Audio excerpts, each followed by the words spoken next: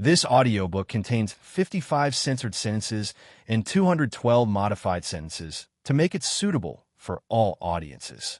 Visit our website to listen to the original version without censorship or modifications. Link in the channel bio. Even my group was enough to casually fight them. Honestly, Ine looked like she had the time of her life, just Mario, stomping everyone like they were Goombas. But she was scolded by Brynhilde at the inhumane way she was fighting. I looked to my right and saw Vasco giving Asia a basket. "To you, Sister Asia.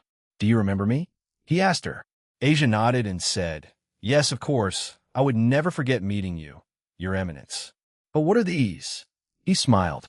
"They're letters of thanks from the people that you cured with your power." Asia was lost for words. They were letters of thanks from the time when Asia cured people as a nun. Old Man Strata continued, "After you left the church, these letters still continued to come to us. Why did you give these to me? Wouldn't it have been better to dispose of them after receiving them?" she asked, confused. Strata pulled Asia's hand and smiled gently. "When I heard that you were going to be excommunicated, I wanted to search for you as soon as possible, but I did not make it in time. I'm very sorry." These words to Asia made her tear up. I hope that you'll write back to the people who sent these letters or ask them how they are. I have already arranged for that. If you want to meet them, you just need to let the church know." Strata stroked Asia's head as she cried, and Asia tried not to make any noise as she cried. It looked like the thing she did before meeting us wasn't all for naught then. Vasco then spoke with Azazel. "Governor Dono, it looks like those traitors who Jean warned us about showed up. What we spoke about with Michael and Jean came true. Though we partially knew that someone from the Cow's Order, probably Rizavim, incited this rebellion, the fact that Jean was doing all of this just motivated them even more. At least we captured Walburga. Where is she, by the way?" Azazel asked me. I clicked my fingers, and she reappeared restrained with anti-magic cuffs. I also sealed her magic. They'll keep Incinerate Anthem for now. I have an idea of who may use it in the future. But if you want it for something, just contact me. Azazel nodded, then ordered the exorcist to bring Walburga with them, and turned back to Vasco, who pulled out something. "I also have this. I heard those young ones say that they wanted this back." So you stole the final chalice from Rizavim then?" I asked. What he had was the final piece of the Holy Grail, the last subspecies of Valerie's balance breaker. I gestured for Valerie to come over, and she stared at it. "We have all of them now. Valerie's original, the one for Marius, and now the one that Rizavim had. Go on, take it," I told her, and she reached out and took hold of it. As soon as she had it, it glowed and disappeared into her body. She clutched her head, but Shin stood beside her and supported her. I also held her and asked, "Are you okay?" "Yes, I'm fine. I finally feel whole," she mumbled and hugged me for support. "Then I'm glad." "Valerie Teeps," Vasco said with a smile. Finally, he turned to Zenobia, who also came over to us. "Warrior Zenobia, our duel was very elegant.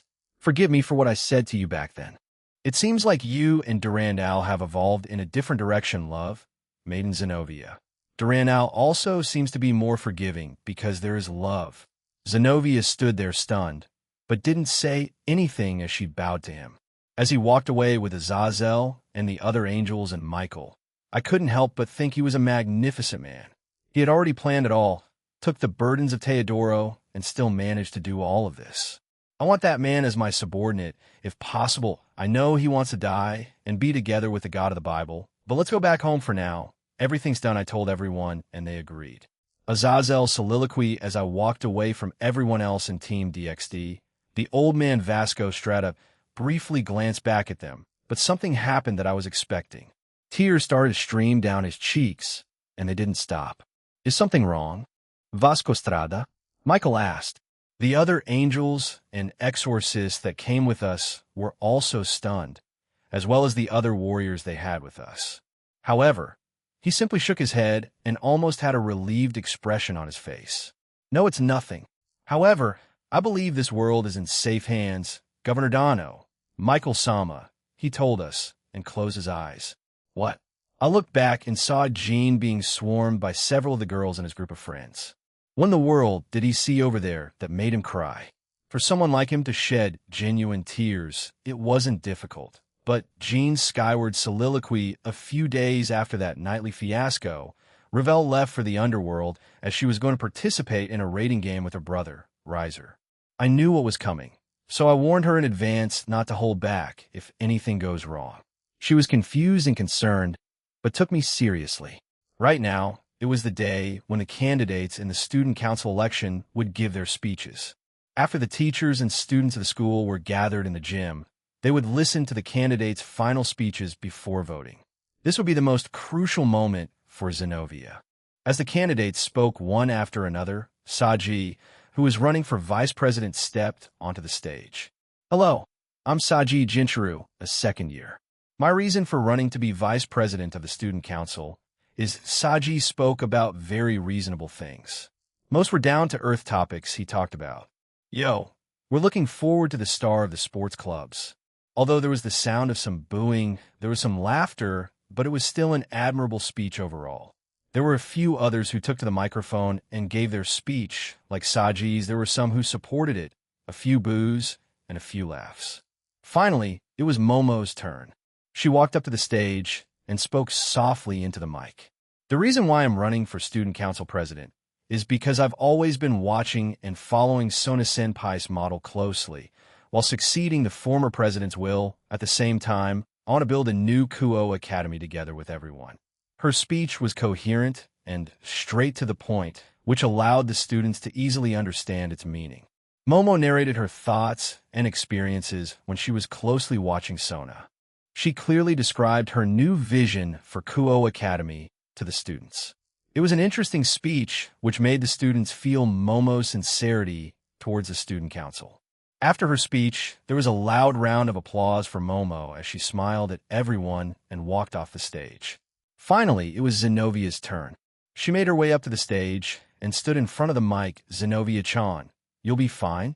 Independent Illinois still cast a vote for Zenovia-san, even if she doesn't do well in her speech. Her fans cheered her on. Beside me were my two friends, Kikiho and Higuro. Both were nervous for her, as one of them kept biting his nails and the other was sweating profusely. Last night, I helped Zenovia practice her speech along with Asia, Irina, and Aika. But the speech she prepared wasn't what I would call her style. It felt, I guess, robotic and unlike her. But I still supported it. I also did the same thing for Momo as she lived with us, and I wanted to show her equal support. However, she's mostly independent and didn't ask much from me and simply wanted me to listen to her last night. Zenovia took out a piece of paper that her speech was written on. She paused and looked around the gym. For a brief second, our eyes met. I hoped that she would remember what she told me in the swimming pool that night and say that to them instead. She looked back down at the piece of paper before putting it away and took a deep breath and began her speech. Before this year, I was someone with very small knowledge of the outside world. I was brought up in a church-related facility. Before I came to this school, I didn't have the chance to call myself a student. In terms of my education in this country, I would have a year. Meanwhile, I would have about 10 years' worth of time of education in the church. The sudden curveball of a speech caused a commotion among the normal human staff and student body. Yet she continued, I am running for student council president because my life in this school was very fulfilling. I attended school for the first time since I was born. Here, I never felt bored. The various subjects were valuable. Spending time with classmates during break was also fun. The activities of the Occult Research Club were also fun. The sports and cultural activities were also fun. The school trip to Kyoto was also fantastic. All of it was very new, and I felt joy from the bottom of my heart. Although my way of expressing that wasn't very effective, I think I enjoy this kind of school the most. I like it so much that I ponder every time, is it really all right for such a lovely place to exist in the world? Also, I would like to say a heartfelt thank you to all the students in this school who helped me, for taking good care of me even though I was ignorant of school life and many worldly things. Thank you so much. Thus, the reason why I wanted to run for student council president is for this school. In addition, I wanted to express gratitude to be able to attend this school with everyone. This speech wasn't about running for student council president. Rather, it simply expressed her personal feelings towards the school. Nonetheless, All of the students and staff listened to her intently. There wasn't a single person who looked down or even ignored Zenobia. I want to leave something behind in this school. It's the first school that I attended since I was born, my first experience of school life, a place that has given me something precious. I want to leave behind proof that I was once here. I will become a student council president with a different style and approach to the former president, and it will also feel very different from the one we have today. However, if you think of something, please do not hesitate to complain to me about it. Vent your dissatisfaction and frustrations to me. I will do my best to respond to them. If there are any problems, I hope that you'll be able to trust me. I will definitely try to help you. I will definitely use my position as student council president to protect everyone in this school. In the past year, this school and its students have given me 10 years' worth of happiness, as I was unable to attend school previously. Because of this, for my last remaining years here, I want to do my best to protect this school and protect the students that I am grateful to. I want to create a Kuo Academy that will be loved by everyone. It was clear that she was giving a heartfelt speech that required a lot of effort on her part.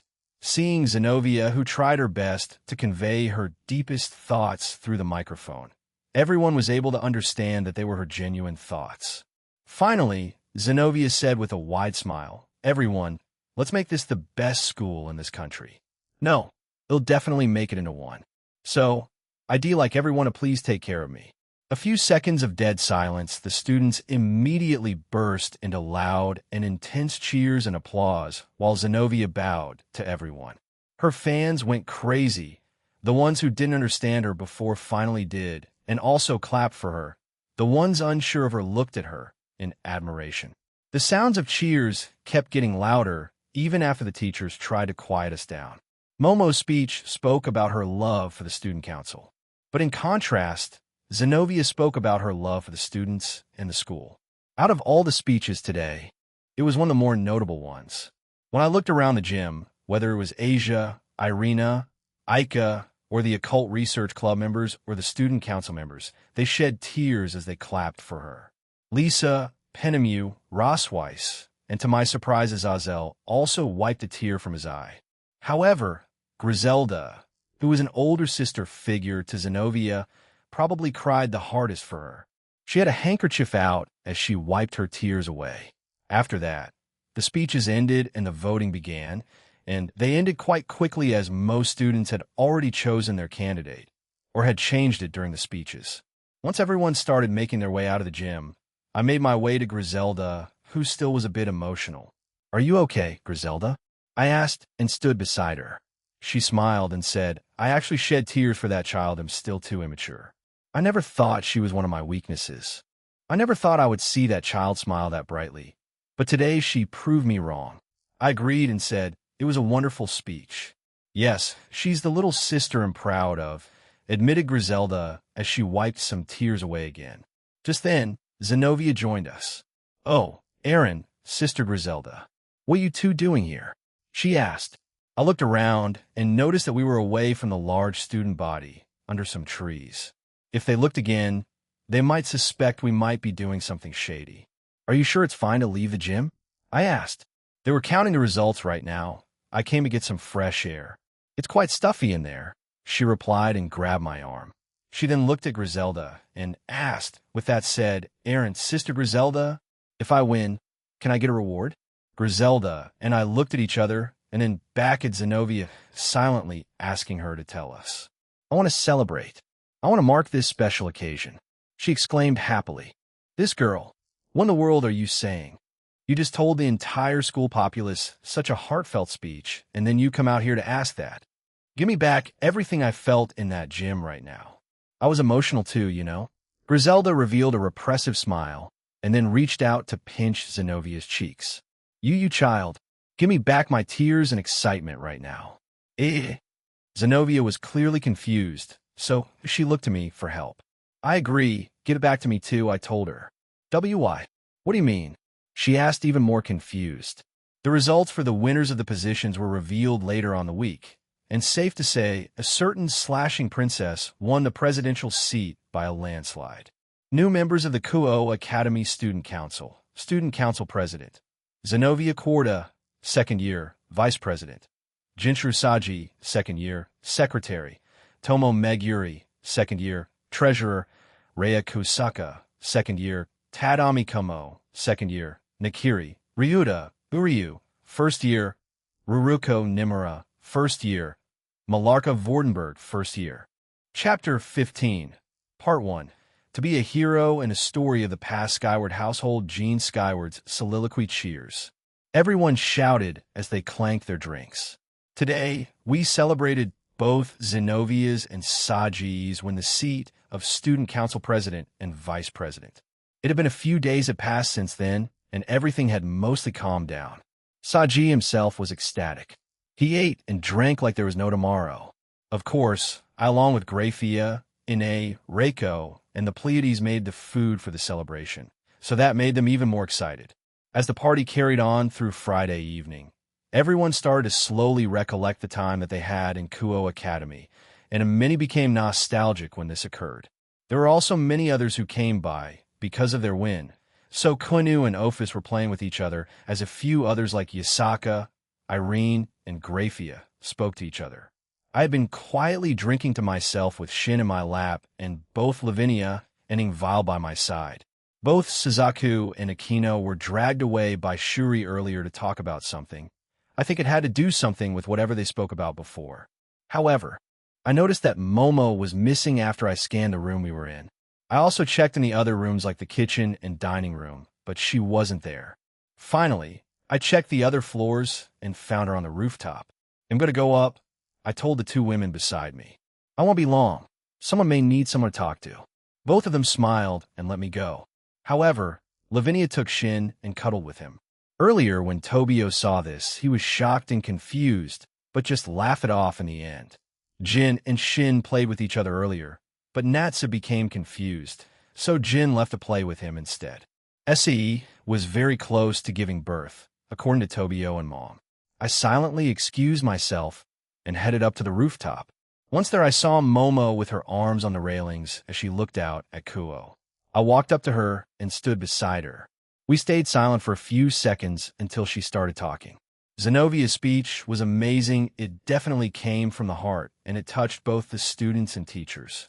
She expressed them for the students that she formed bonds with, while mine was mostly catered to the student council and former President Sona. There's nothing wrong with that. That's where most of your experiences were. That was the place where you belonged and treasured. Expressing your feelings towards them wasn't anything bad, Momo. Honestly, it could have turned out either way if Zenovia read her previously prepared speech. But I guess she said what was on her heart instead and got the approval of the vast majority of the students. I told her. She smiled sadly but agreed. What will you do now? Will you try to stick with the student council? I asked. No, Tsubasa and I will step down from the student council. The new first years are very promising, and they're part of the current DXD Alliance, so they'll be fine without us. The others will stay too, so it won't be the end of them. Jinchuru is there to help Zenovia, so she'll have a reliable helper. I nodded. Rhea is also there too, along with Ruruko and Tomo, so yeah, they'll be in good hands. Momo began to shake, so I hugged her. I wanted to show former President Sona that I could do it, but in the end, I failed. She sobbed into my chest. How do I answer this? Sona definitely had expectations for her, or at least someone in her peerage, to succeed her. However, at the same time, I don't think she really cared if they did or not. While the Citri household isn't like the typical devil families, they're not the same as the Gremory clan. However, they still treat their servants well. Sona looked very proud of you when you gave your speech, Momo. She is still proud of you even if you didn't become the next president of the student council. You're still part of her peerage, and you're one of her prized bishops. So don't sell yourself short. That's right, Momo. Whether it was you or Zenovia who won, I would still be proud of both of you. We have spent 100 years together already. Don't you think our bonds are already quite strong? Said Sona. President. A surprised look appeared on Momo's face as she turned around. She wiped her tears away as she did this. Though it was clear she had been crying. Sona had followed me up here earlier, but chose to stay behind the door and let me try to console Momo before she stepped in. She came towards us, grabbed Momo's head and brought her to her chest and began stroking her head. Perhaps it's just me and my sister, but the Citri clan and Gremory clan are quite close because of my Wani-sama and Surzek's Lucifer-sama. We have started to follow some of the things that the Gremory clan do for their servants. I too want to follow it, so I don't want to put too much pressure on my servants. She shook her head. Although it seems like I failed because it seems like I put a burden like that on you. I'm sorry, she apologized to Momo. Momo again started to quietly weep in his Sona's arms as I watched on. Seeing as how I didn't have a place here, I walked past them and wished them luck. Although as I left, I felt Sona's gaze on my back the entire time. However, instead of heading back to the party, I made my way to the training facility. In there I found Chow Chow's team training along with Medusa, Yuru, Haru, Rubikint, and Lilith. When I glanced at the screen near the control panel, they had set the time for 50 years in here to 10 minutes outside. I had tasked Chow Chow's team to get stronger before I send them to their mission to the Phantasma's universe. They were also briefed on what kind of place it was by me and what I yell at, and Yanuyo had told me before. They also knew of our 3 allies there, Kita, Radelia, and Sakudia. Their first order of business over there is to meet up with the Resistance and get updates from Sakudia. After that, their task is to slowly liberate the universe. Any planet or race that is willing to join us will be liberated. Others who refuse, they will die. I'll also give them a device, so they'll know if whoever they speak to is being truthful or not. Lying to his team won't work. Apart from that, Chow Chow has completed his team, but he asked me if he could go somewhere first before I send them to that universe, and I agreed anyway. The most recent members of his team are Leonardo, the kid with Annihilation Maker, Perseus, the inheritor of the spirit of the original Perseus, and the wielder of the sacred gear Aegis mineralization, Marsilio, a descendant of Marsilio Ficino and the wielder of the sacred gear Dreamlight Curse. The rest of his team is Chow Chow himself, Heracles, Jean, and George. Apart from that, I'm also sending Yuenting and Elsa along with them. As far as I could see, they'll all reach Universal Class once this training session ends, and I want to Electa to be able to bail them out if possible.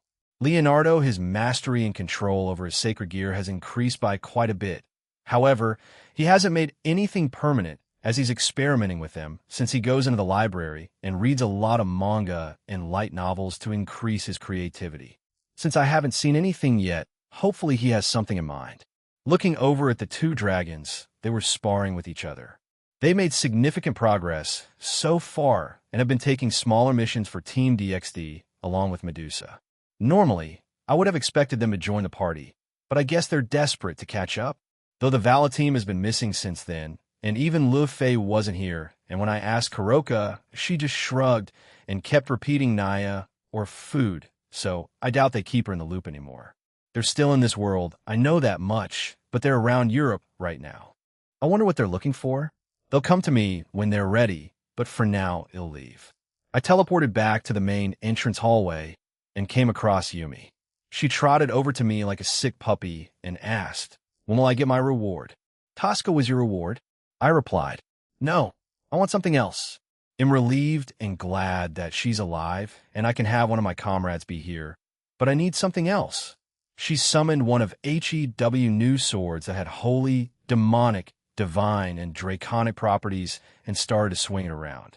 See? It's not a balance breaker, but it's a step in the right direction, I guess. I replied and sighed. "So, what do you want?" Yumi smiled, closed her eyes, and pursed her lips. I sighed and flicked her forehead. "Ow, why not?" she asked and puffed her cheeks. "You're still only like this because of the ray gun, Yumi. If you want something like that, then change me now," she told me seriously and stared at me. "You can't just I spoke with Tosca and she supports what I'm doing. She's the one that told me to permanently change and not have to rely on the ray gun," she explained and crossed her arms. "Censuredo." Then Fine Eye sighed and poked her forehead. "After this she can't go back unless I change her back." After poking her forehead, I had permanently changed Kiba Yudo into a female and helped keep the Yumi Kira name. "Yumi, I have a question."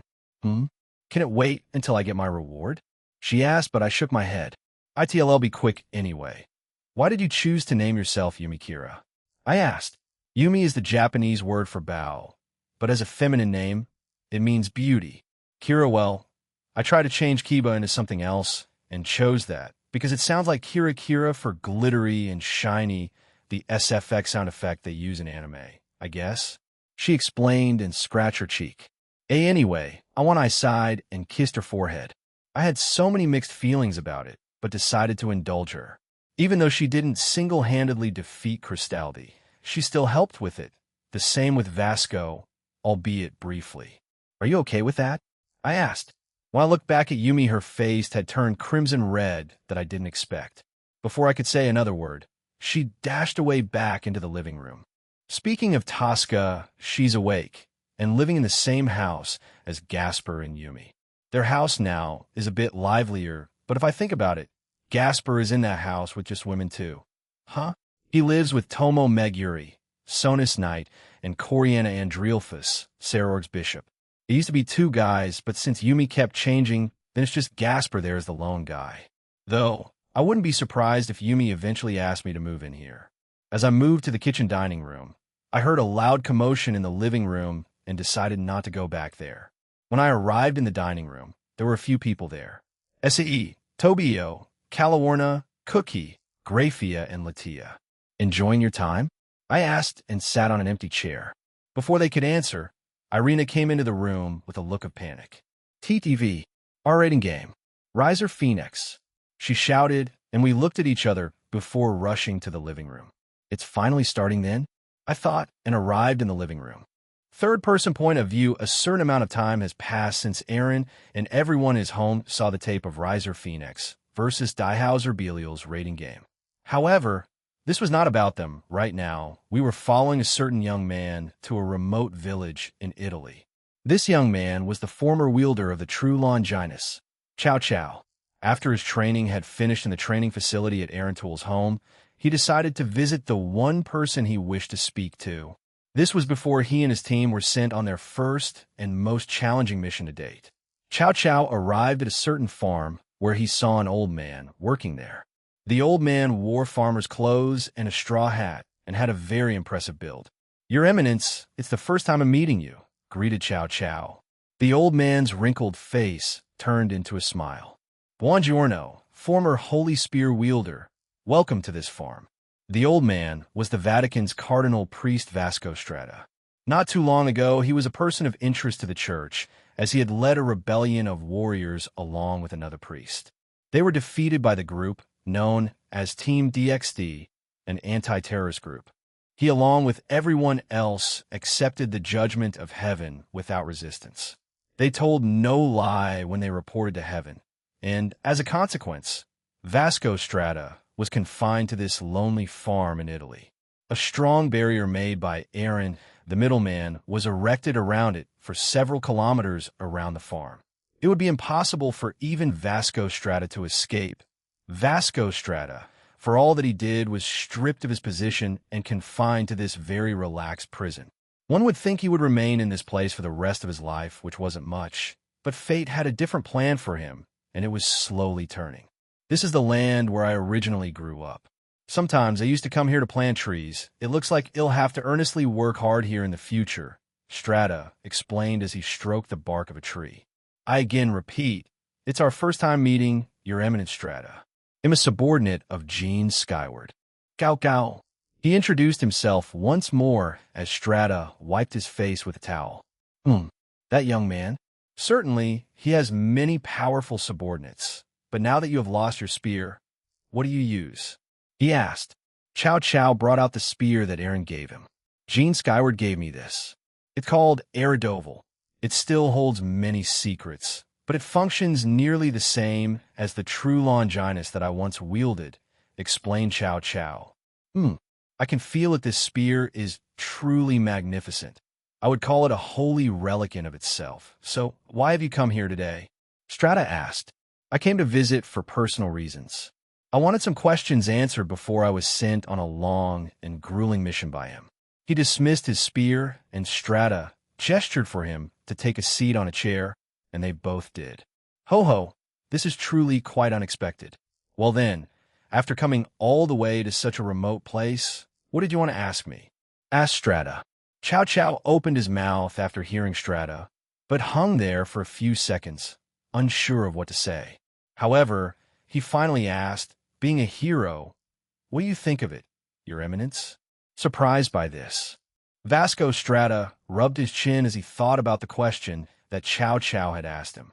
"This is a strange question, young man," he told him. Chow Chow looked down and continued. "I was born as the inheritor of a certain hero's blood. On top of that, I was chosen by the Holy Spear. I used to believe that these so-called heroes were at the zenith of humanity, being able to defeat powerful otherworldly existences. I so wished, so thought, and so lived." He then looked up at the bright blue sky as the sun shone on them. "But I lost to a certain young man subordinate. My way of life was taken away from me, quite literally, right in front of my eyes, and he didn't even lift a finger.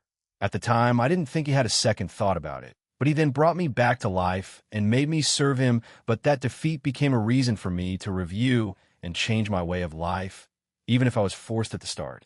Your Eminence, as a person admired by the people as a hero, I want to hear your thoughts on this, and I would like to know what a real hero is. Explain Chow Chow for someone who not only inherited the blood of a hero, but was also bestowed one of the strongest sacred gear, the true Longinus, and was born a genius when he faced Aaron, his subordinates and comrades.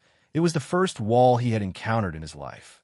He was born with the blood of his ancestors flowing through his veins, and by fate, wielded the strongest spear that was capable of killing even a god. Chow Chow originally thought of himself as an existence that couldn't be compared to normal humans. So he hunted the occult, defeated the occult, and punished the occult as a way of life.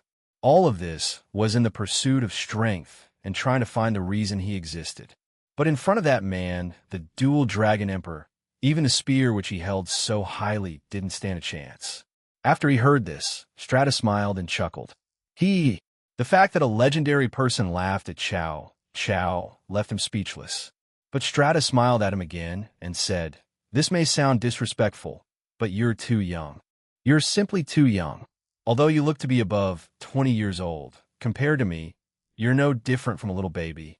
Ever since you called yourself a hero, you have been mistaken. Those who determine heroes are the people without power. Because they do not possess power, they will yearn for power, and so they will seek heroes and decide who they are. Former wielder of the Holy Spear, are you playing the role of the people's hero?" asked Strata. Chow Chow's mouth hung open, speechless at what he had just heard. He was not chosen by anyone. He thought that because he was a descendant of one, that he should be seen as one, and he thought as much. He took for granted the blood which flowed through his veins and the spear he once held. Seeing his reaction, Strata continued, "You are not pursued by the people. Claiming to be a hero or something like that, that's nothing but a child's game of pretend. Because of that, you are no match for the dual dragon emperor who courageously walks his own path, not deterred by the opposing opinions around him." The old man's words completely denied the existence of the hero faction itself, and Chow Chow was unable to refute any of it. "It's as His Eminence has said that, man. He faced me straight on with his comrades and subordinates and defeated us. As the middleman, as the dual dragon emperor, he faced everything head-on for his goals, for his dreams, and for the people he protects. Because of that, he defeated me. They defeated us. Looking at myself, now, what would the people of the supernatural world think of me now?" Pow cow cow. Strata was silent for a while as he watched the young man think about what he had said. Finally, he said, "You're just a mere human, and just a young man at that. Your ancestors may have been heroes, but in reality, they were ordinary humans. Thus, you are still a human. Don't these so-called heroes praise those who advance forward courageously? The dual dragon emperor, he was a nobody, someone who randomly showed up, spouted nonsense about peace, but eventually gained the respect of the entire supernatural world. Because of his deeds, did he ever think of becoming a hero from the very beginning? No, he definitely didn't. He simply said he wanted a carefree life, and peace was just a byproduct of it," Strata said with a smile. "Although I was called a hero, even at this age, I don't consider myself to be a hero. But as long as there are people who look up to me, I will continue to be called a hero. I am simply a human. I live like any other human, and I will die like any other human. That is enough. If people respect me as a hero, then that's fine. I believe the Dual Dragon Emperor thinks this way too. Cao Cao was shocked as he briefly saw Vasco Strata and Aaron's figures overlap. Cao Cao looked at the ground and frowned. I was afraid that he would say that he. His Eminence laughed and stood back up while put his hat back on. I'm old now, so I speak long-windedly. From the start, you already had a vague idea of this answer, did you not? That might have been the case, but I still lost to him, even if indirectly, said Cao Cao. Your Eminence, will I ever be able to defeat that man? He asked him, even if he knew in the back of his head the answer. He wanted to hear someone else say it. The old man sighed and said, Go and love something, young man, whether it be yourself or even something intangible. Love, if you don't have the heart that loves something, then you won't be able to reach someone who has love. The object that you love will appear in front of you one day, and at that time you will gain power from within your body and soul. Cao Cao became confused, but Strata continued and spread his arms open at that moment. A powerful yet gentle breeze hit both of them. First, you should keep on chasing the Dual Dragon Emperor. That man, he is at the mercy of love. He loves as many people around him as he can, whether it be his companions, his friends, his comrades, or the random people of the supernatural world or the human world. He will show them love. Gene Skyward is a man that loves everything around him, and in turn, he is loved back by those around him. Compared to my old bones, you're still near his age, are you not? Yet his presence is tens of thousands of times brighter than yours. Cao Cao looked at Strata in confusion and disbelief. That's right, the Dual Dragon Emperor Gene Skyward lives because of love. Not only is he loved by others, he also loves them back. Does he draw power from that? Cao Cao got up and turned around, then he summoned his spear. He began walking away, a smile on his face. Will the me of now be remembered in the future as a person who pursued love? He asked himself. Once Cao Cao left, Strata held his hat down as tears streamed down his face. Perhaps I should have told him this, but I think what I told him was enough. Vasco Strata looked up at the bright blue sky and sighed. That man will become a pillar of this world. That time, when I looked back at him in that dimension, I thought I saw the Lord. His presence was so bright and comforting if I live long enough to see him again. Perhaps I may ask him for a favor, a man made of love, a man made to love, a man made to share love. A man who showed kindness to everyone he met, yet was still merciless. Vasco Strata couldn't help but think that Gene Skyward was the second coming of his beloved Lord and wished to follow him to the ends of the earth. Vasco Strata had made a decision. Aquino Himajima's soliloquy, it's been a while since we saw the match between Riser Phoenix and Dihauser Belial. It was quite one-sided. While all of Riser's peerage was wiped out, the remaining ones were Riser himself and Ravel. Dihauser used his worthless to invalidate both Phoenix siblings' immortality trait from their clan. This was a huge disadvantage for Riser. However, Ravel, who did not rely on it too much during her 100 years after being told by various people, had learned to fight on her own, as well as use her demonic power and magic efficiently. But she also learned hand-to-hand combat in cases like this, and was the one that pushed Dihauser back. However, after a short exchange between them, both backed off, and Dihauser did something which caused Ajuka, Beelzebub-sama, and Tiamat, one of the Dragon Kings, to interfere in the match. While we couldn't hear what they spoke about, it was clear that something of significance was revealed during it. When people looked to Azazel for it, he had no clue. So we went to Aaron, and he told us everything would be fine for both siblings even after they supposedly disappeared.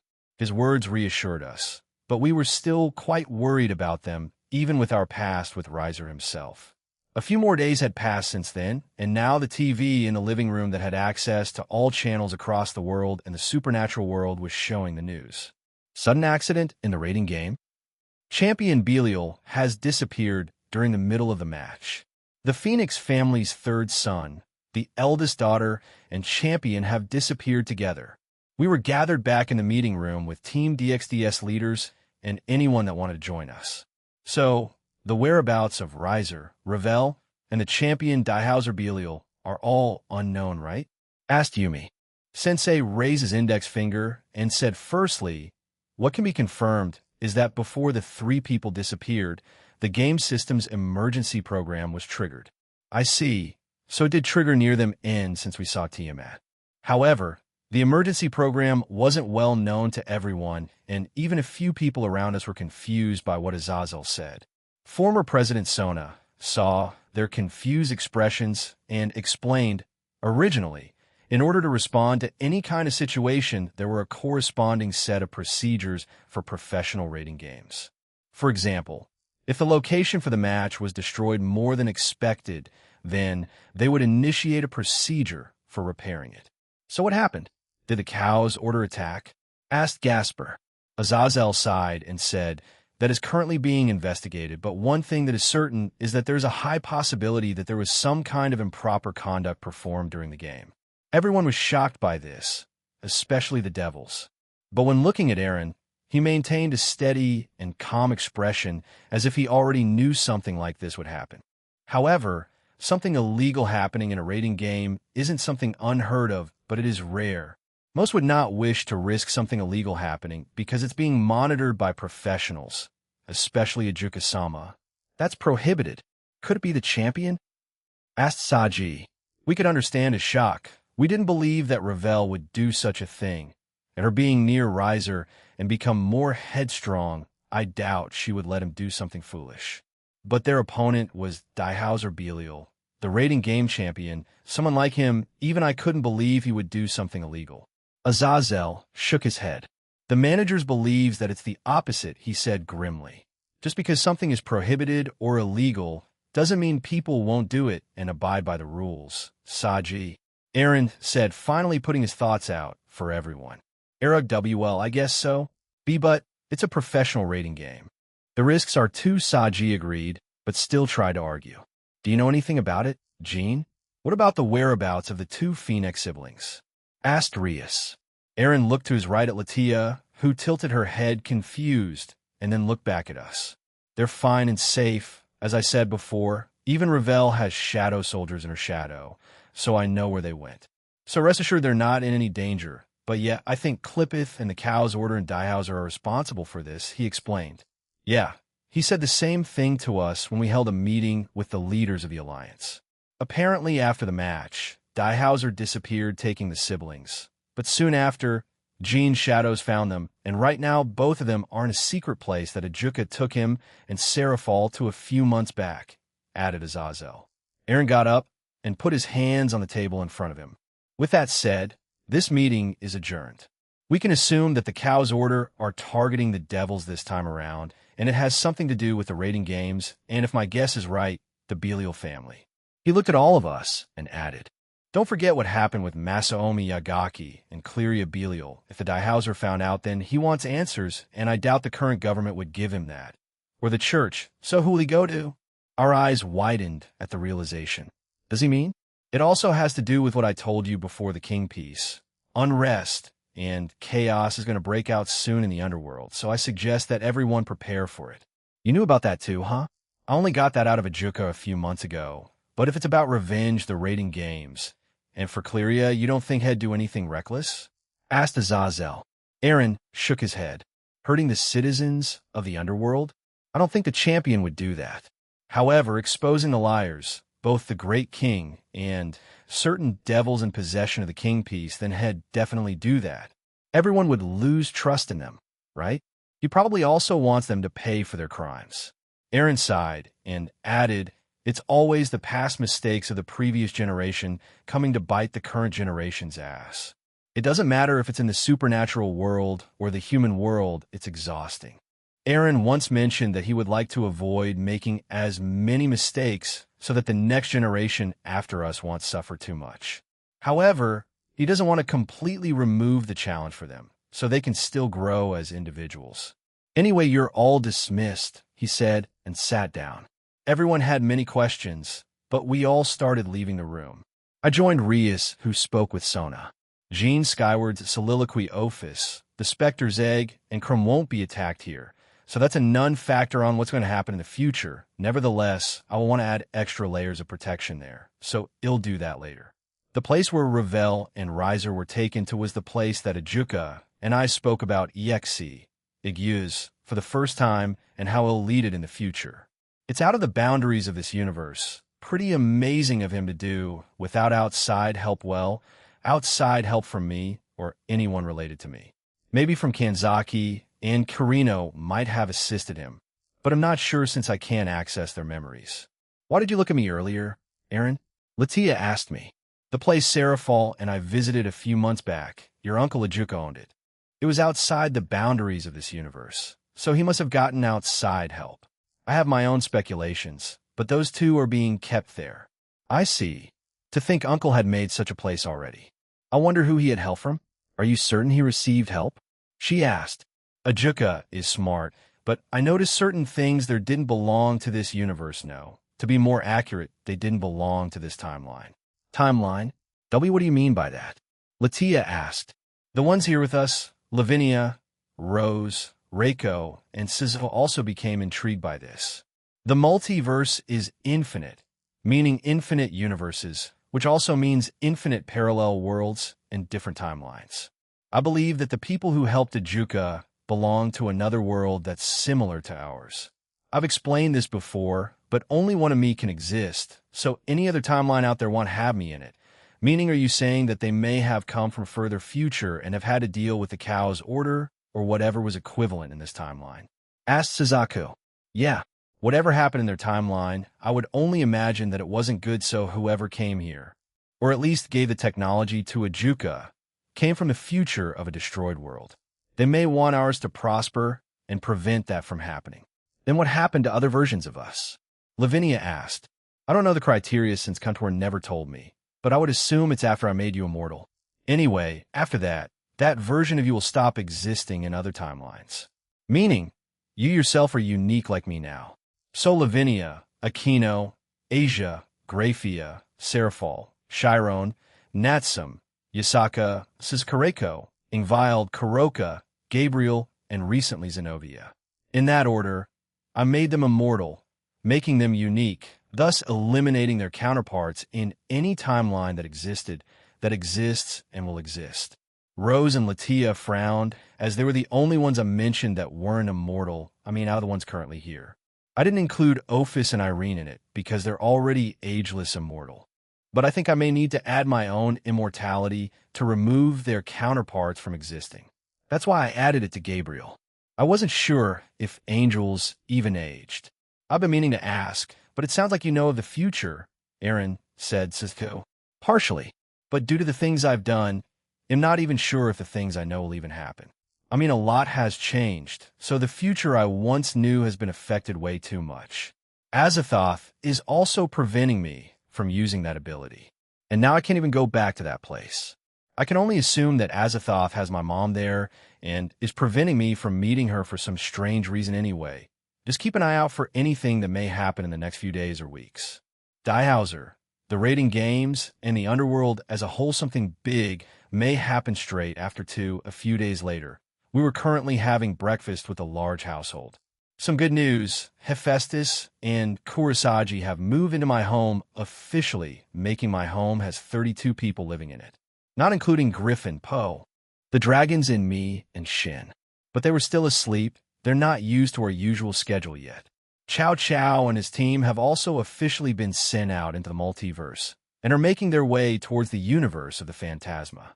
Kuntuar took a small break and helped me set up the way there. We didn't want to alert them by teleporting directly into the universe, so we instead teleported near to it and they would need to enter it by themselves. Elsa is with them, and she's an assassin. I think they'll manage. That reminds me, today is the career consultation for the second years, right? Are you guys ready? I asked the second years among us. It's not just the second years, Aaron. The first years are also asked about this, while it's not as serious for them yet, but they do need to start thinking about it, Rhea said while pointing her chopsticks at me. First years too. Huh, must be rough, so I can assume Shuri is going for Asia, Griselda for Zenobia, Tuji for Irina. What about the rest of you? I asked. You gave Papa a teleporting device, right? Normally I would think Sister Griselda would be the one to come for me too, but Papa should come for me, said Irina. Rossweiss also added, although I'm not the teacher for your class, I will help you prepare some information. Anyway, A career is very important. Discussing this with your parents while using your own ability to choose your career path is very important. During today, or however how long this lasts, leave the club to us and you guys can focus on that.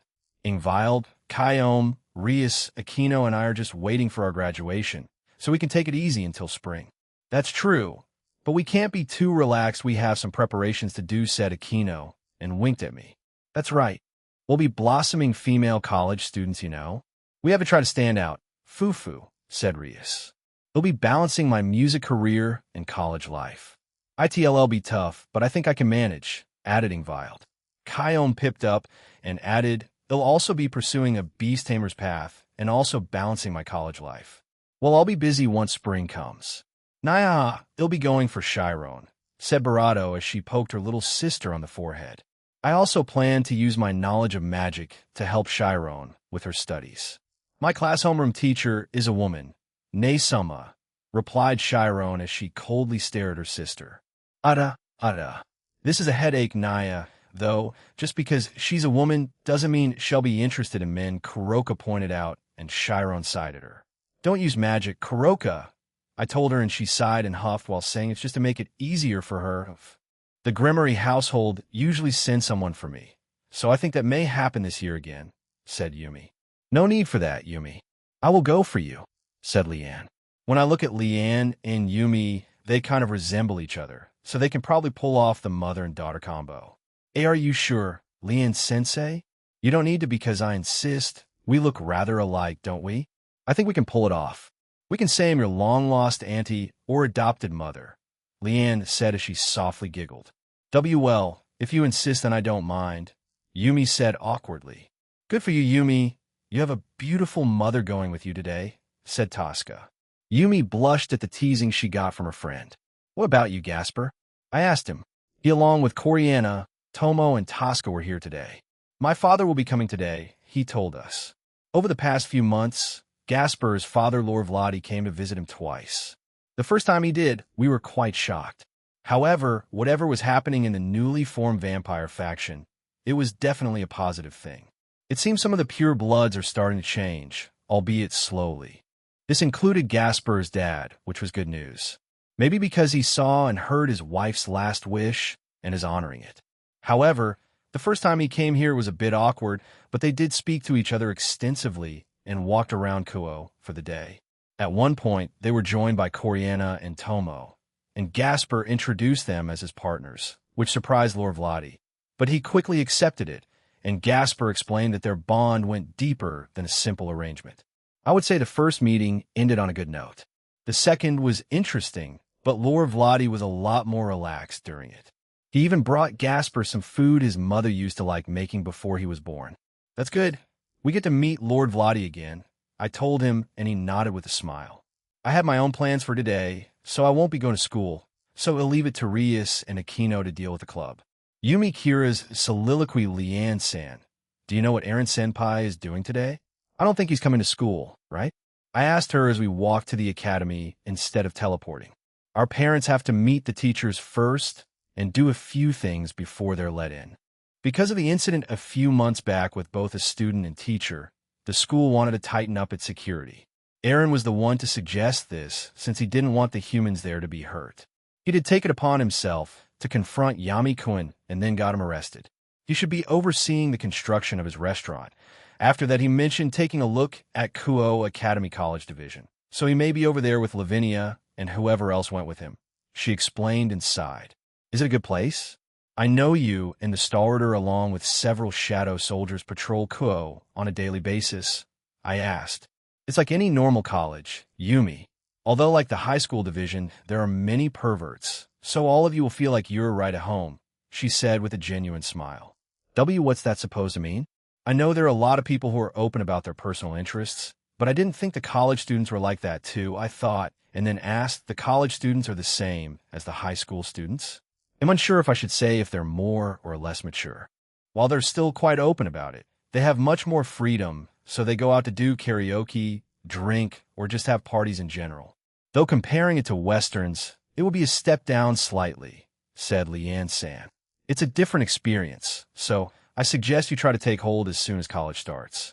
College, it feels so far away, but at the same time, when I think about it, I, and along with the current second years, only have a month and a half left before the current seniors graduate. Then we'll be third years, and after that, we'll still live in the same town.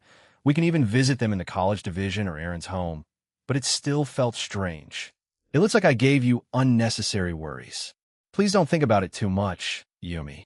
For now, let's focus on the three-way career consultations, all right? Why yes, I replied, and we picked up our pace. Jean Skyward's soliloquy a few hours had passed. Right now it was around 1 in the afternoon. I hadn't had lunch yet, so I should go buy something soon. When I glanced at my side, the workers were already eating since I brought them something to eat and drink, saving them the cost of food. Lavinia, Cincherato, Citri, and Bale clans. They're more than happy to work at the pace I wanted since I paid them quite well, and they didn't need to rush to other sites since they were specifically picked up to work on my restaurant construction and would follow my orders without question, which was great. As I waited for the girls to come, my 2 friends along with their girlfriends showed up and waved to me. They did text me this morning that they wouldn't be going to school and take their girlfriends on dates. I didn't think they would just meet up like that, though they are that close. Jo, Heen, they're on a break right now, right? Kikiho asked me. That's a lot of people, though. Why is it taking so long to build? Higuro asked as well, while looking at the foundations of the building and a few walls and rooms that were already built. I want everything to be perfect, you know? This is my first restaurant that I'll start my business from. After that, I'll see how well it does and go from there. Anyway, you guys skip school to take them on a date. I asked back and they just laughed it off. Well, we're technically free until we spring, you know? We basically have the last 2 months off. But we shouldn't skip all the days, otherwise they'll be angry at us. But this much is fine, explained Kikiho, right? And we can use this time to enjoy the last parts of our youths. So I'm taking out Yua as much as I can before we gotta hunker down in college. In my parents' bakery, he told me, and Yua hugged his arm, and the two started being lovey-dovey to each other. Kikiho followed this with his girlfriend Sakura. I stood there confused. Did they just come here to be friendly in front of me, or something? What on earth? Were they that upset about me having a girlfriend before them, or is it because I have a close group of friends? As I went to speak to them again, the 3 women who left came back as I felt Lavinia hug me from the back. We're back. Are these 2 your friends? Oh, I met them a few months back. Hello. Lavinia asked and looked at them. Hey, erase your portion, Jean, Latia said and handed me my box. Reiko came to my side and also fixed my tie since it was a bit crooked. TTTT, the foreigner girlfriend, and 2 more we hadn't seen before. Higuro screamed in horror while pointing at Lavinia. I thought it was just limited to the school's beauties. But you have more outside? Kikiho asked with a shocked expression and then was smacked by Sakura. I do have a life outside school, you know. Anyway, this is Lavinia, that's Latia, and this is Reiko. They're also what you 2 already understand. Nonetheless, what are your plans after this short visit? I asked them. We're going to continue our dates, Kikiho replied with less spirit than earlier. Why yeah, the same with Higuro, as they seemed to have their energy sapped out of them. Both girlfriends saw this and became angry. They grabbed their ears and pulled them away as they howled in pain. I saluted them and wished them luck. Why do they suddenly deflate? Lavinia asked from behind me. Because they're idiots, Latia and I said at the same time, and we scoffed. Don't be mean to them, Aaron. Reiko scolded me and poked my nose. So what are we doing after this? We're not staying here the whole day, correct? No, well, let's just eat lunch. I already have an idea of where to go, I told them and smirked. They gave me confused looks, but I told them I'd explain afterward. Kuo Academy College Division. Huh? So this is where you want to go? Latia asked as we all looked at the entrance of the college. Yeah, I was curious about it, and I never went here before. I heard a few reports about it from Leanne and the starter, but they mostly stopped since nothing really happened here. Well, the occasional mishap and maybe fights. But I say that's normal in places like this, I told them. Some high school students come here to get part-time work, while I don't know anyone that does go here. I heard about it from my time talking to different clubs and their members, but I'm curious about the societies this place had. Even if I wasn't planning on attending it myself that much, I still was going to send an avatar to it. Can we even just walk in? Don't colleges and universities have security measures and ID verification? Latia asked again. What kind of university does that? I mean, the one I went to in my previous life did have ID, but that was used for different reasons. One was for dormitory access, well, if you decide to stay in one. And two, the various facilities at the college. I think you also go discounts depending on how long you've been there. Like seniors getting higher discounts and stuff if they show their ID. I thought you didn't remember much? Reiko asked. Good question, but that information just came naturally to me. Maybe I'm starting to get more of my memories back. That's good for me then. I finally feel like I can move on a bit, I said and sighed. I spy some strange people outside, said a voice. We all turned out attention to it and found a woman. A very tall woman with blonde hair that reaches down to her barato. She has several bangs coming down in her face, with two longer strands on the sides that frame her face and hazel eyes. She wore a white dress shirt with a brown skirt. She looked like Shizuka from High School of the Dead. The resemblance is uncanny. Curiosity got the better of me, and I want to look up how Reiko was designed for comparison, and I was genuinely impressed by the character's overall look. Sensuredo, you're Jean Skyward, aren't you? The woman asked and came over to us. She bent over and peered at me face. I am. Who might you be? I asked back.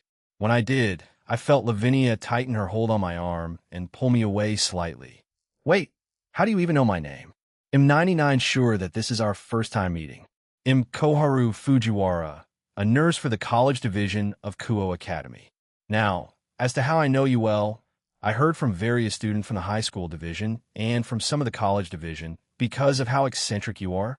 Also, that you're quite popular with the girls, Fufu. I didn't think my exploits would have reached the college division. However, if they reached the town I lived in, then yeah, I guess it makes sense. But the attention I was getting was unexpected. I didn't think they would make such a big fuss about it. Is that so? Well, we're not here to cause trouble or anything. They'll be graduating soon, so I thought I'd take a look from the outside. I explained to her, and she nodded. Do you want to come in and have a closer look? The Grimoires also have control of the college division too, so having both Citri and Grimoire heiresses enter it next year will be interesting, she said and smiled. Wait, what? I blinked at her a few times and then looked at my companions. They were also caught off guard by this and stared blankly at her. Fujiwara, call me Koharu, and yes, I'm aware of the supernatural world, Fufu. It's finally a pleasure to have a chat with the famous middleman, Dual Dragon Emperor, and Miracle Dragon, she said and poked my nose. If you're wondering how I'm connected to the supernatural world, I'm a magician in a pact with someone from the Mammon clan of devils, she said and leaned in closer. I look forward to working with you. Exe, Leader Sama, another member an unexpected place to come across them, said Drake. Yeah, no kidding. A magician and with someone from the Mammon clan, I looked at Latia and asked, you met someone from the Mammon clan not too long ago, right? Can you tell me about them? Yes, I can, but replied Latia, but she looked back at Koharu. Mammon Sama-chan is here today. Would that convince you to come in? She asked with a playful smile. Venaria Mammon, an outcast of her clan, but she is powerful. Her rumored strength is apparently on par with the original Satans. She's, how do I say this? Latia struggled to find the words, but peculiarly charming, said Koharu as she clapped her hands. Fufu, please follow me then. She is also a lecturer here. The subject as well, various ones, but if I had to say science, since she's quite knowledgeable about biology, chemistry, physics, social science, biochemistry, mathematics, astronomy, computer science, and many more, explained Koharu. She sounds like a genius, I said, and Latia agreed. She is very knowledgeable. If I had to compare her to someone, it would be a mix of all the current four-grade Satans. My uncle's intelligence, Seraphal Leviathan Samus eccentricness, Surzex Lucifer Samus doting personality, but towards something else, and Falbium Asmodeus laziness, he's still a military genius, you know? But yeah, I can kind of understand what you mean. Well, I guess we're going in there then. If I'm going to meet a future subordinate, then I might as well meet them now. With that said, Koharu happily entered through the gates, and we were officially inside the walls of Kuo Academy College Division. If I remember correctly, Luke Geru Rugel is a college student, so we should have a chance of meeting him here, and checking his aura, he's definitely here, though we're not near him right now. But I do wonder, hey, when did she start working here? I asked Koharu. Only a few months back. You were all probably preoccupied with that Halloween incident, so you probably didn't bother to check this place since someone from Team DXD told you that there was no one suspicious since we told them who we were, said Koharu. That someone must be Rugal. And if he believed that and told Sona, then she probably didn't tell me since I was pretty stressed at the time. As we walked through the campus, we saw various buildings of all shapes and sizes. These were shops and buildings that you would find in any college, university, and institute. From what I could see, there were many that were run by students. College life, I never experienced that, Lavinia muttered beside me. I glanced at her and pulled her closer. Geez, I didn't expect that from her. You're not missing much. It can vary depending on what you want out of college and university. I mean, 9 times out of 10 you won't really speak with most of your school friends after graduation, so you better cut those losses. There it is again. Where the hell is this coming from? I know I attended an institute briefly, but for how long? I have no idea. What about you, Latia? I turned to her and asked. I skipped grades like Rossweiss, so I'm already out of school. However, I did attend the equivalent of a university in the underworld. From what I've read in the human world, they're not much different. Only certain classes and activities are added because we're devils and learn other things, she explained. Skip grades, huh? Interesting, I didn't think that happened to her, and she seems to be more adjusted than Rose. Though I don't think Latia was that interested in romance, nor was she bullied for her single status like Rose, so that's why she wasn't all that vocal about it. When I glanced at Reiko, she fidgeted a little. I doubt she had the opportunity for a school life because of how long ago that was. She saw me looking, blushed, and looked down in shame. Yeah, I guess this kind of conversation would be hard to join in for her. Let's turn here and we'll be in her office. She pulled a few strings and used magic to get her own office in another building. I told her not to, but she insisted. Sona Citri should know, and she said it wasn't a problem, said Koharu. We turned a corner and found a relatively large building made of stone and colored red. Blue and white with weight. Is that Drag and Albion? I asked as there were 2 dragon-shaped designs on the side of the doors. She had it painted like that. If you look up, you'll find something interesting, she said and pointed above the door. It was clearly my dual balance breaker scale mail. A lot of students called it cool and asked what it was. Venaria always answered with the dual dragon emperor, Fufu, and the students liked it too. So she's a fan? I've met quite a few people already, I replied, and we entered the building. Once inside, there was a small reception with no one there. In addition to working as a receptionist, I also joined Venaria here once my day's work is over. She's known as Venaria Avarice by her human name. Her office is over here. It's quite spacious, so no need to worry, she said, and we entered the room on the right. The inside of her office was very spacious, as what Koharu said. A large desk was near the back of the room with a woman sitting on it. Venaria was a striking woman with hip-length black hair that had bangs hanging on the right side with 2 ahogis, green eyes, a mole under her left eye, red round glasses, Centurado. Can you give me some latte? The lectures today killed me, and a few students were rowdy, and some were too drunk. They should have just skipped the day if they weren't going to. She stopped there as she looked up. Koharu smiled at her and waved, then gestured to us. I put my hand up before she suddenly stood up and slammed her desk. Midlaman, why are you here? Koharu, why didn't you text me? She asked and looked at Koharu a bit horrified. She quickly patted herself down and fixed her appearance while nothing was wrong with it, so I didn't know why she did that. Imbanalia Mamon, your future subordinate. It's great to finally meet you. Why, I mean, man, know why you're here? She asked. I came here because I heard that you were here, and Koharu said that, well, you'll be part of EXE, so I wanted to meet you before our official meeting in the future. It slipped my mind? Koharu said and tilted her head. Fufu, well, it's fine. We're having the great EXE pre-meeting meeting. Koharu raised her hand and high-fived a confused Lavinia and Latia. I see. Sona Citri should have a vague idea that I'm here, well, that a devil is here, but not who. Anyway, you'll be coming to this place in the future, right? I can give you a list of places that would suit your tastes. I've been stock researching about my future boss after all, she said and waved a piece of paper at me. I'd appreciate it. I took the list and skimmed through it. So you're a part of the extra demons of the underworld like Roygun, Keisha, and Graphia? I heard from Koharu that you're an outcast. Do you mind telling me about that? I asked and used observe on her. She nodded and thought about it. As she did, I confirmed what Latia said earlier was true. Her current rank was Satan Class S, which was pretty high. Well, I don't know the ranks of the original Satans, but I'd say she's on the higher end of the spectrum. I'm just weird. I mean, my clan members use their powers to gain as much wealth as possible. I mean, I'd use it to get money from time to time, but I don't abuse it. The fact that I'm the most proficient at utilizing our power is also another factor, since I can sell more to the human world or anywhere, really, she explained. Our clan's ability is called Ray of Avarice, right? Using your own touch or beams or even demonic powers. You can turn anything you touch into gold, diamonds, iron, copper, and other minerals of the human world. You can then sell it to them or anywhere you want, I told her. I had also seen that when I used Observe on her earlier. I'd say it's a useful ability for both combat and non-combat.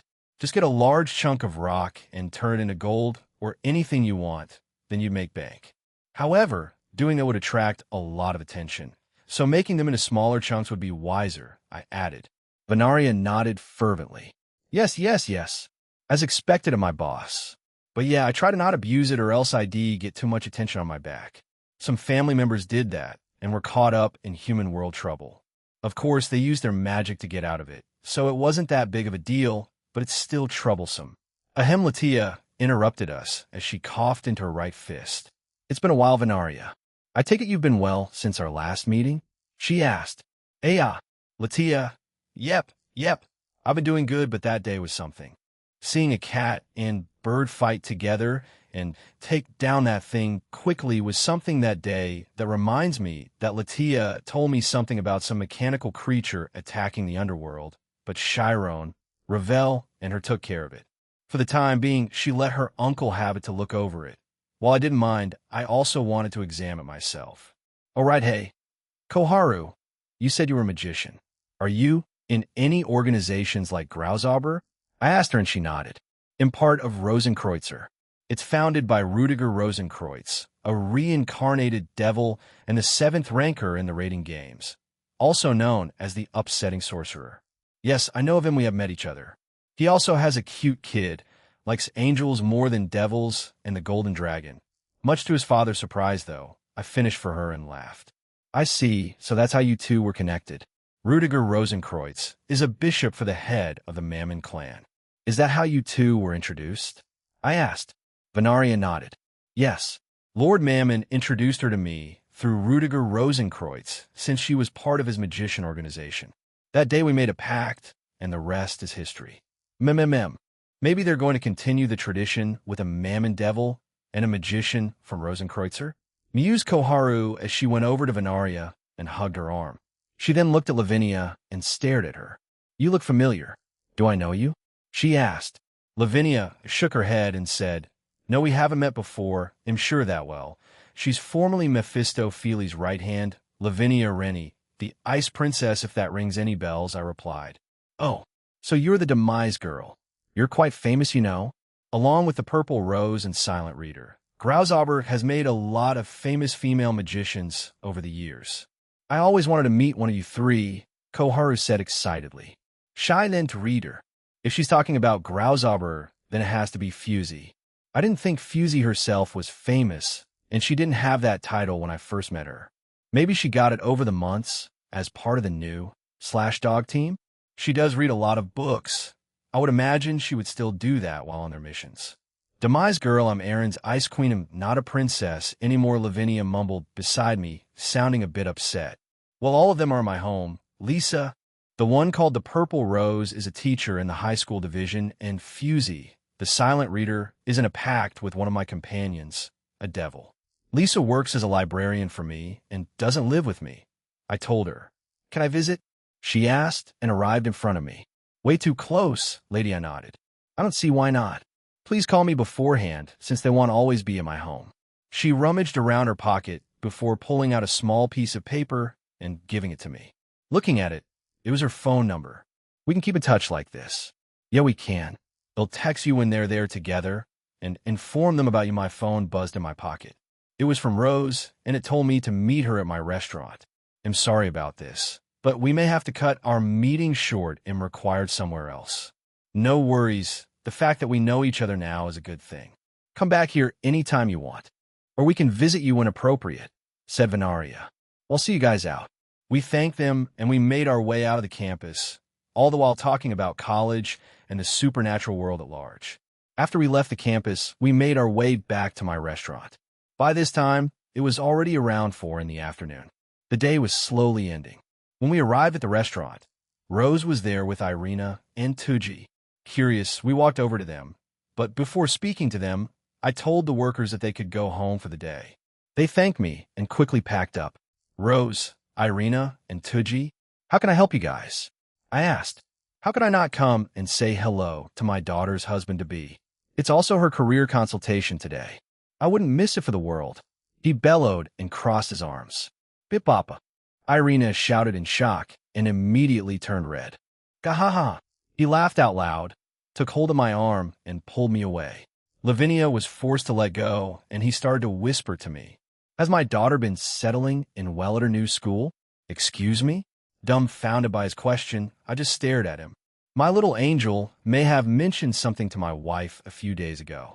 Centurato Jean Cohen, you don't want to tell me, and that's fine. But please keep in mind that my wife and I will bravado you no matter what happens. He declared loudly, drawing attention to us since there were still quite a lot of people walking around us.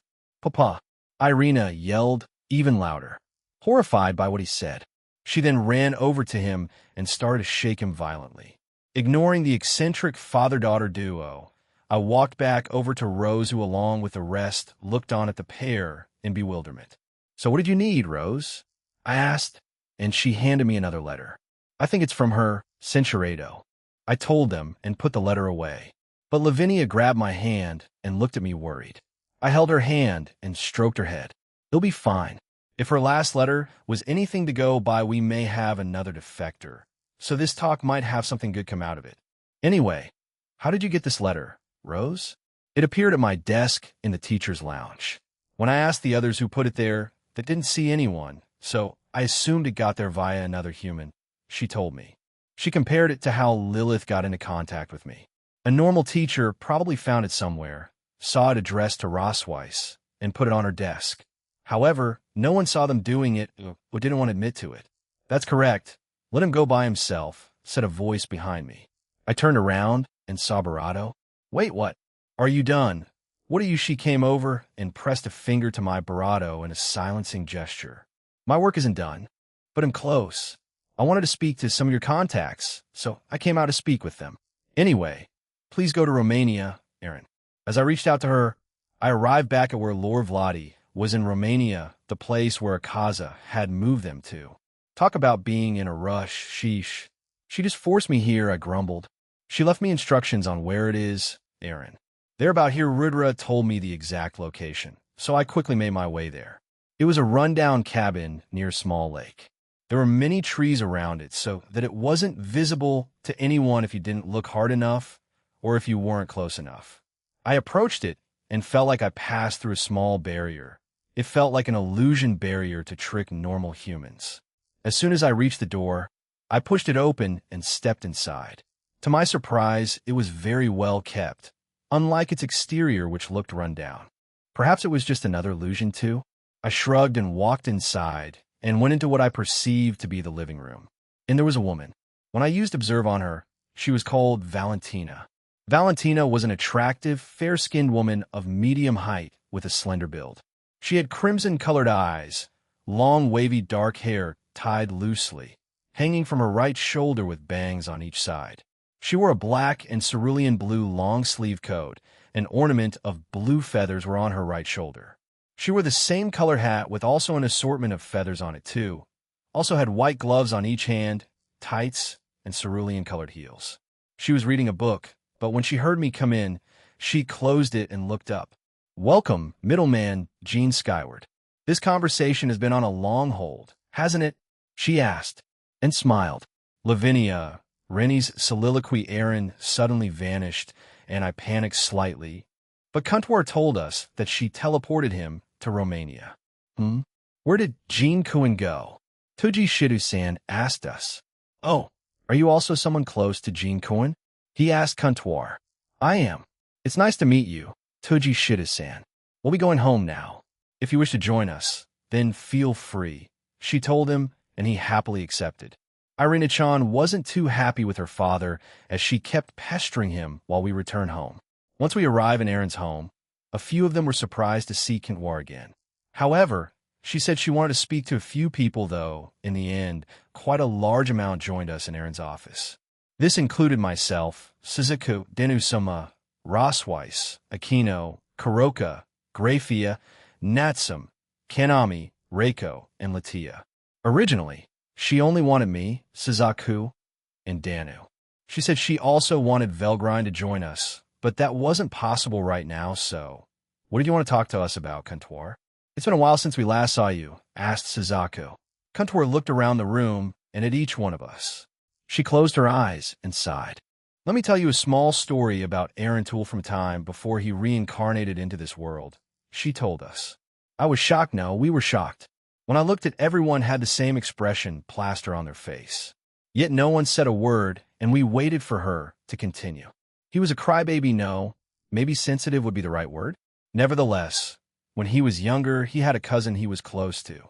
They played every day, and these were set up by his mother and the other parents. They were quite close, but one day his cousin became ill, and there was a high chance of them dying. Once Aaron found out about this, he wouldn't stop crying.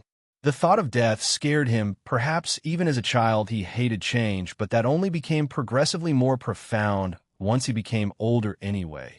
He cried for days and weeks on end, and eventually his father became tired of it. He didn't want a weak heir to their family's business empire, so they made him forget. He was still young after all, so a few visits to a doctor that their family had been going to for many years worked. They also gave him pills for it. Over time, Aaron forgot the existence of that cousin. His mother also went along with it. She at the time thought it was a wise idea, because she hated seeing her son cry and be sad. So, Aaron forgot about this cousin of his until he finally saw him at a family gathering around a year after Aoife's death. Once the cousin introduced themselves back to him, all his memories came flooding back, and he was shocked that he was alive. He thought he had died.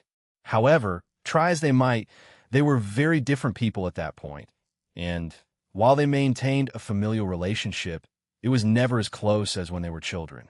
Of course, he confronted his father about this, and he told him the truth. This caused a small fight, and Aaron left that gathering followed by his mother.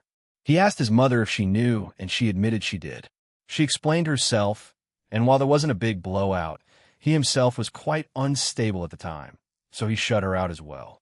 Aaron hated change. He didn't like it. He was always against it. That was probably why his depression stuck with him for so long. He would rather wallow in despair than change. Most of the changes in his life at that point were relatively positive. Well, some of them, but with Aoife's death, it was one of the most horrible things to happen in his life. This was followed by most of the school populace blaming him for her death. Why? It was some sort of cancer, right? How would Aaron have any control over that? I asked angrily. I didn't like that. It didn't make sense. How could they be so cruel?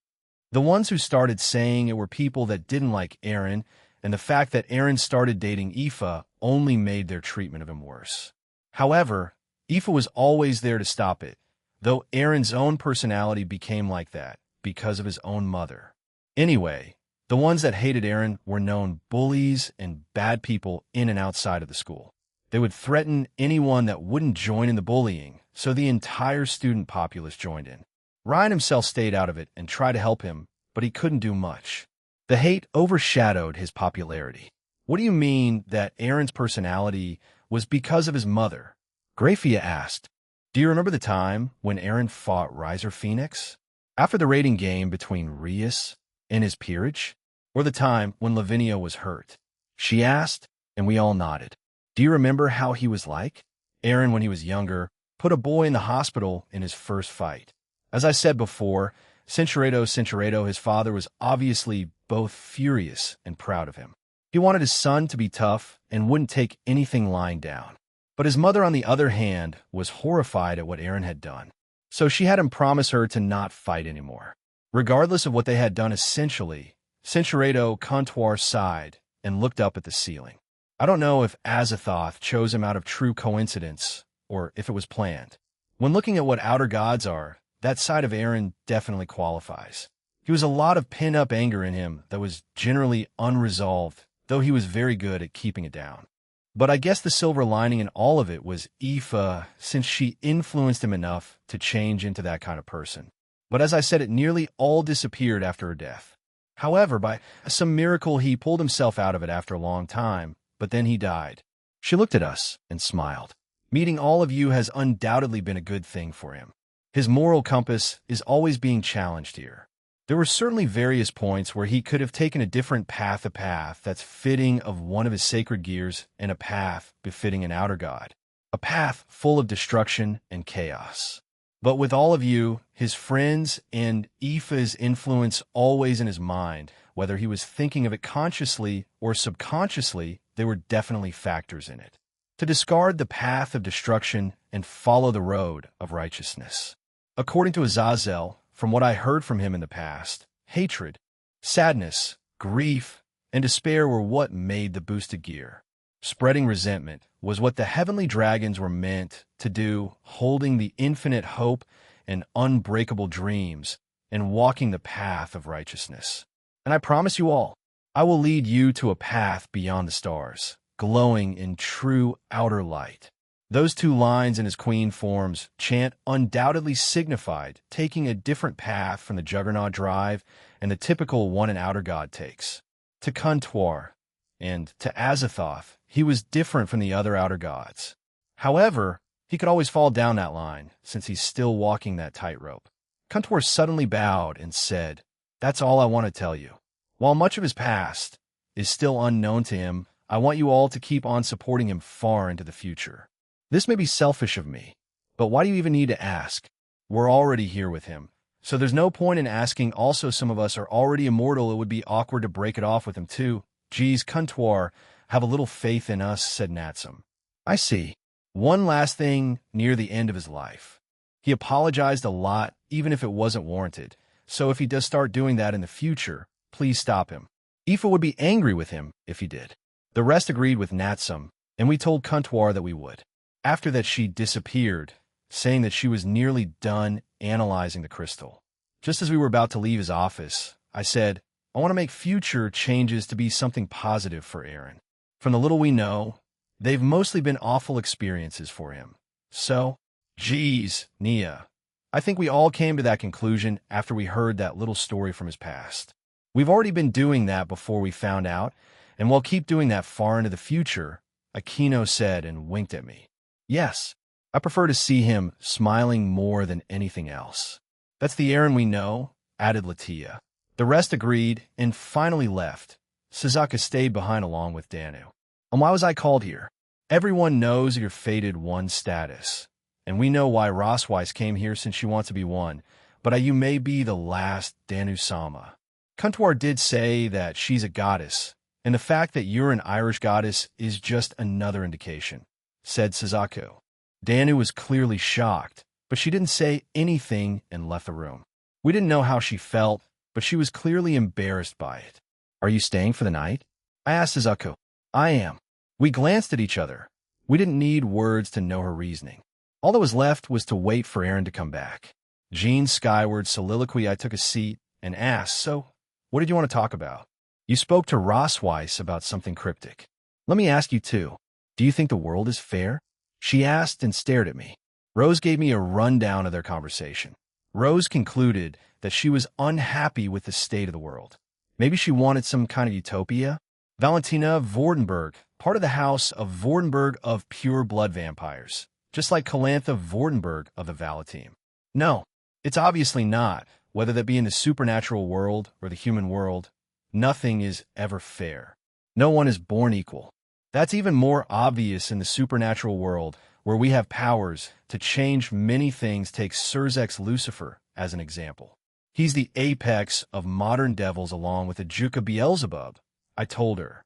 Meanwhile, devils like Roygun Belphegor and Bediz Abaddon used the king piece to strengthen themselves. However, Surzex and Ajuka still had to train to get to where they are. However, in modern times they are in a comfortable place, so I doubt they train like they used to. And how about you? She asked. I'm a little different. I'm neither a natural nor a genius. I did train to get a better hold and understand of my powers, but I wasn't born with them. Well, maybe the two sacred gears, but the rest is a bit more complicated, I replied. She doesn't know the truth, so I don't need to tell her anything in detail. Why bring this up? Did you lose someone because of the world's unfairness? I asked. That's not pertinent to what we're talking about right now, she replied. I could tell that it bothered her, but I won't push for it yet. The Cow's Order, heard of those 2 miracles you did. Are you trying to make this world a better place? Why? Because I live in it? I gave her a confused look, and she stared blankly back. Why? You're an outer god. You can simply leave this world and start over in a different one, or even a different timeline to get that perfect world of yours. Why bother with this one in particular? Why pursue this peace? Is it all because of the kingdom you desire? I sighed. Why do they always want to know? Haven't I said enough? I seriously should just record my responses to these things in the future, or make a card that has those responses. Yeah, I'll do that. Because, like I said, I live here. What do you take me for?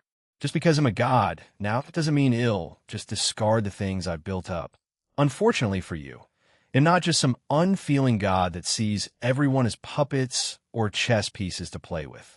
Everyone in this world has a life. They have a story, and I'm not some psychopath that'll kill them for my own amusement. You already know the answers I have for that last question. I've made it clear. I told her and sat back on my seat. After that, we spoke more or less the same things I speak about to the chief gods and other deities and pantheons. It seemed like she wanted to find out my own personal philosophies, ideals, and convictions.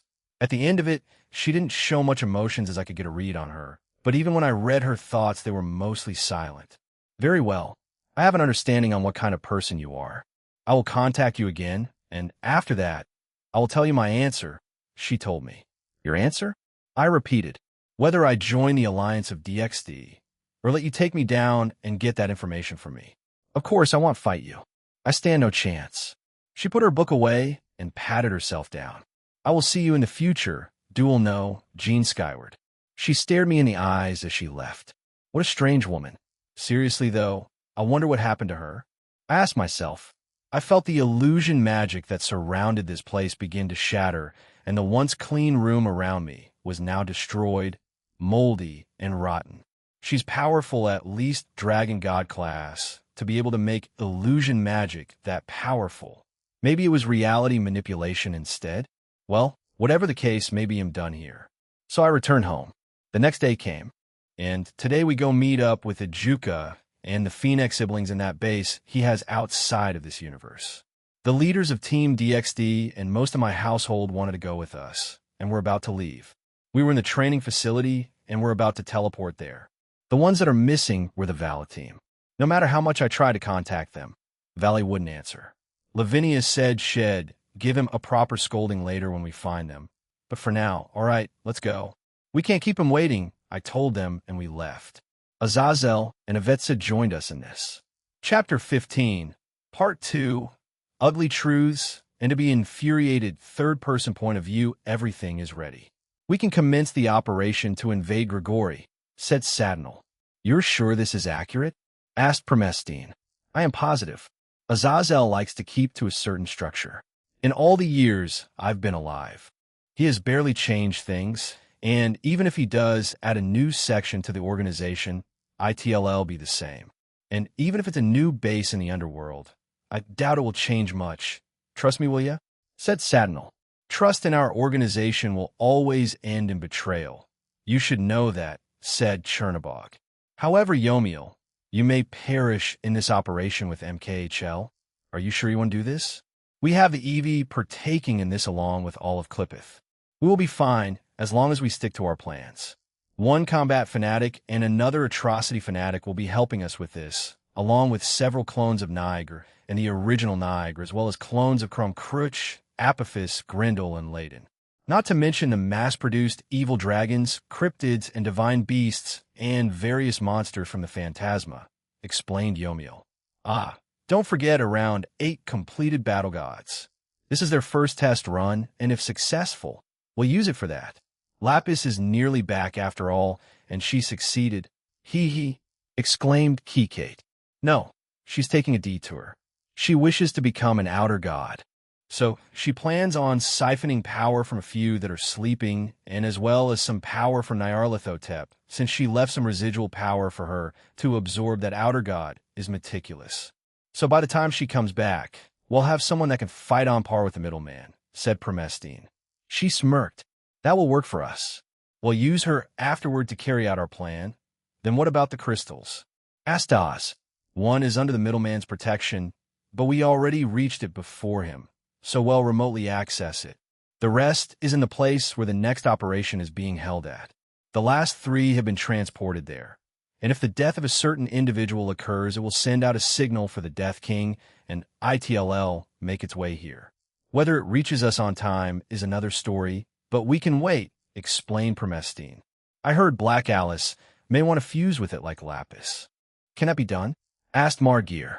We're uncertain, but we are speaking to Melvazoa and Fumara about it. But first we have to enact the first part of our plan, the Grigori invasion, said Nyx. What are we using for it? We won't need much. All we need to do is kidnap a few individuals there, and we'll be gone. We succeeded before. It will work again, said Kyoka. Who are we targeting? Asked the original Leviathan. Impersonally going after Shuri Himejima and Barrakiel. I want them to suffer, said Augusta with malice in her voice. Penemu is my target, said Yomiel, his obsession oozing out of his body, making them feel uncomfortable. If possible, we could try to take Meruem too. In order for that to happen, we must kidnap the fallen angel known as Middlet. He appears to be close to her. We may as well get Slash Dog and Sae Tuju. I wish to take a look at the sacred gear she has. It was apparently modified by the middleman too, said Promestine. What about Avetsa? We can definitely alter her mind again and have her back on our sides, asked Kikate. Well, we can add her to, need fast people for this, or at least have them gather in one spot. Force them to one spot. Satinel, how many of those hybrids do you have that specialize in speed? Asked Oz. Too many. I can send them all if you want. We could just force them to different points to make the middleman subordinates, to split up and distract them while the rest can force those targets or teleport them away, he said while looking at an hourglass. Good. We can test that new barrier too. It's been in development for months now, and if effective, we can become completely hidden in certain spots from the middleman. It's a mix of the red vial and our research. Personally, I think it's one of our biggest achievements, said Promestine. We have a few hours until the operation. Go get everything ready. All the members of the Seekers of Truth left their meeting room. One in particular was quite excited about this. It was Satinel. The new hybrids he made were various kinds, but the ones he was going to use for the invasion of Grigori were, I wonder if we can steal some of the sacred gears that those two have been working on, being able to compare ours to theirs, and perhaps combine them for even more powerful sacred gears would be beneficial to us, he muttered to himself. Oh, is it finally happening? A boy asked after Satinel stepped into a room. In a few hours, I'm surprised that the remnants of the connected harmony decided to follow the Seekers of Truth, replied Satinel. It beats the other stupid factions in this organization. I mean, I didn't get to participate in it, you know? Now Hanazu is dead again, and a couple of members were captured by the DXD Alliance. We have nowhere to go. Anyway, not all of us came here. Some went to various others, being turned into one of them, or just becoming subordinates, explained the young man. What about the other one? Asked Satinel as he put his hourglass down. He joined me, obviously, but right now, he's out, and we don't plan on partaking in this operation. I mean, we need more power, right? I'm barely Satan class, and I haven't taken that vial yet.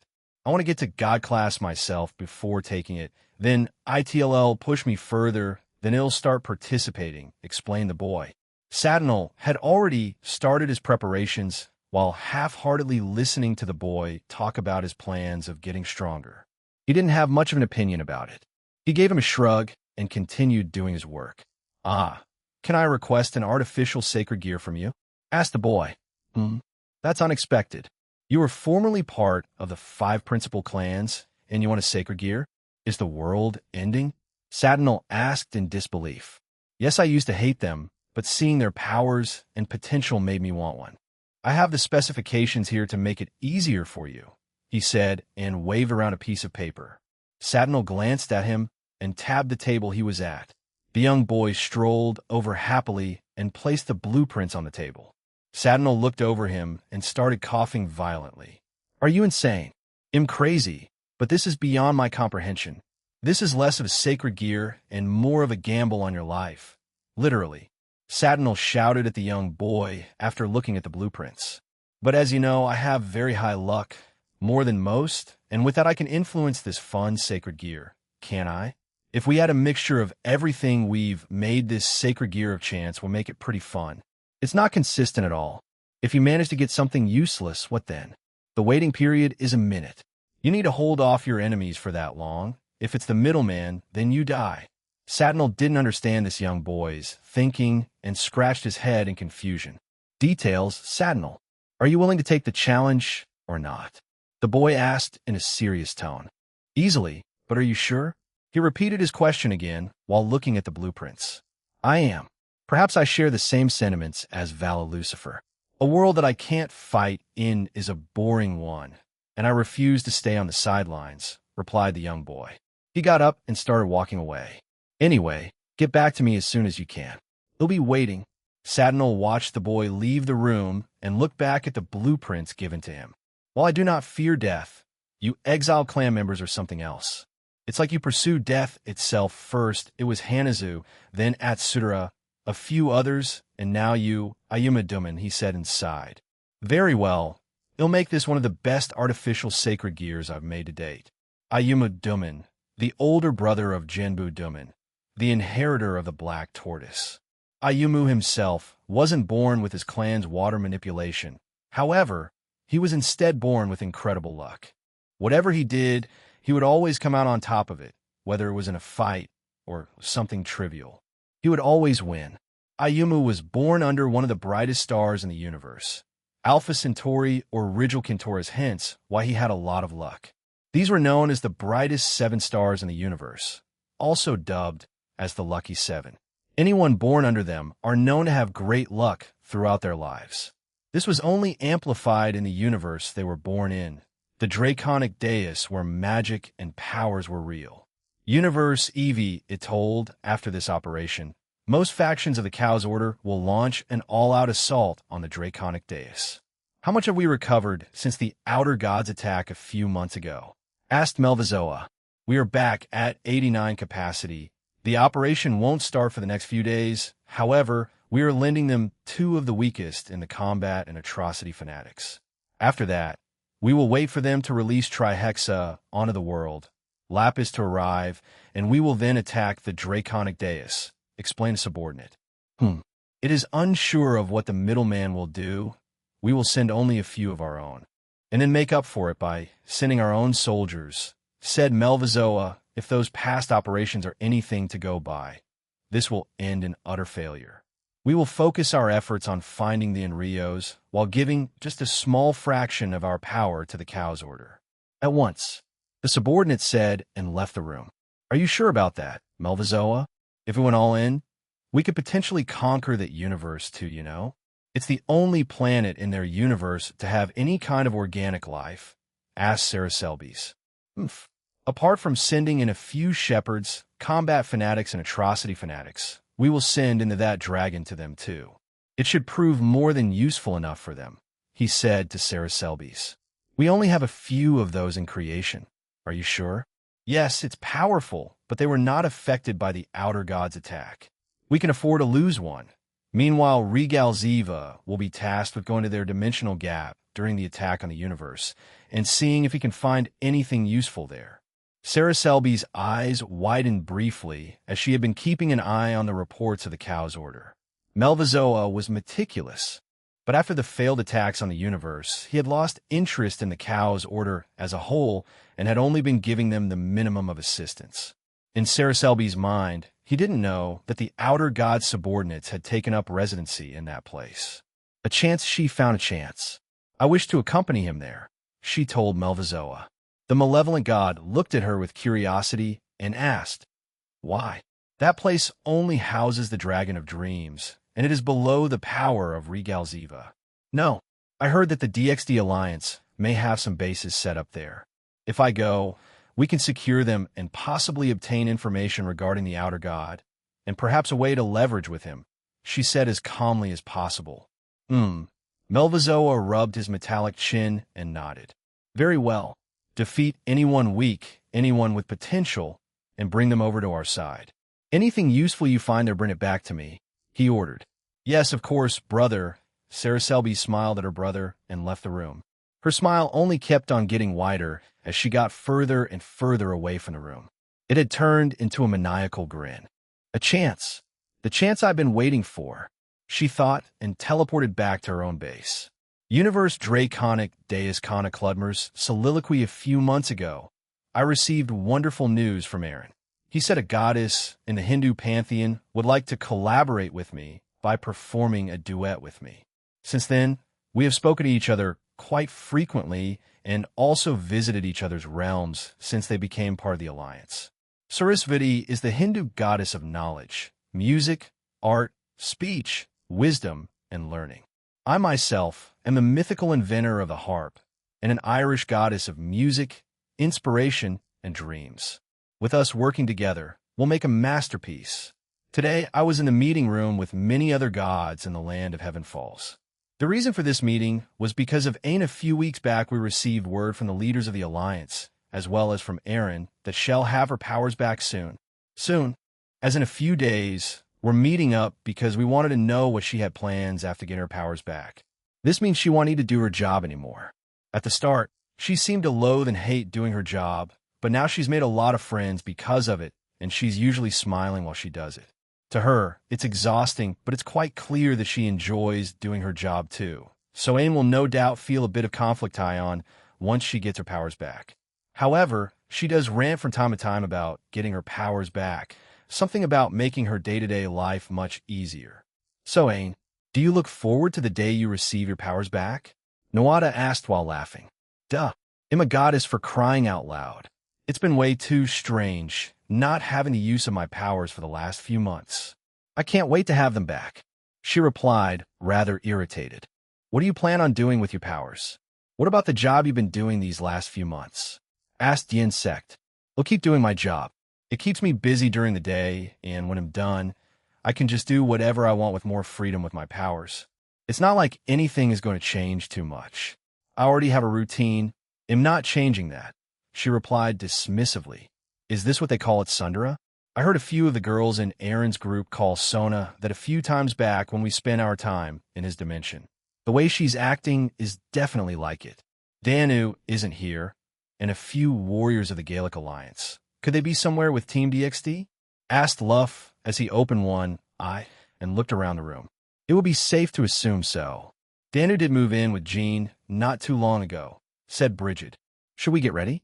"Anytime Team DXD gathers, something happens," asked the insect. "Trouble follows Jean anywhere he travels, so it would be beneficial for us to do that. By the way, where's Scathack?" "Danu and I keep in contact, and she hasn't been in his home for a while now," asked Dane. I put my hand up and said, I heard that she's in Nina Freen rhymes with her sister Afe. They're doing something with the Milstein family. I think checking the barriers around our country. I'm not too sure, though. She's in Nina Freen rhymes and with her sister. Huh? They weren't that close before. I wonder what changed? Asked Noada as he crossed his arms. Does it matter? Anyway, is this done? I want to get back to work, grumbled Ain as she looked at her phone. Eager worker, huh? All right, we're done for now. But those who want to stay for drinks, and the door was slammed open, and Ain ran out of the room. The other gods around me laughed at that, but I also got up to leave. They'll go and play in the middle of the town, I announced. As I arrived outside, I got a message from Sarasvati about a new piece she added, and I looked at it. Oh, that looks fancy. I want to try it out too, I said, and brought my harp out. As I walked down the stairs, I started playing my harp and greeted the guards at the bottom once I got there. I did this all the way to the center of town. Along the way, I saw Ain running around doing her job with a smile on her face. That was when I saw Nessa with a baby in her arms. I stopped and waved to her. She smiled and came over to me. What a cute baby! Congratulations on giving birth to a healthy baby girl. Nessa, I told her, and I waved at the baby. She tried to grab my hand, and I let her. Thank you, Lady Kana. It wasn't a difficult pregnancy, and I still have a few months of maternity leave before I go back to my job. But we found a great babysitter for when I do go back to work, she explained. A working mom, huh? I think I can ask Noada for more time off for you, you know? Also, didn't Jean give you some money, so you want you to work until your child is 6? I asked again. She blushed and nodded. It was a surprise that my husband fainted from shock. I wasn't expecting Jean to give us money like that. She said and sighed. You're not the first one. He gave it to a human couple, one of his friends/dog, as well as another fallen angel and devil couple in Grigori. Were acquainted, I'll admit that. But I wouldn't say we were that close, but I am thankful for the help. But at the same time, I want to go back and work, so that's why we're using a babysitter. However, Lord Noada told me that I'll only have to work 3 days a week and have the same pay until my daughter is 6, like what Jean said. She told me. That's good then, right? You get more time to spend with your family. I removed my finger from the baby's and plucked a few strings and winked at her. Oh, maybe I can get a student in the future? I asked and giggled. What's her name, by the way? Sheila. My husband and I picked it together. We had a few others and ones for boys, but this was our first pick if it was a girl. She explained. I see little Sheila. I hope you like playing instruments in the future, ah? I didn't mean to stop you. I suddenly said. I remembered that it looked like she was on her way to somewhere before I waved her over. Nessa giggled, then shook her head. We were just out for a little stroll. It seemed like we interrupted you before you performed. Well, go take a seat over there, she said and pointed to a small restaurant. Ho, get ready, little Sheila. I will make this one of my best performances, I declared, and went near the fountain and began to play the harp. As I played my harp, a sizable crowd started to gather, but at the same time I thought back to the past year. I was content with staying in isolation and practicing my craft until I perfected it. However, I then heard of rumors about Danu resurfacing, so I also came out. I didn't think she would come out because of a young man, also the new Red Dragon Emperor. I was skeptical at the start, but that eventually was replaced with confidence in him. Even though I didn't meet him until later on, he seemed like a nice person. Though he and his companions did make my stay in that place a lot more fun. Shigyun and Ingvild helped me with my own craft, even though one mostly sang and the other was a pianist. However, we did collaborate quite a lot over those 100 years. Flashback, I think we had been here for our 40 years at this point. It was nighttime, and everyone had returned to Jean's home for the night. I decided to stay out and play my harp a little longer. I didn't want to annoy them inside. However, he did reassure me that the room I was given had several seals that would prevent sound from leaking out, especially when I started playing my harp. But I wanted to be sure, so I came out here. But to think he could make a world like this, it almost feels like we're in another part of the human world. I mumbled to myself, looking out at the sea of trees beneath me. I was near a cliff, and below were hundreds to millions of trees. Over the course of our stay, many of the ones who were eager to become stronger asked Jean to expand his dimension, so there were a wide variety of areas with different types of terrain. This hub area was the initial zone where we used to mainly train. While some do still train here, some use it primarily for sparring with one another, and a relaxing zone. How goes mastering thy craft, O great Lady Kana? Asked a voice behind me. I turned around and saw that it was Jean. Why do you? I pointed in front of him, where Serafal was hugging him like a koala. Ah, they had a little competition earlier. In the finals, it was Lavinia versus Serafal. As you can see, the winner is the Satan Leviathan, he said and patted her head. Ice Princess Chan was very upset earlier. So in 10 minutes we have to switch, see? I'm such an angelic devil. Praise me, Serafal said, and leaned affectionately against him. Yeah. You're great, he replied, and kept stroking her head. Well, to answer your question, I am. I just stopped for a few seconds to look out at the new landscapes you made. You know, the monsters that appear down there are quite something. Not to mention the zone-specific ones that range in rarity. I was just left in awe of the scenery in front of me, that's all, I told him and started plucking away at my harp. As I plucked away at my harp, I heard another one and looked back at Jean. He had summoned his own harp and played along with me. What? Why does he? It's like he's already a pro. This is. I started to furiously play mine while he matched me, this guy. This continued on for the next few minutes until I gave up and sighed. I felt tears welling up in my eyes as I tried my best to glare at him. Are you okay? Why do you look as if you're about to cry? He asked with concern. I'm not going to cry. I shouted back and unsummoned my harp while turning away. Ada, you upset her by playing the harp, Seraphol said from his chest. Bad, Jean. Apologize. I was just trying to play with her, but all right, I'm sorry. I didn't know that you wouldn't like that. He told me and explained himself. I thought you were trying to one-up me. I snapped back at him. He tilted his head, confused. I wasn't. Was I the one overreacting? As my mind started to think of ways to apologize for the misunderstanding, he put a hand on my shoulder, forcing me to look up. Well, I just had Contour put a bunch of harp players from across the multiverse into my head. How about I share some of that with you as a way to apologize? He said, I'm the one that's supposed to apologize. Why are you the one apologizing to me? Is he an idiot? Well, he is to a certain degree, but why is he the one apologizing when I'm the one who messed up? Why do you apologize? I'm the one who misunderstood, I told him. Sometimes in misunderstandings, people want to apologize right away, and this might go on for days at a time. I had experiences prior to this, both in this world and my last. While I may not solve it right away, I'd rather apologize now, even if I'm not the one at fault. What's up with that? So you're just going to accept the blame? That's dumb. I smacked him on the head. Talk it out. I'm no good at it, Censurado. What did you say? I screamed at him before he ran away with Seraphol cackling to themselves. Come back, hurry. Flashback end. Well, he did teach me in the end, but I still hate how it started.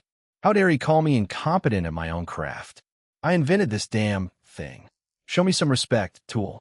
Is something wrong, Kana? Ain asked as he had arrived by me. I looked around and noticed that the crowd had left. I guess I finished my piece before returning to reality. I'm fine. I was just lost in thought as I played. Did Nessa and Sheila leave already? I asked her and looked around, but didn't find them. They left earlier. They tried to speak to you, but you didn't respond to anyone, so they asked me to talk to you afterward. Ain explained as she put her hands on her hips. Anyway, they said they were going to go shopping for groceries. You can go join them if you want. Yeah, I will. Thank you. And sorry about that. I told her and ran away. Jean Skyward's soliloquy. We arrived back at that sandy beach front, the place that Ajuka had brought me to before. The rest of the group stared around in a curious manner. The sky was pitch black with what seemed like stars in the sky. There was a gentle breeze here, and the sound of the waves hitting the shore was heard by all. So this is a place outside the boundaries of our universe? Asked someone from the Irish group. Correct. Welcome, members of DXD, said Ajuka's voice, and we all turned to him. He sat on a chair with beds near him. Each one had a different Phoenix sibling. Ravel was awake as she sat there with tea in her hands, and Riser was out cold. I took a step forward first and joined him, and then the rest of DXD joined me as well. This may be the first time we meet without any other VIPs present, Governor Azizaldano, said Ajuka. Forget about that. Did you prepare all of this beforehand? He asked, and looked around at the small place we were in. If you mean by the dimension, I've set this place up months ago and invited Jean and Seraphol. However, if you mean by this, he gestured at the beds and other items around us, then yes, this is all new. HLO greeted Ravel as she meekly waved her hand at us. Chiron and a few girls ran over to her. Ravel-chan, burning chicken. Velshon. They then hugged her. Thankfully, she teleported her cup of tea away before she was jumped like that. She began to complain about Chiron, calling her burning chicken. I chuckled at her as the rest went over to her as well. Ravel has connections with everyone in DXD as she checks over their health and give them pointers in their fighting style when asked. Ugh, you're all so noisy, complained an exhausted Riser. I had arrived at his side and chuckled. It looks like you're fine too. Huh, Riser? I offered my hand to him, and he grabbed it before I pulled him up. Of course, who do you take me for? He asked semi-arrogantly before grabbing his head in pain. Ugh, Never mind, where am I? I explained where he was and asked what he remembered. I heard about this, so it's really real, huh? The multiverse, more women, then Riser him getting to that. I don't remember much. We lost badly. Well, my peerage and I did, but Ravel was the only one who could compete with Dihauser Belial Heck. I think she was winning against him until they reached some sort of agreement. What in the world did you do to my sister to make her that powerful? He asked, looking at me with slight fear. I believed in her and supported her with all my heart. She's still a minor, he said, and looked at me like I was some kind of weirdo. I didn't mean it that way, you jerk. I snapped back and smacked him on the head. He rubbed his head and angrily looked at me. Anyway, he said something about a king piece or something. But as I said, I was basically losing consciousness by the time he and Ravel started talking about it. I mean, there's no such thing, right? He asked incredulously.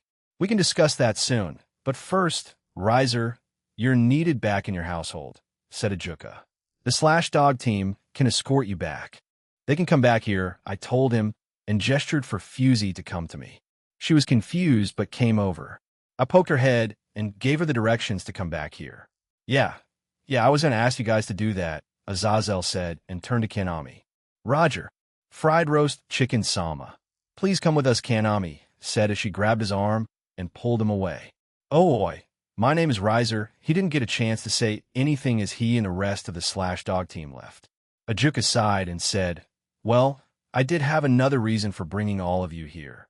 Riser Phoenix touched upon it. Ajuka then pulled out a chess piece. It wasn't any of the others, but the king piece.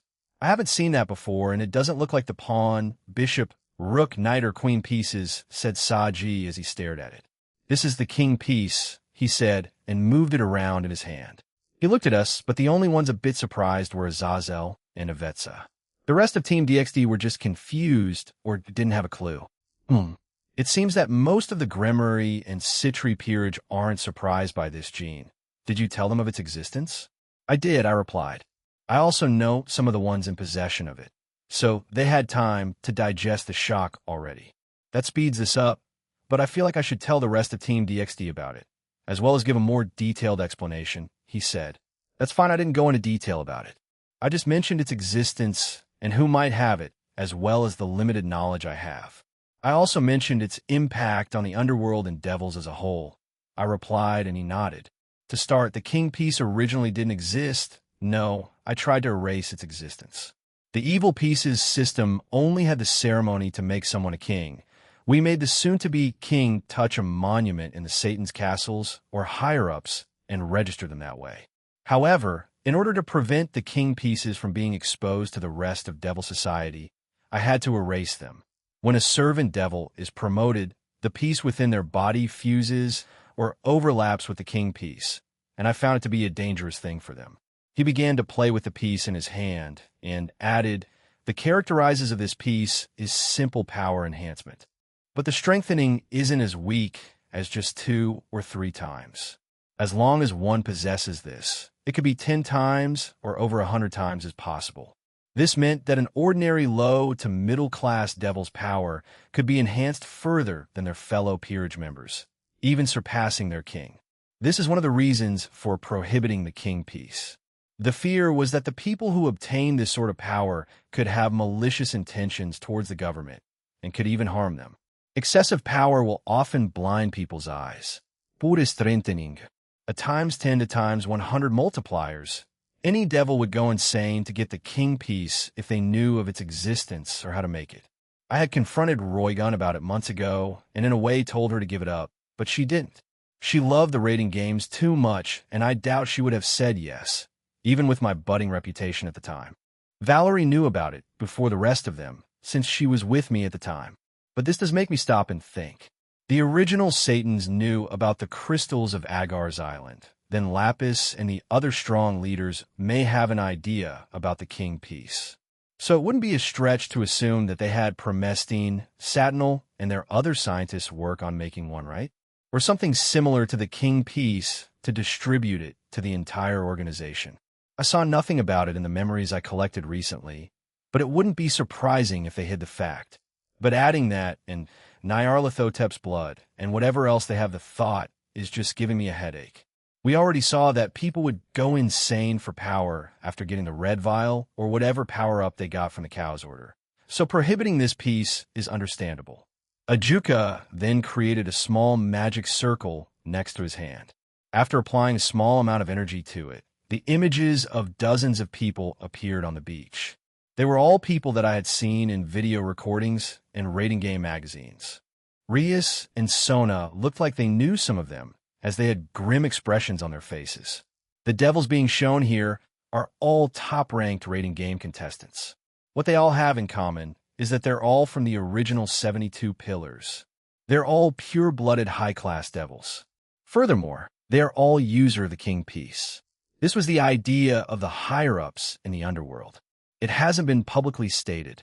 As a result, the users of these pieces are also known as ultimate class devils, and some would even be classified as Satan class devils. Holy smokes! I wasn't aware that there was so much controversy within the underworld, said someone from the Hindu group. Ajuka Beelzebub Sama, which ones in the Barato rankings are part of this? Sona asked. She already knew. I told her of some of them. However, the fact that she was slightly trembling out of anger, I think she wanted to hear it from the creator himself.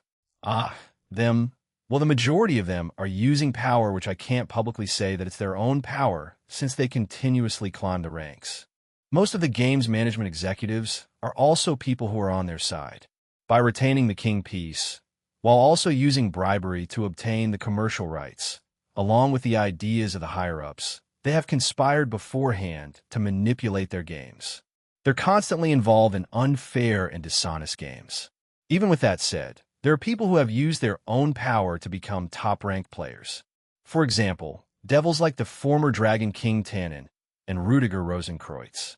It's a trend I mostly see with reincarnated devils. Ajuka shrugged and sighed. Well, it's the same as competitions in the human world, right? The rating games in the underworld would also have those similar flaws. In our case, it's the King piece as well as the usual bribery and the like. Meanwhile, for humans, it's performance-enhancing drugs, threats, and other things. I was just the initiator, and I didn't manage the actual system itself. There may even be other things that can't be touched upon or things that can't be spoken about that are being used. As the initiator, no matter what the era is, by simply taking a step away from this sort of thing, things will always get out of hand. This wasn't surprising. Things like this happen all the time in the human world. The creator makes the thing, it takes off, becomes big, and some company or person buys it, hands over all the rights and ideas, then they change it into something horrid. I saw this in games, I believe. So, after the rating game system was completed, most of the rights were transferred over to the current game managers. Ajuka was the one responsible for creating it, but once the ideas of other people started seeping into the game, it became something repulsive. I wonder how he really feels about it. He did make it. Is he annoyed by the changes and its current state? Angered? Ajuka wasn't one that showed his emotions much, but this Ajuka did show the occasional surprise or smile, so he wasn't devoid of emotion. Although the competition is quite fierce, as long as one has real strength, then anyone can obtain fame in the rating games. To the one who belonged to the higher-ups, it's not a sham to them. But the players who are able to break through the status quo are only the truly exceptional cases, much like you guys who have come this far. For other people, it's an impossible task, said Ajuka. So the reason why the top-ranked players don't have much change in rank is because of? Asked Yumi. She is like many devils. She often watched rating games. This more detailed explanation may be shocking to her. No to most of the devils here. It's basically a tug-of-war. The higher-ups make perfect adjustments to balance it. It's the old devils who are secretly controlling things in order to reap the benefits. It's really just a competition for the old devils' top-ranked players, so that they can generate a lot of money. As long as they're able to control the competition, the profits that they receive will simply increase. No matter how eye-catching or powerful a reincarnated devil is, as long as their players use the King piece, the challengers that face the top-ranked players who are controlled by those old devils will always lose. They will never have a fair challenge for the top spots, explained Ajuka. Sona lost her balance as she fell, but Danu, who was near her, caught her. It's all a lie then? For Sona, who planned on owning a raiding game school that anyone could attend, this kind of information was way too shocking for her. The King Peace, the top-ranked players who used them to control the rankings, and the old devils who controlled everything from behind the scenes. It was a twisted reality she was forced to swallow. All of this is hidden a concealed truth. If the people knew about this, it would dramatically shake the values of the underworld. She muttered, Surzex can't do anything about them either, right? Azazel asked him. For now, this is how it is. On the surface, it's just a political front that they're pretending to actively deal with. But if they act rashly, the balance of the underworld will collapse. With issues relating to the survival of the race and internal strife on top of that, both the young and old are in a complicated situation where everything could collapse in a single instant. Further, the opposition consists of many clever old devils who will do anything to retain their aristocratic society for their own self-interests. To some extent, they're even more troublesome than the old Satan faction, as they harbor an even deeper darkness than them. Even Surzex and I who are known as super devils. We can only appear to push back and forth on the surface politically. And before you ask, I can't do anything. As I have repeatedly stated, I am an outsider. While I'm widely recognized, this is a devil's matter, and I can't intervene. At best, I can provide some assistance, but anything more than that, I can't, I told them. Exactly. As much as I'd like to ask Jean for help, that wouldn't be a good idea. Those old devils would use it against us, even if the entire underworld would support him, which they want. There are still some devils that don't support nor like Jean, simply because he isn't a devil, added Ajuka. The raiding games were tied together with the politics and economics of the underworld. Behind the scenes, those old devils were manipulating the competition for their own interests. Right now, we as a team know about the situation, I told them. Whether or not you can look at the raiding game in the same light after this, for now, put it behind you for now. We can consider the Grimmery and Bale raiding game a political matter too, right? Although it wasn't as much, since Surzex did a lot to make it an honest game. He made deals with them to leave it alone. With a grim expression, Rias asked, why tell us this then? Isn't this some kind of highly confidential information? Remember what I said about Diehauser Belial? He, like Tannen and Rudiger, are legit. They reached their ranks without the help of the King Peace. However, him finding out about this is also a bad thing. Also, he assisted Clippeth that day when they attacked Oro's academy. I told them and I heard a few gasps. That champion actually participated in a terrorist attack. I can't believe it, said Zenobia. He defected precisely because he discovered the truth. You could say that he thought it through and didn't just do it impulsively, replied Ajuka. He has his own reasons, and I believe you already know them because Jean mentioned them. However, if you search for the root cause, you could say that it's the fault of the old devils too. The ways the old devils thought had been gradually distorting the standards of the modern underworld. It finally reached its limit, and the champion used this opportunity to take action. Yes, for his own reasons. He hated the corruption of the old devils. However, at the same time, the old devils were also part of the reason for his cousin Cleria's death and disappearance. He couldn't forgive that. He loved both the raiding games and his cousin, so he did this. W8. Why did Emperor Belial target Riser San and Ravel Chan? That's the part one don't get, Saji asked. Ajuka looked at Saji and nodded. It was in order to call me out. He only wanted to talk to me, and that's why he used them. During a match, when a misconduct occurs, that's something I personally manage. In order to fulfill this condition, the reason for it triggering was because the champion used his ability against the system. The ability of his clan is called Worthless. It's a power that can completely invalidate a special ability. He invalidated the retiring system of the raiding game, which caused the emergency program to be initiating. In order to find out what caused him to do that, I teleported myself over there. Well, what did you talk about? Asked Avetsa, impatient to find out. Due to this, Azazel smacked her. You don't have the authority to ask that. Shut up, let me do it, said Azazel. The two began arguing before Ajuka sighed and nodded. As you suspect, it was about the King Peace, and it was also made clear that he was cooperating with Rizavim and the Cow's Order. But due to that, Having the Phoenix siblings there was dangerous, even more so with Ravel Phoenix still conscious. Riser himself was bleeding out because his regeneration was invalidated. The two fallen angels stopped bickering, and Avetsa asked, "What happened in the end?" Azazel was the one to answer. The rating game uses cameras for the audience, and the cameras with other purposes such as surveillance. The camera used for surveillance is not only viewed by management, but in some cases, the higher-ups are also able to view it. The conversation between Ajuka and the champion was also seen by the higher-up. The Phoenix siblings who were present at the time could also be suspected of being involved in it. The reason for this is because, while Ajuka and the Emperor were talking about the king piece, Cinchuredo, I sighed and said that's what they'll do. In order to maintain their own influential position, boomers would definitely do things like that without batting an eye. Ajuka agreed and added, in the past, the people who found out about the truth of the king piece would have also been mercilessly disposed of by them. The Emperor was afraid of that, so he entrusted the Phoenix siblings to me. He created an illusion of taking them with him, but in reality, he left them to me. With me, those old devils wouldn't act rashly, even more so with the threat of Jean hanging over them since he's close to Ravel Phoenix. Wait, what? We were tricked. Azazel shouted and looked at me. I just shrugged at him. Yes, it was a ruse because once they saw the champion defeat the siblings, they disappear in a puff of smoke. Once they found out I had them, they back away from doing anything. I wanted them to be safe, though knowing Jean, he would keep shadow soldiers in Ravel. So Riser himself would be safe because of that. But for young people like these two, I couldn't in good conscience let them be killed because of the old devils plotting behind the scenes. Even if it were by coincidence.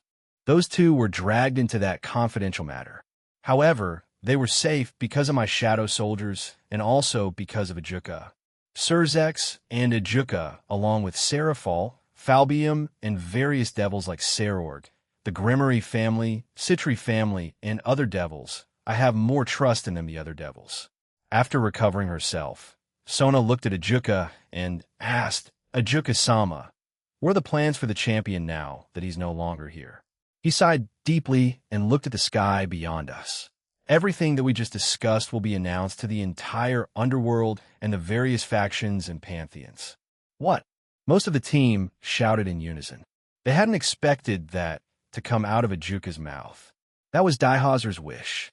He wanted everyone to know the truth about the raiding games, the truth about the corruption of the old devils, and the truth about Cleria. However, if everyone found out about this, the underworld's values would definitely be damaged. The hopes and dreams of the low and middle-class devils for the raiding games would also be destroyed.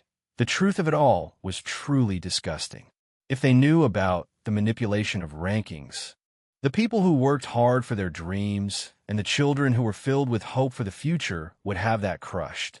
And if the absolute champion of the raiding games, the Emperor himself, told the truth, the weight would be even heavier than anything else. Sona said with a bitter expression, perhaps that will come at the expense of even more victims than in the past. In the battle for Agars, Oros, and Heaven, I, along with DXD, had prevented many casualties. However, since I have no power over the underworld politics, this will lead to its own mass casualties. They may not be physical, but the scars that it will cause will still weigh the same. This will cause widespread anger. The people who will find out the truth will rally together and riot. Ajuka then sighed. This time, there will be a considerable number of sacrifices. We can't rely on Jean this time around, especially because this incident will be quite radical. The things that will be lost are things that can't be ignored, so? Where's the champion now? Rias asked. Currently, we have no idea, but we know that he used teleportation techniques that belong to the cow's order to be able to escape. If he stayed there for too long, he would have been in danger. Lavinia then asked, but why would he target Riser Phoenix match? Wouldn't it have worked if it was against any other opponent? Ajuka softly chuckled at her question, further confusing her. You will soon know the answer to that question. He is unexpectedly wise. The rest were confused, so Azazel asked, however, Ajuka, since the video from that surveillance camera could be seen by those old devils, wouldn't that mean they heard the conversation between you and Emperor Belial? They may come over to question you more. To some extent, what happened in that video has been tampered with. Right now, those old devils will be making the wrong move, Ajuka said with a smile. I see. If it's you, then I can assume you made your own preparations. Even if that something came from the champion of all people, said Azazel. That is the case for now. I am a Satan after all. This is also something that Surzex can't do. It's something only I can do. Right? But even if you're prepared, a lot of things can still happen. So we need to keep the number of casualties to a minimum. Then I can probably help with that. If it just concerns the safety of the citizens of the underworld, you can rely on my shadow soldiers, I told them. The two agreed with my suggestion, and we began speaking about contingency plans in case of other factors that may come in. This included the cow's order and any other people that may take advantage of a turbulent period. After speaking for a few more minutes, we stopped, but this time, Chiron stepped forward and bowed her head. Thank you for protecting Ravel. I and many others here may not understand the complicated issues entirely, but we can trust Azazel-sensei, the Satan Simus, and Jean Senpai, she told us. Ravel also bowed and thanked Ajuka. A few others who were close to her also thanked him. Fufu, as I said, the youth with promising futures, I can possibly let them die. All of you will be the ones leading our universe in the future after all, along with Jean. So I, along with the last generation, want to offer support to the next generation, said Ajuka. Azazel then turned back to Ajuka and raised a finger. Tell me one thing. How many king pieces currently exist? The production was already stopped during the initial development stage. No one even knows the method of creation since I was the only one who made them, so it's not possible for new pieces to be made. To sum it up, only the few that I made during initial production exists. I've kept track of all of them. Aside from the few that I have, there are 9 in total. The Emperor gave this one to me. I now have 4 in total. Ajuka then summoned another king piece into his hand. After hearing this response, Azazel frowned. There are 5 remaining in the hands of the higher-up devils then. It's still a lot, and if worst comes to worst, it's enough for a rebellion to start. The devils who used those pieces were able to rival Ultimate-class devils, and some even up to Satan-class devils. As for the rest of the 5 devils, they remain an unknown. I know 2 of them, which were Roygun Belphegor and Bedizabaden. I originally planned on spending a few thousand years reclaiming them. This is the responsibility that I should fulfill as the creator, said Ajuka. If the king piece is used by someone who is already too strong, or if it's used by someone who has a special ability, an overload may occur. In the worst-case scenario, it would endanger their lives. Even if they were saved, it wouldn't be any better. With such a restriction, it's no wonder the old Satan faction didn't use it. However, if the cow's order can modify it to their liking, then there's a chance that they can make it possible. Hey, so I told them about my concerns regarding the cow's order and their own version of the king piece and possible modifications they could make. If such a scenario does happen, it would be troublesome. If they can make something similar, along with their red vial, then it's possible that they can create consistent God-class fighters or beyond in their ranks, said Ajuka with a frown. There's one more thing I wanted to say, said Ajuka. He then looked at Azazel and Avetsa, and then at me. Everyone looked at him in anticipation. You may already realize this, but to be honest, if I were the enemy, in order to bring down DXD, you and Avetsa would be the first people I would target. Avetsa for obvious reasons since we took her back from the enemy, and they probably want her back too. As for yourself, well, it's obvious. You are talented and help Team DXD extensively, explained Ajuka. Even if we leave the alliance to Jean most of the time, you yourself make your own deals with certain leaders and powerful gods behind the scenes, do you not? Well, I did have the same conversation with Shiva recently, but yeah, I know. I have my own countermeasures. Also, Jean probably already has shadow soldiers in my shadow, so we'll be fine maybe? Finally, Jean, you've been the focal point of everything. The alliance, the peace, the one who stops their plans, and the leader of Team DXD. If they can somehow capture, kill, or even get under your skin, many will be left vulnerable. All 3 of you are essential to the alliance. I hope you understand that and have your own measures to prevent such a thing from happening, Ajuka said and turned away. I have my own plans, but a lot of them need me to evolve first. However, There are some that I can do without the need for my evolution to take place. As for Avetsa and Azazel, it's as he says, I have the two Electa in Grigori, and my shadow soldiers Ajuka turned back to us immediately and said, all of you should head back now. Why? Asked Azazel. Everything is done here. The Slash Dog team confirmed the safety of Riser Phoenix, and our discussion here is finished. I know you want to talk about something else, Azazel, but let's leave that for another day, said Ajuka. Fine, he said in a huff. We all thanked him one last time, and we left back for home. After I teleported us to the meeting room, everyone began to relax and take seats around the place. The Pleiades came in and started handing everyone drinks and snacks. They all happily accepted them. Since this place was protected, they couldn't come here and attack it. Ophis is safe, along with the Spectre Dragon Egg, and I have no parents here, so they can't be kidnapped well. Unless you, what is it? What happened? Asked Azazel. We all turned to him as a magic communication circle appeared beside him. The expression on his face changed from calm to complete horror. Huh, how on earth those pieces of work? They actually did something like that. No way. He screamed and punched his barato a few times. He quickly calmed down and adjusted his breathing. Everyone was staring at him with concern now, and I had an uneasy feeling. I didn't know why, but he quickly marched over to me and grabbed both of my shoulders quite tightly. Gene, I seriously mean this. Look me in the eyes and remain calm, all right? Do you hear me? You have to remain calm, all right? He said to me quite seriously. I didn't respond and simply stared back at him. What happened, Azazel-sensei? What is it? Asked Irina. With a grim expression he uttered, the land of heaven falls, and Grigori were attacked. It had taken place just a few minutes ago, and there were casualties. My breathing stopped, and it felt like the whole world had slowed down. Shuri, Barakil, Middle, Tobio, Se, and Penemu have been kidnapped. No one was taken in land of Heaven Falls, but there were more casualties there than Grigori. It seems that they only intended to kidnap people in Grigori and do damage over in the Irish Pantheon, he told us. At that instant, I felt Lavinia, Aquino, Danu, Asia, several others' powers explode, and the entire room and world shook. Yumi Kira's soliloquy Aquino-san, Lavinia, Danu-sama, Asia-chan, Siska-san, and a few more people's powers increased after hearing the news. The room was covered in ice, flames, snow, plants, roots, wind, and light. The Pleiades who were with us and several shadow soldiers that showed up froze as they heard this news. However, to all our surprise, Aaron didn't react that much.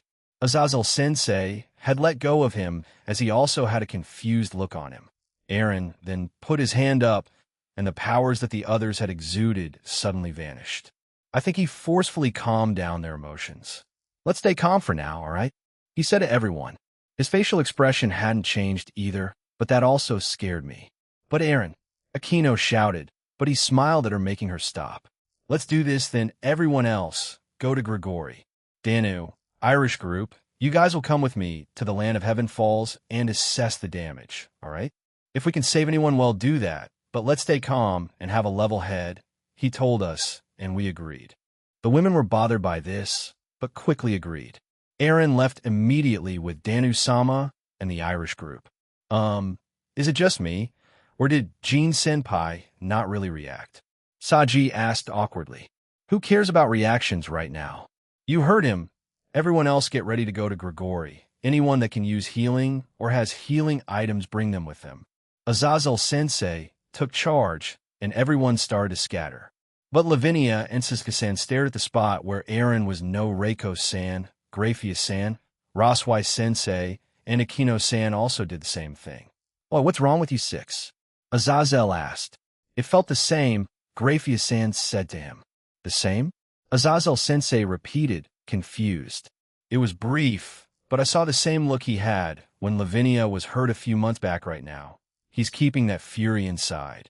I think when we attacked the place where they took them, he's going, Graphius-san didn't finish her sentence, but we all understood what she meant.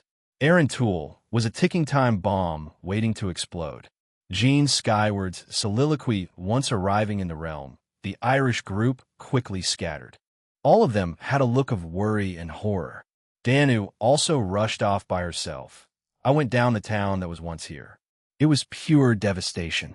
It's like what Azazel said, they only had destruction in mind here. All buildings were destroyed. It didn't matter if they were significant or not. If they saw it, they destroyed it. As I reached the center of the town, the fountain that once shot out beautiful clear water was in ruins. The water had been tainted and spilled all over the place. I gritted my teeth at this, but I kept walking. Centuredo, no, there was a large part of the roof further ahead. It's probably under that, crushed. 'Tis a start of a beautiful friendship, Gene Boy. Aye. See you later, Lady Scathack, Lady Ain, Gene Boy, and Gene Boy's companions. Our first meeting echoed in my head. He was a very chill and funny person. I wanted to come back here more and talk to him about recipes and even offer him to join my future business. It'll bring you back to life, all of you. Just wait, I said to myself, and left the spot. The next spot that was the closest was Miss Susanna, the old lady that Ain delivered flowers to, and the old lady that startled me. I couldn't forget about her. I could see from a distance that her house was also destroyed, so I ran over there. Once I arrived by her home, I saw Ain there, and I called out to her. In her arms was a lifeless Susanna. She looked peaceful, a gentle smile on her face. I couldn't save her. I delivered a lot of flowers and other miscellaneous items to her over the last few months. I considered her a friend, even a surrogate grandmother. Ain said as tears streamed down her face. That's my fault. If I hadn't done that stupid thing, I could still have my powers, and I could have saved her. I trained with all of you, didn't I? I could have done something, Kana. She was the only one who could help us, but she was drawn away. She cried harder. I killed her. I didn't know what to say. In a way, I blame myself too. If I had given her powers back, already she and Kana could have stopped more damage, right? But where was Kana? I can feel her aura, so she wasn't dead, so aura? I looked back towards the town and ran off. Ain shouted my name, but I ignored it and ran towards a certain direction. All the gods were still alive, that much I was certain about, but Nessa, I shouted in my head. I couldn't feel her aura, or her husband's, or the grim thought flashed in my mind, but I brushed it off. Once I arrived in front of the home, I found Dian's sect and Nuada there. Dian's sect was trying his hardest in healing them. No, it wasn't going to work. I walked towards them, and they turned to me. Jean, they said in defeat. I'm sorry I couldn't save them, Dian cried out. Where's Nuada? Shook his head and gestured with his elbow to a dark stain beneath a giant pile of debris and rocks. Both the husband and their baby, Sheila, were crushed to death. They had no time to react since their house instantly collapsed on them. They were never fighters at best. Nessa and her husband were just middle class if I compare it to the devil's system. Nuada explained as he cried. She was there for the longest time for us. I can't believe I didn't let him finish that sentence and touch the ground and forcefully started the revival process. Hundreds of souls began to come back, and many of the previously dead people began to come back to life. Both Jin and Nuada were shocked, but Nessa, her husband and baby Sheila partner, you already know the answer to that, said Drake. I gritted my teeth and quickly appeared near Ain again, but Miss Susanna also didn't revive. Aaron, it's not working. Why isn't it working? Ain asked as she held Miss Susanna closely. I teleported to Podrick's shop and, oh, Gene, I didn't. He was alive, and I immediately hugged him. Whoa there, you miss me that much? He asked jokingly. I'll tell you what, though, I never thought in me life I'd die and then come back to life. Life is full of surprises, huh? He asked and looked at me. I stopped hugging him and let out a defeated laugh. Yet sorry, I revived you just now. I need to check on others. They'll go help around too. No need, I replied, and held my hand up to repair the damage too.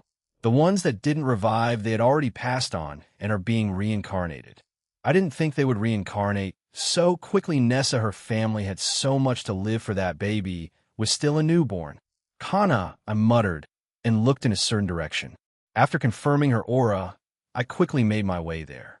Once I arrived, she was sitting on the grass with her harp to the side. She wasn't hurt badly, but she did look exhausted. I took a few steps towards her, and she turned to look at me. She smiled and tiredly waved at me.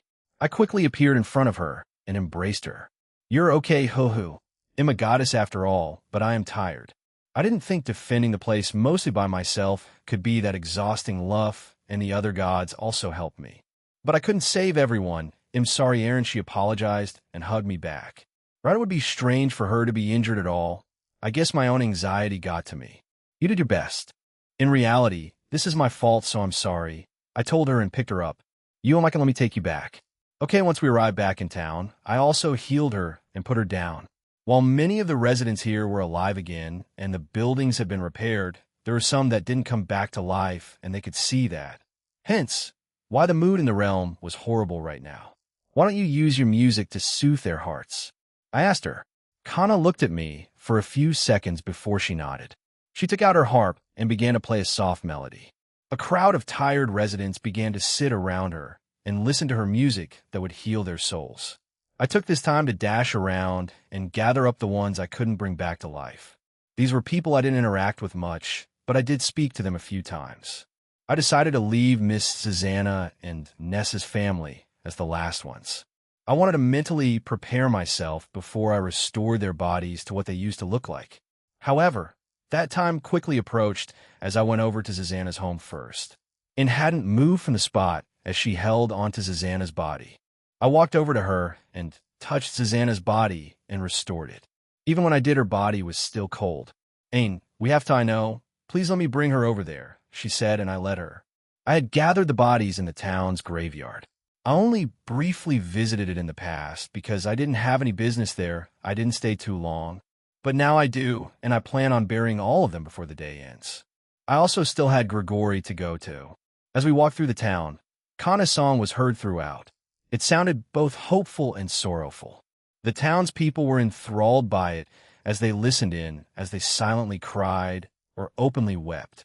Once in the graveyard again, I clicked my fingers and expanded the area. After that, I created new holes to put the recently deceased in. Next, I created coffins for them and gave them different styles based on the clothes they wore. Most of them were very colorful, and I added their names to the front. After that, I put them all into their coffins, then made gravestones with their names on it, and any information needed was put on them. Since I spoke to these guys at least once or twice, I put a small quote about them on each of their gravestone. I went over to Ain and handed her a piece of paper and a pen. Write down what you want to put on her gravestone. I have 3 people left to get. I told her, and she accepted the items. Once I arrived back at Nessa's home, Bridget, the insect, Noada, and Luff were there. They had lined up the 3 family members for me while they covered them in a blanket. I walked over to them, knelt down, and restored their bodies. After I did that, I felt someone's hand on my shoulder. Their grip was quite tight. While I looked back at them, it was Luff. He looked extremely angry and depressed. Team DXD is going after them, right? He asked. Yes, I replied. Take me with you. I want revenge, he said. This is our realm, our people. The fact that they randomly attacked us like this is unforgivable. The number of lives lost today, including Nessa's family, and someone I loved, his grip tightened even more, and he bit his lips, drawing blood. Very well. Once we find where they are, we'll be launching an attack on them. Grigori was also attacked, but there were fewer casualties because they chose to kidnap certain people, I told them. What? Grigori was attacked at the same time? Noada asked, shocked. Yeah, after I finish up here, they'll go over there. We just need to increase the defense, and he'll unseal Ain's powers afterward. They'll take the blame for this, because if I had just done that, no. It's not your fault, Jean. It's the terrorists. If they weren't so selfish, if they didn't pursue chaos and destruction, none of this would have happened, said the insect. I didn't answer him and finally gathered up the new family. My heart broke when I picked up the newborn baby, Sheila. I hadn't even met her yet. I only found out about the little girl's name when I came by to give her family some money. I don't know how she felt about our relationship, but to me, Nessa was a good friend. We bantered a lot about the gods of our country and how drunk they were every time I visited. I met the husband twice, and he seemed like a good guy too. However, having their family be killed like this, I took a deep breath and sighed. I arrived back at the cemetery and found that Kana had also arrived there with the rest of the town citizens. Ain gave me the piece of paper and what she wanted me to put on it. I designed the gravestone as such and buried Miss Susanna and erected the gravestone. Next was Nessa's family. Noada gave me a piece of paper as well as Kana. It seems like Kana spoke to them this morning since she added a small note to the quote she gave Nessa. I finally finished burying them, and Kana brought out her harp again and began to play a sad melody. Everyone there silently cried for the deceased, and I stepped away. Aaron, please get them back, Ains said to me. Yeah, we will, I replied. He'll get going then. I need to check Grigori. Azazel's soliloquy once we arrived in Grigori, the destruction caused wasn't as devastating as I anticipated. However, there was still quite a bit of it, and the immediate team scattered to go help everyone here. My first stop was to check on Shemhazai.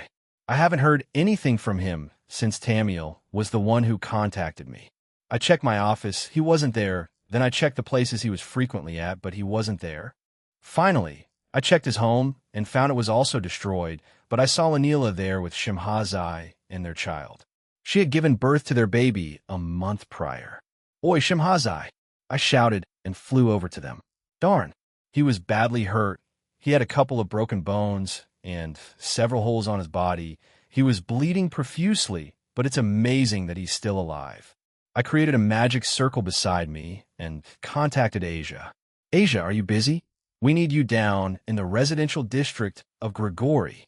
I am currently busy healing many fallen angels, Azazel-san. But Ingvild-san is on her way with Baru-san, she told me. Before I could reply, Ingvild arrived with a shadow soldier. The insectoid knelt down, and his hands began to glow green, and the wounds around Shemhazai's body instantly vanished, and he slowly sat up. This is Baru. He's a great healer like Asia. We'll be going then, Azazel-san. We have more people to help. Said Ingvild, and left with the shadow soldier. Shemhazai, are you all right? How do you feel?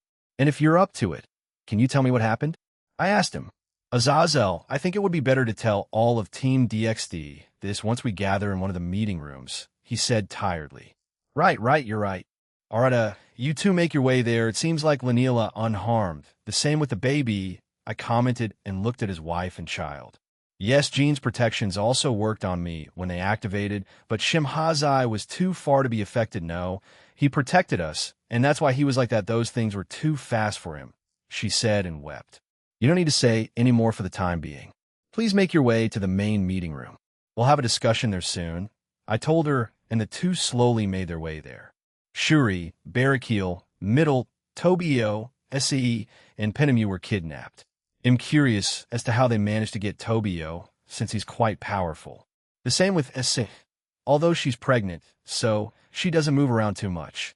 But I'm also worried that she may go into early labor because of this, dang it. These jerks are seriously ticking me off.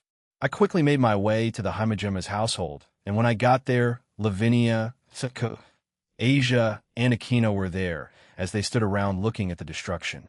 Looks like Asia-chan was finished healing the fallen angels then. I walked over to Akino-chan and found her in rough shape. Whoa, who it's Dad? She muttered, then pointed toward the doorway. It's the clothes he always wears at home.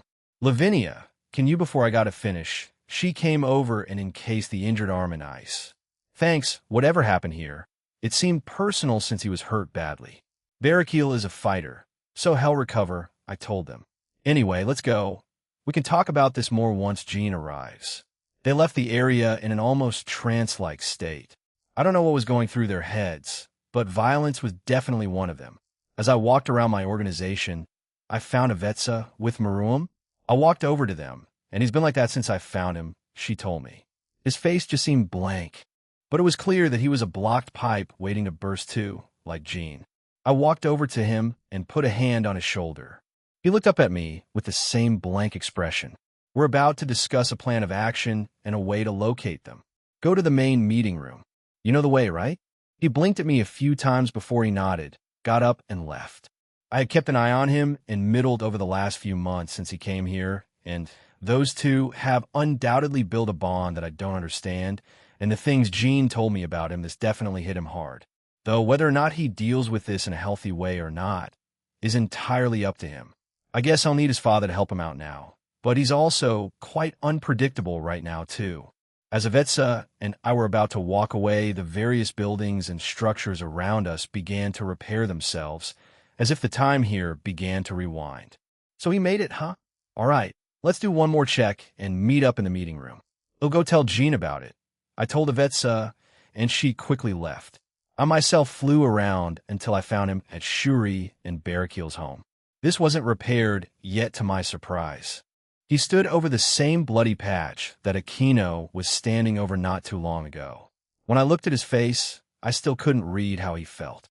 Oi, Jean, come here, I need to tell you about what happened. Wait, no. We can go over in the meeting room. Let's go, I told him. He glanced at me with those sharp pupils of his. He then nodded and walked over to me. He put his hand up, and the previously destroyed home was repaired. We left the place, and on our way to the meeting room, we came across Ezri and Kishku with Sophiel, two of his subordinates. Both had a look of regret on their faces. Jean-sama, as Ezri began to speak, Jean walked over to him, but Sophiel stood in front of him with her arms open, stopping him. It wasn't their fault, it was mine.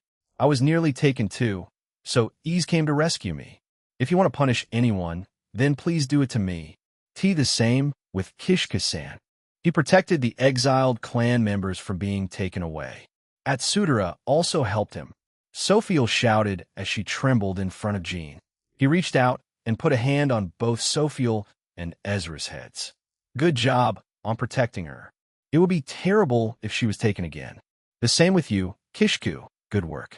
We'll get them back, so don't worry about it too much, he told them. Let's go. You can tell me and Team DXD what happened in detail. Jean then walked away with all of us following behind him. Once we arrived in the meeting room that was expanded by Jean, since there were a lot of us in it, the brave saints also joined us, as Dulio was up in heaven when all this happened. He hadn't come with us during our talk with Ajuka. So who wants to start? Jean asked. Shimhazai put his hand up and said, I will. It happened suddenly. Chapter 15, Part 3, To Go Beyond and Consequences, third-person point of view. Grigori.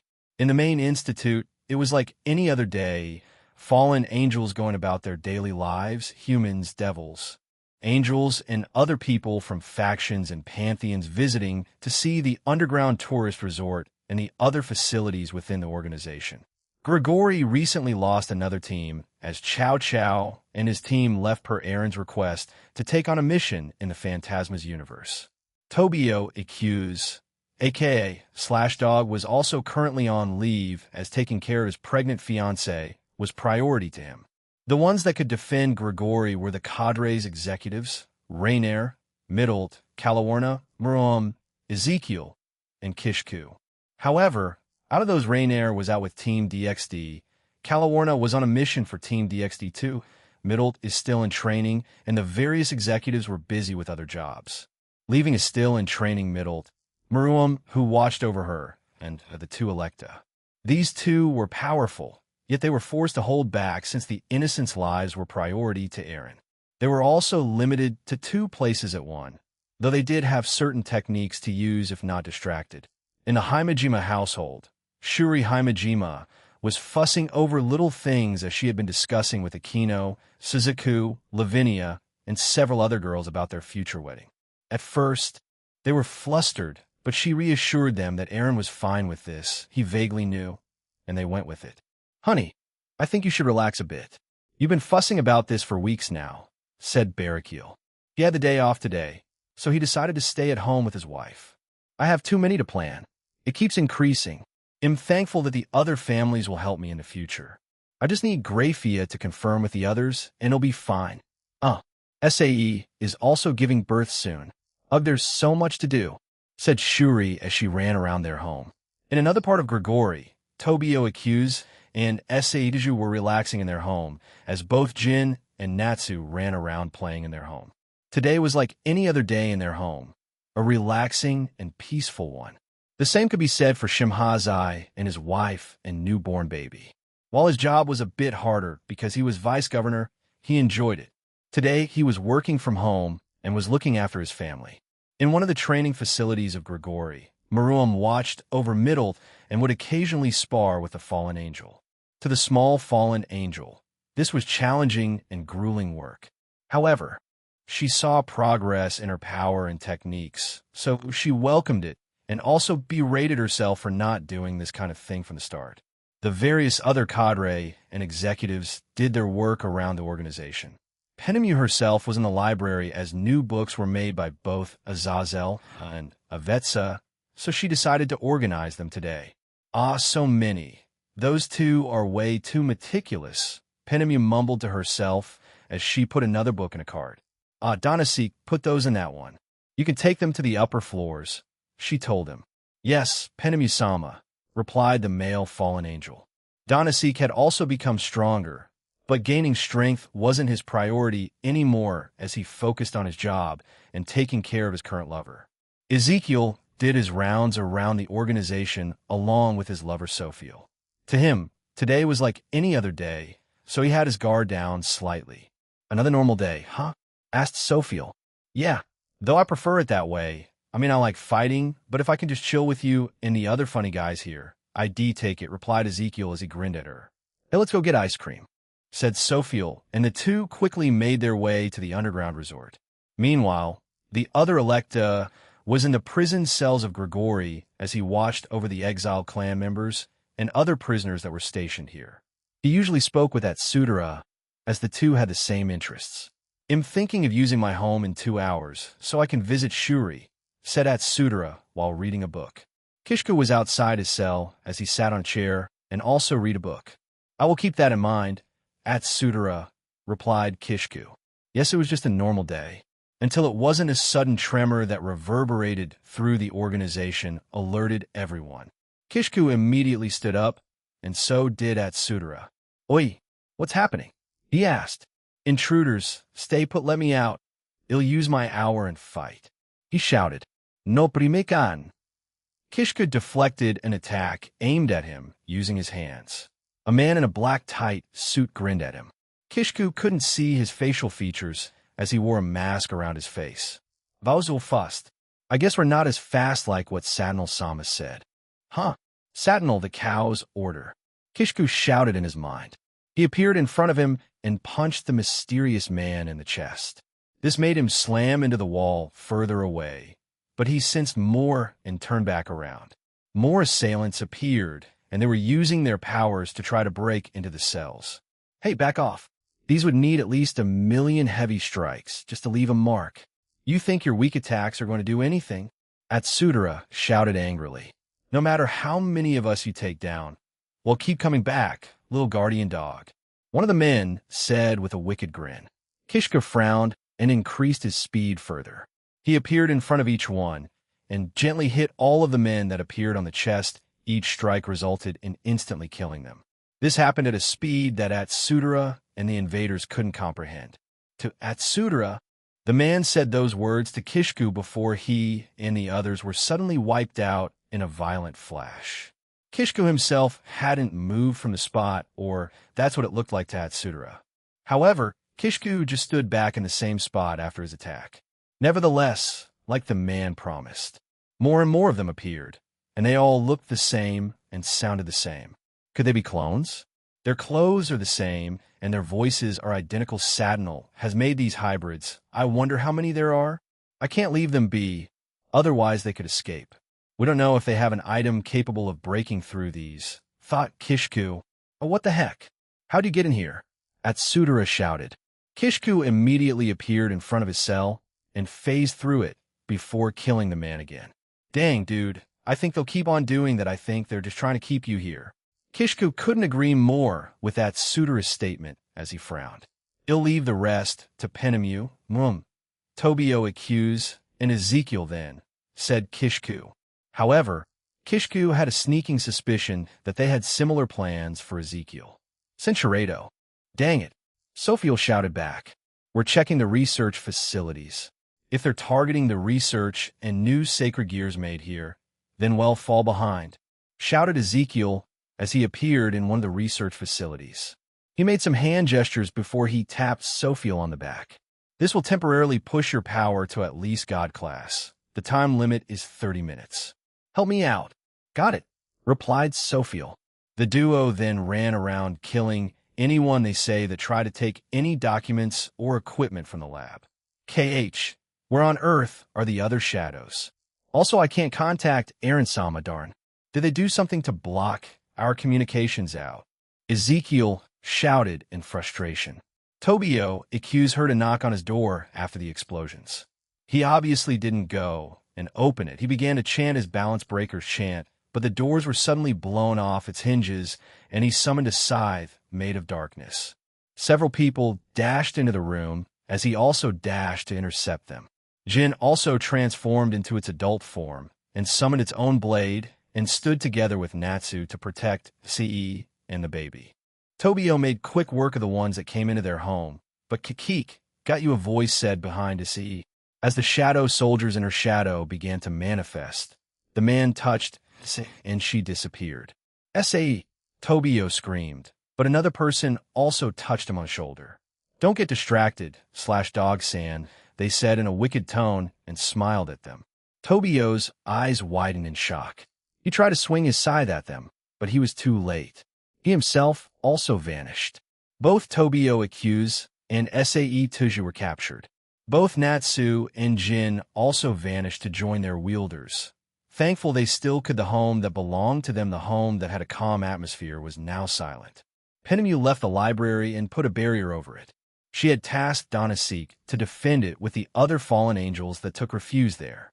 As she flew around the organization, she saw many other fallen angels defending themselves. Finally, she arrived by one of the training facilities as she sensed Middle's presence there. She burst into the room and immediately fired several light spears that homed into their targets. Maruam and Middle had already killed many of them. But Penemu finished them off. Penemu-sama. Middle called out to her. Maruam-chan, Middle, are you two okay? She asked, and they nodded.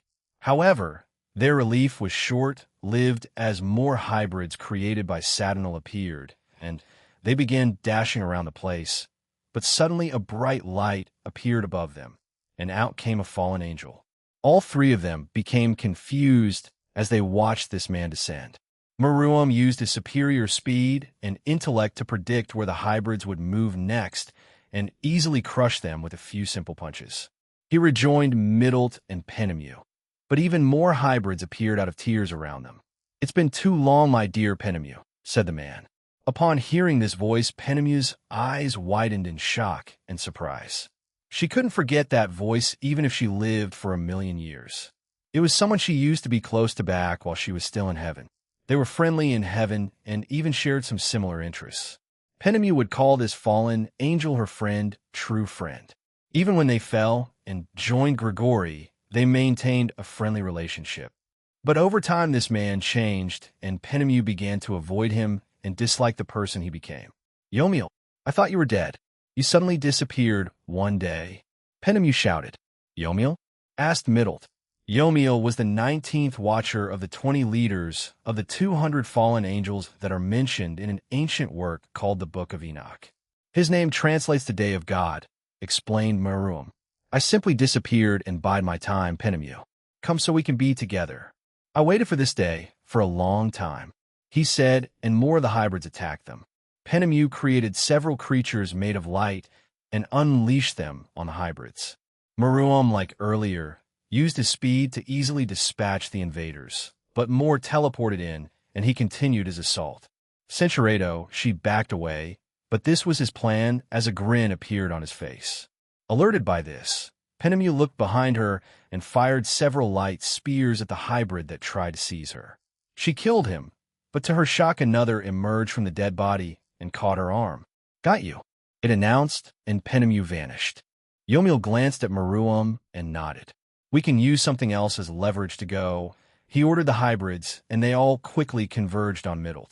Middle tried her best to defend herself, but she was quickly overwhelmed. But Maruam increased his power further and killed them all.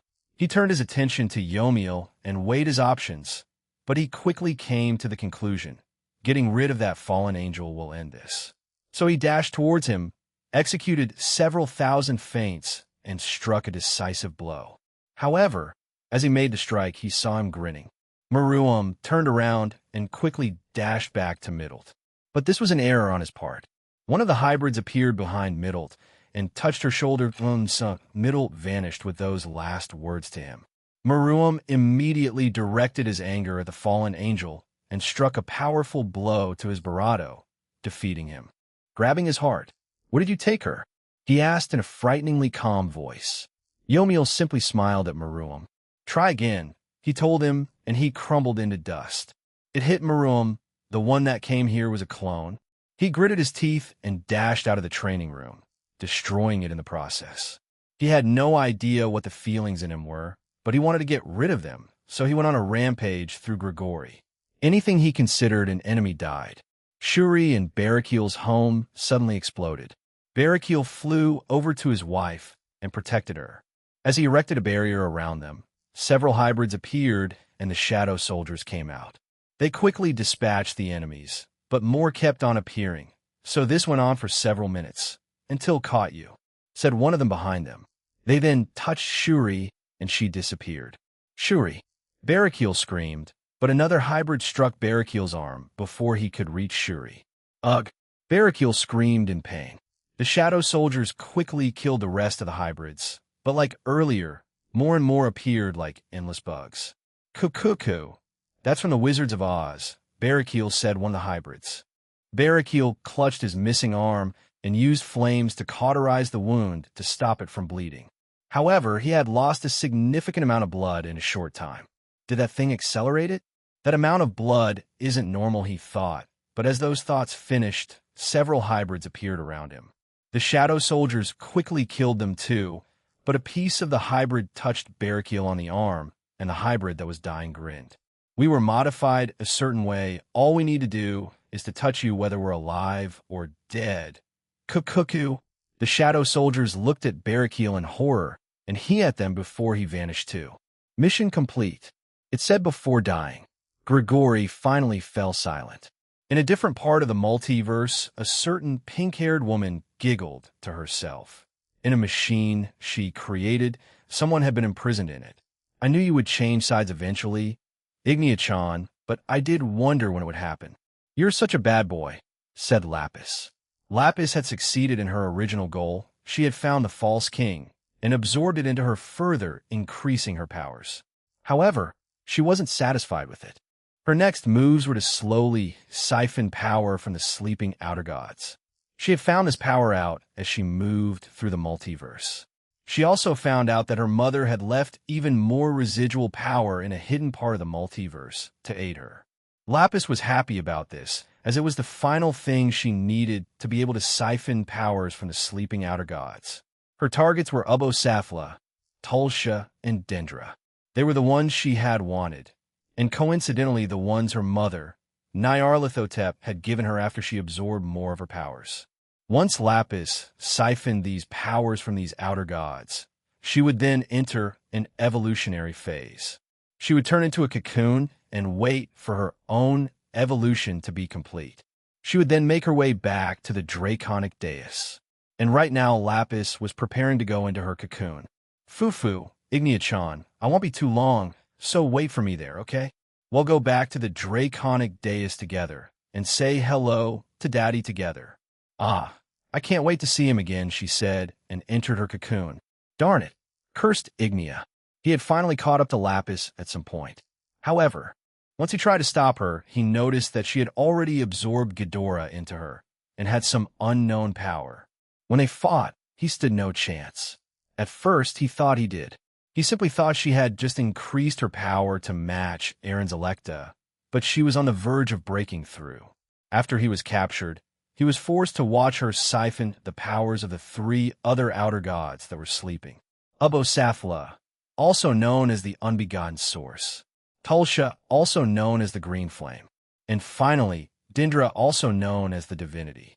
While these weren't direct offspring of Azathoth, Nyarlathotep chose them because when combined, their powers would be enough to create a new outer god in her mind. She had nothing to back that claim up, but luckily for her, it would work. Darn it. I can't contact Father. What in the world did she do to me? I can still use my powers, but she's too powerful for me to break this stupid cage and its bindings. Ignia started to punch the cage that he was in with his full powers. The multiverse shook, but his attacks did not even make a dent in his cage. I feel like a blasted parrot.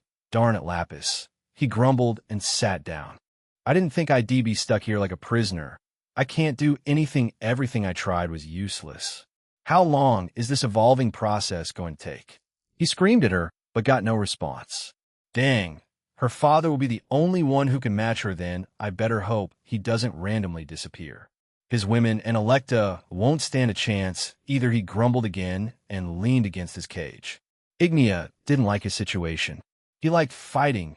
While he holds back in certain fights he gets into because he respects certain enemies, the others, who act like lousy, arrogant pricks and wannabe anime protagonists, he kills them without batting an eye. Jean's skyward soliloquy, and that's it, said Shemhazai. I see, thank you, Shemhazai. I told him and thought about what he had just told us. They had used new hybrids that kept on spawning in and had very high speed. It sounded like it was their only strength, pure speed. It was like a bunch of flashes just constantly running at you with one goal in mind. To touch you and transport you somewhere, but that somewhere. Where could it be? As the ones in Grigori recounted what had happened, a few people in the room were quite pissed off, to put it bluntly. Aquino didn't hide it. Asia was also angry, but she mostly showed it by silently crying. Lavinia was also angry as she had that look, the same with Suzuku. However, she was the calmest out of them as her expression didn't change, unlike earlier. The first thing we should do is find out where they took them to. Unless we find a clue, it'll be impossible to find them, I said to them. Just then, a magic circle appeared, and two people stepped out of it, Lu Fei and Calantha Vordenberg. However, it didn't stop there, as a small light left me too, and Kuntuar appeared beside me. I finished analyzing the crystals, said Kuntuar. We found where the last 3 crystals are, and we found a few people over there too, shouted Calantha. Both women stared at each other, and they nodded. It's in a place called Tekduin, shouted Calantha. Tekduin, the House of Dawn and the House of the Dark One. It's the Irish equivalent of the underworld hell. I believe Don, the god of the dead, is from there. Otherwise, it's Ed, the Irish god of the underworld, I told them. However, I didn't expect them to hide down there in my birth country. Is this Rizavim's way of mocking me? Yes, I also found out that the last 3 crystals have been moved there. However, they haven't been activated yet, but all 4 need to be activated in order to attract the Death King here, explained Kuntuar. Valasama and the rest are there. They're waiting for you to come, added Lu Fei. We can talk about details and things like that another time. We have people to rescue and asses to kick. Time to start our counterattack, I shouted, and the rest joined in. This time, we're the ones annihilating them. After our strategy meeting concluded, everyone got ready. In around 5 minutes, we would leave. Essentially, my team would go confront Rizavim, Diehauser, and whoever else was with them. The rest would pave a path for us and be the diversionary unit. The Stalwarder will also join, along with Aurelia, Sharon, Shala, and Celine. The rest of Team DXD would also join in the diversionary unit and hunt down anyone else there. Thanks to the Vala team, we know that tens of thousands of mass-produced evil dragons will be there, completed battle gods, evil dragon clones, the original Niger, cryptids, divine beasts, and others. Lu Fei said she saw some mechanical beings, as well as those phantom shadow things. So I assume that the Eevee and Phantasma are also participating in this operation. As to where they would be, I didn't know. Of course, I can assume that the Fallen Angel faction will also be part of this. I did wonder if Shazakeel would be part of it. If so, Gabriel will meet her again today. If not, then shall fight her another day, Aaron. I will use the sealing technique in that realm. I will have Latia's and Shala's assistance, Rose said to me as she came over and joined me. Yeah, thanks Iapper, she cut me off by kissing me. This was the first time that Rose had been on the aggressive side. Well, get them back, she told me before giving me another peck and leaving. I watched her leave and sighed. I have to thank Vala for this. His random adventures led to us discovering one of their hideouts. I didn't think they would use my country as one of their hideouts. It was ballsy. I didn't anticipate it. In a way, cliché, but it works, so I guess clichés sometimes work in the end, huh? My personal team, the ones confronting Rizavim directly, are Lavinia, Asia, Dinu, Suzuko, Aquino, and I. Everyone else that will provide us support, there were more that wanted to join us, but we had to keep our group small. Aaron-sama, I wanted to apologize, said Ravel as she came over to me with the help of Graphia. I forbade her from participating. She just got out of an ordeal, and I didn't want to stress her out more. So she's staying here with the Pleiades. Ravel, I reached out and stroked her head. Rest up. Leave this to the rest of Team DXD. Who knows, whatever happens after this, we may need your help more on that. Okay, I will. Please win and get Shuri-sama and Barakil-sama, as well everyone else, she told us. Yeah, we will, I replied before I walked over to Luffy and Calantha. It'll help you with teleporting everyone over there. Luffy. Yes, Aaron-sama, she replied, and I signaled for everyone to join us in the training facility. Once in there, we got ready for this operation. Haru, Yuru, and Medusa weren't participating. I wasn't confident enough in them to join this. They were frustrated, but accepted my decision in the end. Let's go Tech doing. Once we arrived, what was in front of us was anything but a nightmare. The scenery in front of us was more akin to a fantasy setting in a game or novel. There was one main island.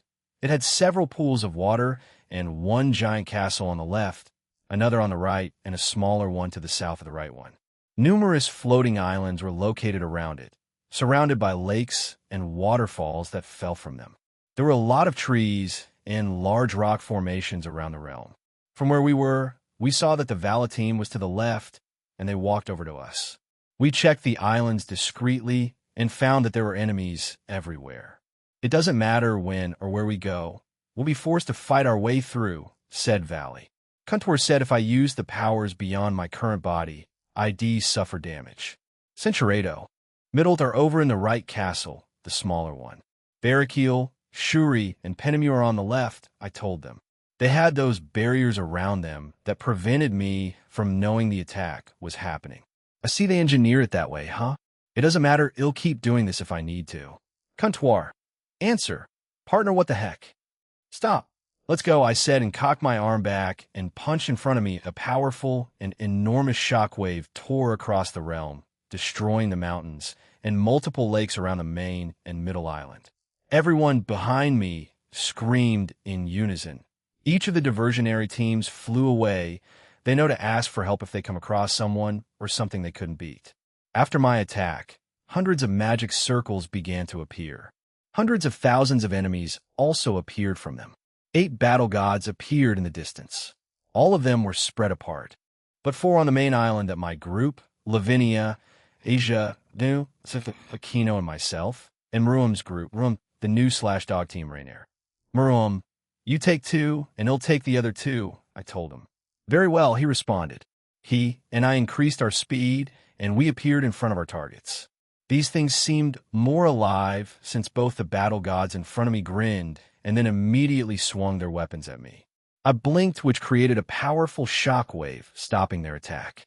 They were clearly surprised by this and brought my right arm back. I don't have time for you. I need to get my parents and Penemu, I told them and punched the battle god in front of me.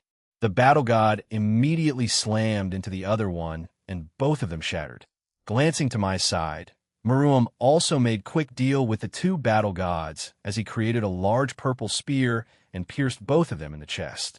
He then followed it up by sending a powerful barrage of punches at one battle god and millions of key bullets at the other, ending their lives. Our groups finally split off, my going left, while Maruam's went right. Third-person point of view mass-produced evil dragons covered the clear blue skies of Tech Duin.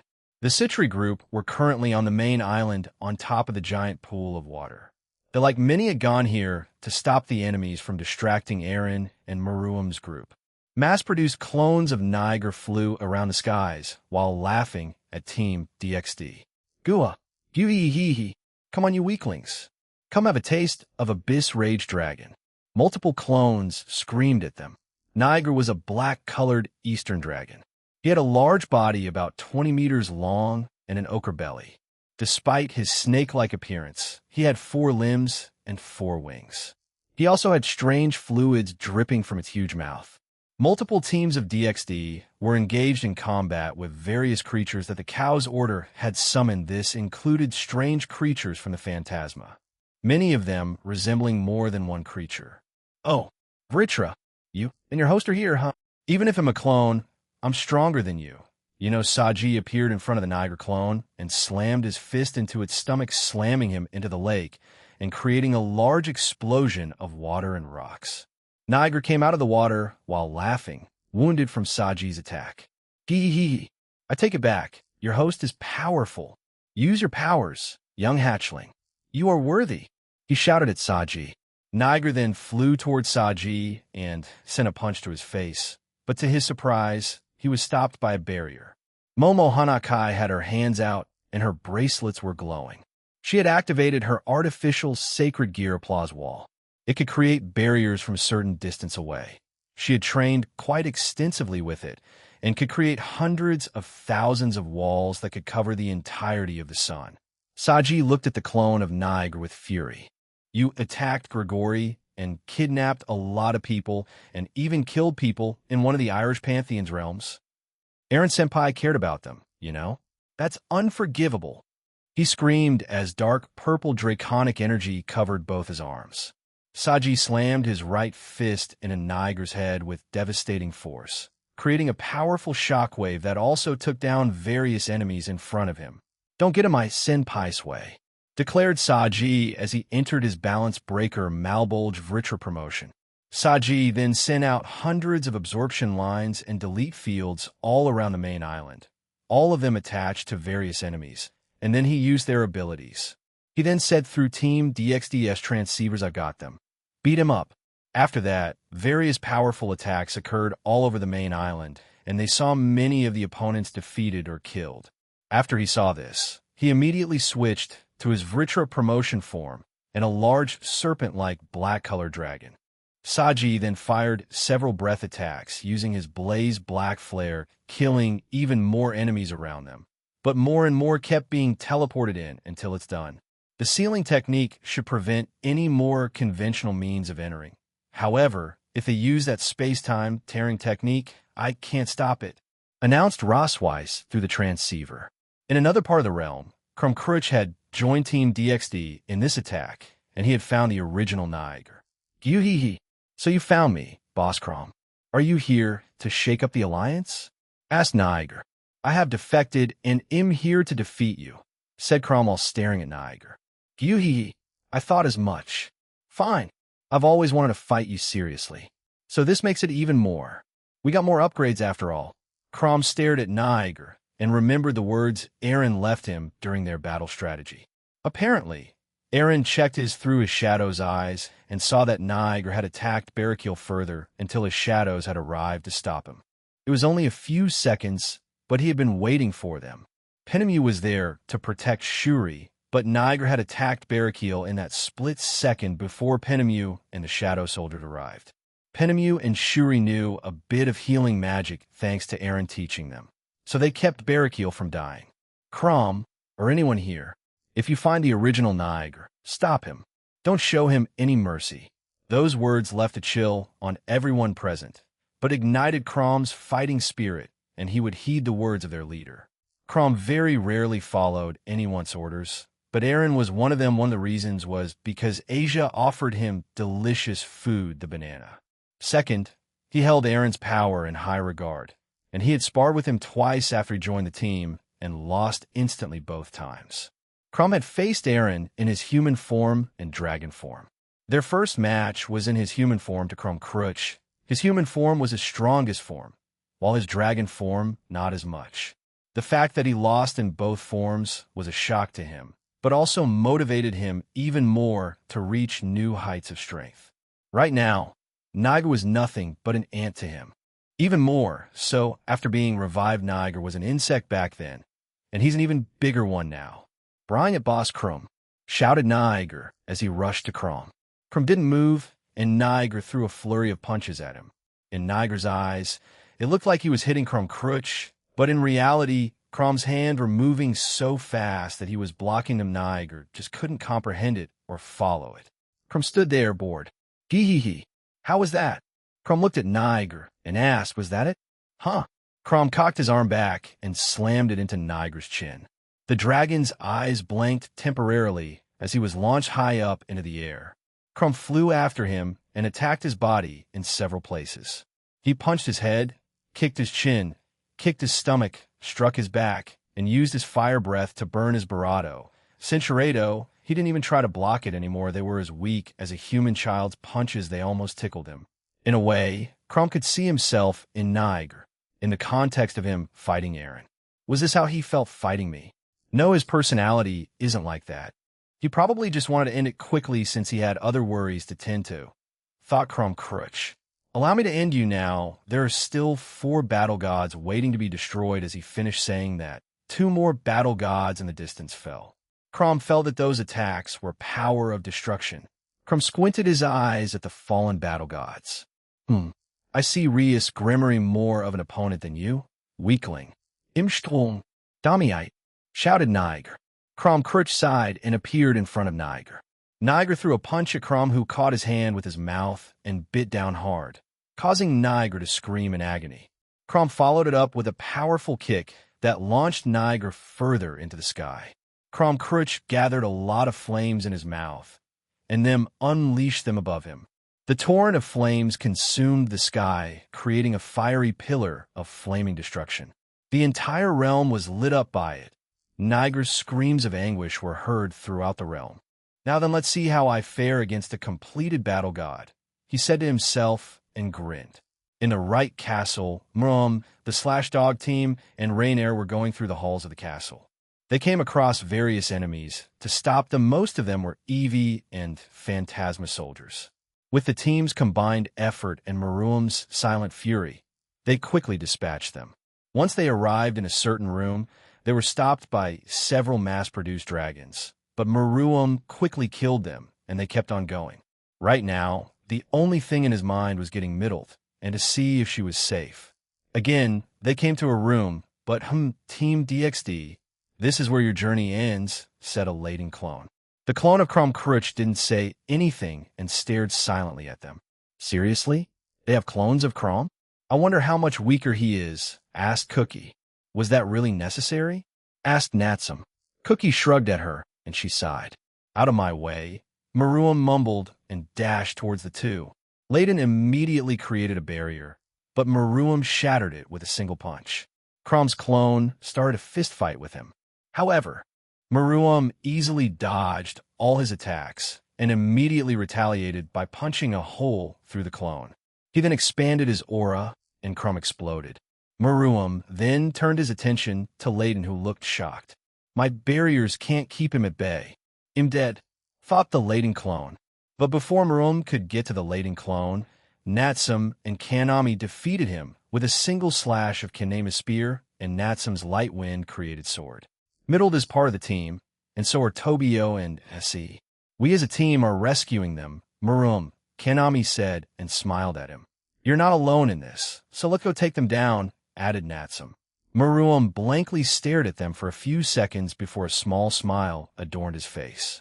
Yes, you are correct. Let's get our teammates back, he replied, and they continued on their journey through the castle. Camaraderie, friends, is this what you sought after? Father? Thought Maruam as he watched Kanema's and Natsum's back as they ran through several rooms, eventually reaching the Barato. You guys, shouted Tobio. We can't get out of this cage. I think it's tied to that guy's life. Killing him is the only way, he told them while pointing at their final target. Emramson muttered middled as the two of them stared at each other. In front of all of them was a robotic creature. It was hunched over and had a mix of mechanical parts and bones. Its rib cage was clearly visible, and certain bones on its body could be seen, including the skull, legs, and hands. Cinchuredo, said the mechanical god before it lunged towards them.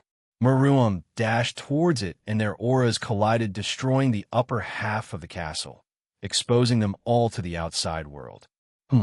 That thing is one of the atrocity fanatics of the Eevee faction. It's called Pimiadu. I'm a clone of Apophis. One of the evil dragons, said the young man. Apophis was a legendary evil dragon, also known as the Eclipse Dragon and the Primal Eclipse Dragon. I'll take you on then. Kanami shouted and summoned her true Longinus and activated her balance breaker. Come, Holy Spear and Flames Wielder, said Apophis. Maruam and Pimiada's fight had left the castle, and they were clashing all over the realm of Tech-Duin.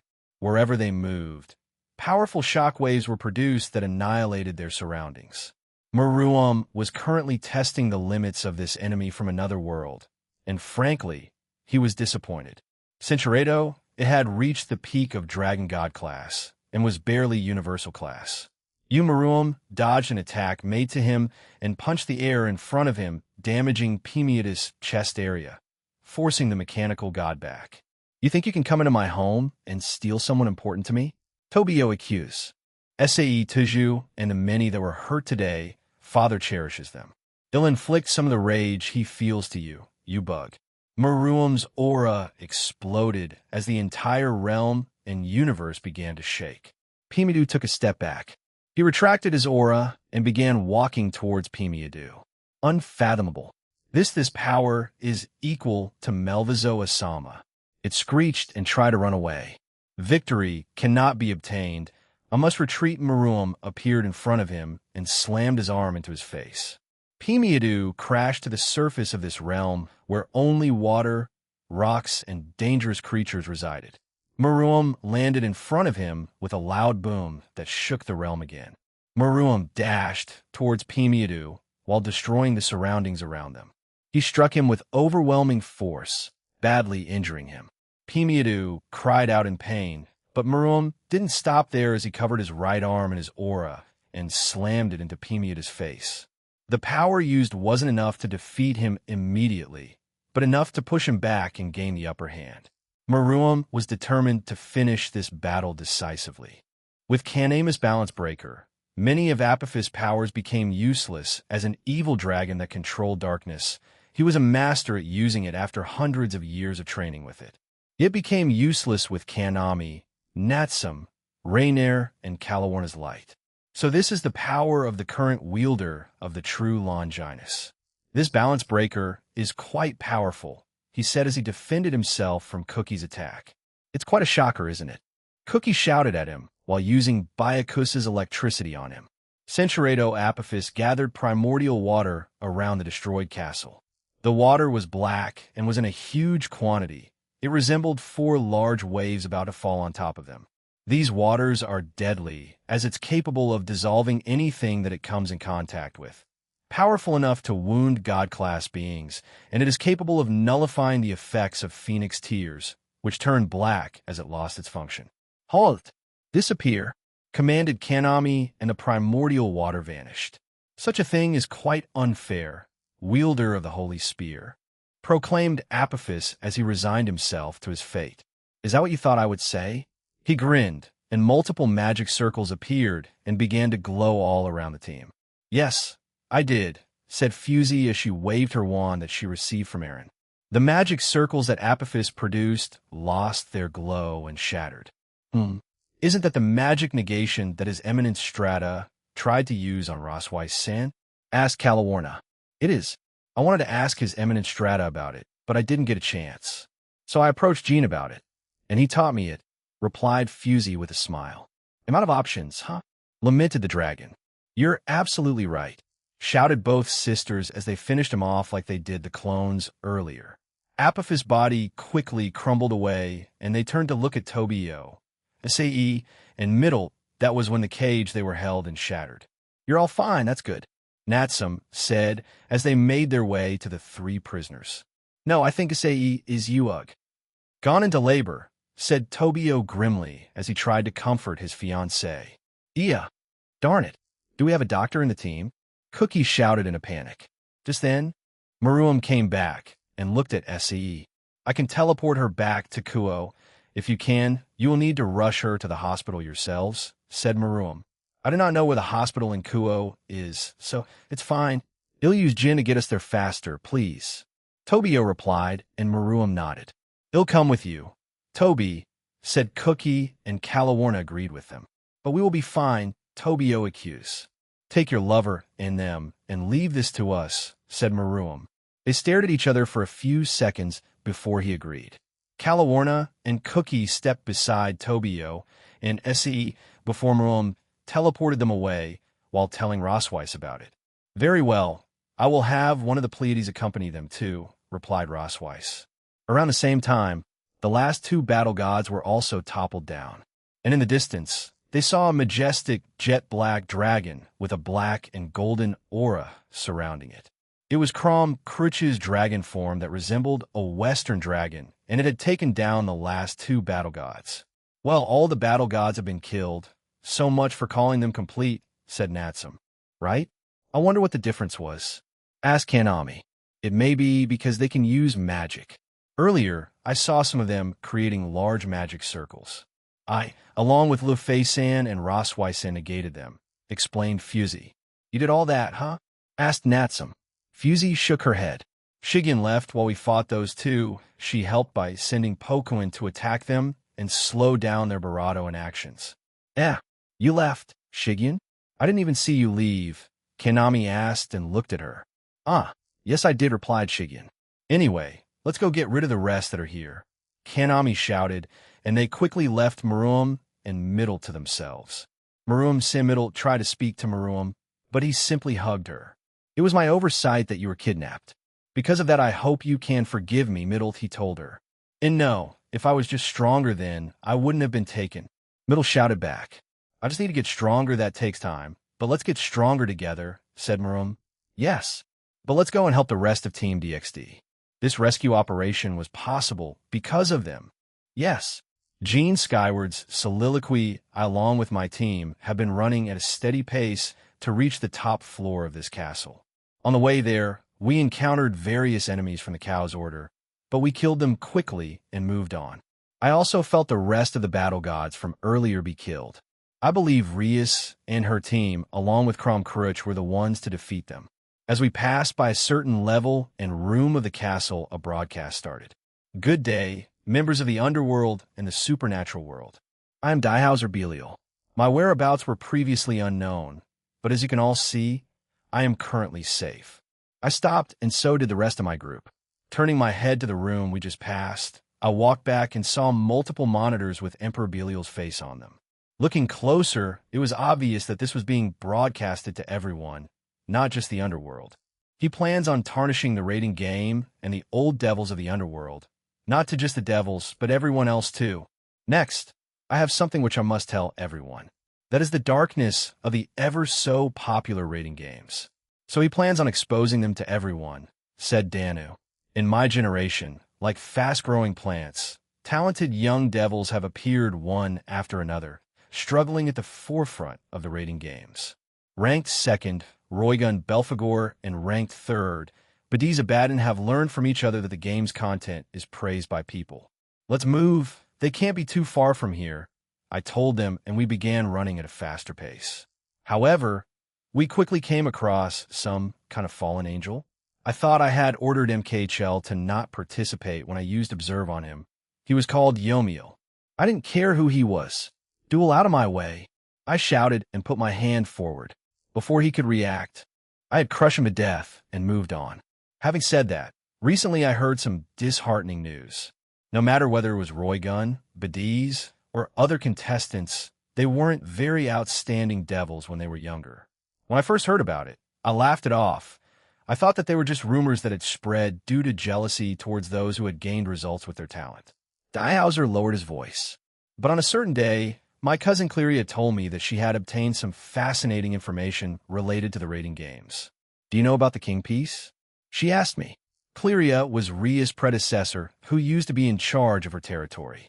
During the era when the three factions were hostile to each other, she was the woman who had fallen in love with a human man, and in the end, she was tragically killed by the higher-ups of the underworld. I simply replied, that's nothing more than an urban legend. Those are words I've come to regret. But she continued, "In the region of Japan that I've been appointed to, Satan Ajuka, Beelzebub's hideout, is nearby," she said. It was quite popular among the people close to Ajuka-sama, especially due to his interests over there. However, I admonished her and told her, don't bother the Satans. No matter what, don't carelessly approach that place, all right? But having heard stories about contestants and the higher-ups from me since she was young, she was highly interested in it and began to collect information about Olone. But the more she investigated into it, she eventually came to a dead end. Cleria believed that there was definitely something big behind all of it, he said in a sorrowful voice. She just because of some silly little story of mine was killed.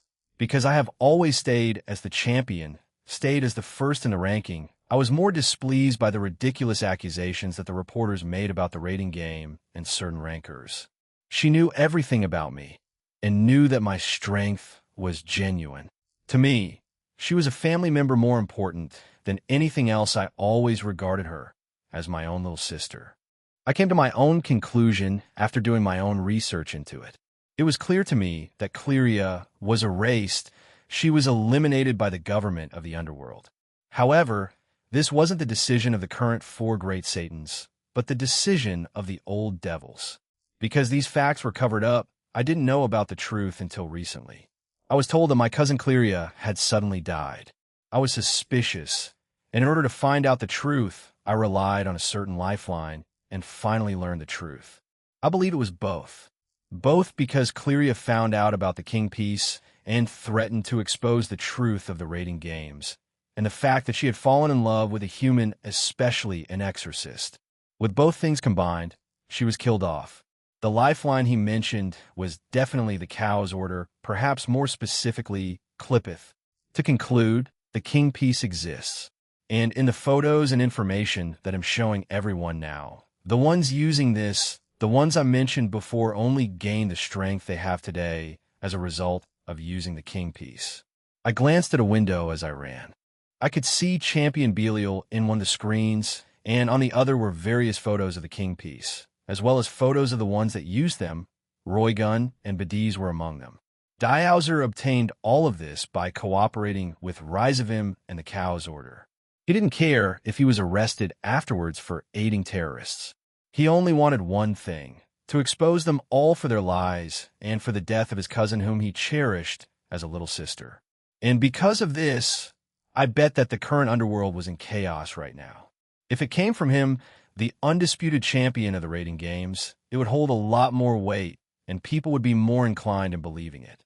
Dihauser then told them about the specifics of the King Piece, the things we recently learned about from Ajuka. I and my group quietly continued to advance through the castle, killing anything in our way. In truth, I supported him doing this. That's why I was slowing down a bit to let him finish his broadcast. Finally, as we were about to reach the final floor and room, the broadcast ended. When my group stepped into the room, Emperor Belial turned around and looked at me with a sorrowful expression. To his right was some kind of cage, and Shuri, Penemu, and an injured Barakiel were in it. As soon as they saw us, relief washed over their faces.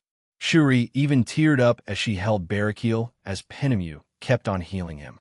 I can only assume that Dihauser used his worthless ability on Penemu any time she tried to break out those bars. That cage, I could feel it tied to something as well as having anti-magic properties.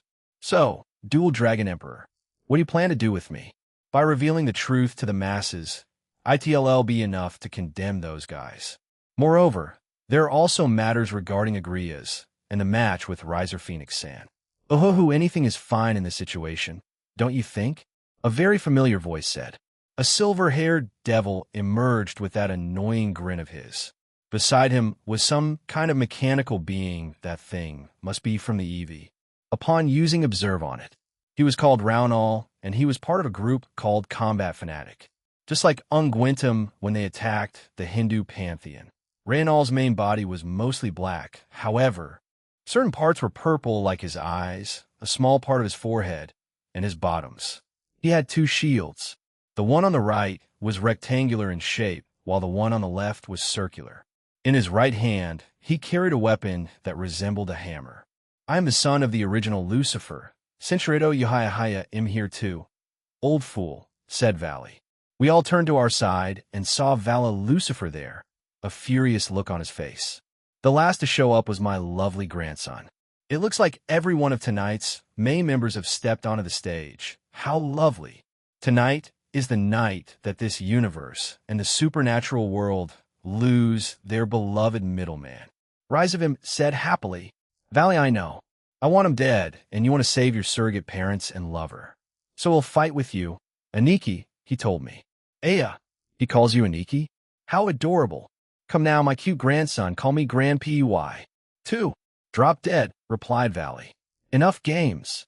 Vala shouted and entered his Imperio Juggernaut overdrive and flew towards Ryzavim. Vala tried to hit Ryzavim, but the old devil jumped around like a little girl playing jump rope and avoided his attacks. This just further pissed off Valley. Ryzavim put his hand out and used his sacred gear, Canceller, on Valley, instantly dismissing his armor, much to the latter's shock. Take this super devil punch, said Ryzavim in a sing-song-like manner before slamming his fist into Vala's face. Valley was launched away, but Lavinia moved over to catch him and angrily looked at Ryzavim. She then summoned her ice dolls and ordered them to attack him. But like earlier, he simply pointed his fingers at them and they vanished. It doesn't matter if I evolved or upgraded them as long as they're sacred gears. He can cancel them anytime he wants. Huh? I thought and looked at the others with me. Aquino and Suzuka launched holy lightning and flames towards them. But this time the champion, Dihauser Belial, put his hand out and invalidated both of their attacks. Valley, who had recovered himself, summoned his bat wings and flew right back at Ryzavim. I'm not done, you pile of ack. Valley was again punched by Ryzavim after Worthless was used on his demonic powers. This was a powerful combination, the sacred gear, Canceller, and Worthless. Is this one of the reasons he wanted Ryzavim by his side? Aquino and Suzaku appeared beside Ryzavim and Dihauser. I see. If magic attacks, abilities, and sacred gears won't work, then brute forcing it would just do. But as soon as both their fists were about to reach both devils, two shields appeared in front of them, blocking the attacks. Danu this time created several roots and attacked Raunal. However, just like before, Dihauser's Worthless invalidated her attack. They had the perfect defense, but this realm can disappear. It's not needed. I told them, and they increased their punch's powers to the point it shattered the shield made by Raunal, and their fists slammed into both Dihauser and Ryzavim's stomach, much to their surprise. Once that was done, Vala flew back and slammed his knee into Ryzavim's neck, but the man wasn't bothered by it. He grabbed Vala's leg and broke it, causing him to scream in pain. Vulcan. Lavinia screamed and used magic to attack Ryzavim. But Dihauser again invalidated the attacks, and the ice and snow attacks Lavinia fired at the both of them with his sacred gear Canceller. Vala was punched in the face by Ryzavim, and he was thrown back to us. I caught him and healed him up. I put him to the side and held my arm out. Leave it to me. It won't be quick, 'cause I'll make him pay. I slowly walked towards them, slowly letting out my animosity. The two of them finally recovered and stood back up. Yohaya. Finally, the man of the hour makes his move. What are you going to do? Use your sacred gears? Your overwhelming power as an outer god. Shut up. I appeared in front of Ryzavim, and the champion tried to use his Worthless on me. However, he has to understand the properties of whatever he tries to invalidate, so his Worthless didn't work on me. I didn't have anything against the champion, so I glanced at him before backhanding him, making him crash into the wall. I cocked my arm back and sent a punch towards Ryzavim. Both shields made by Raunal appeared in front of me, but I again destroy it while also applying piercing strike to my punch. After my fist landed in the middle of his torso, he collapsed with a critical wound, but I didn't feel satisfied with that. I wanted this asshole to suffer, and whoever else was responsible for both attacks, he was my prime target. So I instantly brought him back to life. I again attacked him. A simple kick to the face, knocking him out completely, but at the same time, the force I used destroyed everything around us, including the castle's final floor and the surrounding area to my left, as the shockwave created by my kick was powerful enough to do that. Again, I revived him. Ryzavim only had a grin on him, though. Yuhaya. All those nightmares, all those deaths in my dreams. I am used to death, Jin-chan. You can't traumatize me anymore, Yuhaya, he said in joyful glee. I pushed him back again. Raunal caught him, and he stumbled. I had been keeping it in since I found out about the attack. I also wanted to lose my cool back there, but I had to be mature, I had to be calm about it. As the leader of Team DXD, I had to set an example for them and not act rashly or immaturely. But I still understood their anger and frustration when I found out. It was amplified even more once I saw the amount of death in Ireland. Nessa and her family. Miss Susanna, and everyone else who lost their lives, everyone in Grigori, Shemhazai, several others, the burden I put on Kishku and Ezekiel, and also Barakiel being injured and Middle being kidnapped. In a way, it was my fault, so I looked back at Rizavim before I unleashed everything I had on him. In an instant, an amalgamation of colorful auras engulfed my body and swirled around me. Everything around me started to distort and break. It'll erase you from this timeline, and as many others as I can find. Rise of him, I promise you that. I declared and took another step towards him. Yuhi-hey-heya. That's it. That's what an outer god should be, Jin-chan. Yuhi-heya. That's how it's supposed to be, just like what Fumara and Lapis said. They're the embodiment of chaos and destruction. Let me help you. He shouted and pointed his hand at me. Was he planning to use his sacred gear canceller? That would be useless. But some kind of black-yellow light erupted from beneath me and devoured me. This is the Lucifer clan's ability, the demonic brilliance of evil light, shouted Rise of him as he howled into the sky of Tech Duin. My vision of him became covered by my own aura and his demonic brilliance of evil light, and eventually I couldn't see anything in front of me. However, soon after his attack vanished, and I retracted my aura, but where am I? It felt like I was back in my dream world, but I certainly wasn't dreaming. Everything is for our family, said a voice. I turned to it and my eyes widened. It was a man and a woman along with two older people, a man and a woman. Yes, I understand, father, replied the young man. Beside him was a younger version of my mother. She was also bowing towards the older two. This business has been in our family for many generations. I trust that my one and only son will successfully inherit it and make it prosper even more. Do I make myself clear? Said the older man. Of course, father. I have been hard at work all my life. I won't tarnish our name, replied the man. I think he was my dad. He had short black hair, blue eyes, and wore a black business suit. The scene changed to a different place. Neither my dad nor mom looked happy, especially my mom. This is an arranged marriage. I hold no romantic affection for you, but you were chosen by my parents, so you must be suitable for me in some capacity. We will try for a child as soon as possible. Do I make myself clear? Said my dad sternly. With a sad and defeated look on her face, my mother nodded. Yes, of course. My mom didn't look happy, so their marriage, like I suspected, was an arranged one. Huh? No, my dad and mom didn't hide it at all. I think the scene changed again, and this time my dad was throwing a bunch of things around their home. He was clearly angry about something. I have sacrificed everything in my life, my childhood, my youth, my love life, to follow my father's wishes. Yet I cannot fulfill such a trivial and simply one. He roared at my mom, who recoiled in sadness and disgust. Just like I promised him, I made this family business prosper. We are billionaires, the richest in the whole of Europe and Eurasia. I am the fifth richest man in the world. We are widely known throughout the world. If I can't even have an heir, what's the point of anything? Are you just infertile? He screamed and threw the photo of them to the ground. I don't know, we've tried many times, but the baby, this is the fifth time. I have myself tested. It's certainly not me. It has to be you. Did you even go get yourself checked like I told you to? He asked angrily. My mom shook her head sadly. Oh my gosh. It's a simple test, you idiot. Once we find out it's you, we can make arrangements. My companies have made advancements to make people like you fertile. Go get that test already. My mom ran out of the room in tears as my own hatred for him grew. I didn't know this part of their history, but seeing it really made me feel very bitter towards him. From the time I knew him, he was mostly indifferent to me. No, he just had expectations of me. Expectations I didn't care for. But at the same time, I didn't know what kind of expectations he had for my supposed grandfather, as the man also looked very strict. I doubt my own father had a very happy childhood. Perhaps he was also suffering.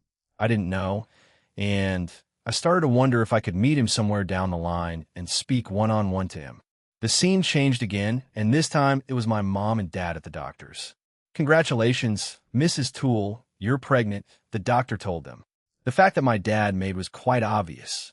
It basically said, finally. My mom, on the other hand, seemed very tired and defeated. She simply thanked the doctor and showed him a fake smile. However, the doctor saw through this but didn't know if he should say something. "Aren't you glad, Royson? We can finally have a baby," said my dad in a fake happy voice. "Why, yes, dear, I'm glad," replied my mom. "Now, Mr. and Mrs. Toole, this new treatment that your company has produced over the last years has had some controversies, but I'd like to tell you some of the reported findings in them," said the doctor. "Hold on a second, doctor. I don't want my wife to hear this. Can we send her out?" he asked. The doctor looked at my mom and then back at my dad and nodded. A nurse came to get her, and they left. I didn't want to hear what they would talk about, so I followed my mom. She sat in a lonely white room and felt her belly. "Can I even love you in the future? I hate that man, I hate that family. And I hate mine. Will I ever be happy in this world?" she asked herself in a whisper.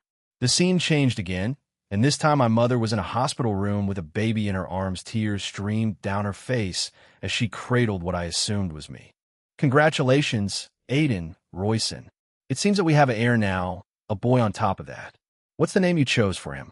asked a man in professional attire. "Aiden Toole, the name of my father, right? That's his name." He looked at the man and then back at Mom. "My wife insisted on being able to name the child, so I left it to her," he answered the man, so everyone turned to my mom. "Aaron, that's his name, Aaron Toole, my sweet baby boy," she muttered and kissed the baby's forehead. "You heard her. It's called Aaron," said my dad. "Did he really just call me it?" "Jesus Christ, man," I muttered and frowned at him. My father and that man, along with the rest of the hospital staff, left the room. My mom and I were left to ourselves, and I watched on. "I take back what I said to you a year back. I definitely love you, and I'll do my best to protect you from that man," she whispered to the baby and gently cradled him. "Even if the whole world turns their back on you, Mommy will be by your side. I promise to do my best for you," she added and silently cried. Baby me silently stared at him and reached up and touched her face, which made my mom cry even more. I felt my own chest burn as I watched that scene. I didn't remember much, but the sincerity of those words made me believe them, and I felt terrible for my own mom just watching all that. She had to endure all of it by herself.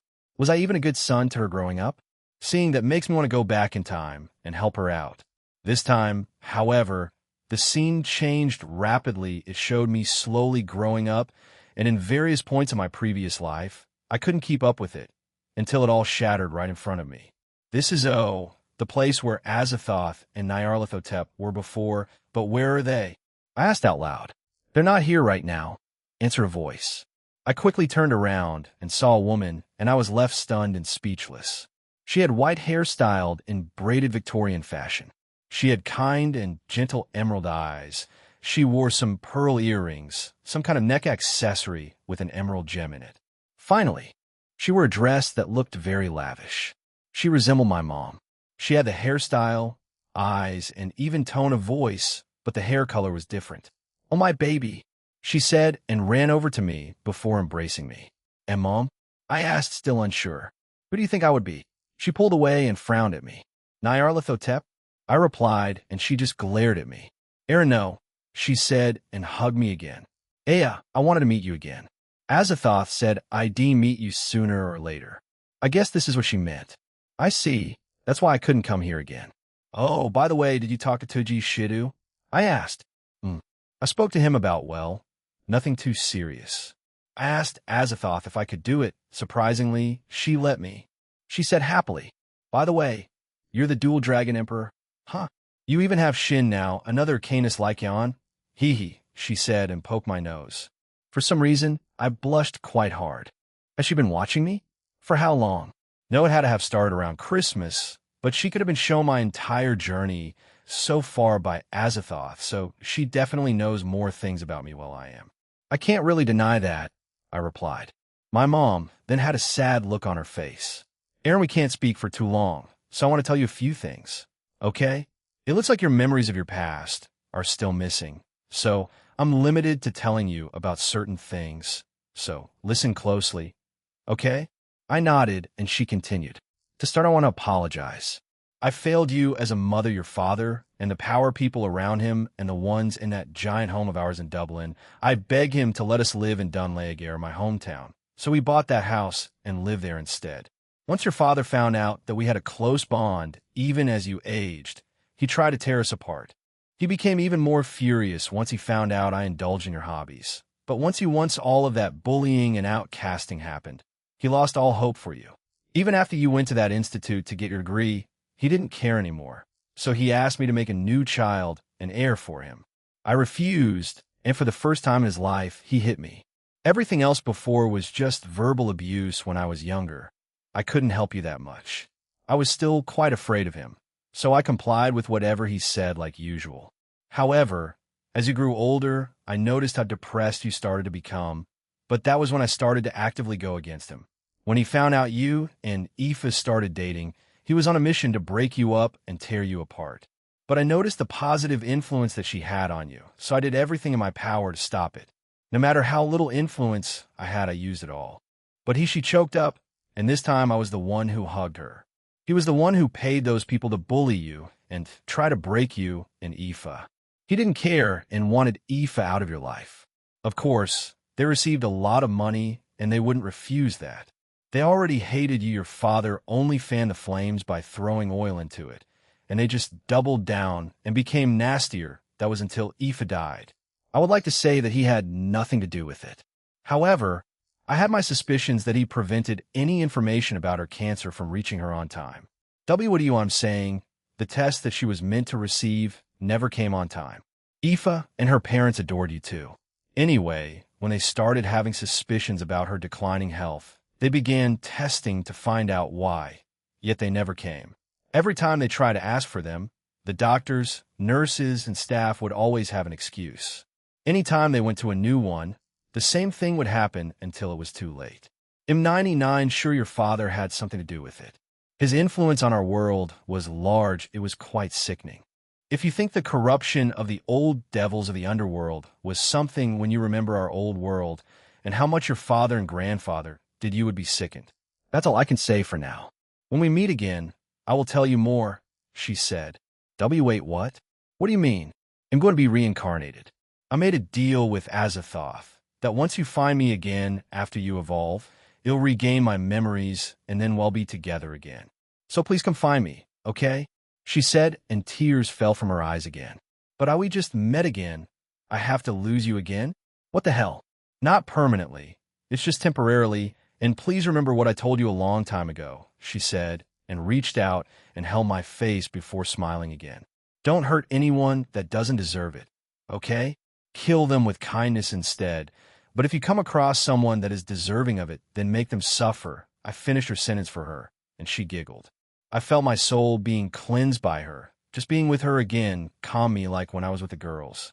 She smiled at me one last time and kissed me on the forehead.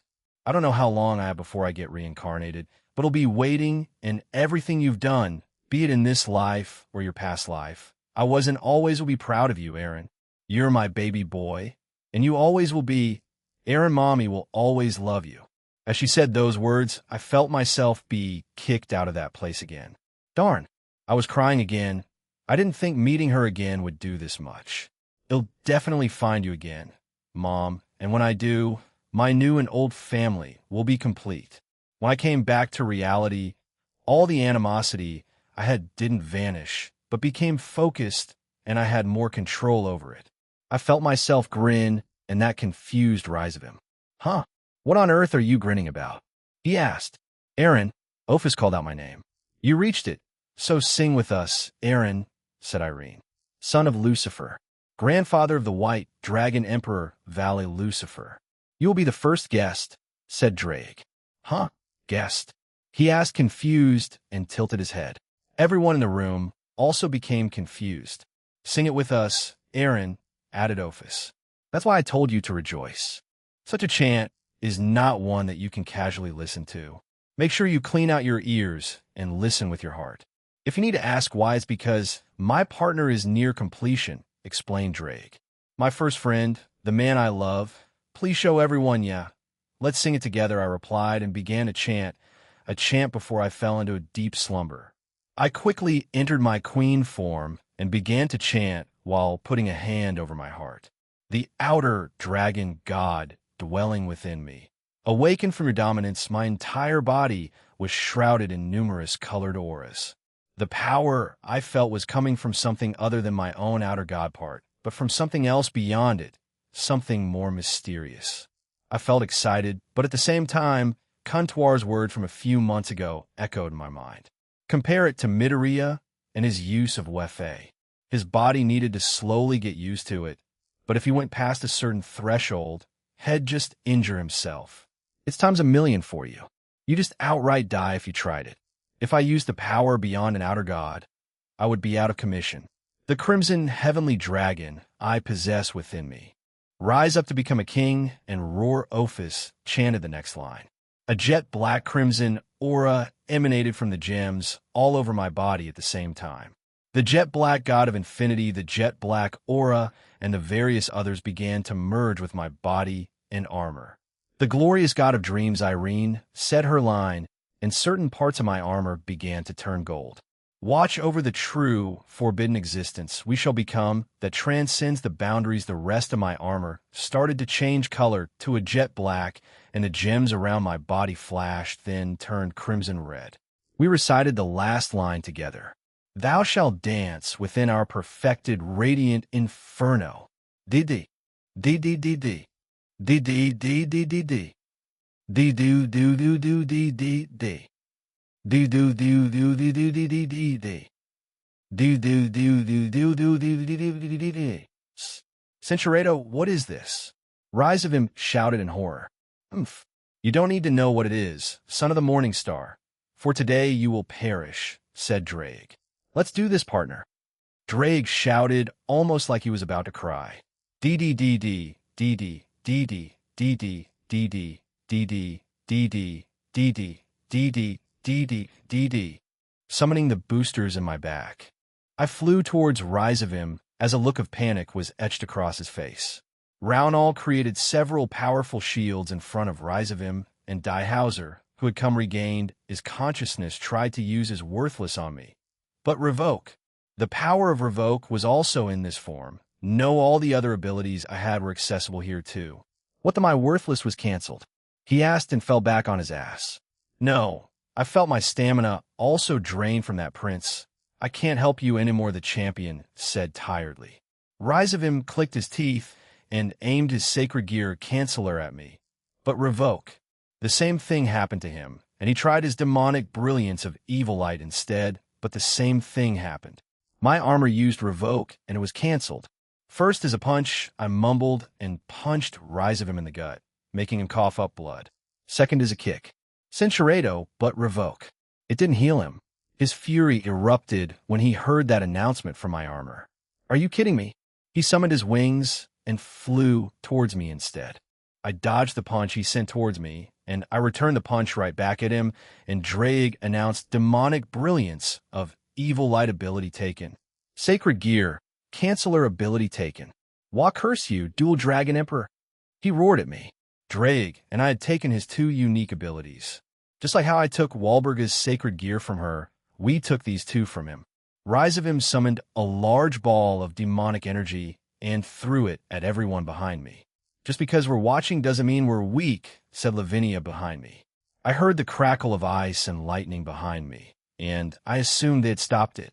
Darn you, darn you, darn you. If that's the case, I'm going to escape. He shouted at us and began to laugh. But as he tried to teleport away, it didn't work. Why won't it work? I arrived in front of him again and punched and kicked him, and then finished it by giving him an uppercut. Because we already accounted for that and cut it off, I told him. I punched the air in front of me and slammed Rise of him further into the sky. I turned back to Valley as the cannons around my armor began to charge. Valley, you're going to be blasted a certain distance. I won't kill him. He'll let my little brother have the honors. He stared at me in shock, but quickly grinned. I turned back to Rise of him and fed the cannons more of my power. All of you accompany me till the end. Of course. And it, Aaron, said Rudra. Blast him away. My mother screamed. Dee-dee, dee-dee, dee-dee, dee-dee, dee-dee, dee-dee, dee-dee, dee-dee, dee-dee, dee-dee, dee-dee, dee-dee. Blew away. I screamed. Blaster. Along with my voice, A thick and powerful beam of draconic aura with an amalgamation of colors blasted through my four cannons and boomed through the skies of Tech-Duin. All the while, Rise of him laughed at his own demise. I can't be defeated like this, he muttered before being blasted away.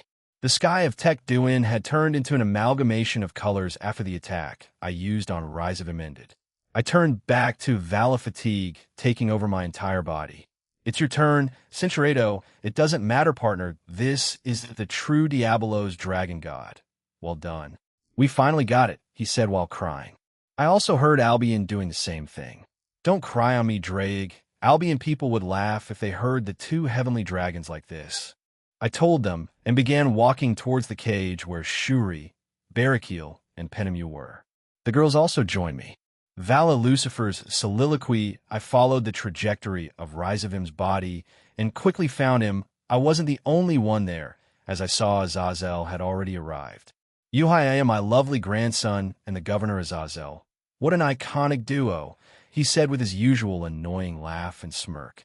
He couldn't even move his body anymore. Shut your mouth, I told him and stood over him. Vala, was this your doing? Azazel asked me. Of course not. Are you trying to start a fight or something? I asked and glared at him. He held his hands up and laughed. I'm joking. I know that an absurd amount of power came from Jean. First the pillar, and then whatever that blast was. How about one last family hug before you kill me, my dear grandson? Rise of him asked with a smirk. In a different meeting of Team DXD, Aniki warned us that if we take down Rise of him, it might unleash Trihexa onto the world. However, he defeated him earlier and revived him. Yet nothing happened.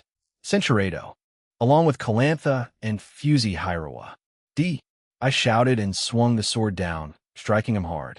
He screamed, and I felt a rush of satisfaction. Slowly, I defeated him, and soon he could no longer fight. You're really enjoying this, aren't you? Asked Azazel. Just in it already. Tichiaka, Fine. I snapped back. I struck him down, yet he had an even more crazed look on his face, and he mouthed the words I win. He collapsed and I sighed. So, we're done. Just then, 3 large pillars erupted from various points in the realm. Attention Team DXD, I had received reports of a giant pillar of light had just erupted from thine Ephraim rhymes. Could this be the crystals that Jean and Kuntwar spoke about? Why do they activate now? Rosweiss asked in a panic. 3 of them, so darn him. Did his death activate those things? Then that means the Death King will be coming here. I was excited and worried. I doubt I would be able to fight that thing if I couldn't even fight Glinda and that monster when they fused. What good will I be against something that's known to destroy planets casually? Barato, did Jean forget about those? Asked Azazel. Probably you know what that Lucifuge maid said. She said he was just a ticking time bomb waiting to explode. The only thing on his mind during all of it was probably just revenge, I replied. Suddenly, some kind of magic circle appeared in front of us. From a Heiyu. Yuhayaya. It was Rise of him. If this starts playing, I probably died. Yay, clap, clap. Anyway, was it from Surzex? Or my adorable grandson, Valley? Well, either way, it doesn't matter, because once I die, this world this universe's destruction is confirmed. Let me explain a few things. Okay, when I die, those crystals will activate and the Death King will make his way here, Wahoo. Next, it will also tell the rest of the cow's order of my death and immediately start our next operation, aka complete annihilation of the Draconic Deus. We had already awakened Trihexa a long time ago. We even made smaller and weaker copies of it, you know. There are 12 in total. Each one of them can destroy the Earth casually and do a lot of damage to all factions and pantheons. Fufufu. Also, with this cow's order declares war on Team DXD, the DXD Alliance, all of the pantheons and factions, as well as human society. You better bring everyone you can. The Heavenly Dragons, Joker, /Dog, and especially the Dual Dragon Emperor Cuckoo, if not well win, because of someone with that said, great amazing super duper, Rise of him, eyes out. The magic circle finally disappeared. Azazel and I were left dumbfounded. Does this mean they'll unleash the original Trihexa, the copies, all of their armies in the cow's order, and whatever else they have on us? Dang, They're going to attack all the alliances and other factions in the human world. We need to Azazel. Lavinia's voice screamed at him through the transceiver. I could tell that she was distraught. Come to the castle. Jean! Jean! What? I asked and looked at Azazel, but his face was already pale. Bella, let's go. He screamed at me, and I followed after him as he flew away. What happened? Jean's skywards soliloquy earlier as I walked closer to the prison that they were held in. I released my armor and touched the bars and used revoke on them. I then walked over to Barakiel and healed him. His arm was also restored. Are you okay, Dad? I asked. Now I am. Good job, he replied and patted my head. Hee, I did have to save you 3, I said, and turned around. Let's go home. Oomph. You were so slow, Aaron. I was nearly bored waiting over here, said Penemu in a fake huff. We're all safe now. What a reliable son-in-law. Mom said gleefully. Does this mean we stop them, just as Lavinia was about to say that? Pillars erupted around the place. Are the crystals they activated? I said, and looked at the champion. Diauser, what you did was unforgivable, but I get why you did it. Dispose of me as you like. You have the right to do so. I will not resist, he replied. I won't let you die. You have to repent. He smiled and shook his head. Letting a man who wishes to die live, you're much crueler than you let on to be, Jean. But can you tell me one thing? He asked. I nodded. I heard rumors that you met with both of Yagaki Kuin and Cleria's souls. How were they? I closed my eyes and recalled the memory. I opened them back and looked back at the champion. She was a very gentle woman. She had a very kind and caring smile. Yagaki was a lucky man, I told him. Diehauser closed his eyes and began to cry. I see I can rest now. I truly have lost as I want to speak again. The sky of Tecduin was suddenly in my vision. When I tried to look around me, I saw red and black liquid around me. Aaron, everyone screamed. Even the champion looked worried as they stood over me. Comptoir, answer, this is the price of using that power before you evolved. Even if it was a small fraction, it did this much damage. Aaron Tool, I see. I shakily held my hand out and shouted in my head. Attention all Electa and Shadow soldiers. In my absence, protect this world, this universe with your lives. As my vision began to blur, I felt all of my Shadow soldiers leave my shadow, and some Electa leave my ring. I also forced Draig and Albion out of my soul. So this was the price of just a small amount of that power? As those thoughts echoed in my mind, I heard and saw Lavinia, Aquino, Cisco, Asia, and Danu crying over me. I tried to say something, but nothing came out. Then everything finally faded to black. I wonder how the world will be like without me. A world without the dual Dragon Emperor. Chapter 16, Part 1. A world without the dual Dragon Emperor, third-person point of view a few days later. In the underworld, in the Fallen Angels territory, a series of resorts were being constructed for the VIPs of various factions. This plan was first proposed by Azazel more than half a year ago. It was also funded by Aaron, so their project ran smoothly. One of the buildings was already complete and in operations. A certain man swam around the pool of this newly opened VIP resort. This man had a magic circle opened as he watched various factions and pantheons fight off hordes of beasts, mass-produced evil dragons, and what was now dubbed mini-trihexes, as well as red-colored scale males, and various other enemies. Such a scene could be considered an apocalypse. However, he himself was undeterred by this and got out of the pool. Shachiraji, it's said to be the origin of chess and shogi, said a voice. The man's eyes darted to where he heard the voice and noticed a familiar person. It was another man with green hair and light blue eyes. The devil sat down on the chair and then moved a piece in the game called Shachiraji. The devil then looked back at the man in front of him. Shiva-sama, what a coincidence in meeting you in a place like this, said the devil. The man who was called Shiva, the god of destruction, grinned at the devil. Is it truly a coincidence, or was this inevitable? It's a pleasure meeting you for the first time. Ajuka Beelzebub, said Shiva. He then joined Shiva at the table and began moving the pieces of Shachiraji.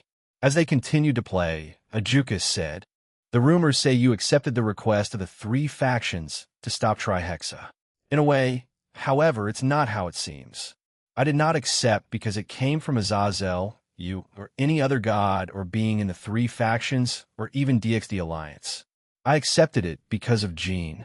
Ajuka looked at Shiva with a raised brow, but Shiva ignored the gaze and continued with his explanation.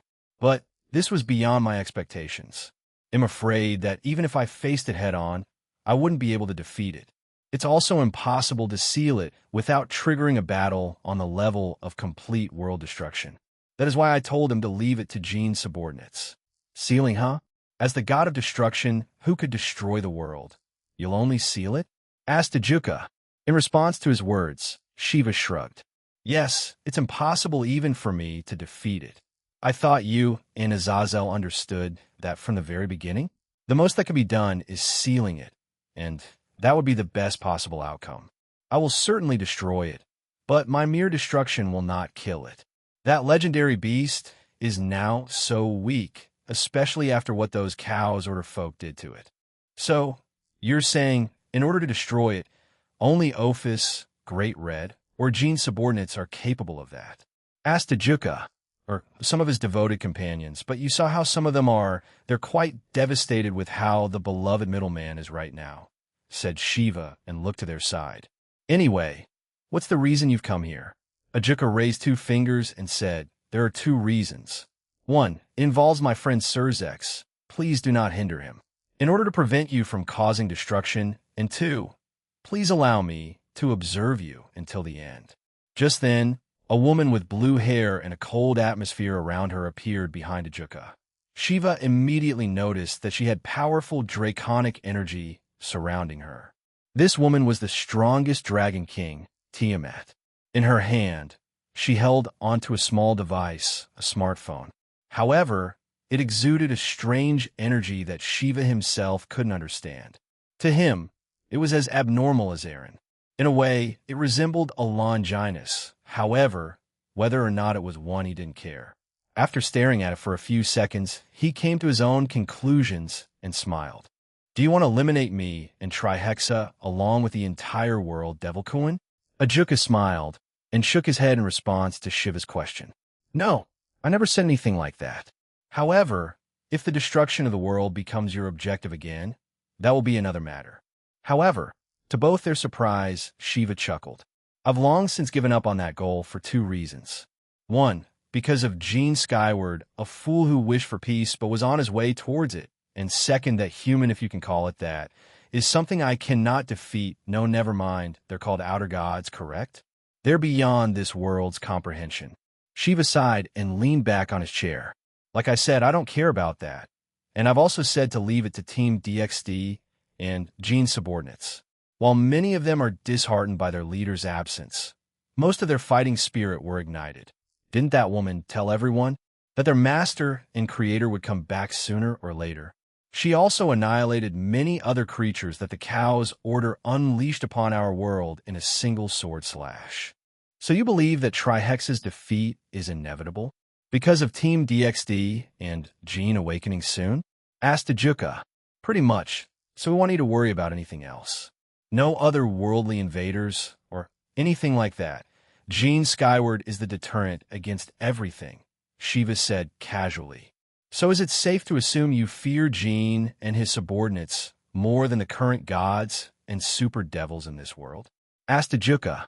Shiva simply smirked at him and said nothing in response. Let's just watch over the fate of the world with you here. We'll wait for his awakening and see what he does. Ajuka stared at Shiva.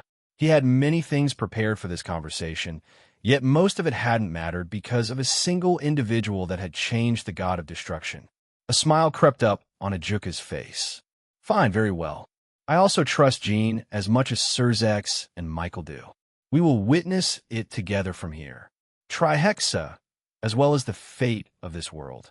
Both of them looked up at the sky of the underworld. It had changed since the start of this monumental war that involved the supernatural world, the human world, and 2 other worlds, with the added effect of the unrest in the underworld created by the champion Dihauser Belial. Turbulent times were right around the corner for everyone. A young man woke up in a place he didn't recognize. He shot up and looked around himself. The last thing he remembered was that he had fallen and passed out. He looked at his own hand and then at the rest of his body. I seem fine, he said to himself. He picked a random direction and began walking that way. However, it seemed like he wasn't getting anywhere, so he stopped. As he waited, a blue game-like screen appeared in front of him. The trials are commencing. 07 completed trials? What? He asked, confused, but a few seconds later the young man passed out again. However, he quickly jolted up again, confused by the constant jump cuts he keeps getting. A bit disoriented, he looked around himself. He was in a classroom. "Aaron, what's wrong with you?" asked a voice beside him. The boy named Aaron looked to his right, cold sweat appearing all over his body.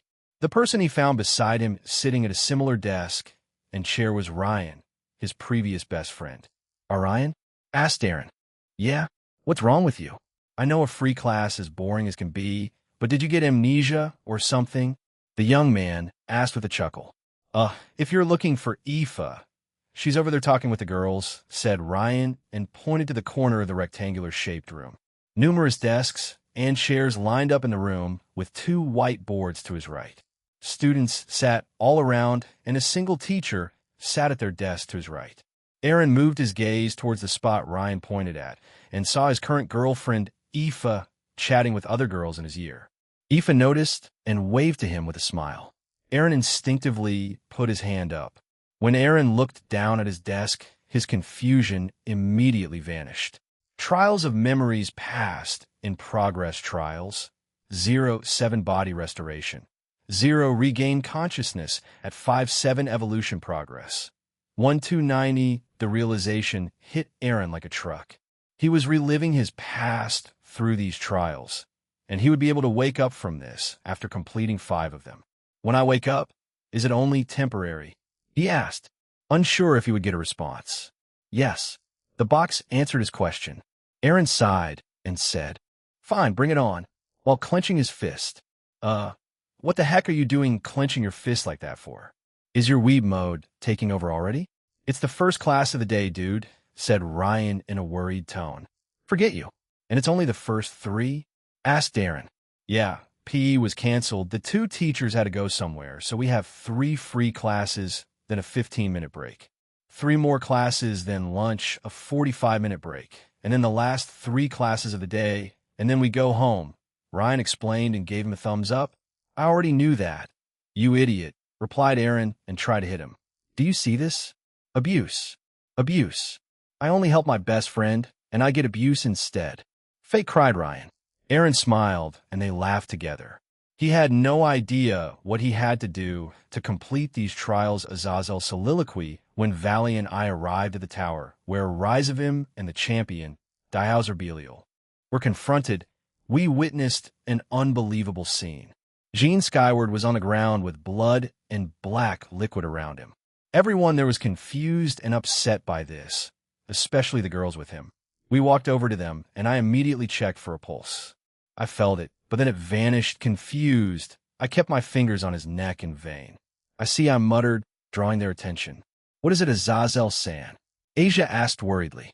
"His pulse, it's normal for a full minute, then flatlines for the next minute, and then goes back to normal.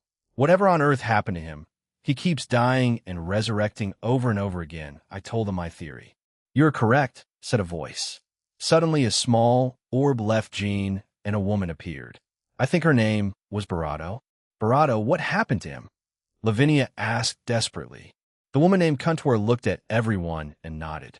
"Vala Lucifer and Governor Azazel, I trust that you will keep this information a secret. Shuri Himajima and Barakiel, I also advise you to. The rest already know," she told us. Yeah, go ahead," I replied. Valley, Shuri, and Barakiel also agreed.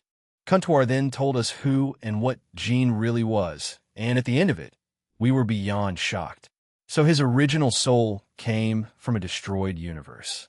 He reincarnated here a year ago and did all of that, huh? I repeated in a summary format. This brat had such a burden placed upon him from the second he was reincarnated. Wow. I had suspected some kind of dramatic backstory for him, but what a shock. I guess that's why he was so desperately looking for something stable all those months ago. But those girls already knew, huh? When I looked at Valley, he was also in disbelief, the same with Shuri and Barricule. And that leads to this, said Comptoir as she gestured to the half-dead, half-alive Jean. Or should I call him Aaron Toole? No, that sounds wrong. We'll stick with Jean. What do you mean? Lavinia shouted. She had already begun to cry. Valley looked at her with concern.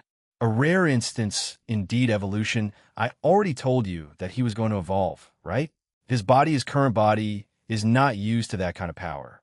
However, when he used his true Diablo's dragon god form, he applied that power rather than his usual outer god essence. And this resulted in him collapsing in overload, if you may, she explained. Right now, he is in limbo. He is going through trials before he can temporarily awaken. Once he awakens, he could do a few things for 1 hour. After that, he must slip back into a coma. After completing the rest, his body will be fine, but he'll have a limited time before he has to evolve. If he doesn't reach it, she didn't finish that ominous sentence and looked at Jean's body again. So he went over his limit and left him like this, huh? Does it matter where we place him then? I asked. It's advisable to leave him at his home. As it stands, it's the safest place in the world right now, and I would suggest you get on with it. The Cow's order won't let an opportunity like this slip away. Did they not declare war against the current world, the Alliance, and Team DXD? She asked. No. Can we put him in Seraphol Memorial Hospital? I already plan on holding a meeting with the current Alliance leaders and other ones that haven't joined, yet we need a plan for this. He'll try to ask some of his subordinates if they can. Aaron has already ordered all his Electa and Shadow soldiers to defend this world in his absence. It was one of the things I ordered before he blacked out, she told us. However, if you wish him to be placed in that hospital, then I will allow it. If it gives the people of the underworld who are in turmoil and the ones in that meeting, then so be it. That brat already did that, huh? No, it's definitely like him to do something for others rather than himself before he died, or whatever this weirdo limbo he's in. Comptoir then turned to look out at the still battlefield and said, they're on the move. Multiple factions and pantheons are already being attacked. It seems they're attacking the ones not in the Alliance, yet they do not have the benefit or defenses. Although the Shadow soldiers that Aaron had are already in them. Altogether, he has more Shadow soldiers than both the human and supernatural population combined. Already. Wait, what about Trihexa? And the multiple other things are going to appear. What about Earth? And it appears they're not ready yet. They didn't anticipate Rizavim's death this soon. At the very least, they expected it in the next few hours. Perhaps their little devil couldn't tango with a dragon for too long, she said, and smirked, then looked back at Jean. I also glanced back as Lavinia was glued to him. Her eyes were closed, and she seemed to be whispering something into his ear. The rest weren't exactly great. Suzaka Himejima looked like she had the life sucked out of her. Asia kept uselessly healing him. Danu silently held his hand, and Penemu, she probably blamed herself in a way for this, since she's just staring blankly at him. Akino-chan, she wasn't even moving at all. She was holding on to Jean's arm, but didn't make any other movements or sounds. Vala was the first to leave. Hey, where are you going? I asked.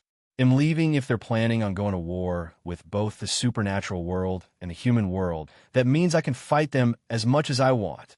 He shouted, a smirk adorning his face. No one said anything to the young, silver-haired youth. But I can tell that it wasn't his usual bravado. It just lacked something. It's only been a year since we've known Jean. I didn't think he'd have so much impact on Valet, but I think, even if he doesn't say it in words, he'll go and defend this world in his stead, or I'm just overthinking this. A little brother taking over his older brother's role. Huh? I muttered as Vala finally flew away. Before we go, what's that black stuff? I asked the woman. The red is Aaron's blood. The black is Azathoth's. I won't elaborate, but you can speculate as to what I mean by that, she said and turned away. I will go back into Aaron now. If you need further assistance, ask his Electa. Comptoir then turned back into a small ball of light and entered his body. I sighed and told everyone here, let's finish this fight here, then move him into the underworld Seraphol Memorial Hospital. Lavinia, Suzaku, you can accompany me there. Danu, Asia, and Penemu stay here and help with ending this battle. Barricule and Shuri will teleport you two back to Grigori. But Asia, you can use that balance breaker of yours to keep everyone else safe. Do it. Once this is done, you can join them in the hospital, but I will need to inform Team DXD about Jean's status. After that, I'll need Dulio to step up and be team leader for the time being, I told her. She looked at me, then back at Jean before she glowed, and her balance breaker was activated, and she wore her armor. She summoned her devil wings and flew away, followed by Danu. A few seconds later, a giant green field covered the entire field, constantly healing everyone in the Alliance. Barakil created a magic circle beneath him, and Shuri walked over to Akino-chan. Akino, are you coming with us, or are you going to help Asia and Danu-sama? Shuri asked. However, she got no response from her. Akino, it's recommended that you bring her with you. I think the shock is too much for her right now. Hopefully she'll recover in the next few hours, I told them. Shuri gave me a worried look, but agreed in the end.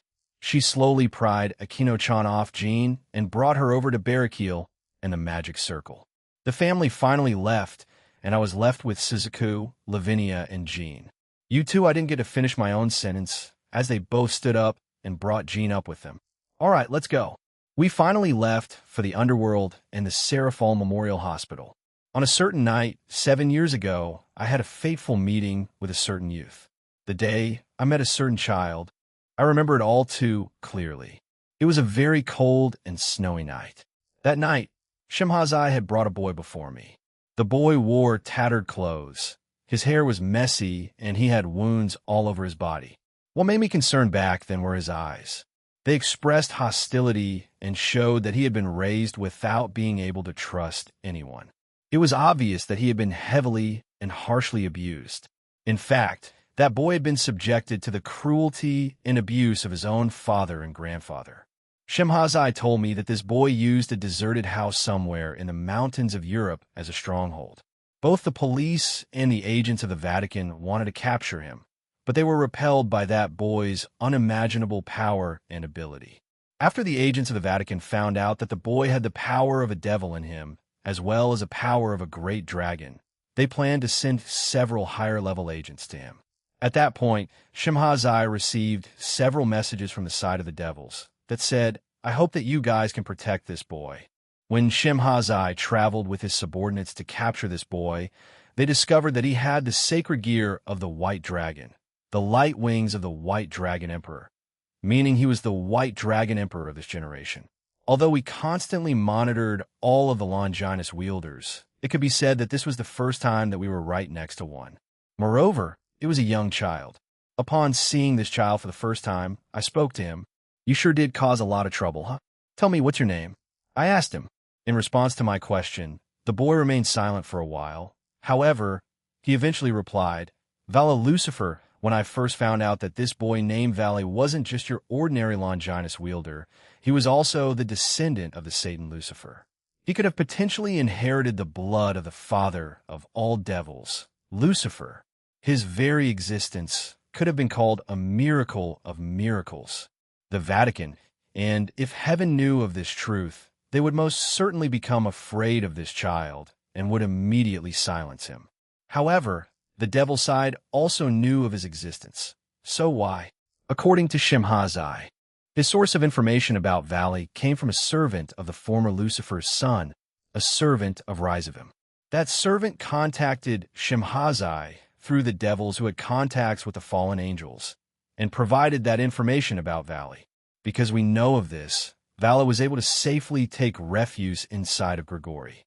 If the devil side learned of the existence of Valley, how would the current government, who had poor relations with the old Satan faction, especially the great King Baal, treat him? Perhaps he would have been imprisoned until his death, or perhaps they would dispose of him as a person that had never even existed. He was an existence who was born from a human, yet at the same time, he had the power of Lucifer and the White Dragon Emperor. So there wouldn't be a single person among the higher-ups that wouldn't fear him. His potential was far too high. In order to allow Vala to survive, I felt that the servant's choice was not wrong. However, not too long after Vala's disappearance, we stopped receiving any contact from that servant. I knew it was coming. It was obvious that the servant who let Vala survive was killed off. A question popped into my mind. Why did that servant try to save Valley, even at the cost of their own life? Someone suggested that they didn't want to see the good blood of Lucifer be lost, or that they couldn't turn a blind eye to the cruel treatment that Valley had received from Rizavim. But under such circumstances, how are we supposed to deal with Valley? Sacred gears, perhaps due to the system of the sacred gears, none of the wielders ever had a choice. Thus, I witnessed several tragedies. Being given a one-sided miracle from heaven, in my opinion, it should have been called just an ability. This ability controlled them and ruined their lives. The sight of them being enveloped by their surroundings in misfortune simply made me feel empty. Especially the wielders of the sacred gears of the two heavenly dragons. Their lives were burdened with the fate of a battle. Thus, they experienced many tough situations, and the lives of those who surrounded them suffered similar misfortunes. There were far too many cases like this, and at the same time, I thought Valley might also have been drawn into such a fate. After we kept Valley in Grigori for a few months, although he himself hadn't opened himself up to us, he had at that point had become accustomed to life in Grigori. I also spoke with him seriously many times over. After I informed him of the events that related to the servant who helped him escape, he expressed some shock and surprise. However, in the end, he turned around and said a single thing.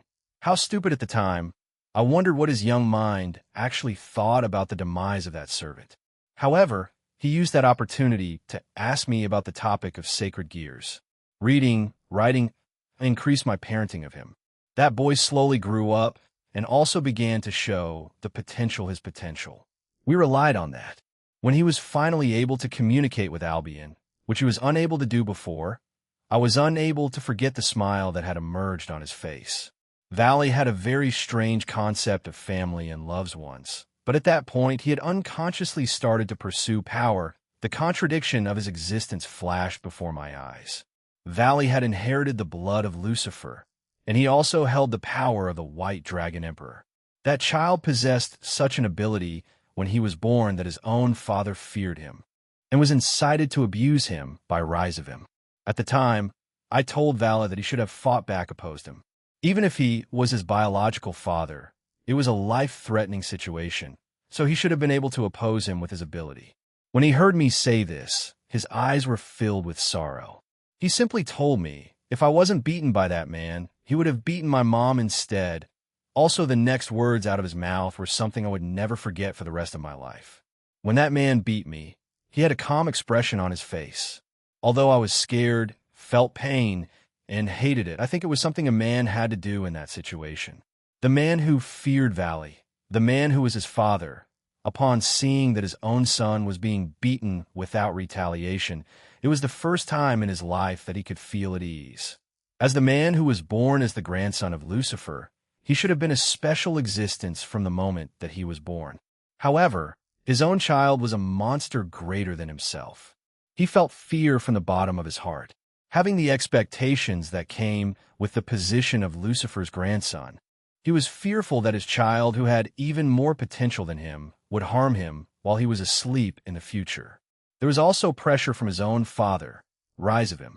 All of this was added together, and that man struck his non-resistant son in order to secure a place for his own existence. Valley himself realized that, so he allowed himself to be abused without resisting or retaliating. He was a child who was discarded by his family, without ever knowing anything about the warmth of familial love. A year after Valley came to Grigori, the silver-haired youth who had learned how to use his own power was already able to overwhelm the sacred gear wielders of his generation. He had confidence in his own power, which enabled him to move forward with his life's goals. One day, he came over to me and said, "Azazel, I want to become stronger than anyone else in this world. I would like to know where my current abilities lie, and I hope to be able to increase them to heights that no one in the future can reach.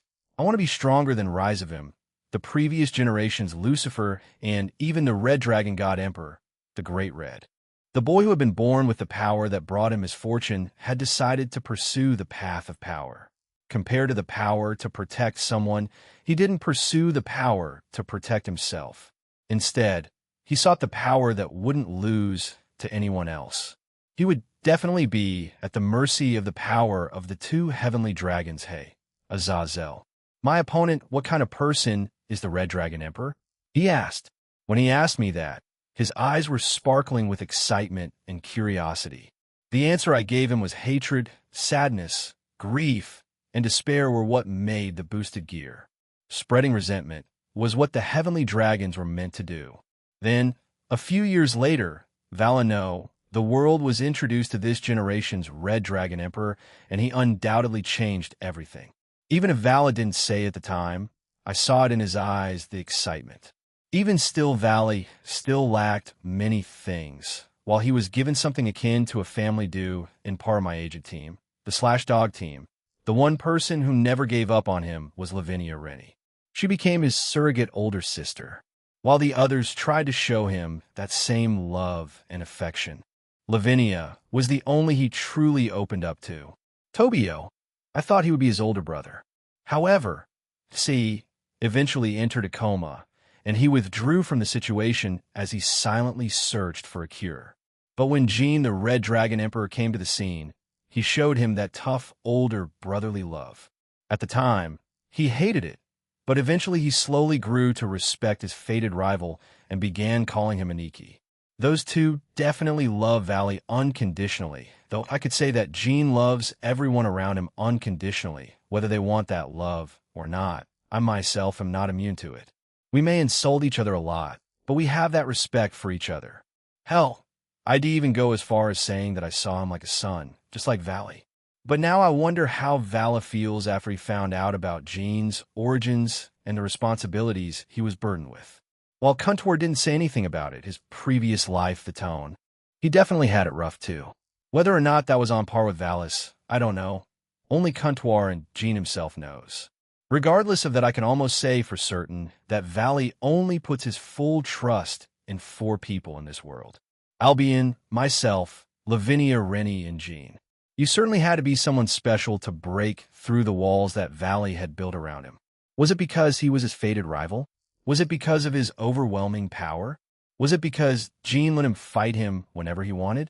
Centuredo, it was short-lived, as in the same day, hundreds of thousands of divine beasts, mass-produced evil dragons, cryptids, and various other monsters that the Cow's Order had created were released upon the supernatural world. I theorized that this was not everything they had at best. I believe this was just the beginning. The original Trihexa. The smaller Trihexa is the monster that Glinda fused herself with the numerous battle gods and more powerful monsters they hadn't appeared yet. Even still, we left the defense up to Jean's shadow soldiers that were spread across the globe, and his Electa. Right now, we were in his home's meeting room. I had asked for this meeting to set some rules before he came back to us, temporarily. I sat near the top with Latia, Astaroth, and Rossweiss by my side. The atmosphere here was depressing, and their morale took a hit after hearing what happened to their team leader. As most of you heard, the team leader of DXD is currently in a coma. However, we were provided with reliable information that he should wake up sooner rather than later. So for the time being, I will assign a new leader, I told them, and looked at Dulio, the Joker of Heaven. Dulio Gesualdo. As of today, and until he comes back, you will be the leader of Team DXD. I know you may have your reservations, but please take up the seat until this all blows over. The man named Dulio had a look of concern and unease, but he immediately stood up. Honestly, I don't see myself as a leader, but I'll do my best to lead the team until Jean Kuin comes back. So what do we do now, Azazel? It seems the factions and pantheons not tied to us are doing all right without our team's help, he asked, right? While they haven't used everything they have to try to destroy our world, they're slowly ramping it up. Just around an hour ago, the Philippines pantheon was attacked. The chief god and creator god of the pantheon, Bathala. He contacted the Alliance and wished for some assistance, and I have sent one of the goddess of battles over there along with various shadow soldiers. I'm working together with Antares and Leanne, said a female's voice. We all turned to it, and she was brought in by Yuri Alpha, one of Jean's maids. She had long periwinkle hair that was tied in a ponytail, turquoise-colored eyes, and a small mole on the left side of her lips. She wore an elegant and noble suit that mainly consisted of white gold, red, and purple. On her left shoulder guard was a sort of white wing ornament, and around her waist was her sword. She radiated elegance and power. I've brought Alicia-sama, if you're unaware of her identity. She is the leader of the goddess of battle that protects the earth, explained Yuri Alpha. I had met her once before, but we have never spoken face-to-face before. But she's intimidating in her own right. She looked around us, and she frowned. While I don't blame her. Some people were missing. Akino-chan, she hasn't really moved much since yesterday. I thought she'd come out of it, but she's basically become catatonic. However, her mother, Shuri, has at least forced her to eat so she wouldn't die of starvation. Asia-chan was here and was keeping it together, but according to some others, she did cry her eyes out during the short period of time she had for herself. Danu herself was also here, but she's as stiff as a board like the rest. Suzaka was also here. I think she's the best one out of the ones with us yesterday. However, it's quite obvious she's forcing that smile on her like the rest. Lavinia, I don't even know. She's been staying at Serafal Memorial Hospital since yesterday and has refused to leave his side. Normally, she sits on a chair with her head on Jean's chest and only leaves for bathroom breaks, to eat, and when the nurses and doctors need to tend to him. The rest aren't stellar either. Kuroka lost her appetite. Ingvild couldn't focus on her music. Grafia even dropped some plates when she tried to make dinner, so they're all affected in their own way. But they're not as bad as Lavinia or Aquino. But we do need them to get their act together, otherwise whatever else is coming in the next few days could spell disaster for us all. Alicia-san, welcome. Who did you send? Kurosagi, one of the new goddesses, asked. In order to give our best impression, I sent the deputy leader, Lena. With her, it should be fine. Greed was also sent with her and around 500,000 shadow soldiers. After they help that pantheon, they will split in half and send the other half to China and keep the 250,000 in the Philippines, she explained. 500,000? That's a lot. But I do wonder how many shadow soldiers that guy has. It's definitely beyond 1 million, maybe 1 billion, or maybe even 1 trillion. He can just create them, so I wouldn't be surprised. She came over to where I was and summoned a holographic map with XS on it. She pointed to each one and said, according to Claudira, another GOB, these are the countries or pantheons she predicts that will be attacked in the next few days, and around day 4, 5, or 6, they will finally launch a full-scale attack on the world. And they plan on destroying it if they don't get control, right? I asked and she nodded. Correct. We can assume that they have the necessary firepower for this. So anyone below a certain power threshold, I'm sorry to say, but you'll be useless. That's why I leave the defense to us for now, the shadow soldiers. Electa, NGOB, and go get stronger in Gene Simmons training facility, put 50 or even 100 years into it. And train like your lives depend on it, she ordered them. Leanne and I will help train you lot, said Aurelia, as she came into the room with Leanne. There's no time to be depressed. That man will come back and put an end to this soon. So come with us, she said and turned around to leave. Centurado. So they were mostly likely helped with Tech Duin's victory. Everyone looked over at me, and I waved my hand. Yeah, this meeting's done, go ahead. It's better to go with what they said. Getting everyone stronger is a top priority. They'll also run that by during my meeting with the leaders of the Alliance. I told them, and everyone slowly left. Everyone had those chambers installed in their realms.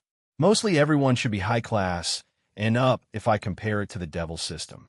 I would prefer if they were all at least Ultimate class, or even Satan class. But that's fine, at least they won't die too quickly. What will you do now, Azazel? Asked Rossweiss. They'll check up on Aquino-chan and Lavinia. I'm worried about their mental states anyway. You two seem to be doing fine, I said and glanced at them. We're doing what we can. With Kuntuar's promise, we have hope to hold on to. So we're not going to take this line down, Rossweiss said with conviction, although she did pause for a few seconds while she said that. Yes, I concur. We will keep on operating while Aaron takes his little vacation, she said with a small smile. Nevertheless, we will leave now. Good day to you, Latia said to me and left with the Valkyrie. I sighed and looked at the table in front of me. You better hurry up, you fool. Ain's soliloquy, the land of heaven falls, was still reeling from the incident that happened yesterday. However, from what we heard from Danu and a few of the Irish group, Aaron has fallen into a coma. Many were disheartened by this. But all hope wasn't lost, since we were also informed that his subordinates and shadow soldiers would be spread out across the world. I didn't get my powers back. Maybe I should have said that to him before he left for Grigori. However, I didn't have the heart to do it since he looked quite distraught, but now I think it's going to be delayed even more. I had finished my jobs for the day and was sitting in an isolated spot, a small forested area of this realm. Kana and the rest of the gods were in a small meeting with the Gaelic Alliance. I heard that Luff joined Team DXD on the assault on Tech Duin, a place I didn't think the Cows Order would use. But it made sense since Ed had gone AWOL for quite some time now. As I sighed again, I noticed a presence behind me. Even without my powers, the years of paranoia had led me to develop a skill like this. So when I turned around, what the heck? I asked in shock. That I am. Hello, Ain. It's been a while, she said and walked over to me. I wasn't expecting her of all people. But if she was here, then I could ask her a few things. How's Aaron? What happened to him? What about the rest of the world now? Is he going to wake up soon? I asked her. She chuckled and shook her head. He is currently taking certain trials. There are 7 of them. Once he finishes 5 of them, he will awaken for 1 hour before he has to finish the rest. So he can do whatever he wishes for that 1 hour T trials? Wait, so he can give me my powers back? I asked. She shook her head again. No, he asked me to do it in his stead, so here I am. You two can still talk, huh? Not as much as I would like to, but he did ask me during it. I see. In that case, how are the trials going? I asked. He surely must have completed some already, right? However, Kuntor looked up at the sky, with an expression I could only describe as sorrow. He has failed the first trial over 10 times already, and he's on his 11th attempt. I was beyond shocked. What did she mean that he failed it 10 times already? In all my time knowing Aaron, failure was basically non-existent. Well, unless we look at the Kokabeel and the various mistakes he had in the 100 years we spent, I felt my own bravado twitch. Never mind, that guy just failed at a lot of things. He's going through those trials with no powers. He is back to being a normal human in his previous lives body, she told me. Right now, Aaron Toole is weak, although he's always been weak. So he's taking them without powers. Then while I do like to say, now you know how I feel, but he probably already knows that since he was born a normal person before coming here. But what did she mean by saying that he has always been weak? And should I tell people about this? I asked her. No, please keep it a secret. I don't want the rest of them to keep on worrying, but please rest assured that he'll definitely get through those trials. While I said he was weak, he's not the same weak person that he once was, Kuntor said, and poked my forehead with her finger. I suddenly felt my powers coming back to me. I felt a surge from within my body, and a small pulse of wind left me, making the trees around us shake. With that, your powers are back. I will say this before I leave. Please be careful. Someone from your past may be targeting you, she told me before blipping out of existence. Someone from my past. I repeated and thought back at all the people I've met in my long life, and a few stood out, and one that was still alive and was a fellow deity. I shivered at the thought, but at the same time I'm stronger now. I won't let that fear control me. I muttered to myself before standing up. Okay, let's go help everyone out. I can probably join Team DXD too. As soon as I shouted those words, I ran back into town. Azazel's soliloquy, I had arrived in the underworld, Lilith. The Seraphal Memorial Hospital was located here, and Jean was being kept there. I entered the hospital and made my way to his room. A few devils there greeted me, and outside his room was a powerful barrier. I hadn't noticed this when we first brought him here, but am guessing that helpful woman put it there. Once I arrived in the room, Lavinia sat beside him on her chair. She held his hand as she had her eyes closed. Hearing my footsteps, she opened her eyes and looked at me. Hello, Azazel, she greeted me tiredly. I grunted and held my hand up with the grocery bag I brought with me. I got some food for you. I'm heading to Grigori after this and plan on checking up on Akino-chan, I told her. Wait, is that a Shin? I asked. In Lavinia's lap was a small jet-black dog that resembled Canis Lycaon. It opened its eyes, but it was different from last time. Tobio's Jin had glowing red eyes. Jean's Shin also had glowing red eyes when he used it during the Chuch's rebellion, but now its eyes were pure silver. It is. Shin-chan came out last night. I woke up because I felt him licking my face. She started to stroke Shin's head, and a bit of life flowed back to her. I think it's Aaron's way of telling me he's fine and will wake up soon. And so we'll come back and help Team DXD. In all honesty, I was left speechless by this. I had thought of a speech to pull her out of her depressive period, but just by having Shin come out, it had an effect like this. I also planned on bringing someone else in to help her, but seriously? I guess her mental strength was a lot stronger than I had anticipated. I thought Lavinia would be like Akino-chan catatonic with how attached she is to him. However, I guess the hope that he would awaken kept the fire burning inside of her. Is something the matter, Azazel? She asked. No, it's nothing anyway here. I gave her the plastic back, and she took out the sandwich and began eating it.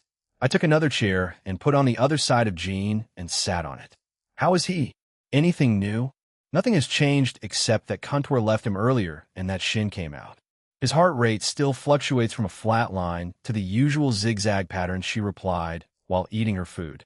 Shin left her lap and jumped over to me. I picked him up and brought him up to my face. You really do look the same, except for the silver eyes, though, I mumbled. Just then, Shin hit me on the face with his paw and barked. Yeah, you two are alike, I said, annoyed. Lavinia giggled at that, and Shin returned to her. Anyway, Team DXD has been staying in Jean's training facility for 100 years being trained by various Electa.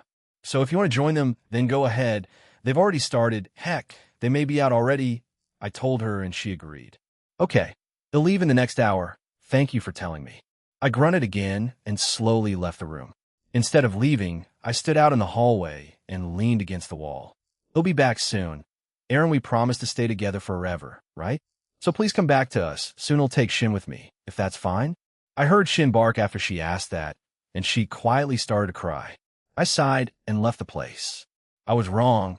She was still putting up a front and wanted to look okay in front of people. However, she's willing to separate from him to help defend this world. Next stop was Akino-chan. Azazel, we got numerous calls for help from various factions and pantheons. Most of them are on hold. What should I do? Avetsa asked me as soon as I teleported to my office. Shemhazai was also there talking to various magic circles. Tell them I'll get back to them, or have them speak with Michael and Altaria.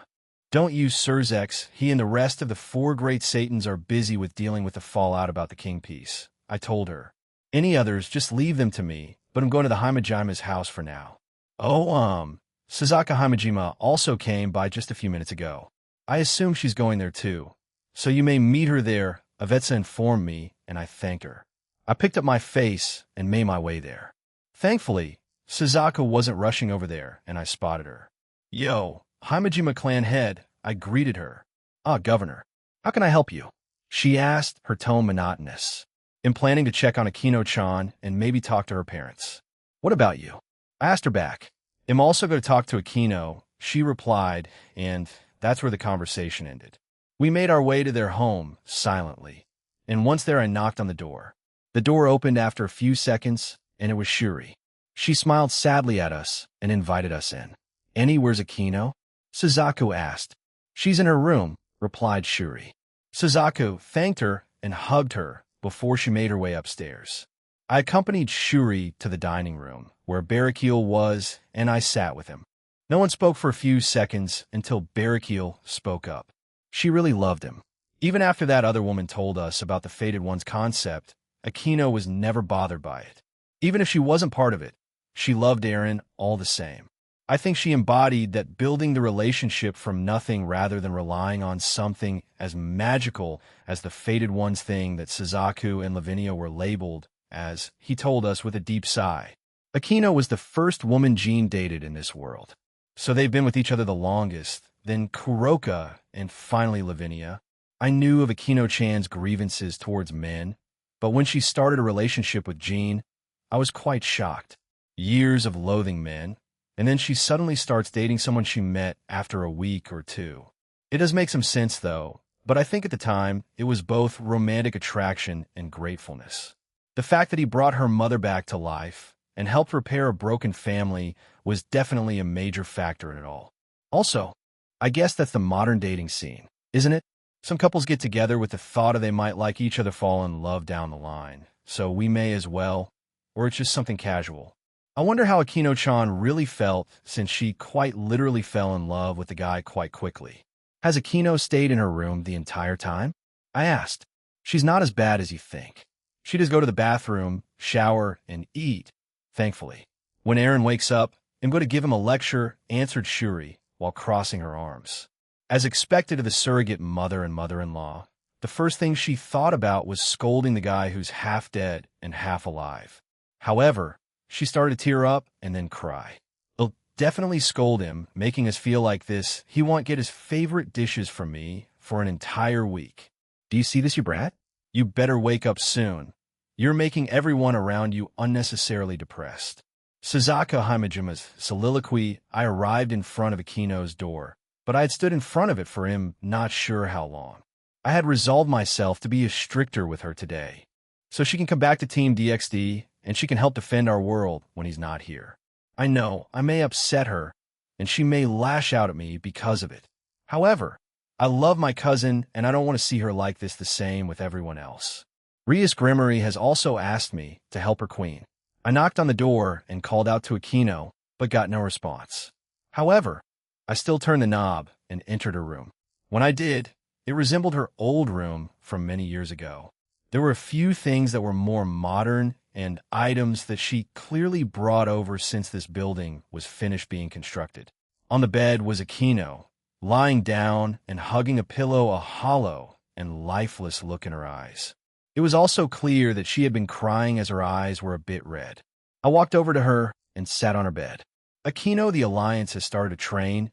Everyone needs you, so please come back. Yet, she didn't even so much as flinch when I told her that.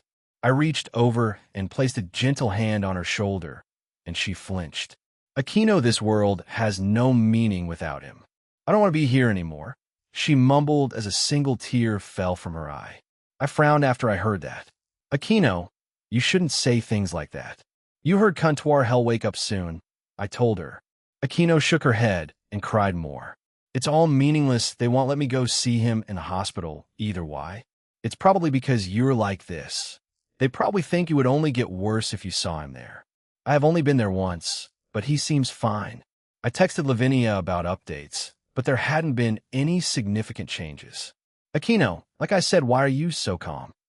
She finally snapped and straightened herself up. I was taken aback by her sudden outburst, a look of anger on her face while she was crying. Why, you're one of his fated ones, aren't you? You're supposed to be more connected, aren't you? Why do you sound and feel so indifferent to this? She asked. Because I'm the head of the clan, because I'm older than many in Team DXD, Centurado. Aaron was invincible, some who couldn't and wouldn't lose. We never once saw him physically hurt. The time he was emotionally hurt also hurt me. But this time it was different. I felt my body shaking and tears leaving my eyes. Of course I'm sad that he's in a coma, but because I'm older than you and so many people rely on me, I have to hold it all in. I can't just break down. Akino looked at me shocked, but I kept going. When I saw him fall, when I saw all that blood and when he fell into that coma, I felt like someone had ripped something very valuable out of me. I saw it in Lavinia's eyes, too. I felt like we had lost something when he died. The man we loved just collapsed into a puddle of blood. He's always been reckless, but this time it came with consequences. But we have to keep going. We can't just stay in a room and cry about it, Akino.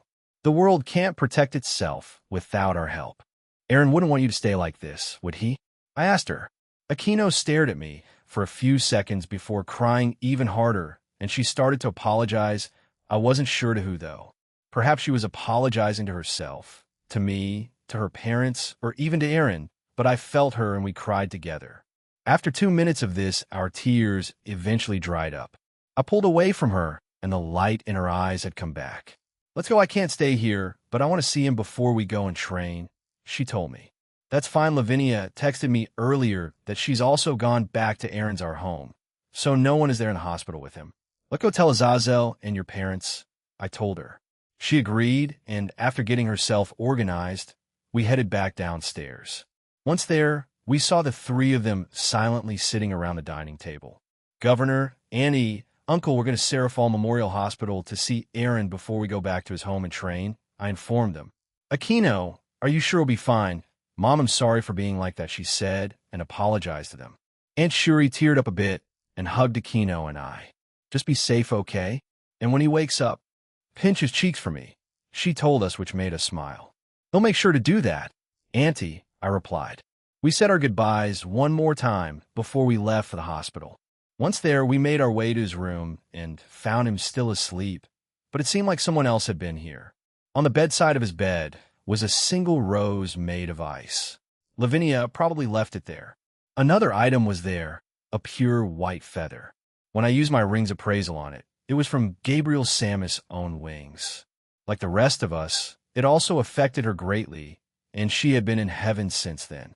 However, it seems like she's also found her own resolve to keep moving forward. There was also an envelope. It was addressed to Aaron, but it also said that anyone could read it, so I opened it. The letter was from Dulio Gesualdo, Heaven's Joker. It basically said that he hoped Aaron would wake up soon because he didn't think he was fit to be a leader type. It also claimed that he owed him tasty food after he woke up. I smiled after reading it and put the letter back. Aquino had sat down on a chair and stroked Aaron's hand the entire time I read it. "However, we can't stay here forever. Aquino, just a minute longer, Sazawani-sama," she said, and I nodded. I let her stay like that for another minute before she was ready to leave. As we left the room, I glanced back at Aaron before saying a few things to myself, and we finally departed. Third-person point of view Aaron Toole was back in the white void. He lay on his back as he stared up at the sky, but in front of him was a floating blue box with text. "Trials of memories past failed, 21 times. Trials, 0, 7 body restoration. 0, regain consciousness at 5, 7 evolution progress. 1, 290, try again." Yes, no, he had failed the first trial 21 times over. Aaron frowned and grumbled to himself. "What the heck am I doing wrong? Darn, I can't keep messing up or I'll never wake up." Just then, a figure of a female appeared beside him. "Oh, hey, Barato. This is taking longer than I anticipated," said Aaron as he stood back up. "How does it feel?" she asked. "Annoying, never-ending, and stupid. I should be acing this, but I'm failing. Can I get a hint?" he asked. "I cannot give you a hint. I'm sorry," replied Kantor. "I guessed as much," Aaron said with a shrug. He started to do some stretches and then slapped his own cheeks. "All right, let's do this. I think after seeing you, I got a small hint," he said with a grin. Kantor was surprised by this, and Aaron turned to her and said, "Going through these trials, parts of my past have been restored, and I also realized a few things. You and Azathoth put many hints and Easter eggs for me to find." Kantor showed Aaron a troubled smile, but she didn't say anything. Aaron walked over to her and embraced her. "Ulado." Kantor was shocked by this and became a bit flustered. He pulled away and looked at her. "You are you. Even if you're a small fraction of Azathoth, my opinion of you won't change. Please remember that. Anivi, I'm off," he said with a grin before vanishing. "You really are an idiot," mumbled Kantor as she summoned a small cube in her hand. "What do you want me to show this to him?" A figure materialized behind her and said, "When the time is right during his evolution, that is when he will remember everything. I believe he needs it." "I see," replied Kantor. When she turned around, the figure had vanished. She sighed once more and stared at the box. That box contained the last words and thoughts of a certain person dear to Aaron Toole. Kantor looked at the surroundings around her. The previously white void started to change after she waved her hands around them. The scene changed into a room, someone's room. You can't see this because you still haven't completed a single trial. Once you start completing them, you'll be able to see more of this, Aaron. Please hurry. The world is in danger. Once Lapis awakens, no one in that universe can stand against her. Not your Electa, your companions, or anyone you made stronger. After saying those words, Barato also disappeared. However, what neither of them knew was that this restoration would further decrease the lifespan of a certain god. Aaron shot up from his seat, startling everyone around him. "Yo, dude, what's going on?" Ryan complained. Aaron turned to him with a giant grin on his face. "I don't like that, man. Whenever you have that awful grin, something bad always happens. You worry too much, my dear Ryan. Come now, we shall conquer the world together," announced Aaron. "Yep, he's officially lost it that anime and other garbage you consume finally destroyed your brain. Huh. Thank God I only watched and read a few things. Aaron ignored his friend and looked around the room. He had come to a certain conclusion. He had to correct all the mistakes he had done, not just repeat the days that he had already lived through. He had his own suspicions, but he wasn't sure if it was what he needed to do. Aaron worked on the logic that he had to relive his days again without changing it. At first, he started with small and minor changes, but he still failed. But now, after meeting Comptoir and speaking to her, as well as seeing many hints and other things in this memory, he understood what he needed to do. Ryan, today, that stupid school-wide trivia quiz is happening, right? Aaron asked. Yeah? Why are you asking about that?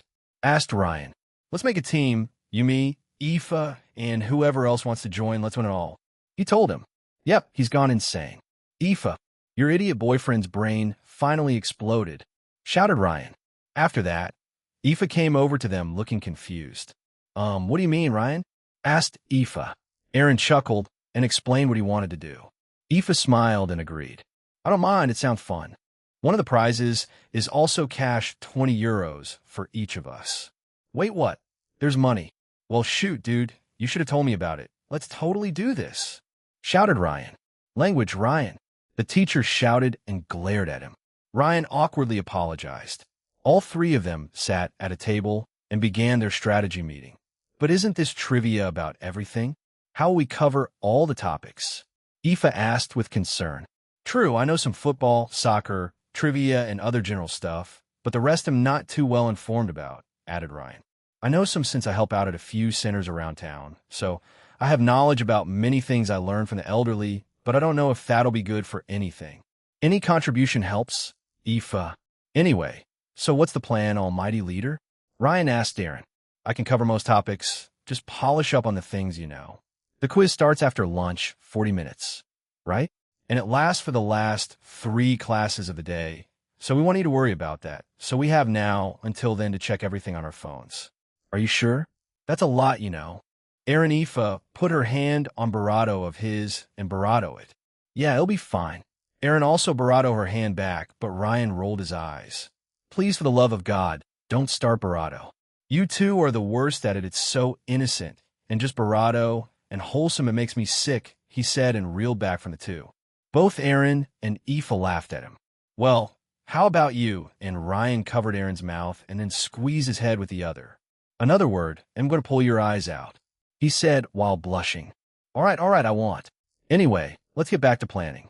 So these are the topics he'll cover. Alicia's soliloquy a day ago. We received one last order from our creator and master. It was unexpected and sudden. Quite a few of the GOB became distraught, but we did not fall into disarray. Lena and I gained control of them and met up with Antares and Leanne. After that, we met with Bellion and Kamish in the dimensional gap. Not too long after Comptoir approached us. She gave us one additional message from our creator, Aaron, and that was to trap the original trihexa into the dimensional gap when it was unleashed into the world. He wanted to kill it and make it one of his shadow soldiers. Comptoir said that he didn't want to waste a powerful monster like that. Comptoir explained that he had no idea about the many trihexas that Rizavim told Vala Lucifer and Azazel upon his death. So we are working on the assumption of killing those monsters when they show up. I have assigned the GOB to some factions and pantheons, so it would make defending them easier. Antares and Leanne are his right hand and left hand respectively, so they were left with giving out orders to the rest of the Electa. The Pleiades will stay in Kuo, and the Stalwarter will be with Leanne as they patrol the whole Asian eastern half of Earth's continent. The Nocturnes, led by Kokoshibo, will be assigned to keep the original trihexa preoccupied until Aaron Sama wakes up. Meanwhile, the Guardians will stay in the newly constructed base that Antares had been building in case it's targeted for an attack. Zeno and Silva have been called back since their original mission was complete. They, like the other Electa, were assigned by Antares to different factions and pantheons across the globe. I was in one of our bases in the human world. After I spoke with Team DXD, I left Aaron Samus home. Excuse me, I'm back and done with my job, said a voice. I looked up and saw Lena. Lena was the deputy leader of the GOB. She had long green hair tied in a single braid that flowed down on her right side. It reached her thighs. She had lime green eyes, wore an alchemist hat, and wore a colorful attire of an alchemist which consisted of blue, white, and purple colors. "Hello, Lena. How was the defense on the Philippines Pantheon?" I asked her as she floated over to me and sat on one of the chairs. "It went smoothly. I take it that Team DXD is a bit depressed?" She asked back, looking a bit sad. "Yes, quite a lot of their members are saddened by our master's coma. However, it hasn't affected too many of them to be unable to function, so that's a silver lining." "Did their chief god say anything about joining the alliance?" I asked. "Yep, but he said that he wanted Aaron Sama to be there and not just me." I agreed, so we wrote it down that they'll join the alliance. She explained and showed me a small handwritten letter. Well, good work," I told her, and turned around to look at the same holograph I showed Team DXD. Lena stood beside me and add some excess herself. "I think they'll also cover these pantheons, as well as these smaller groups and factions. Notice how most of them are in South America and Central Europe? From one of the enemies I captured, I used a little spell to get them to talk, and I found this out well, not in detail, but by my own deduction," she explained. "Let's assign Istia to South America, and then Mishia and Adite to Central Europe. The rest can be spread around the supernatural realms. Those three can cover the whole world by themselves. I think the Cow's Order will attack the supernatural side first before moving on to the human world. I know that. Look, let me finish. Once they target the entire world, we will be forced to expose ourselves, and we already know that some of the major governments of the human world are aware that we exist. Heck, the devils do contracts with them, don't they? Anyway, I don't think Aaron Chan would like that, so he'll probably erase all of humanity's memories afterward." I looked at the things she added to the holograph. "I think we should add one more. Once they attack the whole world, we can join them then, but for now Anna is in the dimensional gap. She's one of the most proficient with using magic along with Shala. They'll keep Trihexa trapped there once it's teleported there. Arare is just another angel, so I sent her to heaven, although she's mostly in 7th heaven for now. However, she does disguise herself from time to time to go explore the other floors." "And the underworld?" I asked. "Zira has been assigned to it along with a bunch of shadow soldiers. We have everything covered, so that leaves the rest, not including you and I," she said with a grin. "Anyway, I'm off again." "Where to?" I asked. "Rihanna wants help with something. She wants to strengthen the barrier that Aaron Chan made around Earth. It may not stop them entirely, but it should slow them down to an extent. It's just so the Alliance can come together when their final stand comes," she said and left. "So she agrees with assigning one more then?" I asked myself. I summoned another holograph, and it showed the remaining members of the GOB: Eileen, Viris, Resnias, Ayatul, Urfine, and Niella are the ones left the most suitable for the last placement should be Urfine. She was last asked by Aaron Sama for help during the Oros Academy attack. I tapped my ear, and a translucent transceiver appeared. "Urfine, I want to assign you to be the last one to defend Earth. Istia, Mishia, and Adite will be assigned along with you." "Okay, I don't mind. Where will be responsible for?" she asked. I told her about the other places, and that she would be responsible for the rest of the world. That's a big responsibility, you know. But I don't mind, but does that mean I can use my Celestial Storm clones? They're destructive, so please keep it 1 or 2 at a time, but when the invasion starts, feel free to use as much as you want. "Yay, okay. They'll head over there now." "Imnir Istia. Should I inform her?" "Yes, please do. It'll inform the others." After our short conversation, I dismissed all the holographs. Azazel's soliloquy. Another 2 days passed since then, and everyone is mostly out there defending the constant assault by the Cow's Order. After the meeting with the current leaders of the DXD Alliance, we have decided to hold off on using our plan, the isolation barrier. Shiva was the one to convince the rest of us to hold off, since he, along with Sir Zex and Altaria, told us that Jean would wake up soon. He's been out of commission for 4 days now. I don't hold much hope, but we'll take their word for it. However, Trihexa and any of the major enemies that Rizavim told me about hadn't shown up yet. It really makes me wonder, were they delaying it, or were they making more of them because of Jean's absence? We hadn't received any news from Ignia and Lapis. We know Ignia is a double agent for Jean, and that he was chasing after Lapis in the multiverse. I sighed again as I was in the Norse pantheon, Asgard. In the void space, there were many enemies battling the Alliance. Most of them were being dealt with by Jean's shadow soldiers. One of his Electa, Edel, was also here.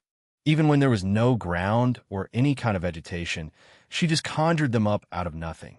It was quite surreal when I first saw it, just like the rest, and even if they look cute and innocent, my God, they're terrifying.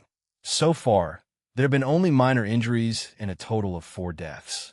Most of them happened because those 4 wanted to be heroes and charged in recklessly. One of them was an orphan. They became stronger and wanted to prove themselves. The others came from various other places that wanted to show their strength. They were people that came from different pantheons. One was from the Slavic pantheon. He was an orphan. 2 of them were from America. One was an inexperienced magician, and another had a twice critical sacred gear, and he evolved it into a subspecies balance breaker that resembled a submachine gun. The last one was from Slovakia. They were a human-monster hybrid. They had been bullied and belittled all their life. Once he was introduced to the supernatural, he found friends and comrades. And afterward, to thank them for their kindness, they wanted to give back by playing hero, and it cost them their life. Alicia had ordered them to be preserved in ice and wait for Jean to come back to revive them. As for Team DXD, they apparently stayed in that place for 200 years, and yesterday, they came out and have been going all over the world and have been helping defend it. I could tell that most of them were God class and up. That place is seriously a godsend. If it weren't for it, these guys would be too weak to fight these things, and these monsters range from true Satan class and up. Are you sure you don't want help? I asked Rosweiss and the Valkyrie squad and the Norse group. We're fine, Azazel-san. Please stand back with Edel-san and the Shadow Soldiers. We're fine. I suggest you go to the main island to discuss other topics, or visit the other realms as they may want to speak to you, since you're an advisor for Team DXD, replied Rosweiss. I sighed and looked at her, just like everyone else in Team DXD. They came out of that place with hardened resolves. I have no idea what Aurelia, Leanne, and Scathack, who joined not too long after they went in, did to them, but they looked like hardened, pissed off warriors. Shaking my head, I left the area and went back to the main island. Once there, Avetsa waited for me along with a few of my subordinates. So, how are the other realms? I asked. I had already ordered these guys to check it out before Rosweiss proposed that to me. They're fine. Around 50k shadow soldiers and planet soldiers and monsters that Edel made are defending those realms too, said Avetsa. Asgard isn't going down today, Azazel, and I doubt the other realms are going to either with Jean's subordinates defending them 24/7. I know, but at the same time, they've only increased the amount they can use to attack those factions and pantheons. I mean, they must have used at least over 100 million soldiers in their armies, right? How on earth are they even managing this? I asked her. Cloning, but at the rate they're using them, it's not sustainable, so it has to be something else, replied Avetsa. Perhaps they made something in those few months that they were silent? Or maybe they have been slowly building it up, since they had Lapis help. This may be the tip of the iceberg. I added my own thoughts, and she frowned. Or it could be both, you know? Maybe Lapis is supplying them with the means of being able to do this, and now they've made so many that they can just throw them out like this and barely make a dent in their overall amount. Whatever the case may be, I wasn't sure if Jean's subordinates had stamina or not. However, if they did, then it would be worrying since they'd eventually burn out. If not, then we can rely on them. They're clearly following their master's last orders, and from what I've seen so far, they don't mind too much. Azazel-san, we're done over here in the North Pole, said Uryu Nakiri. Uryu Nakiri was at the North Pole as both Antares base and St. Nicholas realm were attacked. Thankfully, it was away from most of civilian life, so that they could fight to their heart's content, but there have been reports of flashing lights at the North Pole, and many humans wanted to go there and see what it was. There was some intervention by Alicia as she made the desert snow, taking their minds off it. Nakiri was accompanied by Tiamat and Suzuku, along with a few other shadow soldiers. Antares subordinates helped quite a bit since they were quite powerful themselves. The South Pole was also attacked, but like Antares, The insectoid woman Coratia defended it along with her army of insects. I hadn't known about her, and that was the first time I met her. She was terrifying to say the least. Am not good with bugs, so good work. Stay there to make sure no other attacks happen. And if they do, please repel them again, I replied through the transceiver. Roger that. Another point, we spoke to Kuntuar again about those crystals. Apparently, they were a one-time use. Once it was activated, they would alert this Death King thing, and it would make its way here. There was no way of stopping it. And she herself wasn't sure when it would show up, since it was affected by Nyarlathotep too. It seems like everything that can destroy us all is making its way to this cursed universe. We should make our way back to Grigori. It seems like Penemu and the Slashdog team came across something interesting, said Avetsa. Right once back in Grigori, we made our way to the meeting room. While I looked in a certain direction, I noticed that there were even more seals, barriers, and shadow soldiers here. Right, since SAE gave birth to her child, Alicia came here with 2 other GOB and put even more protection on those 2. Tobio is more than willing to join the fight, but he's also concerned about his fiancée. However, Alicia told him to stay with her, so he's in a way guarding both her and Grigori now. We've also temporarily released Atsudara Himejima, as he's fighting for the Alliance too. He's a temporary member of the Slashdog team. We arrived in the meeting room with Penemu there and the agents. Avetsa told me you guys found something interesting? I asked. Interesting is putting it lightly. Azazel, it's more like horrifying, said Kanami. Her face was pale because of it. Well, go on then, I told her. Kanami looked at her team and then at Fusey. Fusey stepped forward and created a magic circle that showed footage of something. What on earth is that? I asked. It's a tear in space-time, like what the Chaos Order uses to invade pantheons, factions, and other places that have powerful barriers placed over them. To put it simply, after analyzing it from a distance, I came to a conclusion. Fusey's face became grim, and she said, I believe there are many more of these at the Chaos Order's base. Those portals, I believe, are linked to different parallel worlds and timelines. I think that's how they keep producing these absurd amounts of soldiers for them to throw at us. Azazel, you told us what Rise of Him said, right? I think he didn't know everything that the Chaos Order planned. Do you understand what I'm trying to say? She asked.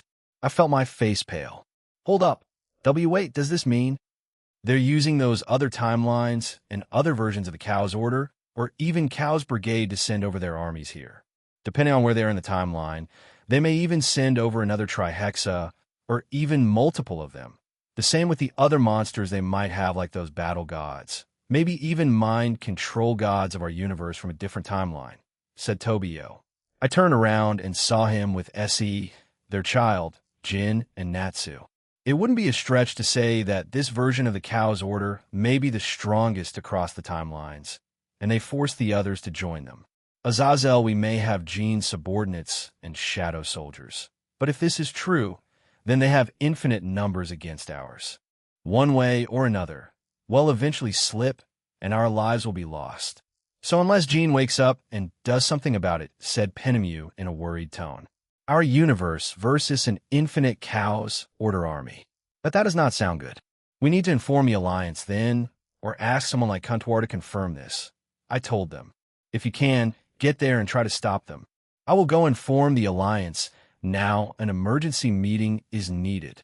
I didn't wait for them to respond as I ran off. This is getting ridiculous, and I didn't know how to feel about it. Come on, Jin, wake up already. Because we seriously need you. Third-person point of view Aaron Toole had gotten past a certain time period in his first trial. He hadn't gotten here before, so he was making progress. It was their 45-minute lunch break. Aaron, Aoife, and Ryan were sitting at a table in the cafeteria of their school as they ate and talked about the upcoming quiz. Ryan, Aaron shouted, and then finally smacked his best friend on the head, getting his attention. Ow, dude, what was that for? Ryan complained as he rubbed his head. I was busy reading what? Asked Aoife. Ryan turned his phone around, and it showed a certain site. I didn't take you as someone who read, much less fan fiction of all things, said Aaron with a bit of surprise. Please tell me you at least looked up random trivia before you started reading that. I did. One of the works I'm following got an update, so I just started reading it, he replied. But man, I think you need a certain understanding and level of maturity when reading certain works. And I don't just mean this in fan fiction, but literature in general. Aoife and Aaron looked at each other and then at Ryan. What do you mean? Aoife asked. Yeah, please elaborate.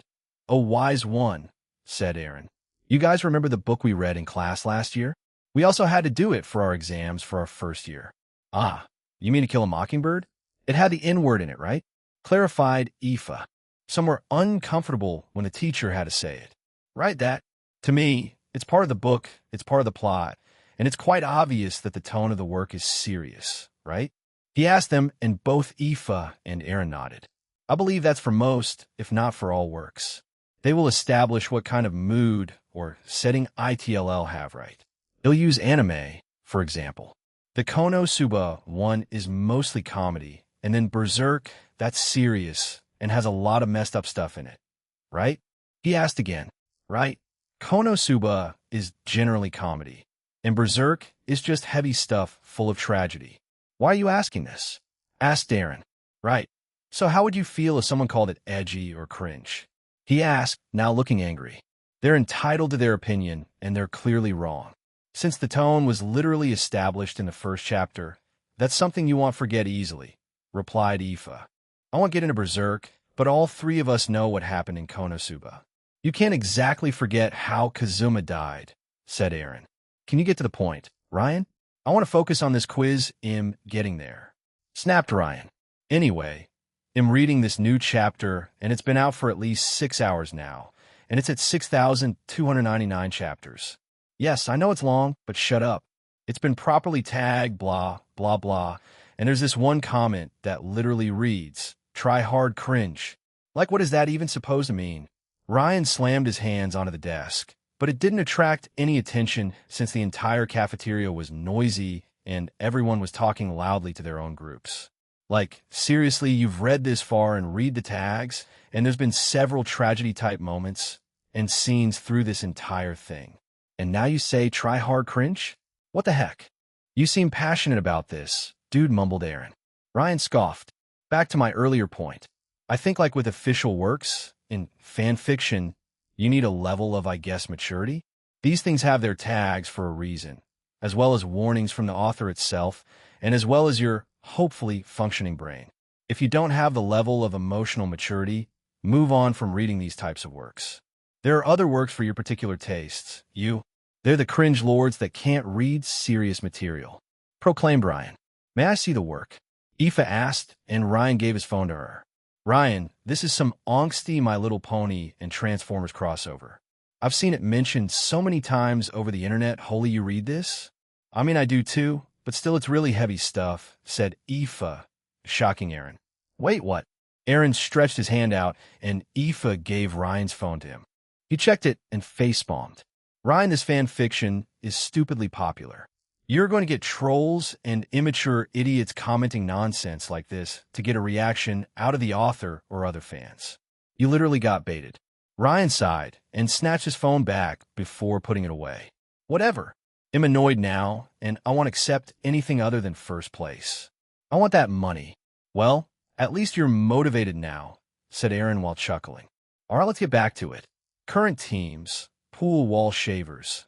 9 points duck, goose tappers. 12 points normal kids. 20 points trivia masters, 420 XD. 35 points tool, owes me money. 52 points, there were several teams that participated in the quiz, but most had to sit through an elimination round to cut down the number of teams. Aaron's group got through it, and currently they were in the lead with 52 points. All right, this will be the last question. And whoever gets it right, well, give out 50 points. The teacher shouted, and got an enthusiastic yeah from the students, except Ryan, who howled like a wolf. For the last trivia question, it's this. The teacher pointed to the board. What is banned in public places in Florida after 6 p.m. on a Thursday? It asked. The room was stunned by this, but Aaron put his hand up immediately, surprising everyone. Yes, Aaron? Farting. Farting is banned after 6 p.m. on Thursdays in Florida. Aaron answered in a deadpan voice. The room fell silent due to this. Even the teacher was left speechless. Cincherato, how did you know that? They both asked with concern. Don't look at me like that. What on earth? We literally looked over random trivia during lunch. He snapped at them, making the room full of students laugh. However, after that, Aaron was transported back to the white void. He sat there confused until the screen popped up in front of him. Trials of Memories Past. Trials. 1. 7 Body Restoration. 10. Regain Consciousness at 5-7 Evolution Progress. 1 292nd Trial Commencing. At least give me time to reel in the Victo. He did not, as he was sent to his second trial. When Aaron opened his eyes, he found himself in an office-type room. In front of him was his father, Aiden Toole. His eyes widened in shock. "Are you listening to me, Aaron?" his father asked. Yeah," replied Aaron. "It's not yeah, it's yes, sir," corrected his father while glaring at him. The look his father gave him wasn't of a father concerned about his son, but more like someone annoyed by their subordinate, someone beneath them. "Yes, sir," repeated Aaron. His father sighed and shook his head. "It doesn't matter. Tell me about these grades. Why have they been slipping?" he asked. "Please don't tell me it's about that stupid girl. Just because she died doesn't mean that your grades have to slip, Aaron." Aaron's eyes widened even more, and he felt his right hand closed into a fist. His father proceeded to berate him for the next few minutes until he was dismissed and he left his room. Silently, Aaron walked back to his room, and once in there he slammed his fist against the wall with everything he had. His hand hurt, but he didn't care. The sound that was made was loud enough that his mother ran into his room out of concern. "Aaron, what happened to your hand? Why did you?" she asked and looked at her own son's face. It was full of rage and angry tears. Seeing this, Royson hugged her son and asked what happened. She pulled away and examined his hand that was now bloodied and had torn skin on it. "We have to take you to the hospital." Aaron didn't answer and only silently nodded. He hadn't expected to be thrown straight into this. He underestimated these trials. He expected more like the previous one. Ones that were more humorous. Funny not this. Aaron knew he would have a tough time starting from here. Chapter 16, Part 2. Awakening Amidst the Imperial Chaotic Feast, Third-Person Point of View, Trials of Memories Past Failed, 50 times, Trials, 1 7 Body Restoration, 10 Regain Consciousness at 5-7 Evolution Progress. 1 290 Try Again? Yes, no. Aaron Toole stared at the screens in front of him. Annoyance and rage built up inside of him after countless attempts. He came to a single conclusion. It'll beat him up, put him in his place, and teach him a lesson he won't forget, he muttered to himself. In the back of his head, he knew that he had to do this. But he wanted to try other options first. He had no idea what the outcome would be, but he was willing to try anything at this point forward. Screw the canon of my previous life. If that's how they want me to do things, then it'll do it just like how I changed a draconic dais I was thrown into. Let's see how much trouble I can cause. A grin spread across his face, and he pressed yes on the screen. The second that Aaron arrived in front of his dad, he threw a punch directly towards his face, not expecting this. Aiden Toole fell to the ground and touched his cheek.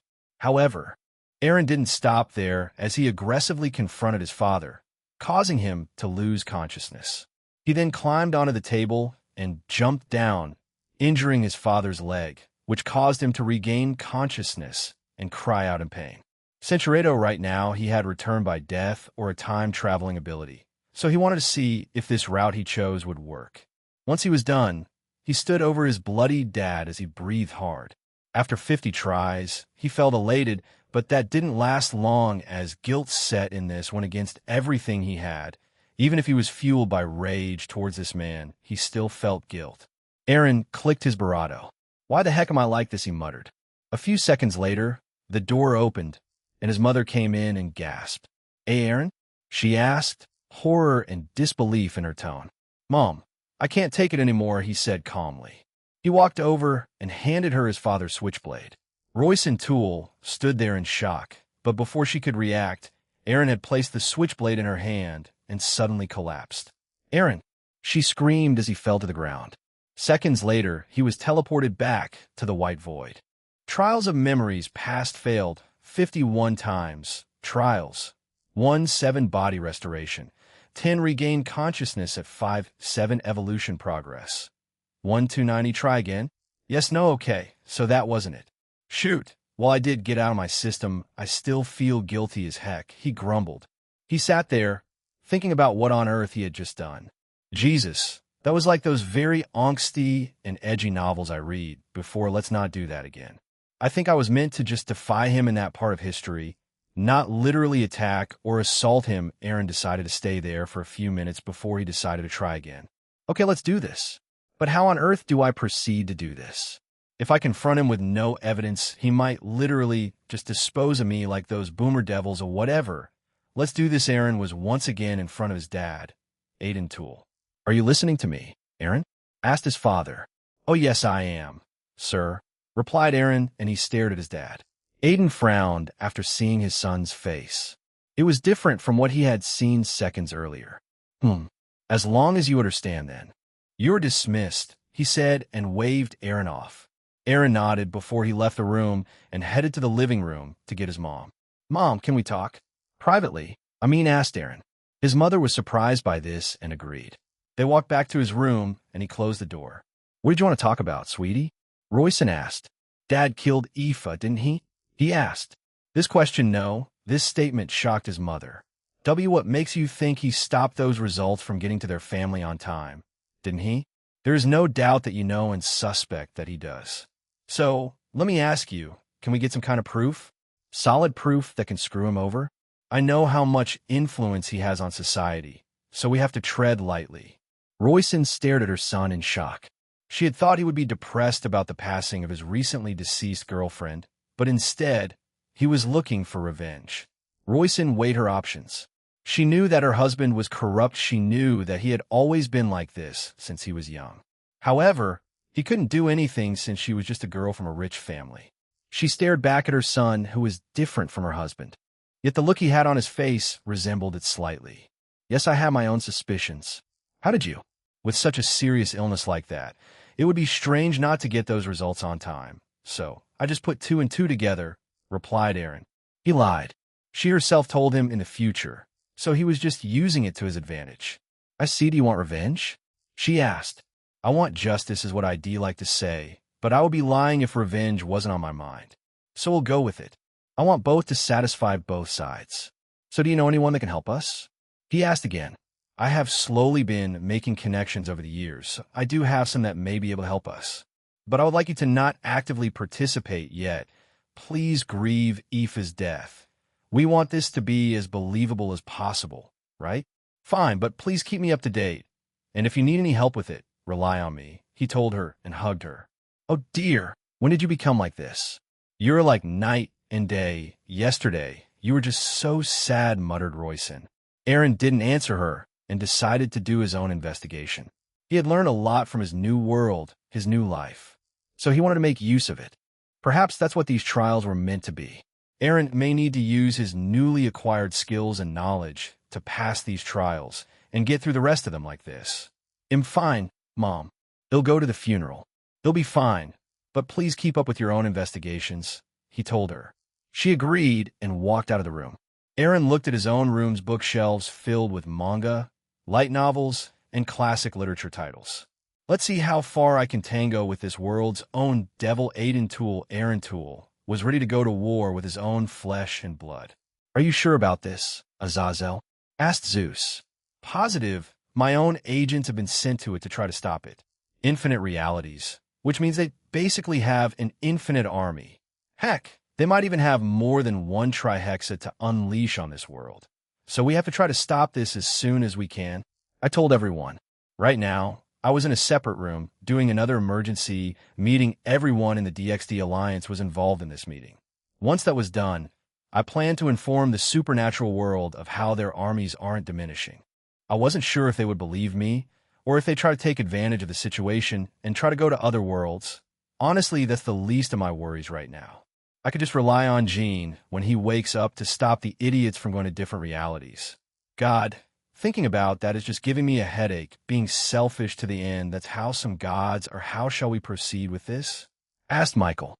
For now, they'll consult Alicia, Leanne, and Antares, since they're Gene's direct subordinates. Maybe even Shalachan can temporarily shut it down, or even stop it. After that we can deal with their numbers, I told them. You only spotted one so far. correct, Governor?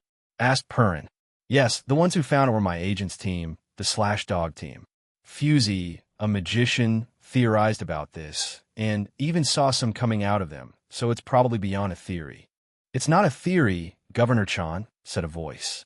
I turned to my right and saw someone walk in. Ah, Shula. Perfect. I was going to contact you sooner or later, so what do you think that portal tier thing is? I asked her. It's as you said, it's a tear in space-time that's connected to various different timelines.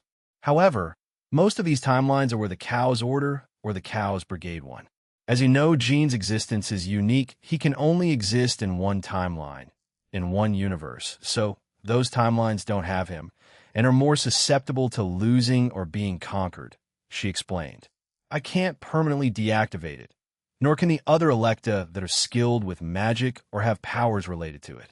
However, we can stop it temporarily, forcing them to change the location of the tear so the attacks will happen a lot less frequently. Of course, we can also stop the ones making the tear, but that may be more difficult than you think, she said and summoned a magic circle. They're untraceable since they drank the red vial. However, we could try to put a tracking device on them. Gene tried this before, but it instantly was rendered useless. Nyarlathotep had thought that far ahead. It always came back to her, huh? That outer god, it seems like she covered every base she could think of. Or was she just extremely paranoid? Whatever the case may be, anything Gene thought, she already had something prepared for it. Anyway, Alicia, Lena, Claudura, Anna, Ryuna, and I will be doing this on a rotation since we need to help deal with attacks. We already discussed this, and we're going to start now. And just wait for that call, she said and smiled. Call? As I said that, another magic circle appeared beside me. Jo, Governor. It looks like Gene's subordinates are doing something about that tear in space-time. The ones near were panicking, but they've been apprehended, but it looks like it's not being handled near us. Perhaps it's handled remotely, said Kanami. I can't feel any magical signatures near us, so Kanami may be right. Fusey added, whoever is controlling it. They will be infuriated by it, though. So we'll keep an eye out on where it may appear again. I'll please tell the factions and pantheons, too. Well, you heard them. Please have some sort of surveillance team in each of your pantheons and factions, so we can maximize our response time to dealing with these tiers in space-time. In turn, it will make things easier for us and more difficult for them. I told them and got an overwhelming positive response to it. Ah, another one opened. I can feel it near us, so it's probably in the underworld. I'll go deal with it myself, said Shala, and then she left. But a few seconds later she came back. Done. Now we wait. She sure is fast about it. Another day passed, and the attacks have decreased with the work from Gene's subordinates constantly closing the rift and hindering the Cow's Order's plan. A few groups in Team DXD have also gotten some rest because of it, and their morale has gotten better. Dulio has been doing his job as temporary leader quite well. As he said, he wanted Gene to return to a team that could function in his absence. Currently, I'm in the underworld again with a meeting with the 4 great Satans, Michael, Alicia, Leanne, and Aurelia. Barakiel came with me to this meeting too. We were discussing the response towards when the Cow's Order finally unleashed on the world. I left Shemhazai behind to issue commands to everyone in Grigori. It was a normal day so far, but we suddenly received a message, and then the entire underworld began to shake. What's happening? Serafal asked while looking around. Michael, this is Altaria. It's begun. One of the mini Trihexa, several red-armored scale mails that resembled the boosted gear, evil dragons, and other things that belong to the Cow's Order have attacked heaven. We have kept damage to a minimum, but several lives have been lost in First Heaven. Alicia then created a magic circle that showed us what was happening in the First Heaven. Hundreds to thousands of shadow soldiers and angels worked together to eliminate the M-Trihexa, Mini-Trihexa, and the numerous monsters associated with it. Most lower-level angels perished in the attack. The middle to high-level angels were injured but would live. M-Trihexa lay waste to First Heaven. That was when Altaria with Layla appeared and sealed it in a barrier. The miniature beast of the apocalypse thrashed around the barrier as it tried to break it. However, The barrier placed around it was too powerful even for it to break. However, it then howled and created more and more scale males around it, until the entire barrier was filled up. But something surprising happened. The scale males began to appear outside of the barrier, even shocking both Layla and Altaria. These new mass-produced scale males began attacking everything around them, but they were quickly dealt with by the shadow soldiers and other angels. Those scale males are at least God class in power. Anyone that isn't on par with it will die. If you're at least ultimate to Satan class, you'll come out of it alive, albeit near death, said Aurelia. Suddenly, a new angel appeared. She had long flowing pink hair and pure blue eyes. She wore a white dress. Above her head was a halo, and behind her, she had two pure white wings. That's a rare another angel that Jean-sama created, and she's also part of the GOB, said Alicia. The now-named rare flew towards M-Trihexa and summoned two light rings in her hands. She then combined them and threw them at M-Trihexa. The light rings surrounded the monster and then enclosed it in a light barrier. M-Trihexa began to howl louder with even more rage and began to thrash even more violently. The scale males that were in it were immediately destroyed by its own creator. However, no matter how powerful the attack was, it didn't die. It just kept trashing around the light barrier and other barrier. It looks like the cow's order upgraded its regeneration. I can only speculate how much stronger the original Trihexa's regeneration and healing is if that thing can survive a rare's attack, although she is holding back still since she doesn't. T1 accidentally hurt anyone around her, said Leanne. Holding back? She's still holding back? Trihexa is on par with Ophis and Great Red. Now we'll assume that these M-Trihexes are maybe a level below, so perhaps Shiva and the like, but still, that's still quite strong. Jean's subordinates are powerhouse themselves, and they can also destroy our world, and probably the universe if they want. Is this a live feed? Asked Michael. No, this happened a few minutes ago. You will see that Altaria didn't finish her sentence as Layla also flew beside Arare, Uriel, Raphael, and even Gabriel showed up. Arare seemed to give them instructions, and they all put their hands out. Even more light covered the barrier, and it kept getting brighter and brighter until it was basically blinding all of us watching. I had to look away like Michael and Barakiel and the four great Satans, but the others kept watching. The light eventually stopped, and when we looked back, a singular bright cube stood where M-Trihexa had been. However, the monsters it came with and the scale males didn't disappear, so they had to keep fighting them until they killed them all. In the end, we trapped it in that cube. We believe that Jean-sama may want to turn that miniature Trihexa into a shadow soldier, just like the original he plans on converting, explained Altaria.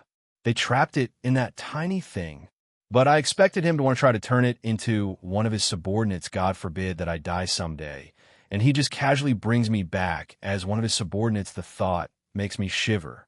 I would also like to say that the other 12 miniature Trihexes have already been unleashed to the world, and the original is also in the human world. Antares and Vambi have gone to teleport into the dimensional gap. It'll switch the feed, said Alicia.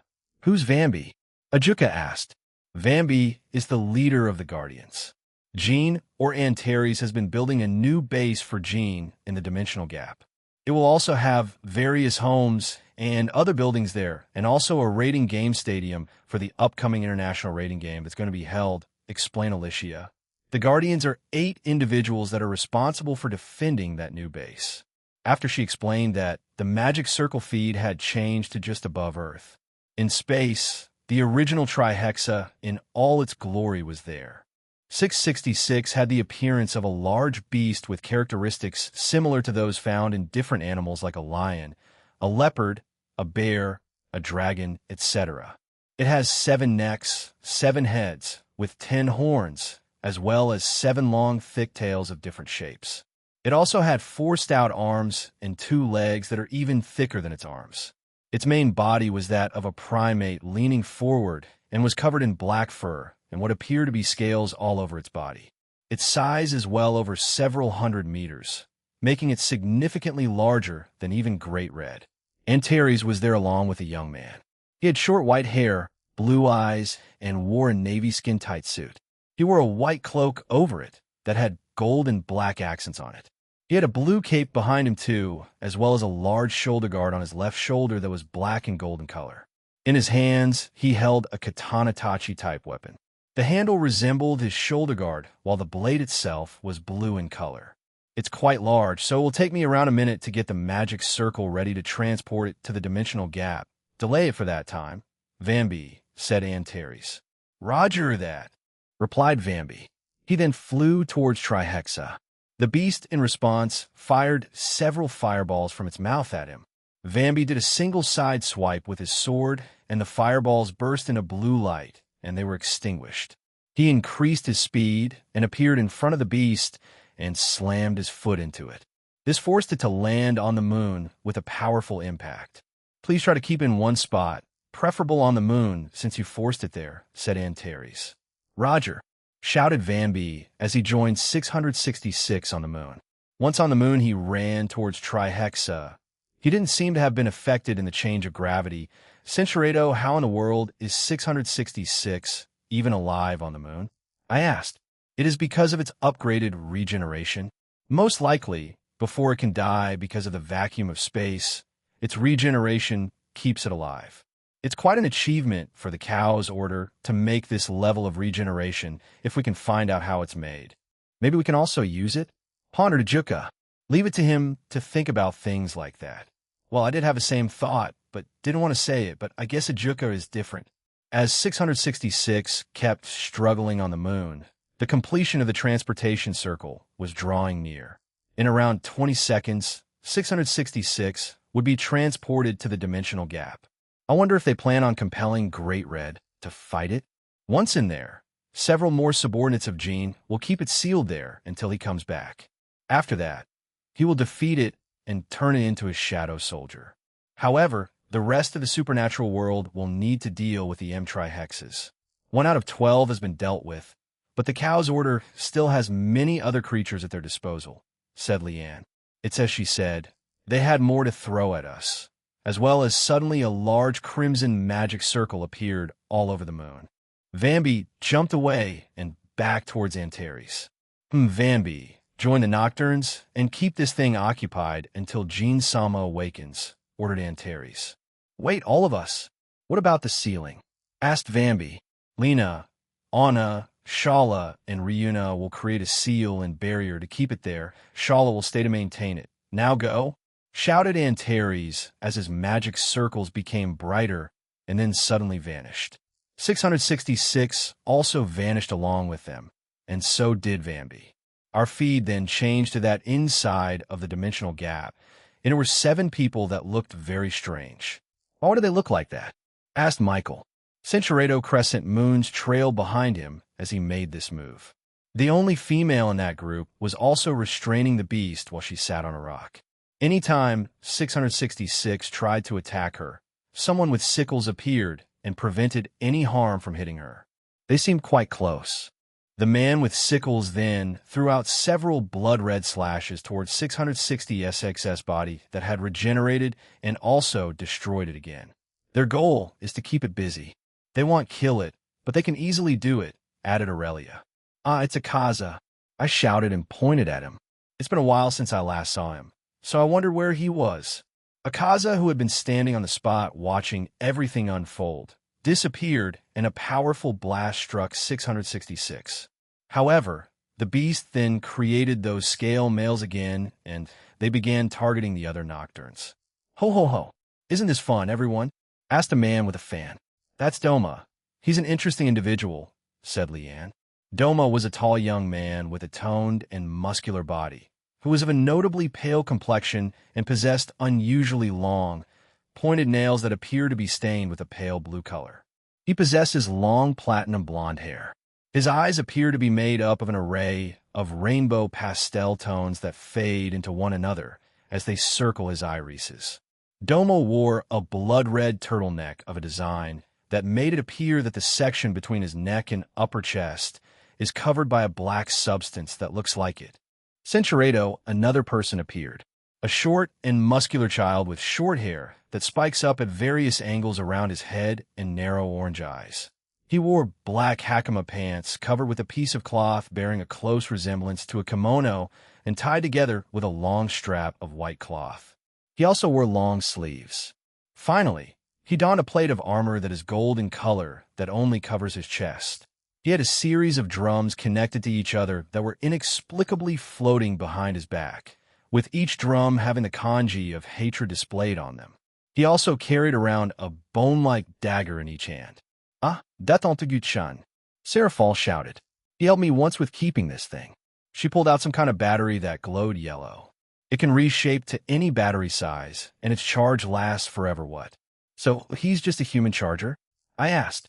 She huffed and added, "He can use other elements too, and has other powers." I just mentioned the one thing he helped me with. Alicia suddenly turned around and seemed to frown. The rest of us followed, and I left something was off. Is something wrong? Sir Zex asked the woman. Another M-trihexa appeared in the territory of the fallen angels. "It's being attacked right now, the same with here." She shouted and disappeared, followed by the rest of us. As I ran out of the meeting room, I summoned a magic circle and contacted Shimhazai. Azazel, one of the miniature trihexa, has appeared in the main institute. Kishku and Ezri have been sent to confront it along with Penemu, Rainair, and Slashdog. Said Shimhazai, "Try to capture it or kill it. It doesn't matter. Don't let those in there die." I shouted back. "There's no need to worry, Azazel," said Aurelia. "It seems Eileen joined Zira in the underworld. Zira is in the capital with us, so leave Eileen to help Grigori." "Fine," I replied, and we finally arrived outside. Complete chaos had broken loose. Several buildings had already been blown away, but there were thousands upon thousands of shadow soldiers in the area, killing the forces of the Cow's Order. "I will inform the rest of the Alliance of what's happening. I will leave the defense of Lilith to all of you," said Falbium as he summoned a magic circle and started speaking into it. "Fufu, it's been a long time since we last fought together," said Seraphal. "Time to show my magical girl power." She shouted and changed into her magical girl outfit. "Indeed, it has been a long time," replied Sir Zex as he floated up with his wings. Several small balls of power of destruction appeared all around him and targeted the enemies around us. As soon as they touched them, they were vaporized. The M-trihexa was above Lilith, and its body was larger than the capital itself. So if it decided to land down here, there was a high chance it would wipe out the entire city. "We need to," as I was about to say something, a female appeared in front of me. Everyone turned to her, and Aurelia and the rest smiled. The woman had long turquoise hair, sharp purple eyes, and wore a long black and purple feathered dress. She also had a tiara on her head, as well as black horns with purple accents on them. Around her body were numerous blades that exuded black, blue, and purple auras. "Zira, is the rest of the capital safe?" Leon asked. "Of course. The shadow soldiers and my little swords will deal with them. All that's left is to capture that thing." Arare told me of the technique she used on the one she dealt with in heaven. "I can use it by myself, so it's fine," said the woman called Zira. Zira raised her hand, and millions upon millions of those soared around her appeared, and then flew towards 666. It pierced its body, and they began to glow. Suddenly, a giant cage made of those swords appeared around it. Just like earlier in heaven, this M-trihexa began to thrash around its cage and began to create millions of scale mails, and they eventually overflowed from the cage and began leaking out to the underworld. However, this one also made some monsters of various types. Some resembled giant bats, some giant lions and tigers, and even ones from the supernatural. They were also covered in those red scales, but each one also had a different color apart from the red, like blue, black, and so on. A large batch of them instantly froze as Seraphal swung her magical wand at them. "Freeze for me, specters," she shouted. She then created numerous creatures made of ice, and they began to fly around. "Freeze and eat them," she commanded before they all flew away. Ajuka himself also participated in the fight. Using his superior demonic powers, he quickly dispatched the monsters that began to swam us. There were also several other devils who joined in the fight. Even though they weren't killing them, they did enough damage to draw their attention. I was surprised that these guys stopped their protest to do this right now, although I can see why since their capital was under attack. I think living and not having it burned down takes precedence over their hatred of the old devils who lied about the raiding games. Zira suddenly flew up, creating a shockwave behind her that eliminated hundreds of our enemies, much to our surprise. Once she arrived in front of 666, she smirked and a wave of magical energy struck its body, leaving deep marks across its form. Straight after that, the black, blue, and purple flames began to engulf it. 666 seemed to summon countless magic circles around it and tried to extinguish the flames on its body, but it did not. The opposite happened, actually. The water that was used only ignited and made the flames even stronger. With a smirk, Zira said, "Only I can extinguish those flames, you stupid beast. Using any type of power or magic will only strengthen it even further. But go ahead. I guess you can keep trying." As if heeding to her words, 666 began using more and more spells and abilities on itself, further fueling the flames. The sky above us was now mostly an amalgamation of those colors, and it kept getting brighter. Some of the fighters stopped to look up and only saw a large flaming monster. "Now it's confirmed for me that thing is a mindless and stupid beast," I grumbled quite loudly. "Zira is enjoying herself, but she needs to stop, otherwise those flames will be what burns down the capital of the underworld," said Leanne as she put on her helmet and disappeared. She appeared beside Zira, who flinched. What can I defeat it or capture it? You had your fun, haven't you?" she asked, and Zira meekly nodded. "Why, yes, ma'am," she replied, and then put both her hands forward. The flames quickly changed into a ball and began to shrink in size. In turn, the bladed cage around 666 also began to shrink. This kept going until a similar cube floated in place of it. Zira made it float towards her and handed it to Leanne. Leanne smiled and patted her head. "I will convey your contribution to Aaron once he awakens." "You want his praise, don't you?" she asked, and again Zira nodded. This time she sported a blush. "Come then, we will restore some peace to the underworld." After that, both became a blur, and the numerous enemies in our vicinity started to explode or just simply wither away. I watched in awe at how fast this all became. Aurelia, who was near me, began to laugh. Everyone else had stopped what they were doing as the duo of Leanne and Zira made quick work of the invaders. Around a minute after they started, all of the scale males, cryptids, divine beasts, mass-produced evil dragons, monsters, super devils, vampires, and other creatures were all dead. The sky, buildings, and any other surface of Lilith was covered in the aftermath of the battle. Both of them appeared beside us and dusted themselves. "It seems we're done here. Zira, go join the others in the pantheons and factions we're allied with. Track down the other M-trihexes," ordered Leanne. "Yes, ma'am," she replied before disappearing. "Okay, so we should leave Grigori to them. We should focus on the others." I received notification that Little Olympia, several realms in the Irish pantheon, the Egyptian pantheon, Kyoto, Hindu, and other pantheons are not in alliance, are under attack by the remaining 10 M-trihexes, said Leanne. "So they finally used it, huh?" "Then not just that several large stone statues have appeared in the human seas all over the world. They have not moved yet, but it seems like they're going to attack them soon," she added. "What do you mean? So they're the battle gods?" asked Surzex. "Only their heads have been shown, but the planes that have flown over them says that they had bodies underneath. We can only assume that it's the battle gods. I will have Mishia investigate, and if it is them, they'll have her destroy them," said Leanne.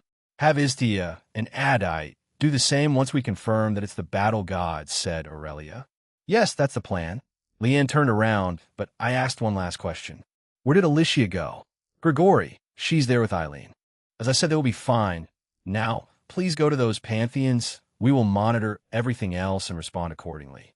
The way that Leanne said that, it was quite reassuring, so I, along with Michael and the Satans, agreed and went our separate ways. Third-person point of view, "Oi, middle, go over there. If you don't, you'll just die," Rainier shouted. Grigori's main institute was mostly fine, but the outside, on the other hand, was in ruin as M-trihexa had laid waste to it as soon as it appeared. However, unlike the last two, this one split its head and it grew its own bodies. 7 smaller trihexas were rampaging around Grigori along with the original M-trihexa.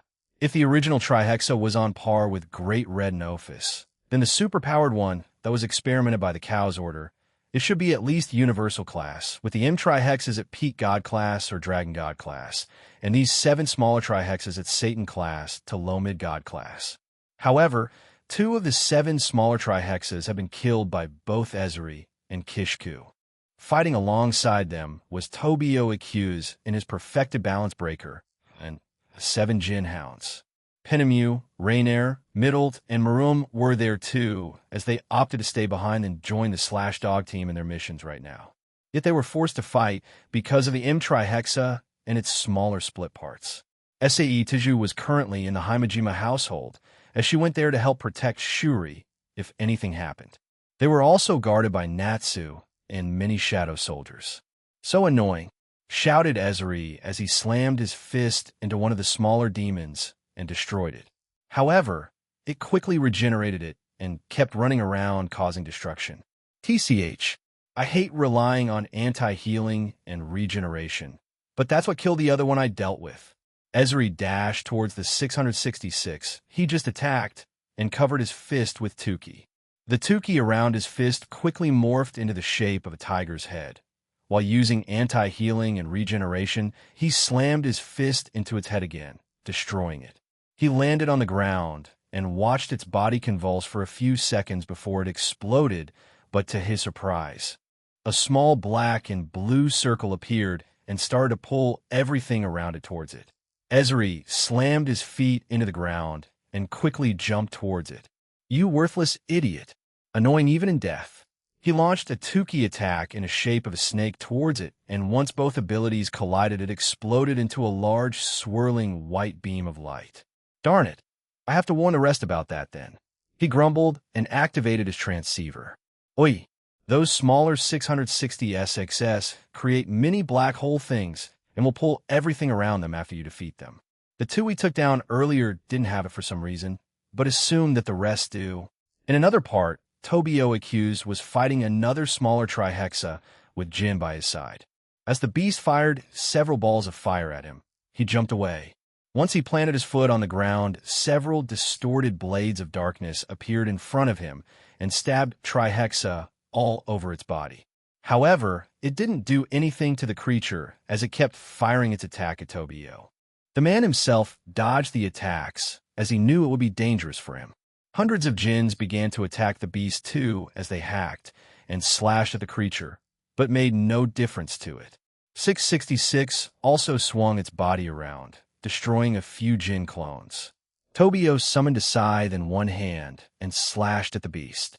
Seconds later, the beast was sliced in two and spit apart, but it quickly reattached itself and turned its attention to Tobio. It then ran towards him at a speed he didn't think was possible for its size. Cinchuredo, he then appeared behind 666, along with the original Jin and all the Jins, and they all attacked it together. 666 was struck in several places and burst apart in a flash of energy. They backed away as the pieces flew back together and quickly reconstructed themselves. Tobio shook his head at the absurdity of it all. However, Ezri suddenly appeared beside him.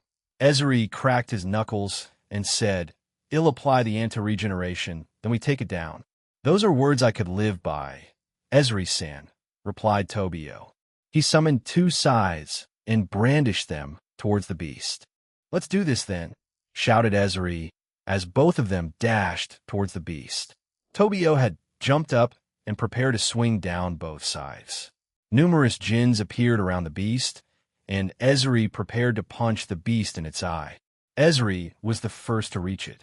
He smashed his fist into it while applying anti-regeneration and healing. Next were the numerous Jins beside him as they began to use their blades to slash at the beast. Finally, Tobio swung down both his scythes and sliced the beast into several parts. The beast didn't have time to retaliate or holler in pain, as its life was ended quite abruptly. Once Tobio landed, he and Ezri high-fived. "I'd like to say good job, but we're not done yet." 4 left out of the 7, and the black hole thing didn't appear. "Let's keep moving," Accuse said Ezri. "Yes, let's hunt the rest down," replied Tobio. They both dashed away to the same spot and found that Rainier and Middle were facing off against another one. They were near one of the fountains outside the Institute, and there were some dead fallen angels there and several injured. TCH, they didn't run when this thing showed up? Ezri shouted in frustration. "They were caught by surprise, Ezri-sama," replied Middle as she desperately fired balls of light at the smaller 666. Rainier was the one fighting it alone, and her attacks were already slowly killing it, as she had her own anti-healing and regeneration. "It looks like Raynar's fine with fighting this alone, but let's help her to end it faster," said Tobio as she summoned another scythe. "She already has her anti-healing, so I'll stay here and watch this little pipsqueak's back," said Ezri. This made Middle flinch as she turned back to see Maruam, Rainier, and Tobio fight the smaller 666 together. "Rainier-san, we're here to help." Tobio slashed at the beast along with his army of djinns, and Maruam fired bullets of Tuki at the beast. "I was doing fine, I just wanted Middle out of my way. Keeping people safe while fighting this stupid thing is harder than it looks," she complained and used her light powers to form a large swirling ball in the sky. "We didn't get time to train," said Maruam. "I'm not blaming anyone. I'm just saying that she should have taken cover so we could end this sooner," shouted Rainier. Tobio slammed his foot on the ground, and 666 was again struck by a barrage of distorted blades. He then damaged one of its eyes, and the creature howled in pain. Barato saw it distracted and finally fired her swirling light ball at it.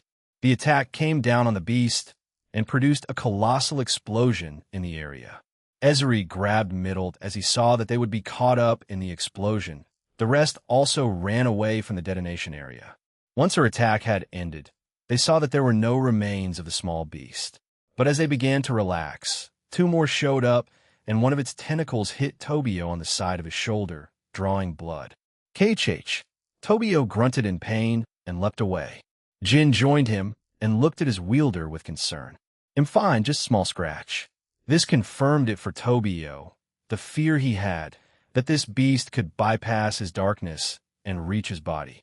"I can't let it touch me anymore, dang it." "I'm joining in," shouted Ezri. But as he was about to move, 2 large swords impaled both smaller fiends. One sword was made of pure white light, while the other was made out of pure darkness. "What the ah?" Ezri looked up and saw a woman there. She had long gray hair and a ponytail. She had blue eyes and wore a dress. The top half was black with gold and white accents, while the lower half was mostly white and red. She had shoulder guards on both shoulders, and she carried a fan in her left hand. However, behind her she had 2 feathered wings. The one on the right was black, while the left was pure white. "Fufu, were you having trouble, Ish-chan?" asked the woman. "You're late, Eileen," replied Ezri. The 2 swords began to rotate, and then multiple spikes appeared from them, killing the beasts as they continued to spin.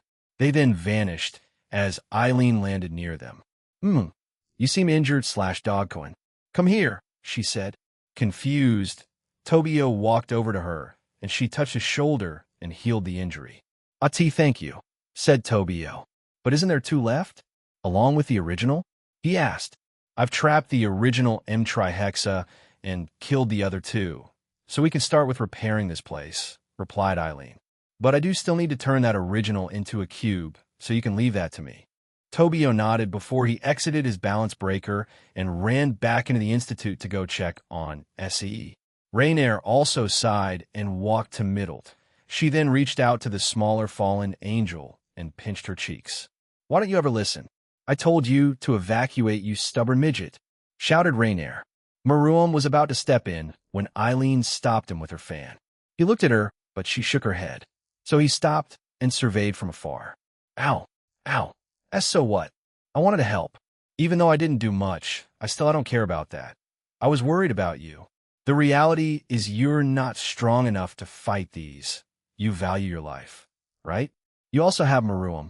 If you don't want to listen to me, at least evacuate for him. He'd be worried sick about you if you were injured. You were kidnapped not too long ago, too. Have some self-preservation. Middle was stunned by this, and she just stared at Rainier, unsure in how to respond to this. Middle was aware of Raynar's change, but she didn't think she would change into this kind of woman, to someone who would care so much about people, especially her. They never did get along that well.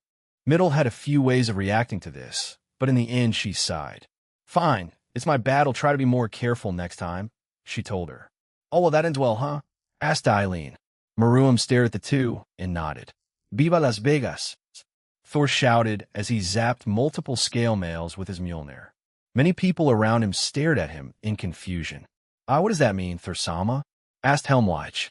In the Norse realm, Asgard, they were also attacked by the M-Trihexa. All of the warriors there that range from the Valkyries to gods and even other species and races came together to help defend the realm. Even some tourists that were there to visit also joined hands with the residents there. In this squad, led by Thor, the god of thunder, his squad was confused by his strange battle cry. However, they still charged forward and began eliminating the various monsters there. Thor swung his hammer towards the enemies and blew them away, making more room for them. The Valkyrie squad, led by Brynhildr, was also with Thor. Meanwhile, Rosweiss was over in Svartalfheim, helping the Dark Elves there defend their home. M-Trihexa had appeared in the main realm, while another group attacked Svartalfheim.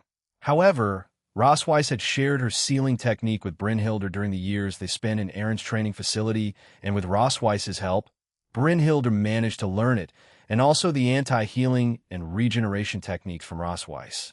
Every one of Erin's allies knew of the technique, and also were able to utilize it. This meant that anyone with a powerful healing ability or regeneration ability could be dealt with easily by them. Make way for the Valkyrie squad, so we can start taking down this M-Trihexa? Well, whatever the name is, it doesn't matter, shouted Thor, and everyone began to make a path for the Valkyrie squad, led by Brynhildr. However, M-Trihexa kept on making more and more scale mails, making it harder for them to get any closer. That was until a dragon appeared and slammed against the beast, while also firing a white beam of light at it, making a large hole through its body. Everyone in the Alliance was alerted by this and got ready to face this new dragon. Until Celine Sant, shouted someone from the Norse group. The dragon named Celine smirked at them before transforming into her human form. "Greetings, Asgardians. I have come here to provide assistance. I shall clear a path for you. Now go," she said, and summoned a fan before waving it and creating several beams of light that hunted down their enemies. Every time the light struck an enemy, they would freeze on the spot before slowly turning pale white and crumbling away. These beams of light stayed even after killing an enemy. Celine then summoned white-colored butterflies that flew around the entire area. After each group arrived near certain enemies, a large white light-colored twister would instantly appear, drawing anyone close enough in and killing them. Seeing this opportunity granted to them by Celine, Brynhildr and the Valkyrie squad flew towards M-Trihexa. Once they got closer to it, the beast turned its immediate attention to them and began firing balls of fire at them with all of its heads, as well as using its tentacles from its body to try to hit the group. All of the Valkyries scattered and dodged all the attacks aimed at them. Ortline summoned her spear and flew around, killing various scale mail that M-Trihexa started to produce.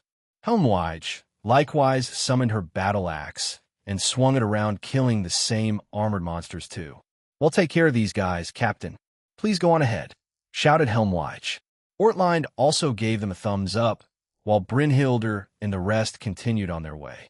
Any scale male or monster that appeared in front of them were quickly dealt with by Helmwich or Ortline, or if they were too far away, the remaining members of the squad killed them instead. Once the trio arrived near M-Trihexa, Brynhildr immediately fired several magical attacks at it, all imbued with anti-regeneration and anti-healing properties. The beast did not try to dodge it, as it didn't perceive the attacks as any threat. This was a very beneficial thing for them, as the anti-healing and regeneration was applied to M666, M-Trihexa. "We have the power to kill this thing. Throw everything you have at it," shouted Brynhildr. All three of them summoned hundreds of magic circles and began a barrage of attacks on the beast. Surprised by the increase in their strength, M666 began to attack them back too. Brynhilde had initially used a weak attack to apply to M666, as she didn't want the beast to think they could kill it. She wanted it to underestimate them. Brynhilde herself didn't know if Trihexa had any sort of intelligence, or if it was just a mindless beast, hell-bent on causing as much destruction as it could. Schwartlight created several large spears of fire above her and threw them at Trihexa. Each one hit the beast on the body, and it was immediately followed up by powerful shocks of electricity. Brynhilde Senpai, I received a message just now that they wanted these Trihexes to be captured or sealed in something. Do we use that sealing technique that Rossweiss taught you? Asked Schwartlight. We will attempt it. While I have performed it before, I have not used it against an active opponent. Please buy me some time, said Brynhilde. Roger. Schwartlight and Grimgerd replied in unison, and thus began the seemingly long battle between M666 and the three Valkyries. Trials of Memories Past failed 231 times. Trials for 7 body restoration. 50 regain consciousness at 5-7 evolution progress. 1-290 try again? Yes, no, what on earth? What the heck? Aaron breathed heavily. He wiped sweat from his forehead, as well as the tears and snot from his face. Dang, did I really go through all of that? I've tried everything. What am I missing? He grumbled. Aaron Toole had to battle through a certain period in time in his previous life, a time when the bullying was at its most intense. He attempted fighting back, that failed. He tried to create friendly relations, but that failed. He attempted to inform the teachers, but that didn't work. He tried going full nuclear revenge on everyone, which also failed. Whatever he attempted, it would always result in failure. In fact, he even attempted to run away to a different country, and that was also unsuccessful.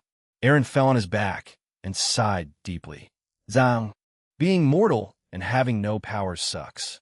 I didn't know how much I relied on them since I reincarnated, but during this ordeal I've been through, the experiences that I've been through have also helped me. But still nothing is working on this one.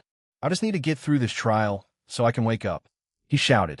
Aaron had found out after he completed his 4-7 trial that he would have 1 hour max of doing whatever he needed to do before he was forced back to this place to do the remaining trails.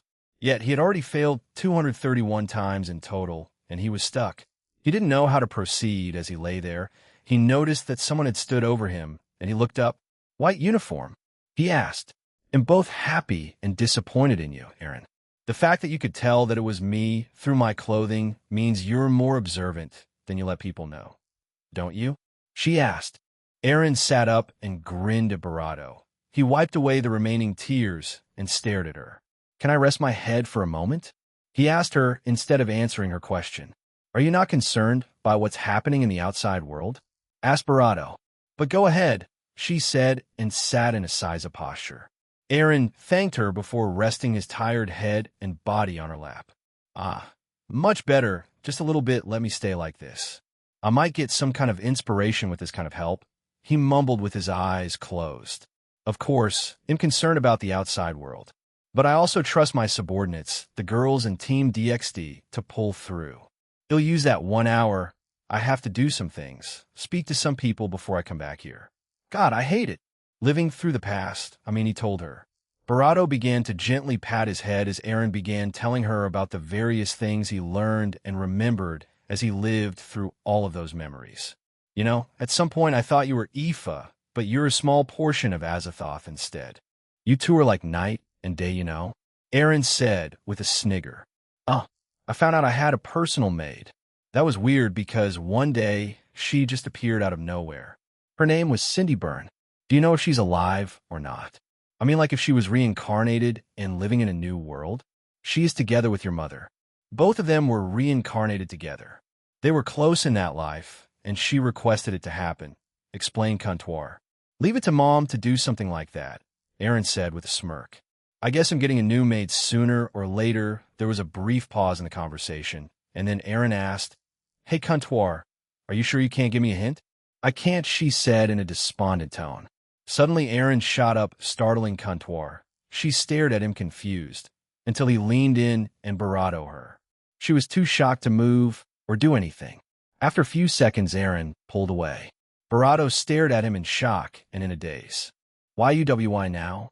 I asked you for a barato months ago, Jay. Just because you gave me one doesn't mean ILG give you a hint. She stuttered out. Barato, I am the mighty dragon, aren't I? Aaron asked, ignoring what she had just said. Confused, Barato nodded in response to the question. Centurato, Centurato, Centurato. So that's what I'm missing, he declared while clenching his hand. It worked. Contour was shocked by this. It almost seemed stupid to her. But she was again reminded that Aaron had embraced that role and just accepted it as fact. All right, Centurato, Centurato, Azazel soliloquy. Another day has passed. All the M-trihexes have been dealt with, but even more showed up today. We weren't sure if they had cloned them or if they had found them in a different timeline or universe. However, all our suspicions were cleared when Shala and Lena came to speak to us. Those aren't clones, they're replicas. They're the real 660 SIXS from different timelines.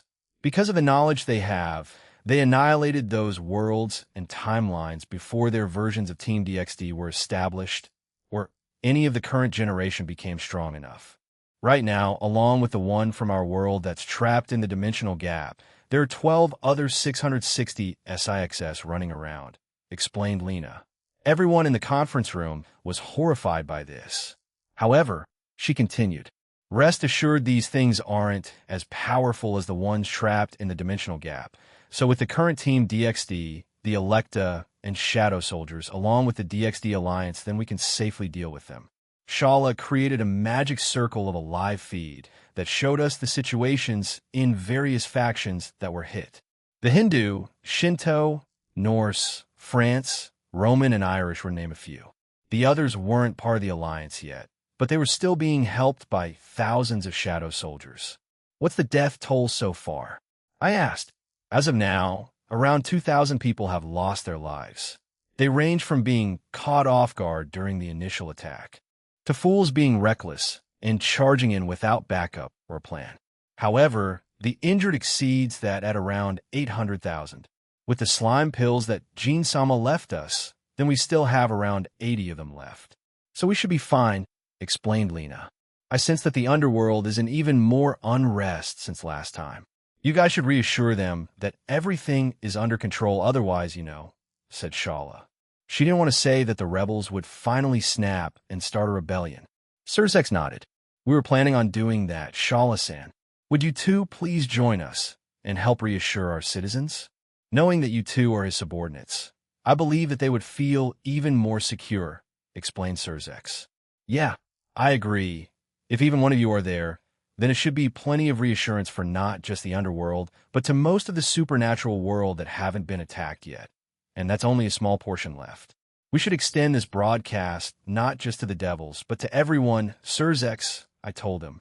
If that's the plan, then I can connect it to all the broadcasting systems around the supernatural world. Shala put her hand up and offered to do that. Surzex, and I looked at the other Satans and Michael. They seemed to agree, so we decided to do that. With that, we made our way to a broadcasting room. Surzex, Seraphal, Lena, and Shala would be the ones to address everyone. Michael, Barakil, Leanne, Aurelia, Alicia, and I would be in another room watching and listening to them. They discussed what they would say in detail for around 5 minutes before we started to broadcast it. Everyone in the underworld and the rest of the supernatural world, currently the entirety of the underworld that also includes the fallen angels' territory and many other places in the world, has been subjected to an unprecedented crisis for the last few days, said Surzex. The Satan and Lucifer recounted the events which had occurred to the public one by one and in relative detail. The Cow's Order was the culprit behind this worldwide event. He also told them of what the beast was, the legendary Imperial Beast Trihexa, as well as all clones were unleashing destruction upon various factions' territories. In addition, a video of various battles was played. This was previously only seen by the leaders of the DXD Alliance, along with other prominent figures. It then played the attacks of yesterday and how they were defended, as well as today's attacks. We decided to show them the live broadcast too. The beast that you're seeing right now is the legendary Imperial Beast Trihexa. Seeing that even gods were participating in battle, the ordinary devils would feel as though it was truly the end of the world. The video then cuts over to show that the Norse world, Asgard, had been successfully defended and presented the image of our side, which was cheering due to victory. How would the devils feel when seeing such a scene? The ones shown fighting in this battle aren't just devils. There are also the fallen angels and the angels of heaven who have formed an alliance with us. In addition, there is strong support from other mythologies that have rushed over to help us one after the other. A significant amount of force has been exerted against Trihexa, and the Cow's order has increased significantly. Although they've been temporarily pushed back, they will reappear soon and continue their destruction. The scale of this has already been significantly greater than the demonic beast riot which occurred several months ago. Nevertheless, to everyone in the underworld and the supernatural world, please stay calm. There is no need to panic. That is because we have the stars of hope. The next images and videos that were shown were of Team DXD, along with the Electa and various shadow soldiers, gods, and anyone that helped defend those places. It's as you see, this is the anti-terrorist Team DXD. Right now, along with the middleman subordinates, they're protecting the world by going to various places to help protect it. These brave warriors make me proud as they bravely and fiercely put their lives on the line. Surzex then showed a sad expression to them. As some of you may know, Gene Skyward, the middleman, is currently out of commission right now. He is in a coma. However, before he entered it, he gave one last order to his subordinates, and that was to protect this world in his absence. The images then switched to a live broadcast of the dimensional gap. His nocturnes were still busy keeping the original 666 at bay, and the one that took over for keeping the seals in place was a different woman. She resembled a witch that had a purple hat. This is the dimensional gap, and that creature right there is the original Trihexa. It is being kept at bay by Gene Skyward's subordinates in that place. So please rest assured that this beast won't come to our realm or any others, said Surzex firmly. These two beside me are two of his subordinates, Shala-san and Lena-san. They have been the ones that have made certain powerful seals that keep that beast in the dimensional gap. Right now, a different comrade of theirs is doing that so that they could appear here.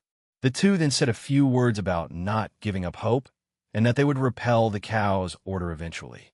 They didn't add anything like that Gene would wake up soon or anything like that, which would just give false hope. Seraphal, who remained on the side, appeared in front of the camera and smiled towards it. That's right, everyone. I will also be deployed to the front lines, so there's no need to worry. Surzex couldn't help but show a slight smile as he looked at Seraphal, and then continued to elaborate. We will definitely protect everyone in the underworld. Even if I have to sacrifice my own life for it, I swear that I will protect the citizens of the underworld even if it costs me my life. Surzek's words were very firm. Seeing the figures of Rias and the others were just shown, how would ordinary people feel? At least compared to having a suspicious person like me on TV, it would give the people more peace of mind if Surzex personally said that. Surzex and Seraphal then discussed the future and the unfairness of the rating games during the broadcast. Following that, they continually made such announcements to the citizens for dozens of minutes. As the broadcast was about to end, a loud rumble was heard throughout the capital of the underworld, Lilith. Dang it! Now what? I shouted, panic slowly rising, but the ones around us, his subordinates, had smiles on their faces. When I looked at Surzex and Seraphal, both Lena and Shala were also smiling. Lena took the mic from Surzex and simply said, "He's awake." Suddenly, a powerful and enormous white pillar of light burst from a certain building. That was the Seraphal Memorial Hospital. Wait, does that mean the entire underworld began to shake violently for a few seconds? The light kept expanding and expanding. And in the live broadcast of the Dimensional Gap, it also appeared there. "It seems the entire Earth has been covered by that pillar," said Leanne. "Indeed, this is quite an entrance, even for him," added Aurelia. "But he'll only have 1 hour at most," said a familiar voice. We turned to it, and it was the woman called Comptoir. 1 hour? What do you mean? I asked. She then told us about the trials he took, that after he was successful with the first 5, he would temporarily awaken, and then he would need to finish the last 2. His 5th trial he failed is 231 times. They are challenging to him, but he finally passed. And now, he's before she finished her sentence, Jean appeared in front of us. His entire body was covered in a silver and blue aura consisting of rippling, fire-like energy, complete with sparkling particles of a magenta color. His entire hair was also silver along with his eyes. Jean? I asked. Sorry for the wait, but I won't be here for too long, he replied and smiled at me. He patted each of us on the head and added, Thank you for your hard work. Please keep it up until I finally come back. But first he then disappeared and appeared in the dimensional gap. It seems Jean Kuan has awakened and has appeared in the dimensional gap. Serafal exclaimed. Jean thrust his right hand forward and slowly closed it. The imperial beast Trihexa began to howl loudly. It sounded like it was in pain. Suddenly, it burst into black and purple flames that resembled shadows. The flames kept on increasing, and eventually they died down, and nothing was left of the beast. The entire room was silent, and so were the citizens of the underworld, and I would assume the rest of the supernatural world. However, he then uttered the words arise after that. Enormous shadows burst from the ground, and a certain beast began to come back to life. However, this time it was mostly black, and its various eyes on each head glowed purple. They resembled his shadow soldiers now. Did he just turn it into his subordinate? Serafal asked the obvious question. Jean then disappeared from the dimensional gap, and suddenly the entire underworld was covered in the same aura that shielded his body. Everyone in the room also felt it. It felt weirdly warm. He's healing everyone around the world, said Leanne. Where's he headed then? I asked. To rid the world of its current crisis, Leanne said calmly. Third-person point of view Aaron had various places he needed to visit in this limited hour. His first stop were the various factions and pantheons being attacked by the otherworldly 660 SXS. He first went to the Hindu pantheon. Once in Buloka, Sukhesta, he saw various buildings destroyed and a few dead and many injured, yet his shadow soldiers and some of Team DXD were here, especially the Hindu group. Aaron raised his hand and healed the rest and brought back to life the others. This drew their attention, and they were surprised to see him here. Even after the live broadcast, Aaron then appeared in front of the rampaging 666 and touched him. The beast burst into an amalgamation of particles, before also turned it into another shadow soldier. Captain, one of the members of the Hindu group shouted. Aaron smiled at them and said, Please prepare. Cinchuredo flew towards him and embraced him. Aaron, she said tearfully. Aaron kissed her on the forehead and said, I'm sorry I won't be here for too long. I have an hour. If you want to speak to me, go to our home after I've dealt with the rest. He stroked her cheek one last time before disappearing. Seconds later, a large and powerful light enveloped all of Takamagara, and then the imperial beast Trihexa also disappeared along with Aaron Toole. Reiko smiled bitterly and gave out orders to her group. Before joining them, she wanted to finish up here quickly so she could go to their home to speak with him. Aaron this time arrived in Asgard and saw that everyone was fighting another 666 from another timeline. Aaron? A voice called out. He turned to it and found Rosweiss, who was in shock. I'm sorry for leaving so abruptly, but I can only stay awake for an hour. Please go to our home if you want to speak to me in that limited time. But for now, there's more in the other realms of Asgard, shouted Rosweiss. Aaron looked at her before he nodded and teleported beside Thor and Odin. Oh, gee, my boy. So glad you could join us. This thing is quite sturdy, isn't it? Odin asked while firing multiple attacks at 666. My war cry of Viva Las Vegas didn't work on it earlier either. I was quite disappointed, added Thor. Aaron turned to look at the god of thunder and showed him a confused look. Ah, he picked it up because we traveled to America a few times in the past year. Would you believe it? My sons are finally indulging in their father's unusual hobbies, Odin said with a creepy laugh. None of us liked it, shouted Vidar in the distance. Odin-sama, Vidar-sama, Thor-sama, Topics and conversations like this aren't appropriate at times like this, said Brynhildr and Rosweiss in unison. All three gods flinched and backed away before they continued attacking 666. I will check the other realms first then. It seems that all of you are doing fine, said Aaron before he teleported to the various other realms. He didn't stay too long on each of them, as most of them didn't have too many enemies in them, and he took them down quite easily. However, he stopped briefly in Svartalfheim. He felt as if there was someone with greater power than the rest he had killed. So he entered the giant tree and saw that a single devil was terrorizing them. His subordinates were standing around, and Aaron listened in. Did you see that? No matter how fast you are, the second you move, that terrible dark elf you're protecting will go boom, shouted a devil. Yeah, go boom, said Aaron as he stood behind the devil and struck him with a powerful blow. The devil collapsed. A few dark elves were horrified by this, but they also recognized him. Who died? Aaron asked, and a few pointed to a dark elf who lay motionless on the ground. He walked over, knelt down, and resurrected the male dark elf. Is Frida here? He asked. And no, she went back to the main realm and was helping defend the island, answered one of the dark elves. Aaron nodded and restored their home before leaving for the dark elf's island. Once he was there, he saw many monsters were swarming the island. They mostly consisted of evil dragons and super devils.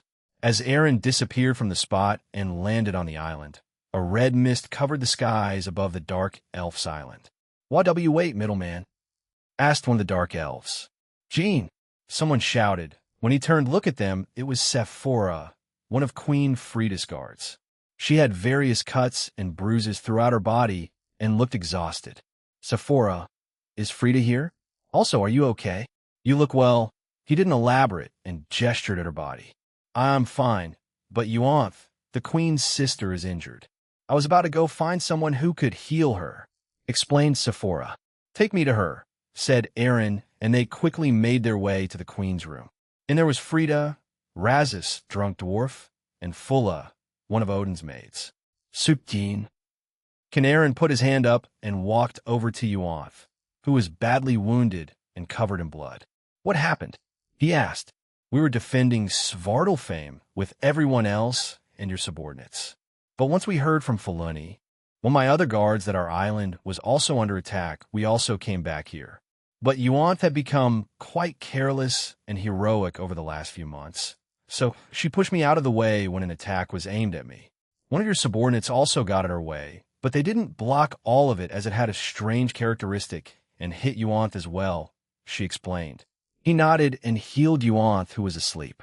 She had lost a considerable amount, but after Aaron healed her, he also provided her with some blood. Once she was healed, Frida hugged her sister and softly cried. It's a good thing only parts of her were injured. Otherwise she would have died. He wanted to add that he could have resurrected her, but death is never easy for anyone. He knew that even after he resurrected the ones that died earlier. However, since Aaron had limited time before he had to go back into his coma, he couldn't dwell on those things yet. He also knew that the last two would be the hardest he would face, as he had an inkling of what they would be about. Each trial kept on escalating after all. "Yes, I'm thankful for that, and thank you for helping her in our island," said Frida as she got up and hugged Aaron. "Wahaha, look at you getting the queen's affection, boy. It's also been a long time. Thanks for checking up on Hermel and Theta." "Jean," said Razis, and he drank from his gourd. "It's no problem, and I have to leave. I need to stop Trihexa. We can catch up at a different time," he told her. "Why, yes. Until then," replied Frida as she let go off him. Aaron nodded and said his goodbyes again before he appeared beside Rosweiss again. "Any progress?" he asked. "A little bit. I offered to destroy it myself, but Odin Sama and the rest are quite insistent they can destroy it themselves," Rosweiss said with a bit of frustration. Aaron patted her on the head before he vanished and stood in front of 666. The Norse group were surprised, but Aaron touched 660's success body before it vanished in a small light. In his hand was a small cube. He would have dealt with this earlier. He had plans for it. He may try to merge all these trihexes and see what he could make out of it. "We were just getting the good part," complained Odin. "Maybe another time, Odin." More attacks will come, so go prepare, but for the next hour I'll deal with them personally, he told them before he disappeared again. The place that Aaron teleported to was a futuristic one. However, it was also enveloped in chaos and fighting. Everywhere he looked there were battles happening. It looks like this place is quite futuristic. I should come here and form an alliance soon, he thought, and spotted 666 in the distance.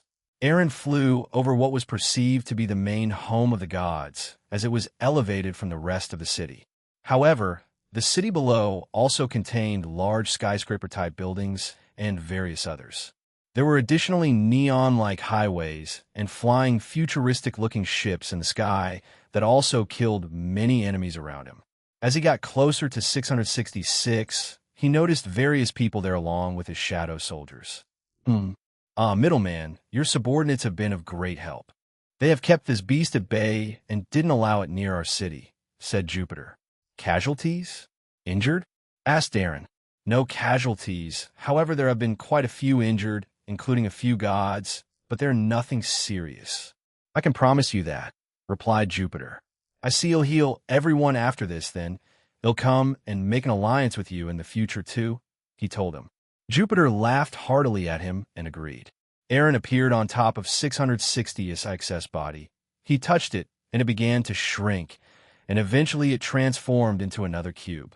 We've been fighting this thing for so long, only for him to come and do that. A god complained. When Aaron checked him with Observe, he noticed that it was the god of war, Mars. Ignoring the annoyance of the god, he raised his hand and sent out a pulse that healed all the alliance in the realm, as well as giving them a passive healing buff. Aaron explained what he had done and wished them luck, as he still had a few more places to go to. He appeared in various Irish realms, helping them with various assaults from the Cow's Order. However, his subordinates had mostly done a good job, as they kept the deaths to a minimum. The same with the injuries, yet he still needed to heal them as well as heal a few that died. His final stop was in the land of Heaven Falls, a place that held painful memories because of the recent attack. Once Aaron arrived there, he immediately swiped his hand and killed the other attackers. 666 was in the distance, and a flash of the destruction caused by the others who attacked this place appeared in his mind. Without hesitating, Aaron moved towards 666 immediately, touched it, and instantly trapped it in a cube. The ones previously battling it were stunned, but then cheered as the endless battle they had been on was finally over. He turned around and healed the injured warriors and told them to rest up, as they would probably only have a few hours of rest before the Cow's Order starts again. He located Noada and landed beside him. Jean, I'm glad to see you're okay, and thank you for helping us, said Noada. I'm glad to see you're all mostly okay too, replied Aaron. Noada laughed and said, it was mostly thanks to Kana, Danu, and Ain. Those three along with your shadow soldiers were a big help. The three goddesses in question were sitting further away discussing something. They hadn't noticed Aaron yet, but as Bridget and Luff called to them, they turned around and saw him.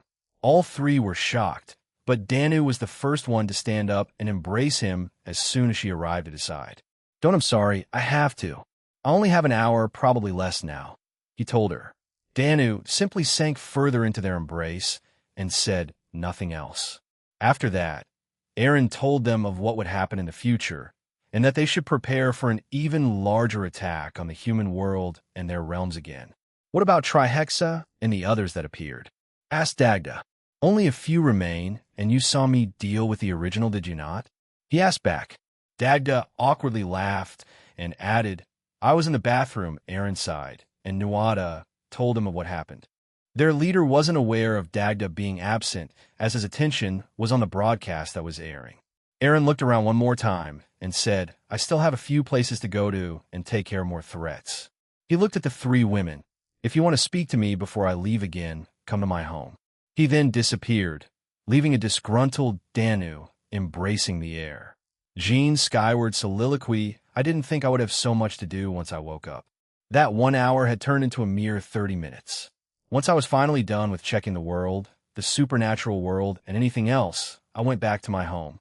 I met various people when I traveled around, but I gave Dulio a few words saying that he'll need to be the team's leader a bit longer and I would treat him to delicious food in the future.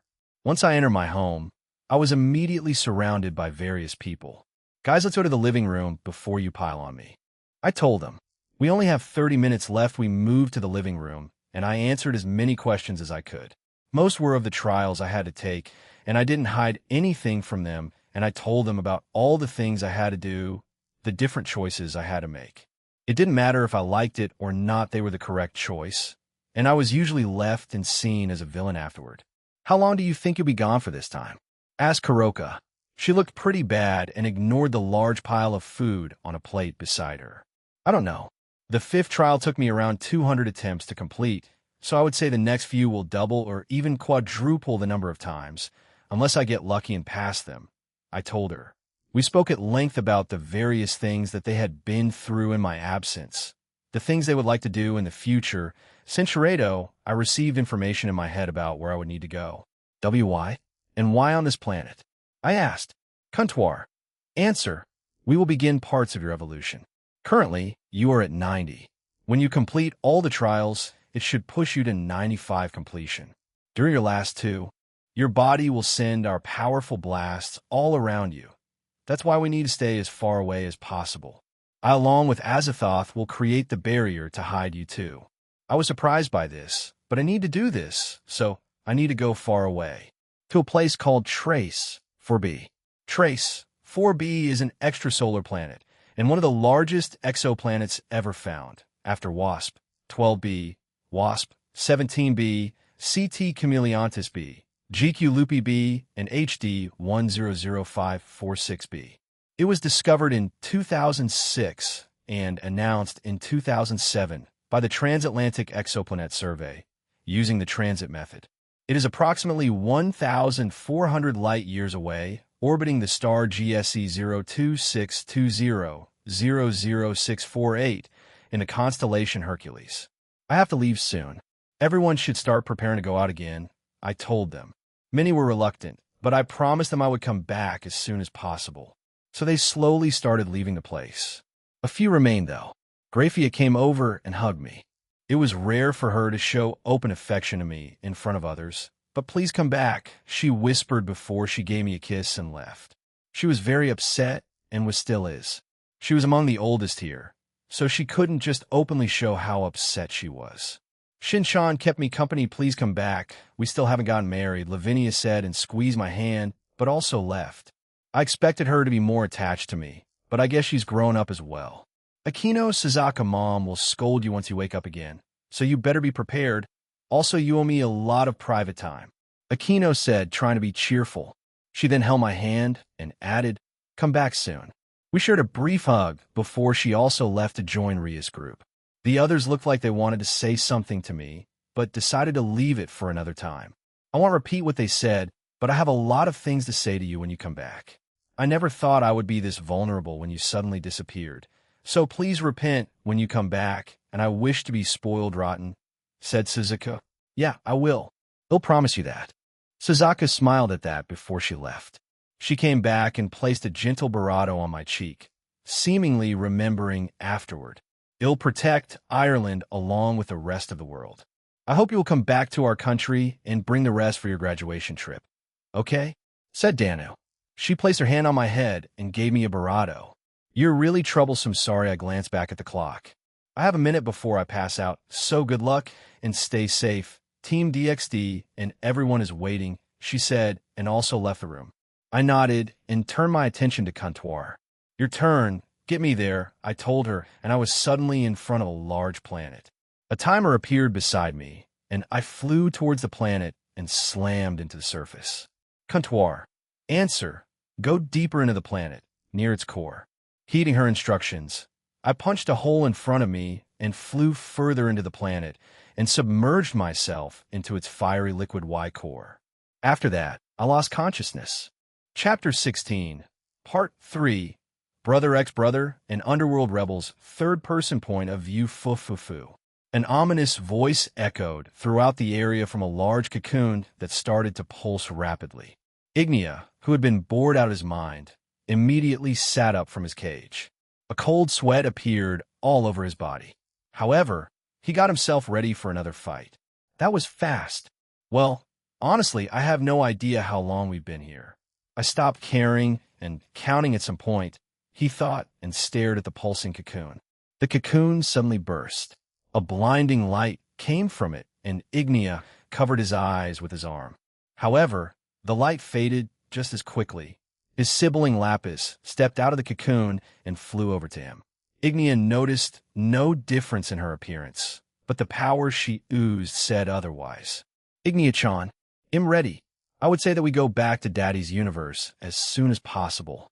But how about we pay visit to a few on our way there? Call it a family road trip, she declared happily. The cage around Ignia vanished, and as soon as it did, he threw a punch at Lapis, who to his surprise let it hit her on the face. But, what? Surprised by this, Ignia tried to back away, but Lapis gently held his wrist. You didn't notice earlier, did you? Foo-foo-foo. That's what you get for not being attentive, she said happily. Don't worry, it'll come for you along with everyone Daddy cares about. But he'll enjoy it at the same time. For now, we're going on one last trip as brother and sister. Lapis pulled Ignia away, who tried to struggle, but couldn't find the strength to know his powers from before were gone. Why, what did you do to me? He asked in horror. That cage, silly. You didn't notice it feeding your powers to me? Right now, you're as strong as a regular human. Foo-foo. But don't worry. You can get that power back if you train, but you won't live too long to have that happen. Ignia stared at Lapis in shock. How'd I not notice? He shouted at himself. I didn't feel anything. I'm strong enough to notice something like that. So why? As he shouted, a realization hit him. Foo-foo, you finally understood, didn't you? Asked Lapis, who licked his cheek. Because of the previously new power I received, you couldn't perceive it. Who? What do you plan on doing? He asked. I just said it, didn't I? Geez, pay attention. She cried out. She then looked at Ignia with a cold and sinister expression. I'm going to make Daddy suffer by destroying everything he loves and cares about. So with how big that place is, it'll be a piece of cake. Lapis then let go of his hand. Ignia tried to move away, but after a certain distance it felt like he was yanked back. He looked at Lapis, who smiled at him. He tried again, and the same thing happened again. I tied you to me, silly. Until we get back to the Draconic Dais, you can't get away from me, she told him and patted his head. Now, I found a pretty universe to defeat and absorb more strength. What? Ignia asked, confused. Do you know how this Ghidorah got stronger? She asked back. Ignia reluctantly shook his head. It's because it consumed planets and their inhabitants. They'll do that on the way to Daddy's universe. Prepare yourself, Ignia-chan. I'm going on a feast. Lapis then teleported both of them away. They appeared over a modern city. Some people looked up and saw two people floating, which confused them. Lapis poked her cheek and hummed. I was going to take my time on this one, but let's see what happens with just one attack, she said, and summoned a small pink ball of energy from her fingertips. It slowly dropped to the ground as all the humans around the area watched it in confusion. To them, this was some kind of unannounced filming session or a reality TV show that they were all roped into without being told. The pink ball made a small ping noise before the entire planet erupted and nothing was left of it. The only thing that remained was the large pink explosion that occurred after the ping ball of energy that had expanded in size. I think Frieza-chan would have liked this. Too bad he didn't try it. How unfortunate. It'll absorb everything now, she said and put her other hand out. A pink twister left her hand and consumed the core of the planet that had managed to stay intact. How did that not get destroyed? Ignia asked. I have control of my powers too, you know? Geez, Ignia-chan, who do you take me for? She asked in a huff. Ignia didn't answer as he watched the destruction of this world, and perhaps even this universe. Are you planning to wipe out this universe? He asked. Of course, there are around 17 decillion planets here. It'll probably only go up a small amount of power, though, hopefully it'll be stronger when we arrive in the Draconic Dais. I want to surprise my father with this. My mother obviously approves. She looked at Ignia and smiled. So, Cinceredo danced and hummed to herself as she did this.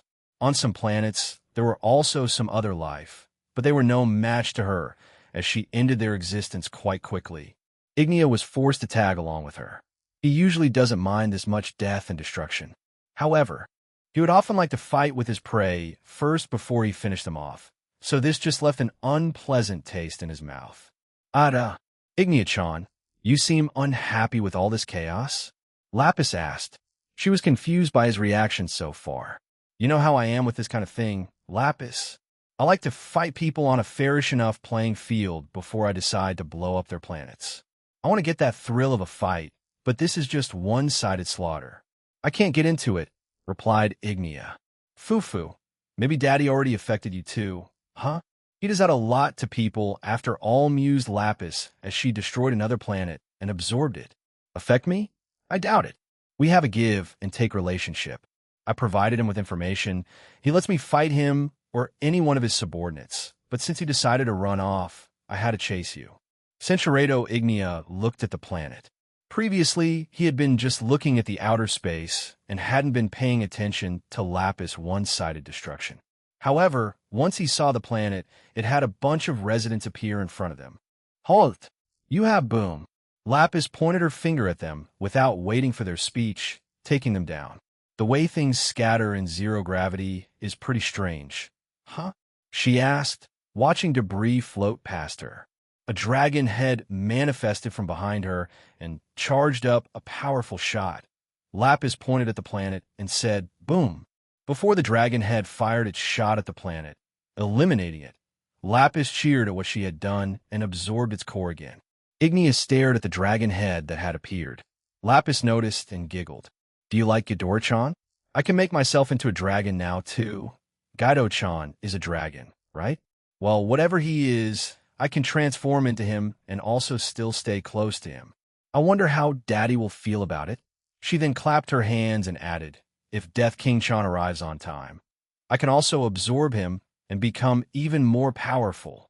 Daddy will love me more, right? Beats me, replied Ignia. Lapis suddenly hugged Ignia, further annoying him. He'll be a bit sad once you're gone. The same with Maruam-chan. But you two can live on in our memories. Daddy and I will get married and have kids. Maybe even let Mommy join too. Lapis began to drag Ignia off again as she rambled on about her idyllic family. How far did you plan ahead? Nyarlathotep? Azathoth asked. Fufufu Idowonder. We both know how this will end. My love for Aaron transcends beyond your imagination. Mamazoth. So if I can have him become a ruler, it worked for both of us, right? Asked the outer god. You aren't implying that you helped him, are you? Asked Azathoth. You can take that however you like. But it does help you, right? He will never see it. That way his hatred for you will only grow from here on out. And once he evolves, I will die. We both saw it, after all. At least he'll acknowledge me for once. That rage and hatred he has for me is overwhelming. Nyarlathotep shuddered at the thought and became emotional. Do you think he'll pay attention to me? Azathoth looked away and sighed. She thought she could have a normal conversation with Nyarlathotep, but it always turns to her strong feelings for Arantul. She also doesn't think Nyarlathotep understands love. Azathoth herself also didn't, but looking through Kuntwar's eyes, she may have an idea of it. Azathoth summoned a video feed in front of her. She watched Aaron take his final 2 tries. The counter for failures was already at 43, and he was currently on his 44th try. Aaron-chan is hard work. Fufu. You really like putting him through a lot of hardships, don't you? Asked Nyarlathotep. Azathoth didn't answer her and quietly watched everything happen for a few minutes. However, she decided to say something to Nyarlathotep. You already knew how weak he was. It took him that long to move on from her death. He had no mental or emotional fortitude since he relied on Aoife, his mother and maid, for so long. Centuredo Azathoth stated firmly and looked at Nyarlathotep. Mamazoth looking out Awen now? Wuv, isn't it Aw? She said mockingly and laughed. Yumi Kira's soliloquy. A couple of hours have passed since Aaron woke up, and now he's disappeared again and left us to defend the world by ourselves. Apparently, Kuntwar sent out a small message to the Electa and his subordinates, so they seemed even more energetic than last time.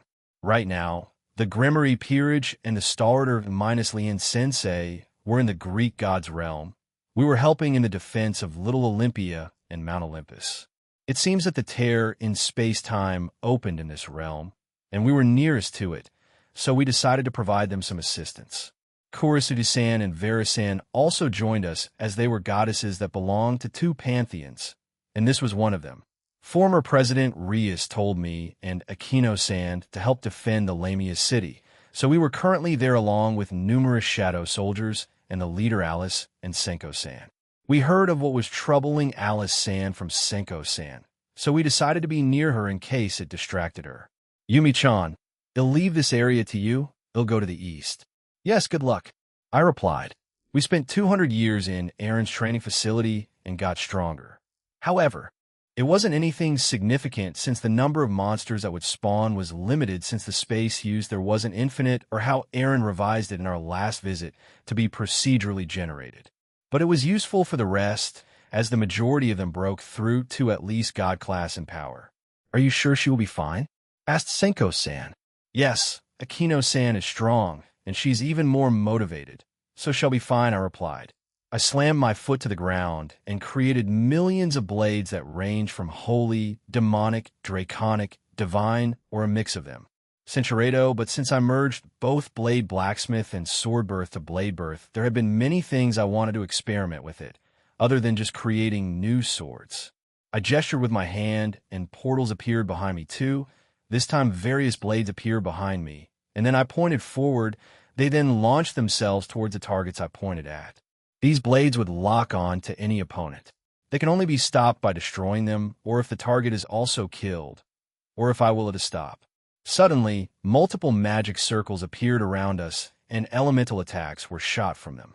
They hit their intended targets and obliterated them. This was repeated a few times, and I looked at Alice-san. She had been doing this for the last hour or two. She uses powerful attacks like that, exhausts herself, takes a break, and repeats. She on occasion takes the slime pills that were provided to us. Aquino-san and I advised her not to overuse them for her sake. At first, she listened to our warnings, but the longer this carries on, the more reckless she becomes. Even now, Senko-san had to intervene, or she would hurt herself. Alice, stop your overexerting yourself, shouted Senko-san. I have to keep going. If I don't, I can't join Team DXD, she said in between breaths. I don't know why she wants to join Team DXD. It seems Senko-san knows about the reason, as well as Lavinia and the goddess Amalthea, which I met earlier, but she's gone back to Mount Olympus because of Chief God Zeus' orders. After jumping towards her, I landed beside her. If that's your resolve, then that's fine. However, I think Jean-senpai would say something like, it's fine if you want to join, but do it for the right reasons and not just revenge. In a way, that's what he told me months ago, I told Alice-san. So please pace yourself and be smart with the way you fight. You're powerful, Alice-san. Alice-san stared at me for a few seconds before swallowing another slime pill. I can't show this unsightly side of me to my people. You're correct, Yumi-kira, however. I won't stop pursuing revenge against them, she said resolutely. That's fine. I never stopped my revenge, but aimed that hatred at the right source. But please don't endanger yourself just for it. You have Senko-san, and if you join Team DXD, we will also support you. After that, we continued our defense of the realm, and it became easier with Alice and started being smart with the way she used her powers and how much she used. In the end, we were successful, partially because there wasn't an endless amount being thrown at us by Trihexa or the tear in space-time, since one of the Electa and Giobe sealed it off. We had gathered in Mount Olympus with several other gods there. Some of us had never met them face to face. However, thanks to the Greek group, and some of them spending time in Aaron's pocket dimension, we had some relations with them. Rias Grimmery, thank you for helping our realm in such a dire time. I won't keep you long since you may need to deploy to a different realm soon, but you have all our thanks, said Zeus, the chief god. Hermes sighed and said, didn't we tell you they're reliable? I mean, I and a few others are part of Team DXD. Zeus Samachuma, don't call me that. Your chief god, said Zeus as he stared at Hermes, who just chuckled at him. Thank you, Zeus-sama. However, it wasn't just us, as many of the residents in this realm also helped. It seems that Jean's hyperbolic regenerative chambers helped quite a bit, replied Rias. Just as they kept on talking, a magic circle appeared beside Akino-san, and she stepped away. I kept an eye on her, as did Hephaestus-sama and Freya-sama. It looked like Akino-san was talking about something serious since her calm expression from earlier vanished, and now she looked very concerned. Akino-san walked back to us and whispered something to Rias, and her eyes also widened. "Excuse me, Zu-sama, but we have to leave immediately," she told him. May I ask why, young Gremory?" He had a look of interest as he raised an eyebrow. An outbreak has occurred in the underworld, and the unrest of the earlier darkness of the raiding games has finally reached a breaking point, and because of the temporary peace gene made the rebels finally began to move, and they have invaded the territory of the great King Baal, she calmly explained. Zu stroked his chin and nodded. "I see, so it's finally come. That was also broadcast here in our realm. To think such a thing was being downed by those old devils. Nevertheless, I still look forward to that in the future, with Jean, Surzex, and Azazel, the ones working on it. No such thing will occur. I rambled on for too long. Go save your realm, young ones." That he was referring to must have been the worldwide raiding game that will happen in the future, most likely after Akino-san, Rias, Sona Senpai, and Aaron Graduate. Everyone that knows about it is also looking forward to it. Thank you, and please don't hesitate to contact Team DXD or the Alliance if something comes up, she told them, and we left for the underworld. Third-person point of view. At some point, this young man began to hate this site. At first, he didn't like any normal person who was brought to this place. It was his home, his place of birth in a way. Yet, gazing at the castle in front of him, the place he called home, only brought pain to his heart. However, he was quickly brought to a certain underground passageway by his guards. This young man was the second son of the current head of the House of Baal. His name was Magdarin Baal. Approximately 20 minutes earlier, the Baal castle, his home, was attacked by the rebels. As a countermeasure for Trihexa, which was now dead, and for the cows, who was still at large. All of the Great King's side were in the middle of discussions with the local politicians. Under normal circumstances, the castle of the Baal city was second to none among the various other territories in the underworld. The reason for that was because it had more than 50 layers of barriers cast over it. The general consensus was that it would be compromised, but this castle has also boasted that it hadn't been compromised before, whether it was during the battle against the old government or the recent demonic beast riots. Currently, however, this castle is facing a crisis. The castle had suffered attacks that passed through or outright destroyed those powerful barriers. Whoever looked out of the windows of these passageways, it was possible for them to see various guards engaged in combat with the insurgents. The guards of the Baal clan were slaughtered one after the other by the powers released by the masked insurgents. The elite guards of the Baal were powerless, and that clearly demonstrated how powerful and merciless these rebels were. Magdaran also saw how the bright flowers he had planted in the courtyard were being destroyed by these relentless attacks. When such an attack happened, Magdaran couldn't help but wonder why, but it didn't take him long to come to his own conclusions. The reasons were clear as day. However, if he had to pick a reason, it should have been about the criticisms of the King Peace, as well as the complaints and miscounts in the raiding games. Magdaran himself did not participate in these games. So even if there were misconducts in the games, he could carry on his life without any issues since it didn't involve him, which is why he initially didn't see it as a problem. They had also tried to conceal the truth from the citizens, which is why he didn't think such a response would result in these events from happening. However, he also knew that it would eventually be leaked. Yet he had never imagined that it would be the champion himself that would tell the entire underworld the truth of the raiding games. As he and his guards kept running through the corridors, ahead of them was someone who released a strange and powerful aura, and he wore jet black armor. Alerted by this, his guards gathered around to protect him. However, Magdaran seemed to recognize the person who was clad in the armor, and he gestured for his guards to stop. "You are one of Sona Citridano's peerage members." "The great dragon King Jinchuru," said Magdaran. Yes, in front of them was Sona's pawn, formerly a human who turned reincarnated devil, and now clad in jet black armor, Saji Jinchuru. Saji released his helmet, exposing his face. Saji was taken aback by the strange, yet cool moniker. He felt a strange excitement boil deep inside of him, but he pushed it back. "So you're Master Sarorg, the next head of the family's younger brother, right?" "I'm a pawn of Sona's citrus peerage, and I came to help out," said Saji. "I also brought over a couple of 100 shadow soldiers that belong to Jean-san, so rest assured you'll get out of here safely." Magdarin understood that it was due to his brother, the devils of DXD, or their leader.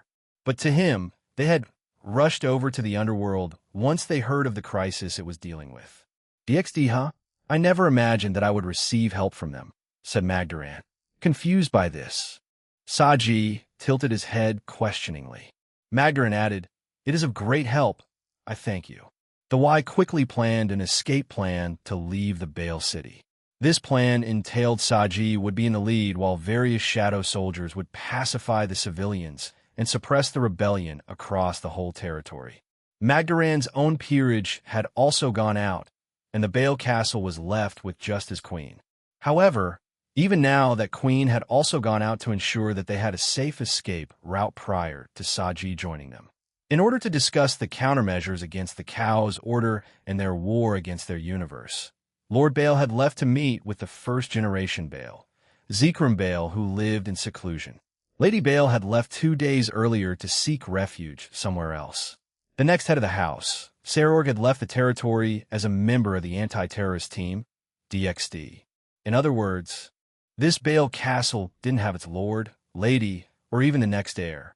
Instead, all it had was their second son, Magdaran, the great king's side that was respected by the current Satans, and even the lord's castle was now empty. A sarcastic smile spread across Magdaran's face when he thought about the situation. To Magdaran, he found it funny, ironic even. It's always been like that after all. Whenever a serious or life-altering decision had to be made, his father, Lord Bale, would rush over to the place where the previous generation and first generation had secluded themselves to, and then ask for their advice. Regardless of whether it was a political affair or familiar affair, he had never made a single decision on his own. Hence, why, as long as he protected his pride and appearance, even his wife and children could be discarded without hesitation. Because he had not inherited the power of destruction, his half-brother had once been abandoned in the outskirts of the Bale territory. The second son, Magdaran, had been born with the power of destruction. Hence, Sarorg had been banished, and he was selected as the next heir early on in life. Magdaran, who had been brought up with the sole purpose of being the next family head, had been strictly educated ever since he was young. Magdaran's combat strength wasn't very high, but since he had inherited the power of destruction, he didn't have to train too hard. There were people with an even stronger power of destruction who were born in a family outside of the House of Bale. Thus Magdaran was always compared to the Gremory siblings. Even before them, Astri Bale was their trump card and ace. She was the strongest female to ever exist within their clan, with Venelana Bale coming to a close second. However, he had always lived in a strict educational environment, thus making Magdaran despise Surzex, Rias, Astri, and Venelana. They seemed to have a much less strict upbringing, yet he had to suffer through all of it alone. It was not long after that he found out what the heads of the house were thinking, and he began to despise them too. Then one day his world changed. His half-brother Sarorg returned from the outskirts and declared that he desired the position of being the next head of the house. The current head, his father and the first-generation head, laughed at Sarorg, a Bale who didn't possess the power of destruction, trying to say that was complete nonsense. The current head originally wanted to cast aside his brother's words as a joke. However, he decided to use this as an opportunity to truly sever their parent-child relationship and ordered Magdaran to be his opponent. However, a few minutes after the beginning of the match to become the next head of the house, it was his brother's overwhelming victory. Lying on the ground was Magdaran, the one who had inherited the power of destruction.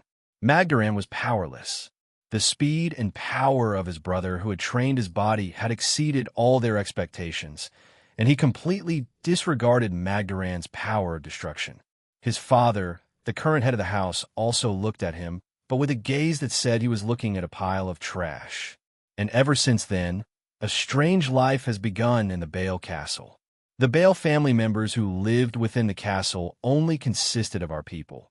His father, as the current head of the house, his second wife, and the mother of Magdaran, his brother Serorg, who had become the next head of the house, and the second son who had the position taken away from him, Magdaran. Regardless of whether it was during meals or other activities, there were only these people. As the current head, his father was reluctant to acknowledge the eldest son and constantly asked the previous generation and first generation for advice on the decision. The mother, whose son had the position of the next head of the house taken away from him, held a bitter grudge and did not conceal her dissatisfaction with living together with the eldest son. Magdaran, who had received the education for becoming the next head, was now forced to assist his brother, the one who had taken away his position. Every time they sat down for a meal, there was no conversation as they ate in silence. His mother retreated early each time. His mother felt despair at her husband and child, and hatred towards Serorg, but still did not let go of her position as the Baal wife. Naturally, aside from the government affairs, only Magdaran's peerage would talk to him. His father and mother would not talk to him at home. No, that was wrong. Ever since he began to be brought up as the next head of the house, he had never received the love that a child should have. At best, he was seen as the next great king of Baal, and nothing else. He once attended the meetings between the children of nobles, and one of their sons had said to Magdaran, "It was really comfortable when my mother cleaned out my ears." Ear cleaning. Magdaran had never received any affection from his own mother since birth.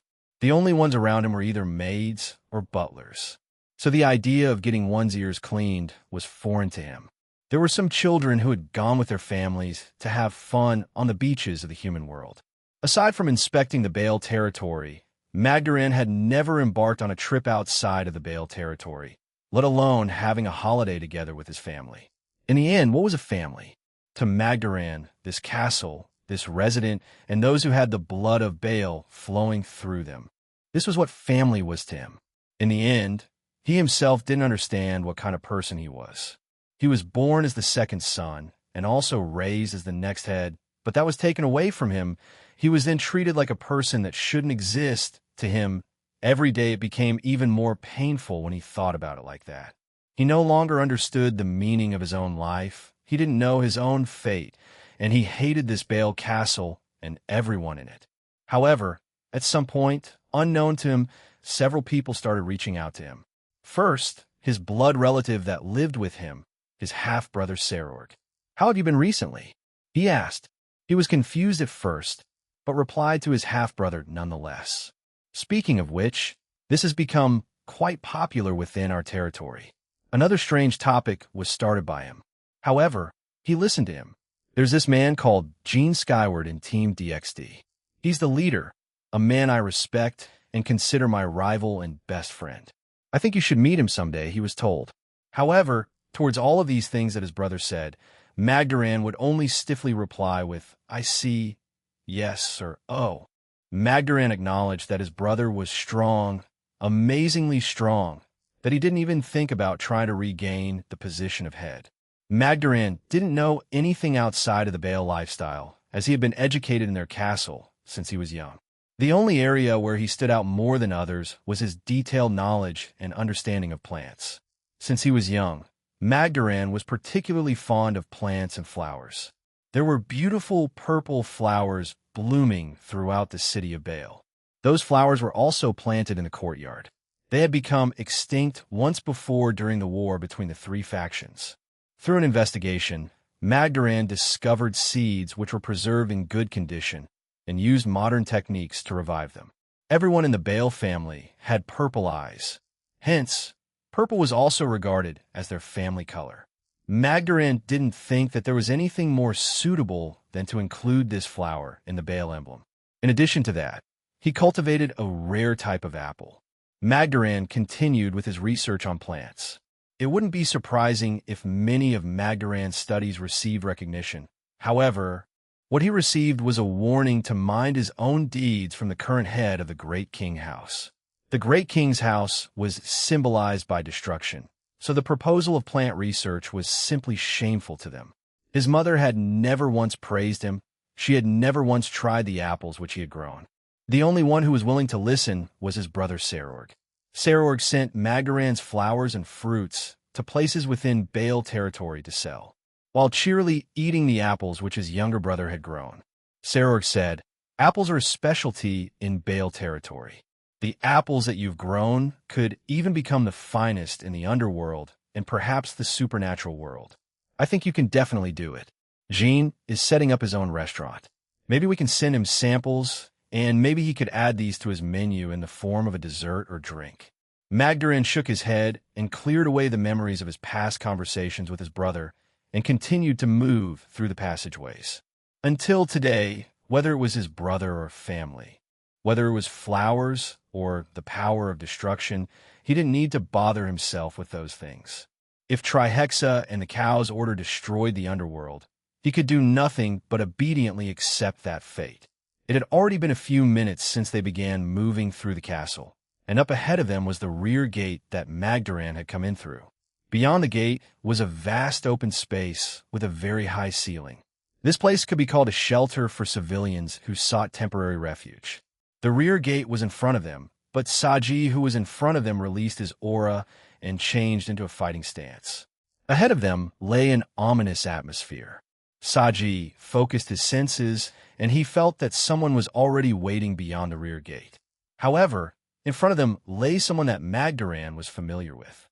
A gray-haired man dressed in a cloak and light armor lay there in a pool of blood. This man was Magdaran's queen, Sectas Barbados. He originated from the house of Barbados, which belonged to the 72 Pillars. They quickly went over to him. "Sectas, are you okay?" shouted Magdaran worriedly. Upon hearing his king's voice, his queen looked up and coughed up fresh blood from his mouth.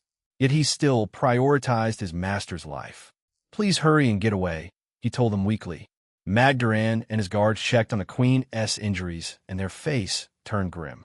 His entire upper and lower body had been pierced by shots of demonic energy, and if this had continued, he would have died of blood loss.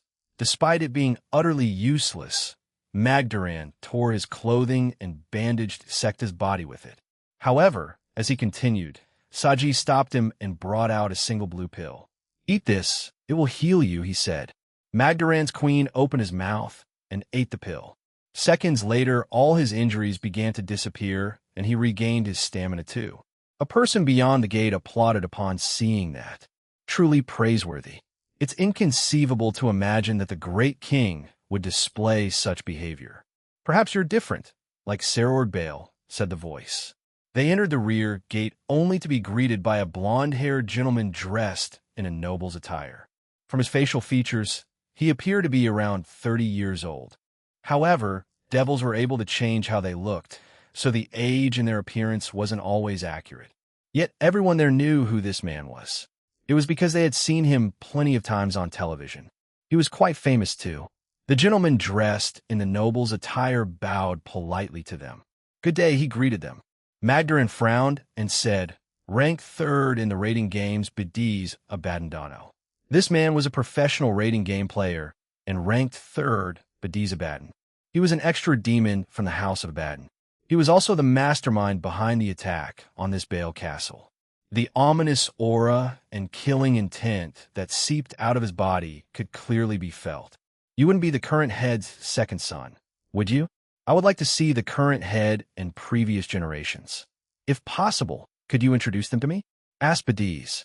"Unfortunately, my father and the previous generations are not here, and there is also no reason for a traitor to meet with the great King Baal," replied Magdaran.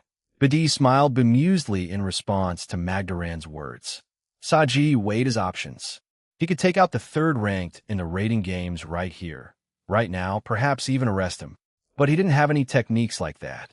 At best, he would need to knock him unconscious and proceed from there. He also had the advantage of surprise, since Bediz had no idea of his new power, so one successful surprise attack should give him the win. But at the same time, he wanted to know why Bediz Abadan chose to use the king piece. Magdaran asked Bediz, "Could you tell me your purpose for coming here? I have spoken to the great king a number of times in the past. Since Diehauser has exposed everything, I too want them to feel the darkness that's been boiling beneath. The citizens of the underworld will also witness it, replied Badiz. Magdarin couldn't help but sigh at what he heard. He then turned to Saji and whispered, "We're your teammates. The rest of the Citri peerage are fighting against those masked people all around the Bale territory. Many of them were quite skilled, so I assume that they were part of Badiz Abaddon's peerage," replied Saji. Magdarin nodded. If Badiz Abaddon were to come here, personally, he would bring his own army and his own peerage. The sounds of explosions and battle that could be heard around them must have been from them. However, Saji continued, "Sarorg and his peerage will also arrive soon," he told Magdarin. He did not react much, but acknowledged Saji with a nod. He wasn't sure if his brother would make it on time, and he was unsure if they could defeat the ranked third of the rating games. It would be as if they were fighting a Satan. Badiz Abaddon Sama, "Can I ask you a question?" Saji asked. Amused, Badiz smirked and nodded. "You are from Sona Citrus Peerage, correct? That aura of yours, I remember it from the video recording I saw from the youth rating game. Speak your mind, young devil. However, I also have things to ask you in return. Why did you use the king piece?" He asked simply. Badiz Abaddon was briefly stunned before he broke out into laughter. However, he quickly stopped and stared at Saji seriously. "I have status and power as I was born of high class. All that I lacked was the talent to become an ultimate class devil. This led to me obtaining and using it for this reason. With that power, I became third-ranked in the rating games. I finally gained honor. Was it because I used illegitimate means? Perhaps, but the matches between the top rankers were carried out with balance in mind. Aside from Diehauser, the wins and losses of other people were a balance. Of course, there were also many matches that weren't supervised like that. However, I also won't deny that I knew those players had certain agreements in those matches. Let me ask you this, boy. Your master, Sona Citri, she wishes to establish a school where any devil can attend, correct?" he asked. Saji silently nodded. Badiz placed his hand on his chin and nodded, then said, "I see. Being able to learn strategy and tactics is important to some extent. However, attempting to reach the position of champion is impossible. More accurately, it would be impossible to even reach the top 5, so I wouldn't get your hopes up." "Why do you say that?" asked Saji. "Because I have first-hand experience of it. Listen to me well, boy. Regardless of the era we are in, the person who becomes the champion is someone who possesses an extremely abnormal and absolute power. If I had to speak of your generation, then it's quite clear, no? The legendary dual dragon emperor. He far exceeds the champion himself. If he were a devil, he would definitely be labeled as a super devil, much like the two Satans. Ordinary people like us cannot touch them. We are inferior in every way to those monsters Gene Skyward and Diehauser Belial. In order for us to compete, we must use underhanded means. Hence why I used the king piece." Everyone was left stunned by Badiz's speech. However, Saji's blood boiled. Not only did he insult his master's dream, but he also insulted the school they wished to create together. Saji knew that hard work wouldn't betray you.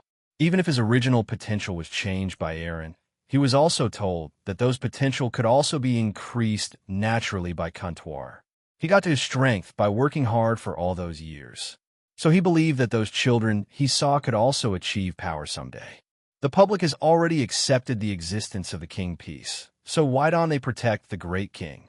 Asked Magdarin. Badiz sneered at his question. "Because my fans also came to ask me. Under the current circumstances, and since it's difficult to conceal the truth of the misconduct, I just need to overturn the source of the misconduct. So by removing the heads of the great king, I'll assert to the civilians that I have disposed of the culprits behind this incident." Badiz's eyes exuded pure greed. He simply wanted everything and would do anything to keep his position. The civilians are stupid. As long as I give them a sob story and tell them I was being exploited by the great king's side and that I took down the heads of the house of Baal in order to rid myself of those troubles, they'll certainly offer me their support after the initial surprise. No? It's quite obvious that they hate scandals involving those in the upper class of our race. So they'll be happier than anything to heard about the disgrace of the nobles. especially if the Great King faction, which is politically opposed to the Satan side. Some politicians will appear to be apologetic on the surface, so the audience will simply compliment my actions. I win in the end, won't I? He said with a smirk. As long as Bediz Abaddon could protect his own honor, he was willing to fabricate this so-called justice to manipulate the public's opinion and project himself as an ally of justice. With his hands stained by the misconduct, the plan that this man came up with was extremely simple. Magdaran himself was quite surprised by the sinister and sinful nature of the third ranker. I see. So, the politicians have been set up, said Magdaran. Even the politicians of the underworld were drawn to his plans. There were many politicians who were opposed to the Great King's faction or the Great King's politicians. Although they didn't belong to the Satan side, there did exist politicians who had ideas even more radical than the Satan's. To them, this scandal was an excellent opportunity for them to act. Even if this attack didn't occur, they would be subjected to impeachment during parliament sessions. Bediz then turned towards Saji Jinshuru and asked a question. Youth of Sona Citrus Peerage, want you cooperate with me? Could you also forward this information to your friends? Bediz's intentions were to have him assist in taking down the heads of the Great King. They were the ones who were heavily opposed in the creation of the raiding game school that anyone could attend. Even if the next head, Sarorg, appeared to be working together with Sona Citri, the current head and the politicians were constantly hunting for opportunities that would exploit them to destroy all of their efforts. This is way too unacceptable. This way of doing things is just wrong. You're the third in the rankings of the rating games. If you do this, there will definitely be fans who would be saddened by it. Saji's response was straightforward. He did not think of the politicians, nor the situation of the higher-ups. They were simply the thoughts of a disgruntled teenager, still privy to the world of politics. The champion Diehauser brought to light the truth of the misconduct, and, as ranked third, I was pointed out as a culprit. Don't you think this is a worthwhile opportunity? Asked Bediz. Saji shook his head and began to speak about many things. However, Bediz didn't have any interest in the ramblings of Child, so he mostly ignored them. He finally put his hand up to stop Saji from speaking. You are the comrade of the dual dragon emperor, are you not? What does he have? As the famous shadow dragon that's supported by the underworld, as well as his status as the middleman. Isn't he just a glorified mercenary? If we look at it closely, he is being used by everyone for very little gain. To me, it's rather funny. He's a fool to the extreme. That kid has no idea how the world works, and he does this work for nearly free? Peace. Unity? What a load of nonsense. If such things were possible, don't you think it would have been already achieved? A child like him trying to achieve it is impossible. It's been a waste of time, like this conversation we are having, said Bediz with a sigh. He looked at Saji one more time and added, effort is nothing more than a dream given to the fools by the stupid government. Especially in our society, those who were born with power will always stand at the top. No matter how hard you train, you cannot match them. Your school, your dreams, and that foolish dragon, they're all wasting their time. Saji's blood boiled. You hold him in contempt? This past year, he's worked hard to make this alliance a reality. Do you have any idea how many people's lives he's made better because of it? Don't look down on my master's dreams either. It's definitely possible. Hard work has never betrayed anyone, and he'll prove it right now, screamed Saji. A powerful aura covered Saji's entire body as he equipped his helmet back on. Saji extended his tentacles towards Bediz, who remained calm. He then gestured with his hand in front of him, and a hole appeared. This was the Abaddon clan's special trait. Saji's extended appendages were pulled into the hole, and when it closed, they were neutralized. Bediz looked at Saji with a bored expression and asked, Is that all? The hard work you preach so much about? No, this is, replied Saji sharply as he slammed his fist into Bediz Abaddon's back. The third ranker had no idea what had just happened. His body flew far into the air and slammed into the ground. He quickly got up and stared at the young devil in disbelief. What did you do? He shouted. I couldn't see or feel him. What did he do? Does he have some kind of special ability in addition to the sacred gear? He asked himself. What's wrong? Can't keep up. asked Saji as he slammed his knee into his face again. Badiz was unable to keep up with Saji's speed and was once again hit by the youth. The ones watching behind them were also equally stunned. Saji didn't let up as he continued his assault on Badiz. The third ranker, an ultimate class devil, was stunned at the situation. He couldn't react in time because of the young devil's speed. The hits he received were as powerful as an ultimate class or higher devils. To him, this level of power coming from the youth shouldn't be true. He didn't want to believe it. Saji finally ended his assault with a punch to Badiz's face. He made sure not to use too much power, otherwise he'd risk killing the man, so he held back. Badiz was badly beaten as his face and body had multiple bruises and he bled all over. However, he had his pride as the third-ranked player of the rating games. He didn't want to fall like this. He created multiple holes and jumped into them. As he did, Saji closed his eyes and stood still. He began to feel the flow of energy around him, both life energy and demonic energy. Saji could use 10k with the help of Eren, Chiron, Kuroka, and Sarorg. He managed to unlock the use of it. A hole opened beneath him, and he jumped away. However, another appeared at the spot. He jumped, and Badiz came out of it. Two more appeared on his sides, and demonic attacks flew from them. Saji covered his hand in 10k and slammed both his fists to the side, stopping and destroying the attacks. He followed it up by gathering flames in his belly and shooting out blaze-black flames from his mouth, hitting Badiz and making the devil shriek. As expected of Saji Jinchuryu, his powers and instincts have only risen, said a voice. All of them turned to it and found Sarorg Bale clocked in golden lion armor.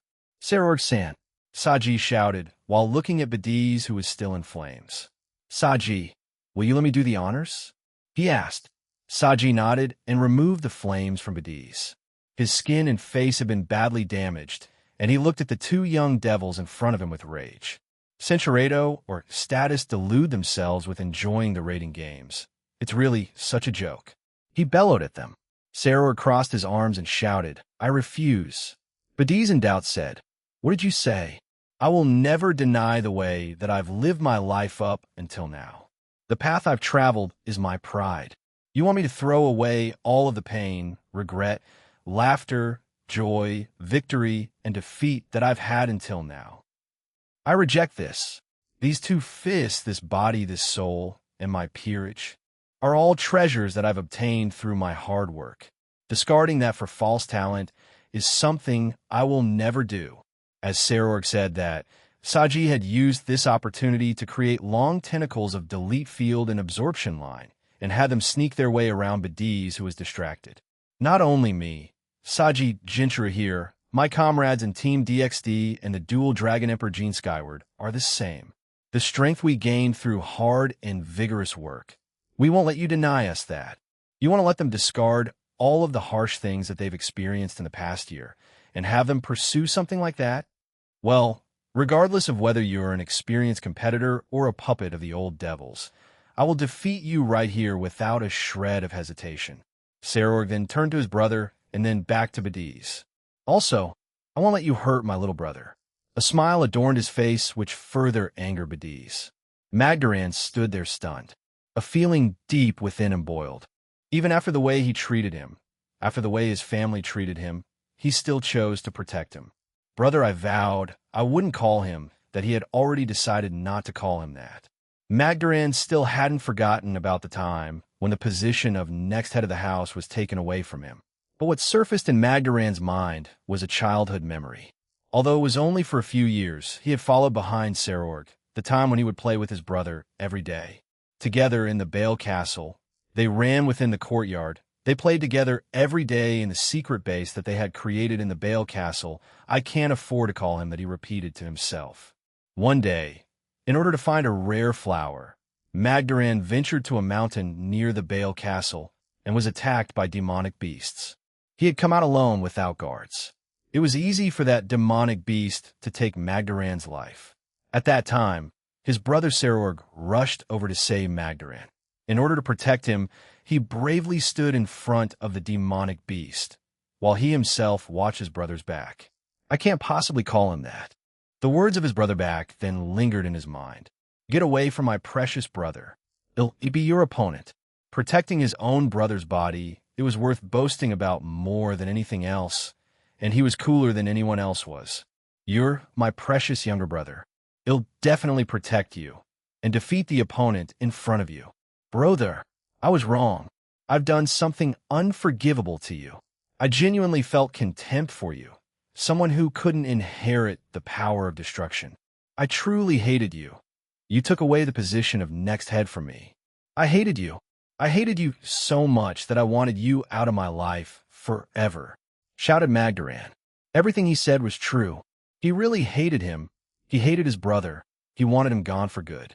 His brother's victory back then denied him of a certain life. So how could he possibly accept it? I'm a despicable person. I secretly scorned you, and I tried to sabotage you several times.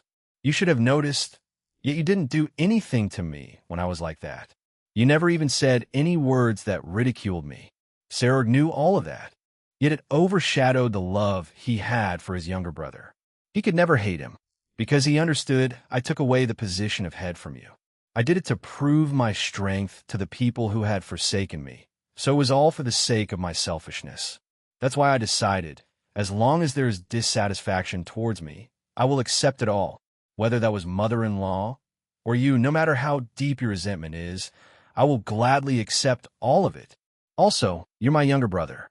What kind of older brother would I be if I resented you for that? Magdaran, I also need to apologize to you. I've caused you a lot of pain. I was such a useless brother. Please forgive me, said Sarog. Tears fell from Magdaran's eyes. I like flowers and plants. Compared to when I was the next head, I wanted to be a botanist even more. But having been born with the power of destruction, I had no choice but to become the next head, allowing the purple flowers to regrow, nurturing rare apples. Not a single bale praised me, except my brother and those two. His younger brother's achievements should have spread through the underworld. Yet at the start, only his brother accepted him.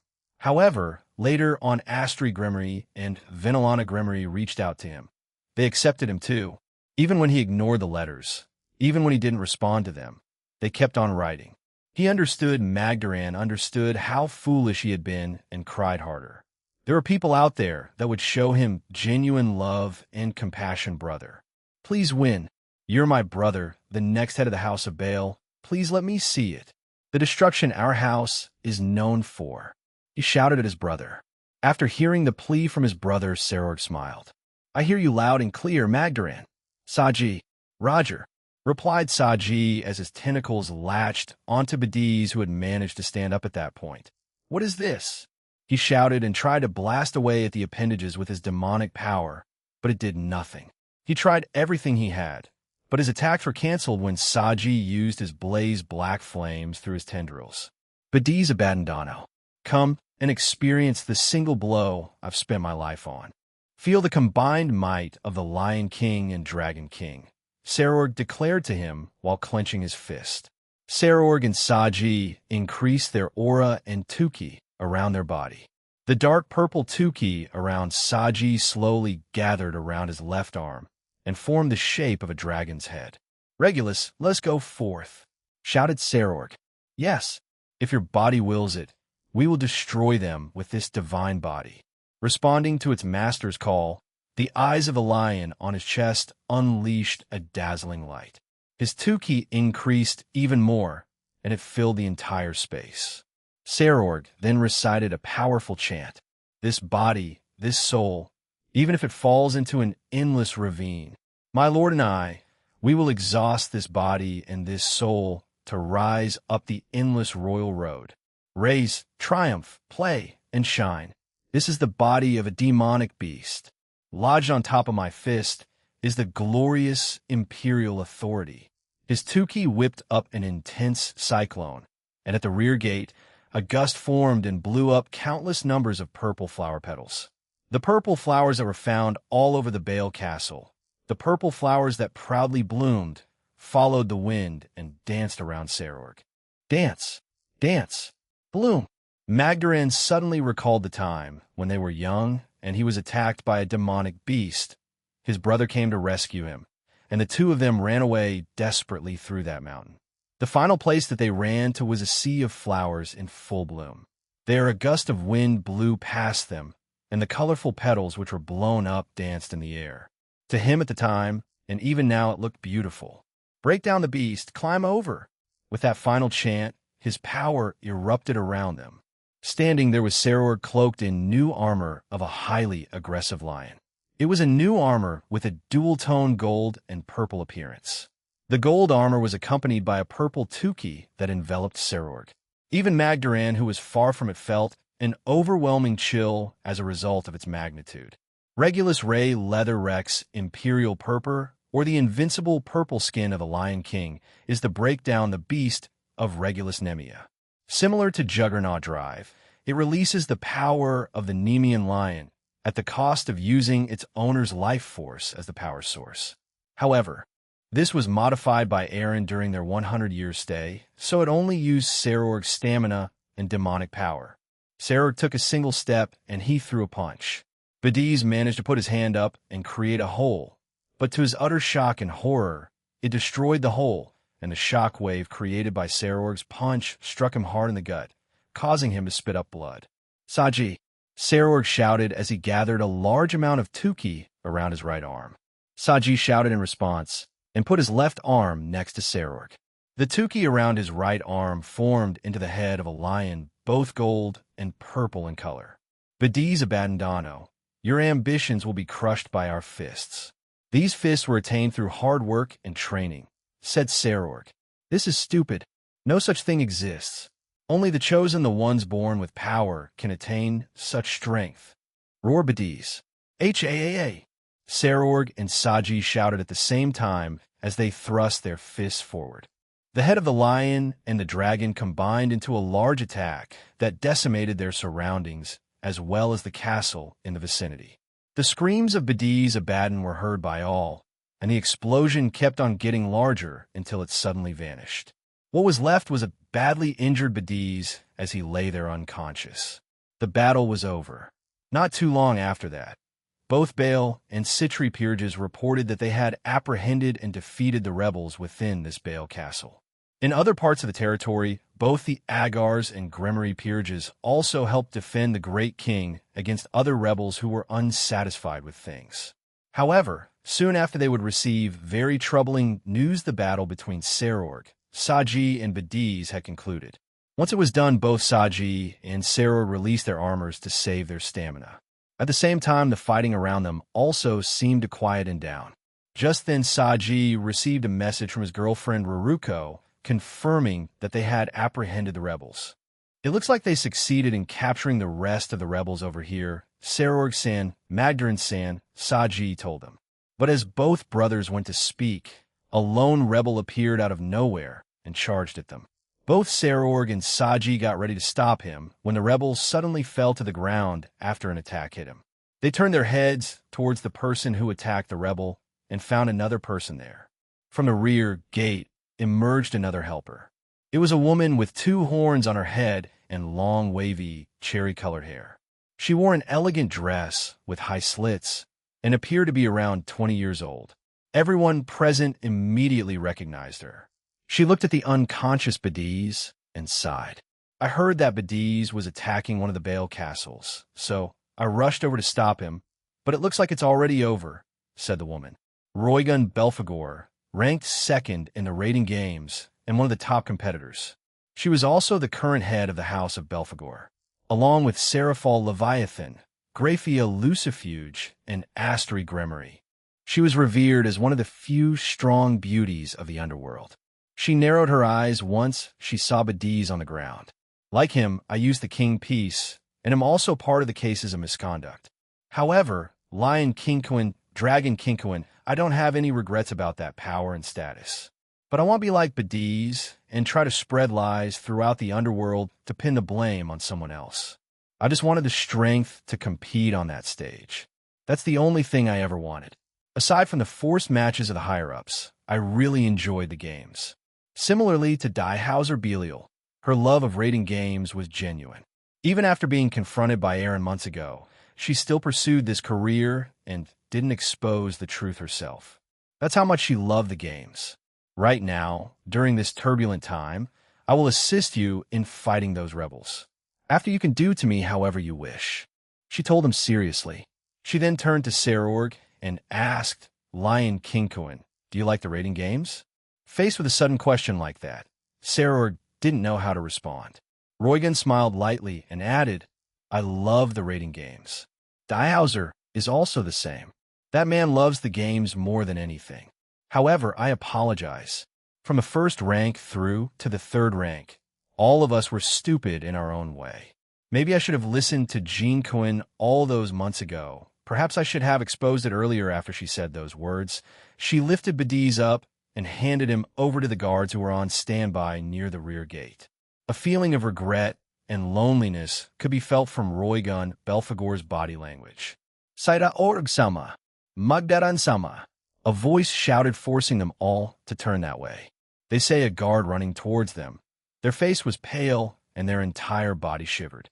Once he arrived in front of them, he began to gasp for breath. What happened? Calm down and report to us, said Sarorg. The panicked guard readjusted their breathing and nodded to themselves. They still looked horrified, though. YST, they cow's order. It seems like they've finally launched a full-scale attack on the human world. There were reports of multiple armies, monsters, and another trihexa has appeared around and above Earth. The guard told them. The whole area became silent, none of them quite sure how to react to the news. Until those bastards are actually... Just then, both Saji and Saror received a message from Alicia. All current members and teams of DXD come back to Jean's home residence for a team meeting. Other factions and leaders will be part of this meeting. Please come here ASAP. Brother, Saji, Jinchuru, please go. Leave the rest to us and Roygun Belphegor-san. Team DXD needs you too, said Magdaran. Roygun Belphegor-dano, I entrust my brother to you. I also hope you stay true to your word. We shall leave, Saji, said Sarorg. Yes, master, replied Saji. Trials of memories past failed 1791 times. Trials 6-7 body restoration. 80 evolution progress. 290 try again? Yes, no, it's not impossible, right? Aaron asked himself while sitting cross-legged. He had failed a total of 1,791 times. He had tried different ways of passing this test, but they all failed, and Aaron had stayed in his bedroom for the past 30 minutes trying to come up with a plan. He sighed and fell back on his pillows. No, I can't think of anything. Maybe I need Barato's help again. He shook his head and sighed. No, I can't start acting stupid now. Well, at least I'm not crying at it anymore. I'm completely numb to it all. Dang, dude, you're really struggling, huh? Asked a voice. Aaron immediately bolted up from his bed and looked around and found a figure standing there with a smirk on his face. Why you? He stuttered out, unable to process this. Joe, Almighty God King Ryan is here to help you out, said Ryan, and put his hand up. What the heck? How are you here? Also, you're alive, dead, shouted Aaron. Ryan walked over and smacked Aaron on the head. Pick one, you idiot. No, I'm currently dead, and I got contacted by Azathoth of all people. Who knew the outer gods and all of this stuff were real, huh? I heard about everything, Aaron. Or do you want me to call you Dual Dragon Emperor? He asked with a smirk. Shut up, mumbled Aaron. So, what part are you struggling with? I know you don't have all of your memories yet, asked Ryan. Centurato said, Ryan, and lightly smacked Aaron on the head again. Die in a pit, you frog lover. Anyway, can you give me a hint? Barato wouldn't give me one, but I got inspiration from a pleasant conversation with her, explained Aaron. Ryan sighed and then laughed. Leave it to Tool to get inspiration from chatting with a kind woman. You did something similar with Aoife before one of our Christmas projects. Man, we didn't expect that. Huh. Never mind. You still don't remember that along with other things. Anyway, you can go to anyone's house, right? Or place, right? Asked Ryan, and Aaron nodded. Go check on our stupid little base. I'm pretty sure Aoife left something there. Also, ask her parents if you can check her room, since she probably left a bunch of things for you. Ryan turned around and sighed before walking away. You underestimate how much Aoife loved you back, Aaron. She even said she'd die for you if it meant letting you live. Anyway, I have to go. I'm still in the process of being reincarnated, Don't go looking for me when you evolve. You hear me? Let the past be the past. But if you choose to check up on me, I won't mind see you around, buddy. Go kick ass, all right. With those last words, Ryan gave Aaron a thumbs up before vanishing. Aaron wanted to talk to him more, but understood he couldn't stay forever. However, he was glad his former best friend was here to speak to him and give him a few hints. Check the base in her room. Huh? I wonder if her parents would let me do that. The base will be easy, but then I'm not sure. I got along with them when Aoife was still alive. That much I'm certain of, he mumbled to himself. He slapped himself on his cheeks and shouted, "All right, let's do this. Learui Jenkinus," before he also disappeared from the spot. Lavinia, Rennie's soliloquy after we received the message from Alicia, everyone in Team DXD gathered in Aaron's meeting room. Several magic circles were also present that were connected to leaders from all factions and pantheons from different mythologies and smaller groups. Azazel was at the head of the room, along with Alicia and other Electa. Everyone was tense, as the stronger ones could feel the various enemies still teleporting into the world as they also began to prepare for their attack on the world. No doubt the humans are aware of this now," said Azazel. Mishia has further confirmed that the heads of those stone creatures were battle gods, and according to her, they're all over the waters of the world. I can also confirm from the Shadow Soldiers that in mythologies with waters, they also appeared there. Alicia informed us, meaning we'll be splitting the team to fight both in the human world and the supernatural world. We will be working with everyone on this, even the factions and pantheons we're not in an alliance with, added Azazel. Alicia summoned a holograph and pointed at it. 8 of the Geo. B will be assigned to the human world, while the rest of the 8 will be in the supernatural. They will constantly switch between pantheons and factions to provide assistance. The other subordinates of Jean Sama will do the same. We also have the trillions of Shadow Soldiers, so please rely on them too. With that said, each group will be responsible for their pantheon and country. So the Hindu group will defend their own pantheon and the countries associated with your gods. Jean's subordinates will obviously lend you a helping hand along with any of Team DXD that's near those areas, said Azazel. Alicia seemed to have started talking to someone else as she had her hand on her ear and she spoke in whispers. She nodded to herself and told us, "It seems the new beast of the apocalypse has begun to split itself again. There will be 7 others as well as the original. I, along with Leanne and Aurelia, will go face the original. Whichever team faces the other 7, don't be reckless. Play to your strengths and take them down methodically if you have to." Understood? Everyone agreed with her command, and then we began to discuss other appropriate measures with the other leaders and how their defense would work. A few minutes later, we were let go, and we had to prepare, because according to the ones keeping an eye on the armies of the Cows Order, they hadn't moved yet. But we saw from the human news that they started calling this even the end of the world. We couldn't blame them. Strange creatures and people began to appear everywhere, and they also started to deploy their own armies just in case. Apparently, the 4 Satans, Azazel and Michael, have also contacted the governments and told them what was happening, and they have started to cooperate with us, and they have started to censor what the television stations and news could show the people of Earth. Although it seems futile since most of them could just look up at the sky, use the internet, or if unlucky enough, see those armies near their homes. As I walked past the living room, I heard the TV was on and some people were there. Natsum, Shigyun, and Kuroka sat around looking at the TV. The voices of children were heard on the television. It seems like the children who had been evacuated from various pantheons were being interviewed. This particular one was from the underworld. "Hey guys, what if the monsters came to the underworld? What will happen to us?" Facing the interview's question, the children smiled as they replied without a trace of fear. "There's no need to worry. Mighty Dragon will come to defeat them.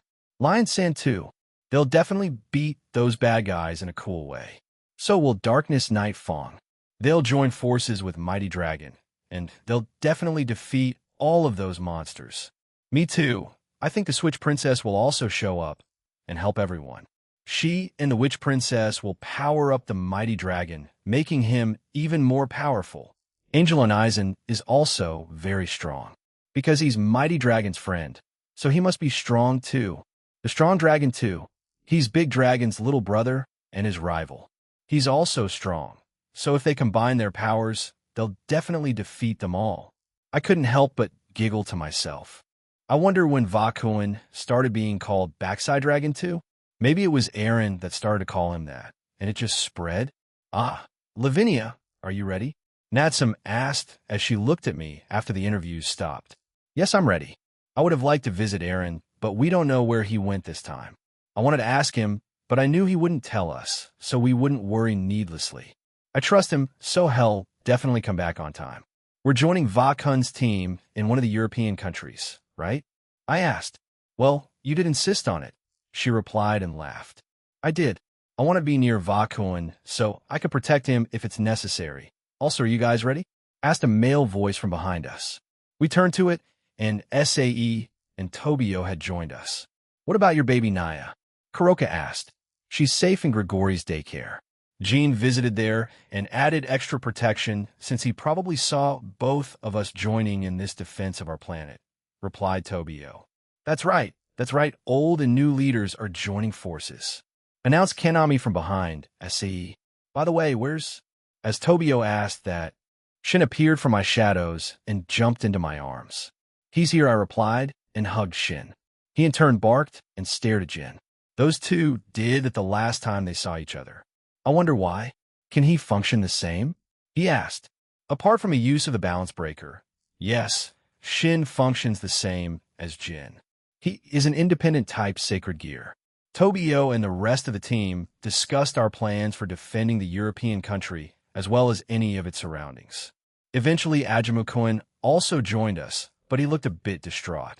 Is something the matter, Ajamu-kun? SAE asked with concern. I spoke with the Kushihashi head. I may be part of the clan, even if I'm illegitimate. He told us much to all of our surprise. Apparently, my father was from there, and he met my mother in the United Kingdom, who also had a natural affinity with holy swords. And that's how I was involved in all of that a few months ago. That was a shock. He did tell us about it a few months back during the attack on the Chinese Pantheon, but he dismissed it. However, if Qinglong the Azure Dragon was the one to tell me something like that, I may investigate into it. But given that Ajamu was content with his life right now, then he probably didn't. But when I think about it, his affinity with the holy sword Gallatin and plant wood-based powers, then it definitely made sense. Did you try using other elements to see your compatibility with it? Like Siryu with his wind and lightning, I asked him. I have, and am not as proficient as him. I have trained all my life with my plant and wood manipulation, so trying to master that in just a few hours would be pointless, replied Ajamu. So you're Ajamu Kushihashi? Sounds strange when I say it like that, said Cookie as he came in with Middlet, Calawarna, and Maroom. It seems our team has grown even more since last time. Well, then Kanami, since you're still I'm passing it back to you. Since you're participating in this /dog sin, will be the leader again, said Kanami. She then made exaggerated movements like she was placing a crown on him. Tobio laughed and agreed. All right, if that's what you want, then I don't mind, as some of you know, we'll be partnering up with the Valley team to help defend a certain European country.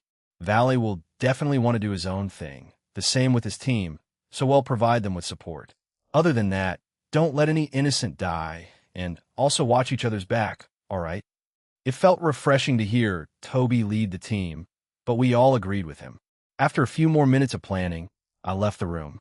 I decided I would temporarily join back with the /dog team, since they would be the closest to Vakuin. I would also get to work with Fusey-chan, so having another magician was comforting. As I walked upstairs, I saw the door to Aaron's room was open. When I peeked in, I saw Suzaku in there as she walked around his room, touching certain items. She turned around and gestured for me to go in, and I did. I'm sorry, I didn't mean to eavesdrop, I told her. Shin wriggled in my arms and jumped to Suzaku, who caught him. I guess he's felt the same way about Suzaku too. It's fine. I just wanted to come here and calm down. It's a place we're all used to being in after all. She paused and looked at a framed picture on one of the few desks in the room. It was a picture of everyone in the household that we took a few months back. We had forced Aaron to stop worrying about the potential Christmas attack and went out to a place where we all could just relax. He might evolve after all of this is finished, I told her. Suzaku was surprised by this and stared at me. She didn't answer me right away and stroked Shin. You believe that he'll die during it? She asked. Yes. That's why I'm preparing. You also seem to know about something that'll happen after he evolves, I replied. She looked away, appearing guilty.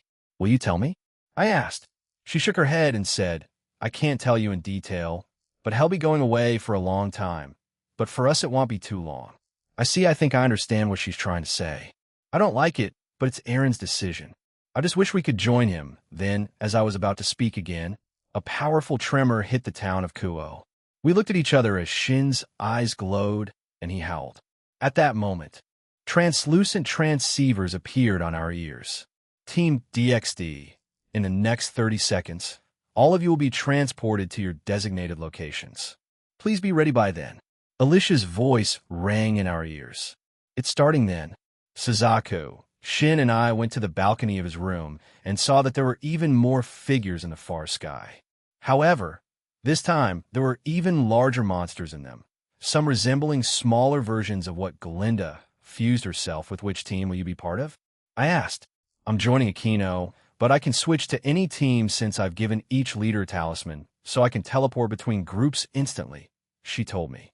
If the Slash Dog team requires assistance, then I will provide it like I did 4 years ago. Okay, good luck, I told her and hugged her, surprising her. She hugged me back though, and Shin licked both our faces. However, the small jet-black dog jumped back into my arms, and we went our separate ways. Each team gathered in different parts of Aaron's house. Many voices and murmurs could be heard throughout, and even the normal humans of Kuo were looking up at the sky in horror and anticipation. Then, the countdown began. 10, 9, 8, 7, 6, 5, 4, 3. Vakuin, please stay safe. If Aaron comes back with you injured and being reckless, he'll scold you, I told him. Vakuin didn't answer me, as he only gave me a brief glance and a curt nod. Finally, the countdown ended and we were teleported away. Third-person point of view, each team had been transported to their designated locations. At the same time, the factions around the world, realms, and above the Earth's atmosphere had also finished their preparations. Suddenly, hundreds of stone statues began to emerge from all of the Earth's oceans and any other bodies of water. The people of Earth began to panic as these stone statues began to move, each step causing untold damage. Each step were as powerful as a 10.0 magnitude earthquake that shook that country. However, that wasn't the only thing that the humans had to be worried about. Above them were millions to hundreds of millions of various creatures that flew down towards them. Yet a powerful shock wave, a swing from a single person's sword, obliterated them. Those humans turned to look at this individual. She wore a black, crimson, white, and gold military-style outfit. Her left shoulder had a black and gold shoulder guard. She also had armor on her legs and shoes. She wore black gloves and had a long black and golden cape, with the inner part being crimson red. She had red hair and red-orange eyes. She also carried a golden crimson greatsword that she used to wipe out her enemies. It was Mishia, one of the goddesses of battle. Centuredo, or whatever they're using, are below the oceans, at a place we can't see. Ryuna, Shala, Lena, or someone proficient in magic. Can you take a look at it? She asked through the transceiver. Mishia didn't want to recklessly swing her sword down and accidentally split the world in half. She didn't think her master would be too happy with that. This is Lena. I'll go check it myself. Mishia nodded to herself before she dashed away and destroyed even more battle gods that were making their way to the shores of certain countries. However, she also felt some lost life out in the sea, as there were some fishermen out there, as well as battleships that tried to attack the battle gods to only have themselves be blown up. In the coast of Japan stood Team DXD. Dulio, the Joker of Heaven with the brave saints. The Grimory and Citri peerage and various yokai had arrived to defend their home. One of them was Yasaka and Kanu. So I missed his awakening, and he's already gone. What a troublesome husband, said Yasaka. He's just like that. Let him be, said Irene. She and Ophis had also joined Team DXD in defending Japan, since she also saw it as a second home now. Ophis raised her arm with a closed fist and said, "Blow him away. Blow them away," repeated Kunu. In the distance, there was another Trihexa, the beast of the apocalypse. In the lead were three women, Leanne Sandlot, Aurelia Le Guin, and Alicia. Let me lead them. Can you two prepare in case another enemy attacks? Aurelia asked her two comrades. If that's what you want, then I will stand back, replied Leanne. She removed her helmet and put her weapon to her side. Duvalai, please check the other coasts of Japan and report back to me. Yes, master, shouted Duvalai as she disappeared. The other two members of the Star Order also patrolled around the area, checking for any enemies that may be hidden. I will create extra magic circles, just in case, then they will need your words, General, said Alicia. She then left and began putting several magic circles around them, each one being different. One could heal, the other could launch attacks, and the others were barriers to protect the other ones. Suddenly, an even larger magic circle appeared far in the distance. Just like on Halloween, an even larger monster came out of it. It had countless legs, tentacles, heads, and from what Aurelia could see, multiple hearts and brains. The ones with the rings checked it using appraisal and found that it was equal to a dragon god class being. At another spot, Akino approached Suzaku. Suzakane-sama, are you worried, Akino? She asked her cousin. No, it's just that something just feels strange about today, said Akino. A look of worry was on her face. Everything will be fine, Akino. Aaron will be back on time, said Rias. Suzaku agreed. Yes, it's as your king says. He always comes back, come they're about to start. As Suzaku said that, a loud roar was heard from both 666 and the monster that appeared. Millions of red-scale male armor flew towards them, as well as cryptids, mass-produced evil dragons, divine beasts, soldiers from both the Eevee faction and Phantasma, and many more monsters. Even the monster that appeared from the magic circle also charged in. However, 666 did not. Many people of the Alliance were worried, some shook out of fear, some were ready to lay down their lives to defend their world and home. Aurelia took a step forward and let her aura loose. A large golden lion appeared around her with multiple arms with weapons. A confident smile appeared on Aurelia's face as she shouted to the team. Are you scared? Scared that you may lose your life today? Well, fear not, for I am here. I will lead us in this battle, and we will come out victorious. You are the young. You're the next generation that will lead this world. If you keep on fearing everything, how will you move forward in the future? She brought her greatsword Arcadia to her side, and her aura increased even more. The whole world also began to shake. She then leapt forward. She passed by many monsters that tried to attack her. Her only goal was the monster that appeared from the magic circle. Aurelia did a singly swing and appeared behind the monster. Then the entire area, no, the entire world was engulfed in a bright golden light. Seconds later, as if the universe had caught up to what she had done, a powerful explosion consumed the monster and all the others around it. The explosion kept on expanding until it killed even more enemies, but it immediately vanished after a few seconds. A golden light and mirage of a lion lay in its destruction. Aurelia then flew back, killing as many as she could on the way, and stood in front of the Alliance on Japan. The confident smile never left her face. Follow me into battle, or stay here and provide support to the rest of us. We won't let them destroy this world. The fighting spirits of everyone there were ignited by her speech and the destruction they saw from her.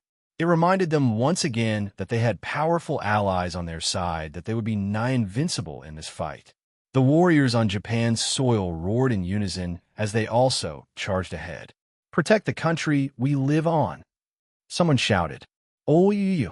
The rest screamed in unison, and then they all flew away to confront the enemy that had managed to recover themselves and also confronted the Alliance. You certainly know how to rile them up, said Leanne. In response to that, Aurelia simply smirked at her. We can't let him return to a destroyed world after all, she told Leanne. Will you like it going? She asked the Grimory and Citri peerages. Yes, ma'am, they shouted and also left to join the battle. Just then, powerful and loud explosions started to appear everywhere in Japan. No, not only in Japan, but all over the world. A battle to protect their home was about to start. one where many of them were unaware that some of them may die because a certain new outer god drew closer. Chapter 16, Part 4. Team DXD defends the world in the Dawn of the Morning Star death match, third-person point of view. Bam. Boom. Bwop. A voice cheered happily.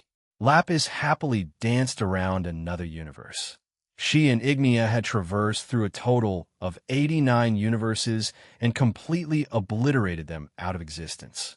Lapis had done this with next to zero effort, and her strength only grew as a result of her excitement. Ignia silently followed, bored out of him and also tired of it all. More times than not, all he saw was different colored lights as planets exploded with a flick of her wrists. These weren't just one planet at a time like previously. Instead, she had started to destroy multiple hundreds to even tens of thousands at a time and absorbing all the cores at the same time. Ignia was fully aware of how much stronger she had gotten too, and he didn't like it. If Lapis kept this up and didn't go to the Draconic Dais soon, she may gain enough strength to be on par with Eren. However, Eren himself also had access to power beyond his means, so their fight could go either way.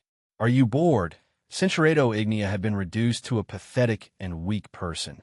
He sometimes had thoughts about a thing occurring. He always thought that it would be at the hands of his father, Eren Tool. However, she never thought Lapis would be the one to do this. In his mind, Cinceredo, he couldn't do anything after all. He then looked down at his own shadow. Did he put one in my shadow? He then tapped his own shadow, but it showed no signs of life. Guess not. He probably doesn't put any in people that are strong. Lapis and Ignia arrived in a new universe.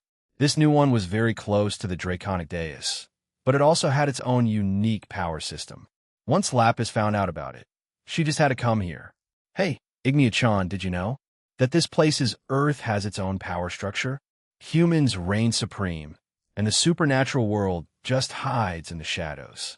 They have what's called regalias, and anyone can be born with it, and the powers range from very boring basic things to very overpowered ones. I'm excited to look into it, she said to him. Lapis then created a small magic circle, and it locked onto a certain female with bright pink hair like herself. Oh, she has some kind of space-related regalia. Come take a look. Ignia, a bit interested, glanced at the magic circle his sister made and saw the girl with an arrogant look while bullying her classmates and the people around her with her powerful ability. There's also magic that the supernatural use, as well as innate abilities like flame manipulation and abilities of that nature. I wonder if Daddy would like it if we stole some of them and introduced them to the humans in the Draconic Dais? Mused Lapis. He'd probably be pissed. You're already going as soon as you arrive there. Are you sure you want to die 1,000,000,000 times over? Asked Ignia, to which Lapis just laughed at him. So, what happens if someone isn't born with a regalia, or isn't proficient with magic, or doesn't have an innate ability? Oh please, you already know that answer. Silly boy.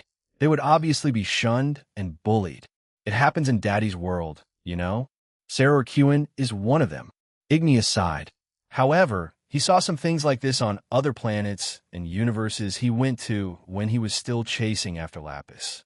Like in the Draconic Dais, power speaks louder than anything.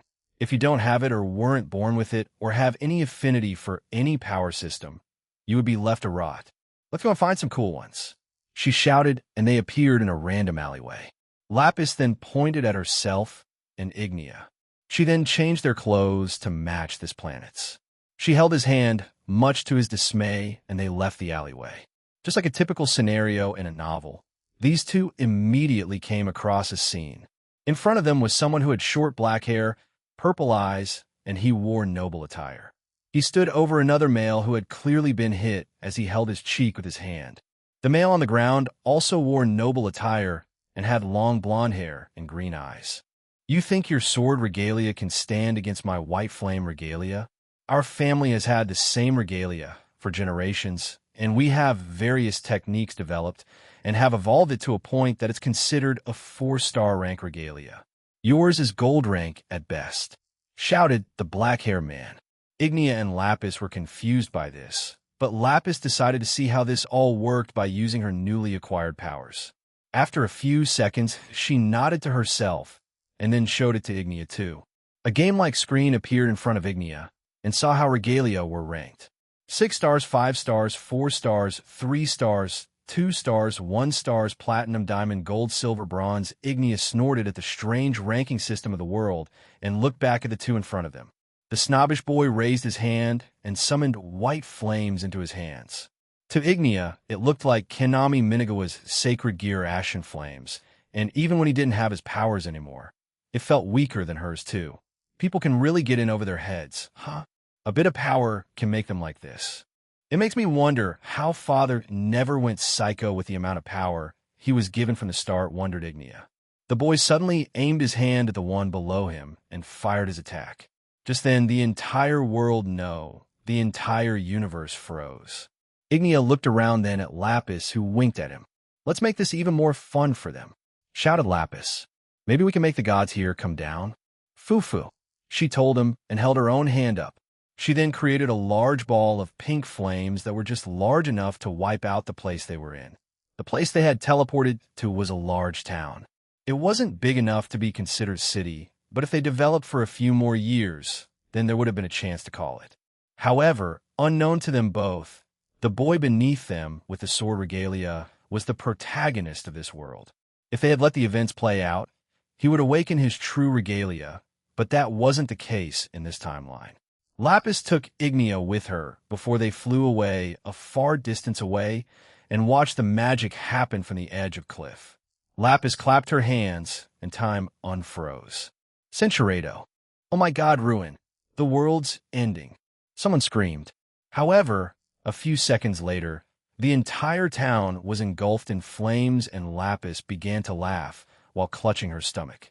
A large fiery pillar formed after the explosion, and once that rescinded, a large crater remained. The town, the residents, as well as the protagonist and animals were completely exterminated by Lapis' attack. She looked at her handiwork and sighed as if she was satisfied with her work. I wonder if that will attack the supernatural, gods, or the other powerful humans. She asked herself. Centurado, she was then brought to Lapis, who touched the female elf's forehead and absorbed her knowledge of the world. The elf collapsed, lifeless. I took all of her knowledge about the world, she happily told Ignia. Could you just find out yourself using your powers? He asked. That's just a boring way of doing it. That was a lot more exciting, right? She then clapped her hands.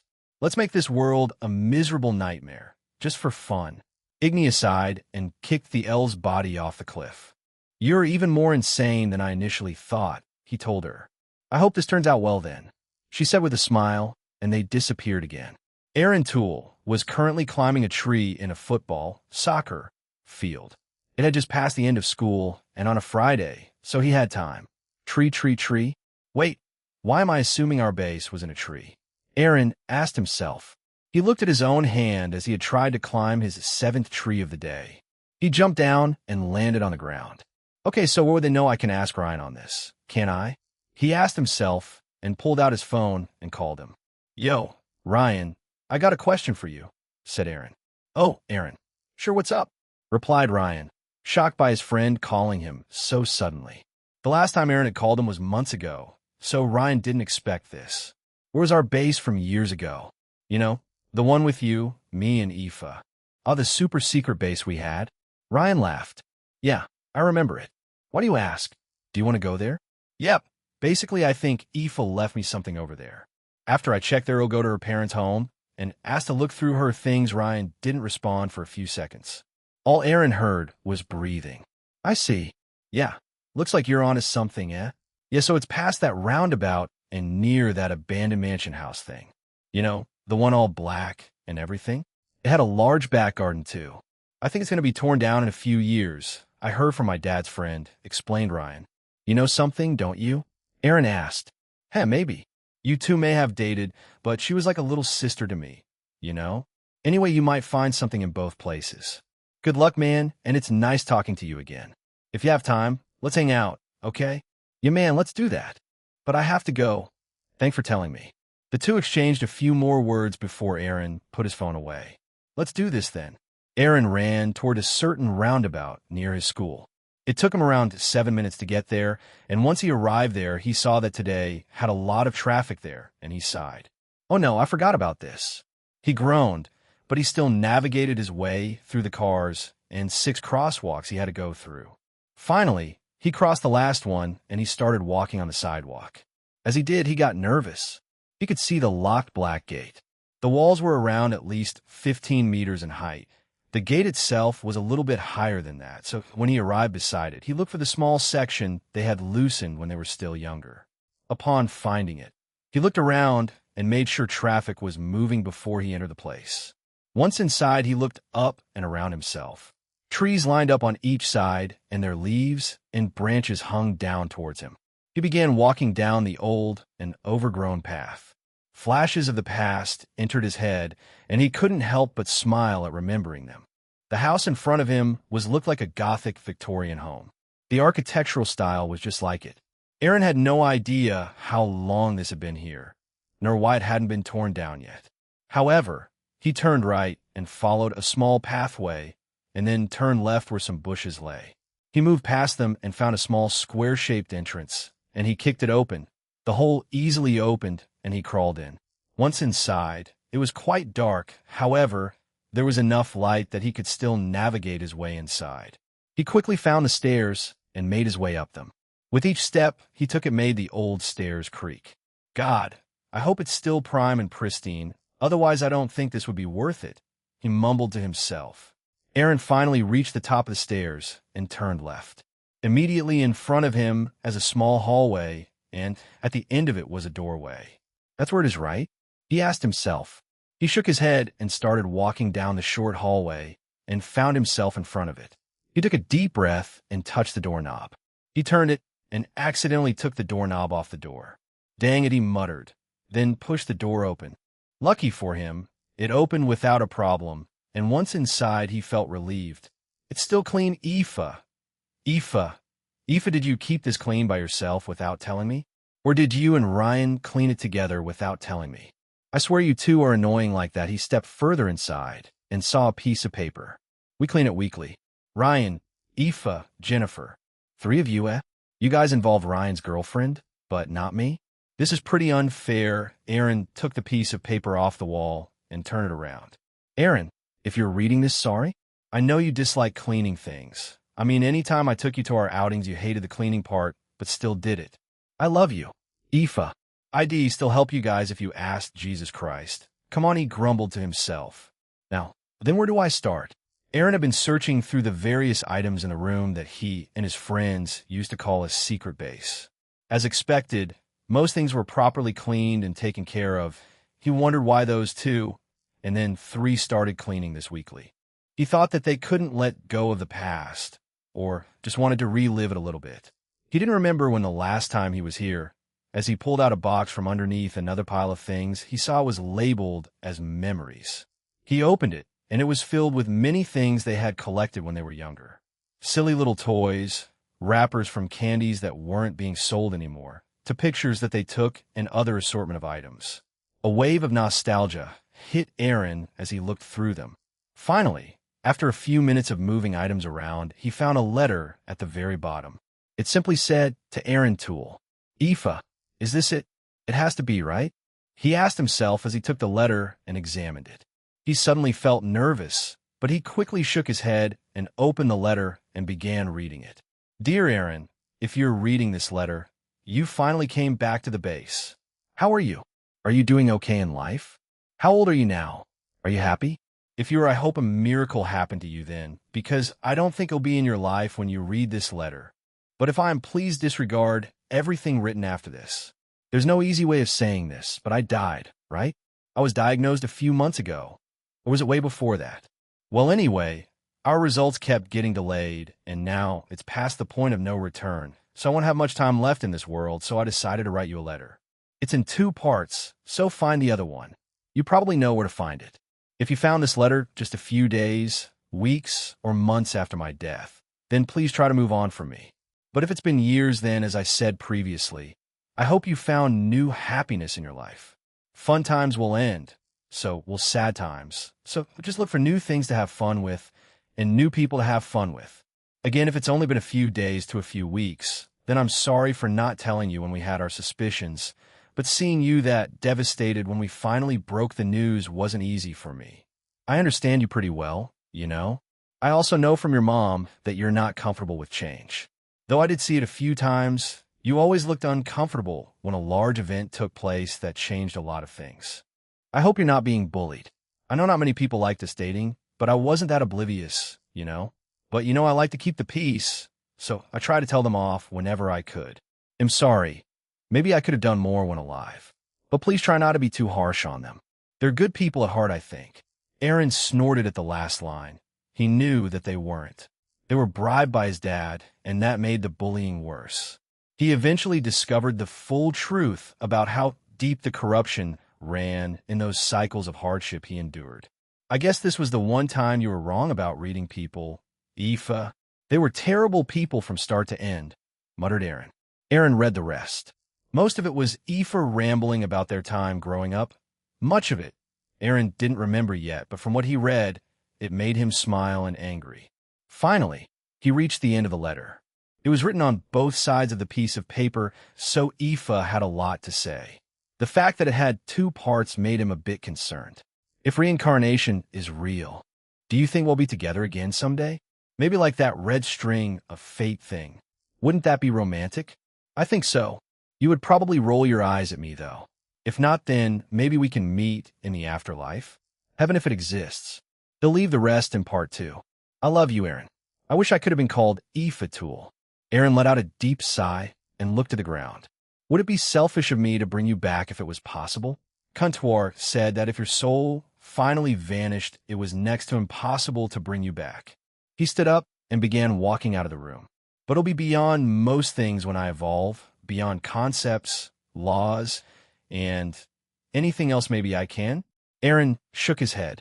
You probably won't like that, and even scold me once outside. He looked towards his next destination. Aoife's home and her parents. He hadn't spoken to them in months, nor had they spoken to him, so he wasn't sure if this meeting would be good for them. But he had to do it.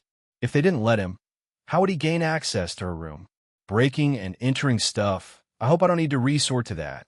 He grumbled and began walking away. Yasaka had turned into her beast form and fired several blue flames at the enemies around Japan. These enemies were instantly killed and fell into the oceans around Japan. Kunu herself was flying around with Ophis. She hadn't entered her Fox Dragon God mode since she didn't see the need to yet. Kunu Ophis pointed in front of them, and the two held hands and fired a powerful combined shot of draconic energy and foxfire. The resulting explosion caused by it was so large that it killed even more enemies than they thought. Faizdano, what should we call that attack? Kunu asked. Bombomiyan. Ophis asked and tilted her head. We need to work on naming things, then Aaron was not a good influence, declared Kunu. Ophis tilted her head at Kunu and then fired another beam of draconic energy at the multiple enemies flying towards them. But we can speak about this another time, she added before they flew away again. Fufu, do I even need to do anything? Irene asked as she sat on top of Yasaka's head. It would be appreciated, replied Yasaka as she fired another round of flames at the endless sea of enemies. None of them had broken past their defenses, but it worried her since the amount seemed only to increase. Irene put a finger on her chin and said, "Fire another breath attack." Yasaka was confused by this, but did as she was told. She fired another attack, and then it suddenly multiplied by 100, and even more enemies were annihilated by it. On top of her, she heard Irene giggle to herself. You could have done that earlier, you know? Even if I did, it would only result in the same thing. Look. Irene pointed in front of them, and it seemed the enemies only doubled. Yasaka sighed in frustration from seeing it. It seems like there are more than one tear in space-time now. They really are using most of their resources for this, but it seems like they're waiting for something. Before Yasaka could reply, another magic circle appeared, and out came a fox-like creature that resembled Yasaka herself. However, it was light purple in color, the same with its eyes as it glowed a dark purple. Are they mocking me? Yasaka asked and glared at the creature in front of her. The creature suddenly howled, and it created a large and powerful tsunami. However, The waves were instantly frozen by ice magic used by Yukai. The imitation of Yasaka summoned multiple large balls of foxfire behind itself and then launched it towards Yasaka and Irene. Perhaps it's a mimic from a different universe? Although it looks like you, its power is weaker, and so are those flames, commented Irene. There's no need to keep it around. We can kill it. I doubt it has any intelligence above a wild animal. Irene summoned a staff to her hand and tapped the air with it. Small ripples occurred in front of her, and the foxfire that was sent to them were immediately extinguished. She then tapped the end of her staff on top of Yasaka's head, and multiple crosses appeared all around the purple fox creature. They then slammed into the sea and surrounded her. The purple fox immediately tried to move forward, but when she did, the crosses pushed her back with so much force that she bounced around the circular-shaped prison. She was a pinball in a pinball machine. After a few seconds, the fox creature stopped bouncing around and menacingly glared at the crosses and Irene. Fu. It's only a little play area for it. Do you want to have the honor, Yasaka? Irene asked in a playful tone. Humph. Yasaka began to gather a substantial number of flames in her mouth as she stared down at her mimic. The purple fox took another step forward, but the same thing happened to it, further angering it and also making the two women look down on its intelligence. I will enchant it, Yasaka. So fire at any time, said Irene. Yasaka didn't need any help, but if it came from one of her close friends, she didn't mind. After charging up her attack a little more, she finally unleashed it in front of her. At the same time, even more enemies appeared in front of the trapped fox. Those enemies used various defensive techniques like defensive magic circles, creating powerful barriers and walls of various elements, but Yasaka's attack that Irene amplified with her own enhancement magic broke through them all, destroying their defensive techniques and killing everyone else in the process. That enhancement was not needed, said Yasaka as she summoned more balls of foxfire behind her and killed more enemies around them. Yet you still let me use it, replied Irene. As they were about to banter back and forth, two large silver auras exploded beside her, and two invisible enemies were blown away. May I suggest you two keep your casual conversations to a minimum? Said a silver-haired maid. Ada. Graphia came to play, mused Yasaka. Indeed, she did. She finally stopped being lonely after Aaron went away. Did you know? She has been waiting eagerly for him to return, teased Irene. Graphia blushed at her comment and threw a weak demonic attack at Irene, who swatted it away. I said no such. Irene made a strange face, as if mimicking Graphia, and said, please come back. Graphia's face turned even redder as she flew away, and numerous explosions occurred around her. She had started to kill the enemies around her indiscriminately, both because she wanted to help the Alliance and also because out of embarrassment. She didn't think anyone was listening at the time, except for those with them. She also didn't want those two of all people to find out.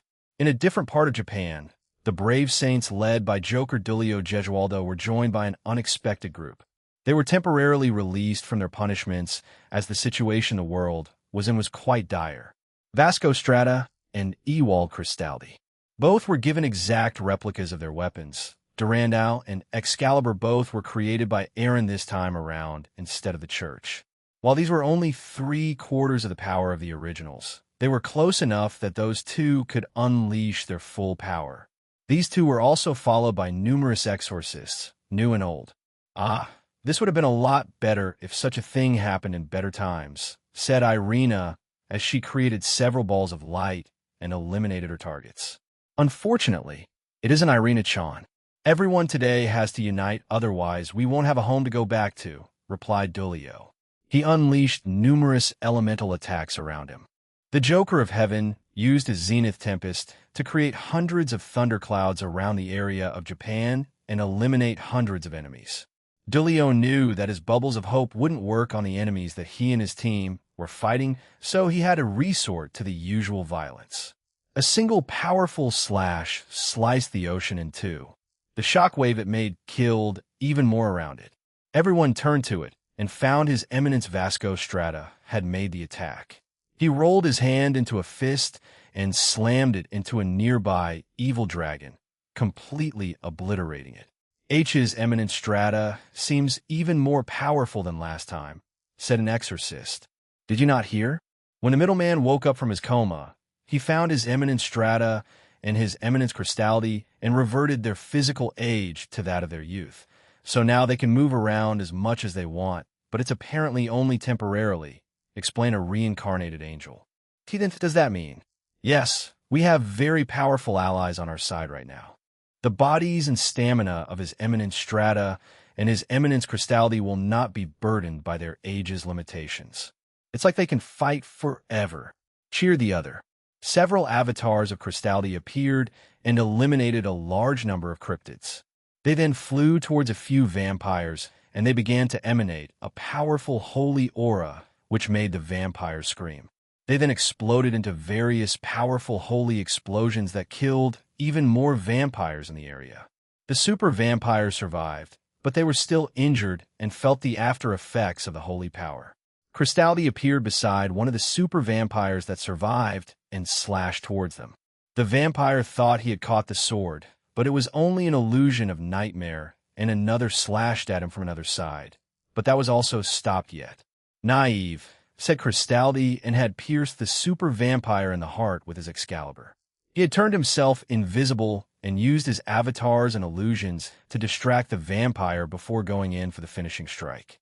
You foolish old man, said the vampire before he withered away. Crystality jumped away and went to eliminate more of their enemies. Vasco Strata stood in front of a powerful opponent. If he had to compare it to something, it would be Crumcrutch, one of the strongest evil dragons. It seems you attained your strength by yourself, you man, said Strata.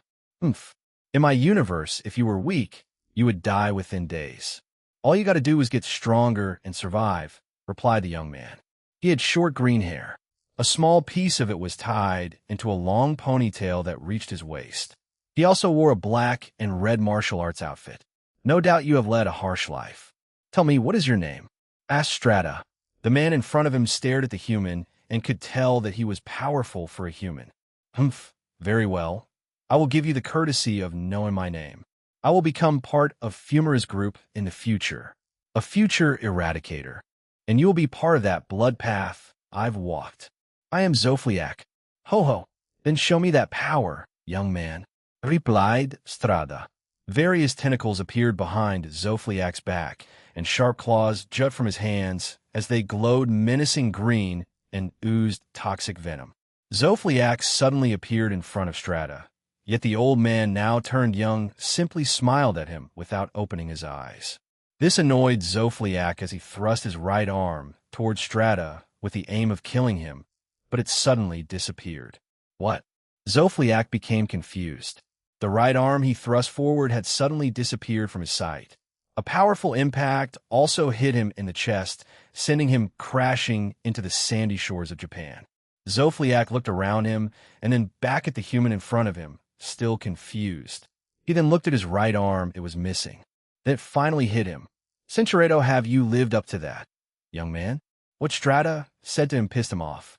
To him, such nonsense didn't matter. Power, wealth, and status is what mattered in the crepuscular phantasma.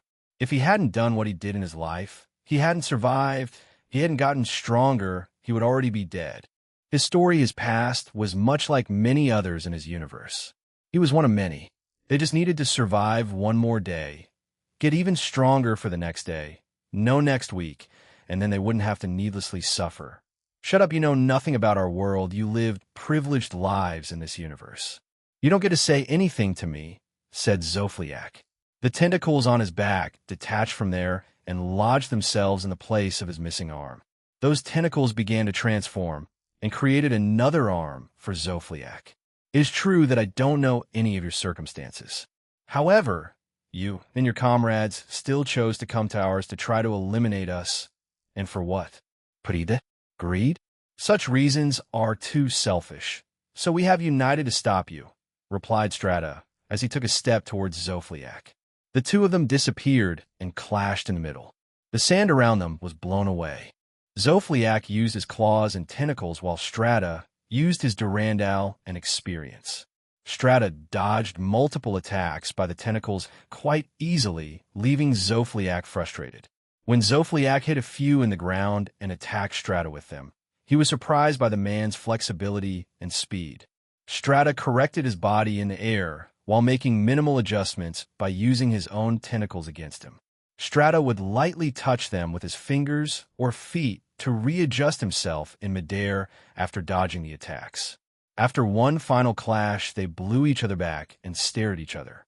"I'll admit, old geezer, you're powerful and flexible for your age and that build of yours.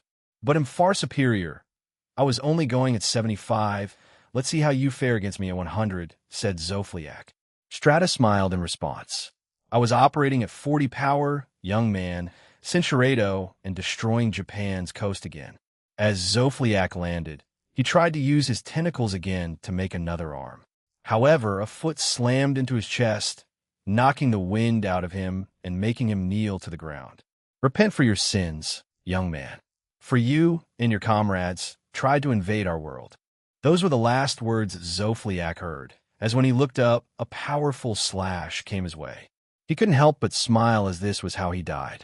The slash that Strata used was powerful enough to reach Hawaii and kill other enemies in those waters, and also damage several battle gods.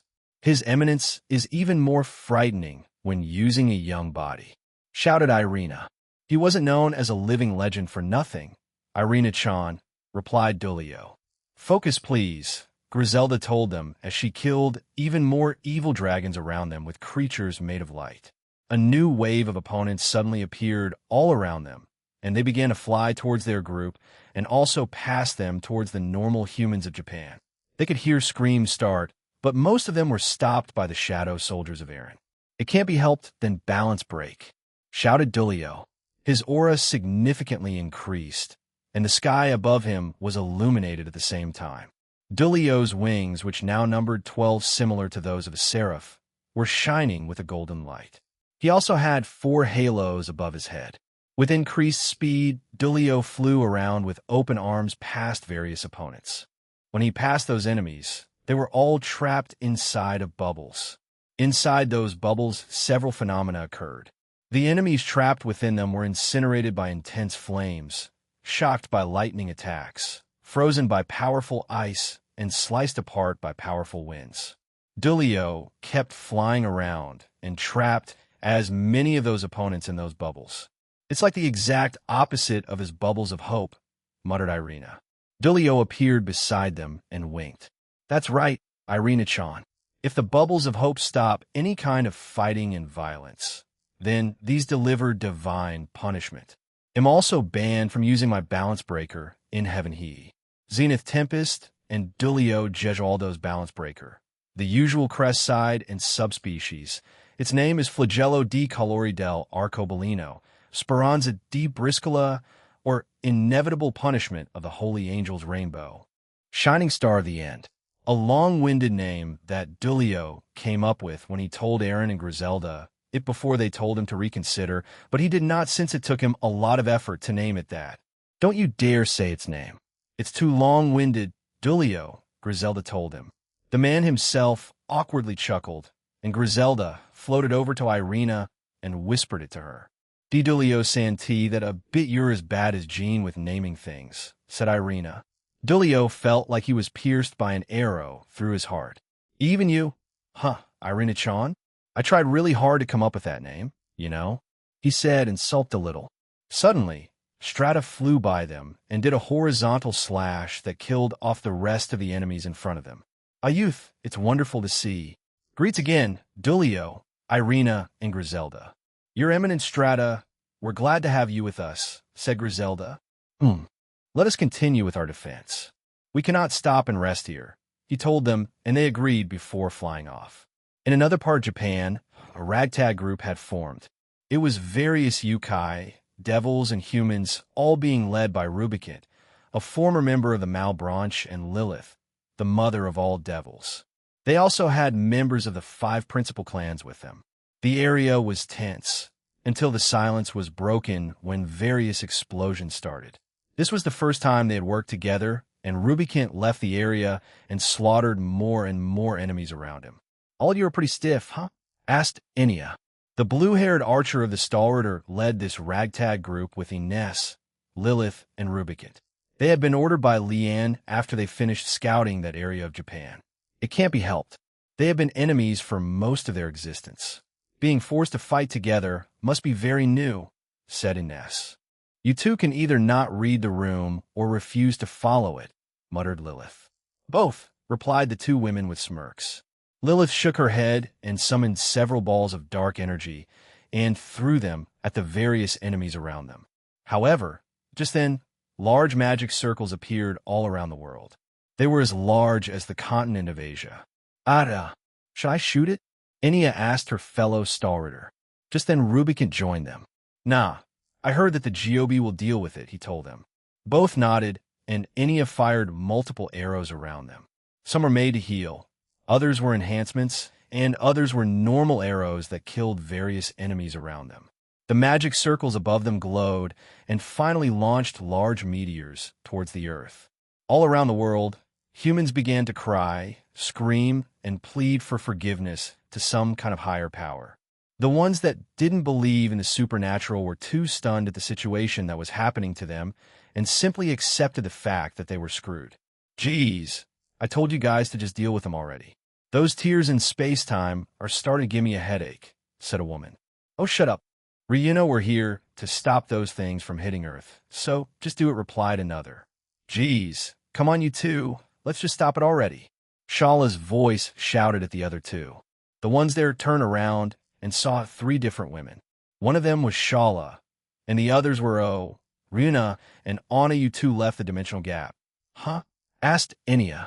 Duh, we don't have anything to do there, and those guys are starting to throw meteors at us, replied Anna. Anna was a young woman with long pink hair. She wore a black beret with a pink ribbon on the side of her head. She had red eyes and wore a black top and pants. She had a large black coat on that she let hang on her back. She donned black boots and held a lavish staff in her left hand. Ryuna looked like a typical witch-like Lavinia Rennie. She had short purple hair, pink-colored eyes, and wore a white witch's dress and had the big white witch's hat. Her dress was mostly a mix of white and purple. She rode on a white staff with various gems of different colors floating around the top of the staff. There seems to be around 12 of those magic circles. So 12 meteors are going to obliterate the Earth soon, said Rubicant. I can leave it to us. Come on already, shouted Shala as she raised her hands up. Ryuna and Anna sighed and also pointed their staffs towards the sky. Won't Jean's barrier stop it? Asked Lilith. We should assume they have a way to bypass it, so it's useless right now, said Rubicant. All right. The Earth was immediately covered with multiple layers of defensive magic circles. The various meteors slammed into it and were stopped. However, what they initially thought was just 12 meteors slamming into them. Those same magic circles began to release even more meteors on Barato of those ones. What in the world? Where are they connecting those things to? Shouted Shala. Contact someone to deal with the source of those magic circles. While one of us can maintain those defenses, it would be better to let all of us keep them up, said Anna. Enya nodded and activated her transceiver. Hello, Mishia, can you, or Adite, find the ones responsible for making those magic circles above Earth? Roger that. They'll let Adite do it then. I'm busy killing these battle gods that keep surfacing, replied Mishia. You heard her, said Enya as she aimed at more enemies around them. They shouldn't be too far then. Who can help Adite locate them? Asked Lilith. She can find them herself. For now, before Anna could finish her sentence, the entire world was covered in a green field. I was going to say to create a large barrier to heal us all, but that's fine. It seems Asia-sama used her balance breaker. I found them. Leave them to me, said Adite's voice. Adite, one of the goddesses of battle, ran around the world's oceans with Mishia. They were initially the ones to eliminate the constant presence of the battle gods, making the defense of Earth easier on everyone since they didn't need to worry about them. Adite had short blonde hair, red eye, and wore a red, white, and black noble attire that looked more like a man's apparel than a woman's attire. She also carried a great sword with her and a large coat behind her, making her look like a king from behind. They'll get moving then. Good luck, said Adite. Mishia nodded and dashed away, creating a small shockwave and killing more battle gods in the distance. Flashback 2 weeks prior to these events, happening the arrival of 666 and the Cow's Order's attack on the world, a certain silver-haired youth had visited a certain European country. This youth traveled alone to this certain small town in the countryside near the mountains.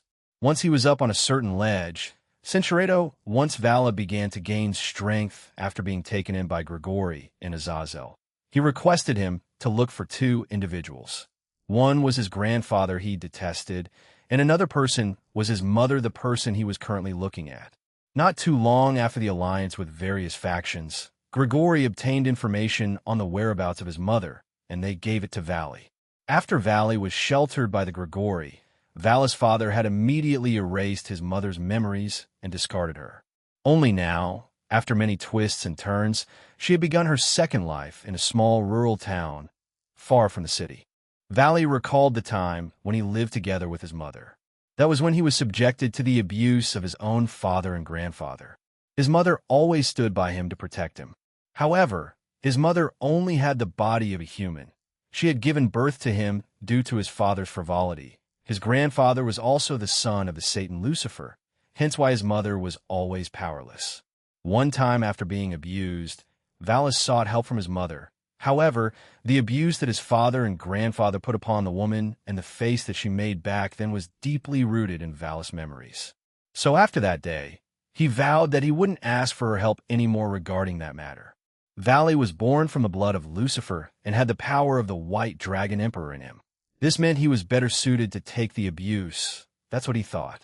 As Vali watched the woman in the distance, he remembered the gentleness she once showed him. Behind the backs of his father and grandfather, she would cook his meals. However, she couldn't cook lavish meals, so the food was always bland. Yet the young Lucifer loved his mother's cooking and always cherished the memory. Vali once promised himself that once he saw his mother again, he wanted to tell her not something like "I love you" or any kind of familial love, but to tell her that he survived and he had grown into a fine adult, a battle maniac, but still an adult. Suddenly, Valis froze. Through his binoculars, he saw something unexpected. A young boy, a young girl, and a certain young man that he considered his rival appeared outside the house. The 2 younger children looked much like himself, but with black hair. They were his half-siblings. His own younger brother and sister, and Jean, was with them for some strange reason. The siblings, his mother, and Jean spoke to one another with happily smiles on their faces that left him stunned. The thought then hit him. His mother must have gotten remarried and started a new life for herself. She finally had an ordinary family. "I'm sorry, this is all I can do for you." He remembered his mother's words. Each time she gave him the bland food pasta, that was the food. At the time, no. Every time she gave him that food, she looked very sad. But today that same woman was smiling happily along with Jean and his younger siblings. A scene flashed in his head. He imagined himself down there, enjoying an ordinary life, laughing and smiling with them. Vala thought that if he was born into an ordinary family, would he be smiling and laughing like that? Vali then put his binoculars down. A few seconds later, Aaron teleported beside him. How did you? Vali was unsure in how to ask his question, so he just stared at Aaron. "She's a gentlewoman, Vali. She reminds me a lot of Lavinia." "You were lucky to have a mother like that," said Aaron. "But rest assured, just like Natsum, Kanami, and Shigen's parents, I've given them my own protection. If a day comes, they'll surely be safe." Vali turned away and walked away. "You're always meddling in my life. Why don't you ever stop?" he asked as he kept walking. "Even if you don't accept me as one, or Lavinia, you're our little brother. Just like them, it's up to the older sibling to protect the younger ones, right?" asked Aaron. Vali gritted his teeth and then looked back at Aaron, who smiled at him. "So let's protect them.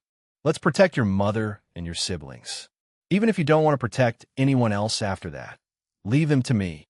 He'll protect you, them, and everyone else, so rely on me from time to time." Vali turned around and began to walk away. He wouldn't admit it. He wouldn't call him that or her that. To Vali, who had survived on his own for most of his life, he couldn't do it. However, Compared to Arantul, who wanted to protect as many people around him as possible, he could agree to one thing he said. Vala Lucifer would protect that small family with his own power. He vowed in his heart that he would. Flashback, and in a mountainous region of a certain European country, the battle against the Cow's Order continued. The Vala team, the Slash Dog team, and various others helped defend various small towns and cities in the area. However, in the distance, Vala saw a certain individual that he wanted to fight once, and that certain individual also stared at him. His hostility and power were aimed at the young Lucifer youth. Tobio, who was in his perfected balance breaker, stopped by Valley and said, "Valley, you should go. He won't face anyone else. But you, I confronted him earlier. He hasn't attacked anything here, but if any of us go and attack him, he may just lay waste to the entire country." As Valley went to reply to Tobio accuse, a torrent of flames passed him and eliminated countless monsters. After that, the area around them also instantly froze. Over many enemies were also frozen solid after that. Sae Tuju and Lavinia Rennie flew over to them. "Vakuin, they'll watch over you so that no one will interrupt your battle. I believe in you. So, does everyone here, and I think Aaron does too. Go ahead," said Lavinia. "Good luck, Valakuin. Win it," Sae added while pumping her fists. "That's right, almighty leader San," Biko said as he arrived with the rest of the Vala team.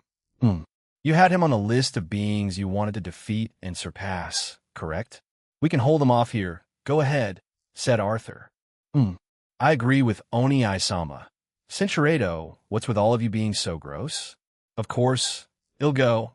I would have done so without any of you telling me to, he replied and equipped his armor. "I'll obviously win," he added and flew away. He heard cheerful laughter behind him. A small smirk appeared on his face as he went to face Azidaka. Once Valley arrived at the spot, he was greeted by Azidaka, the Diabolism 1000 Dragon. "Joe, hey ya, White One Kuin, you're late." All three heads greeted him one by one. The aura that Azidaka exuded was as strong as Ophis from when he first met her. Vala smirked. In the past, he may have thought that he would have lost, but now it was different. While he didn't think he was on his level of power yet, but with his powers he would be able to even the playing field. "We came across each other before, hadn't we, Vala Lucifer?" asked the main head. We did. You escaped, though." Vala didn't answer and continued to stare at Azidaka. So the dragon continued. "You faced one of the Eradicator's subordinates and was repelled. Then you lost to another when we attacked the vampire factions. That's a lot of losses, huh?" said the main head. "He lost. He's a loser. Elfer Lucifer." Azidaka smirked and said, "Well, let's not delay our match. You and this world's inhabitants are already aware of the other worlds. The multiverse and the outer gods. The middleman and dual dragon emperor is one of them after all. One of them. W for the W. Whittleman, shut up." Azidaka and Valley stared at each other silently. Moments later, they both disappeared from their spot and clashed high up in the sky. The shockwave they produced was so powerful that it obliterated the mountain ranges around them. Azidaka created millions of magic circles behind him and fired them at Valley. Vala dodged most of them, but to the ones he couldn't reflect, Valley reflected light and darkness magic towards Azidaka, who simply slapped them away. The heads on the left and right released fire attacks from their mouths at him, and he quickly dodged them and approached Azidaka. Once in range, he fired a ball of demonic energy at the dragon. Azidaka responded by firing his own magic bullet at it, and then summoned even more magic circles around him. The number was enough to cover the skies of this country, and he then fired them all at Valley. The young Lucifer couldn't help but shiver in excitement. Have to mention, Vala swiped his hand in a horizontal motion, and everything in front of him was halved. The attacks that were aimed at him began to be halved. However, his ability didn't last long, and he was forced to use Divide on the rest of the magic attacks that were aimed at him. However, some got past him and slammed into his body and exploded. Valley gritted his teeth as he felt pain all over his body and blood gathering in his mouth. He coughed and flew away from the rest of the attacks. "Well then, I'll start adding in my forbidden technique now." The main head shouted in glee. It's far from ordinary, yo. If you can defend against it, then show me. Azidaka pointed his finger towards the sky, and the magic circles around them began to change. The letters around each magic circle became characters and words that Valley couldn't understand. The magic circles emitted a dangerous glow as they distorted, and an electric current crackled through them. What appeared from the magic circles were purple flames in the shape of a skull, cyclones with curses revolving around them, jet-black lightning, a cursed Virgin Mary which was crying tears of blood, a one-eyed giant that seemed as if it would steal your life simply by looking at it, and various different things. Forbidden class magic, summoning magic, curses, all of the ominous magic that existed in this world had been summoned and were moving towards Valley. If he was directly hit by any of them, it would definitely result in a death where none of his bones would remain. Upon seeing this, Valley increased his aura even more and began to chant. I, who is about to awaken, am the White Dragon Emperor who will take the law down to the darkness. I walk the road of domination with infinite destruction, and by piercing through the imaginary dream, I shall become a pure Emperor of White Dragon, and I shall have you obey the silvery white illusions and the perfect evil ways. Juggernaut Overdrive. Albion, we're going to use everything to stop that. Valley shouted. Very well. Valley raised his right arm and clutched it with his left hand.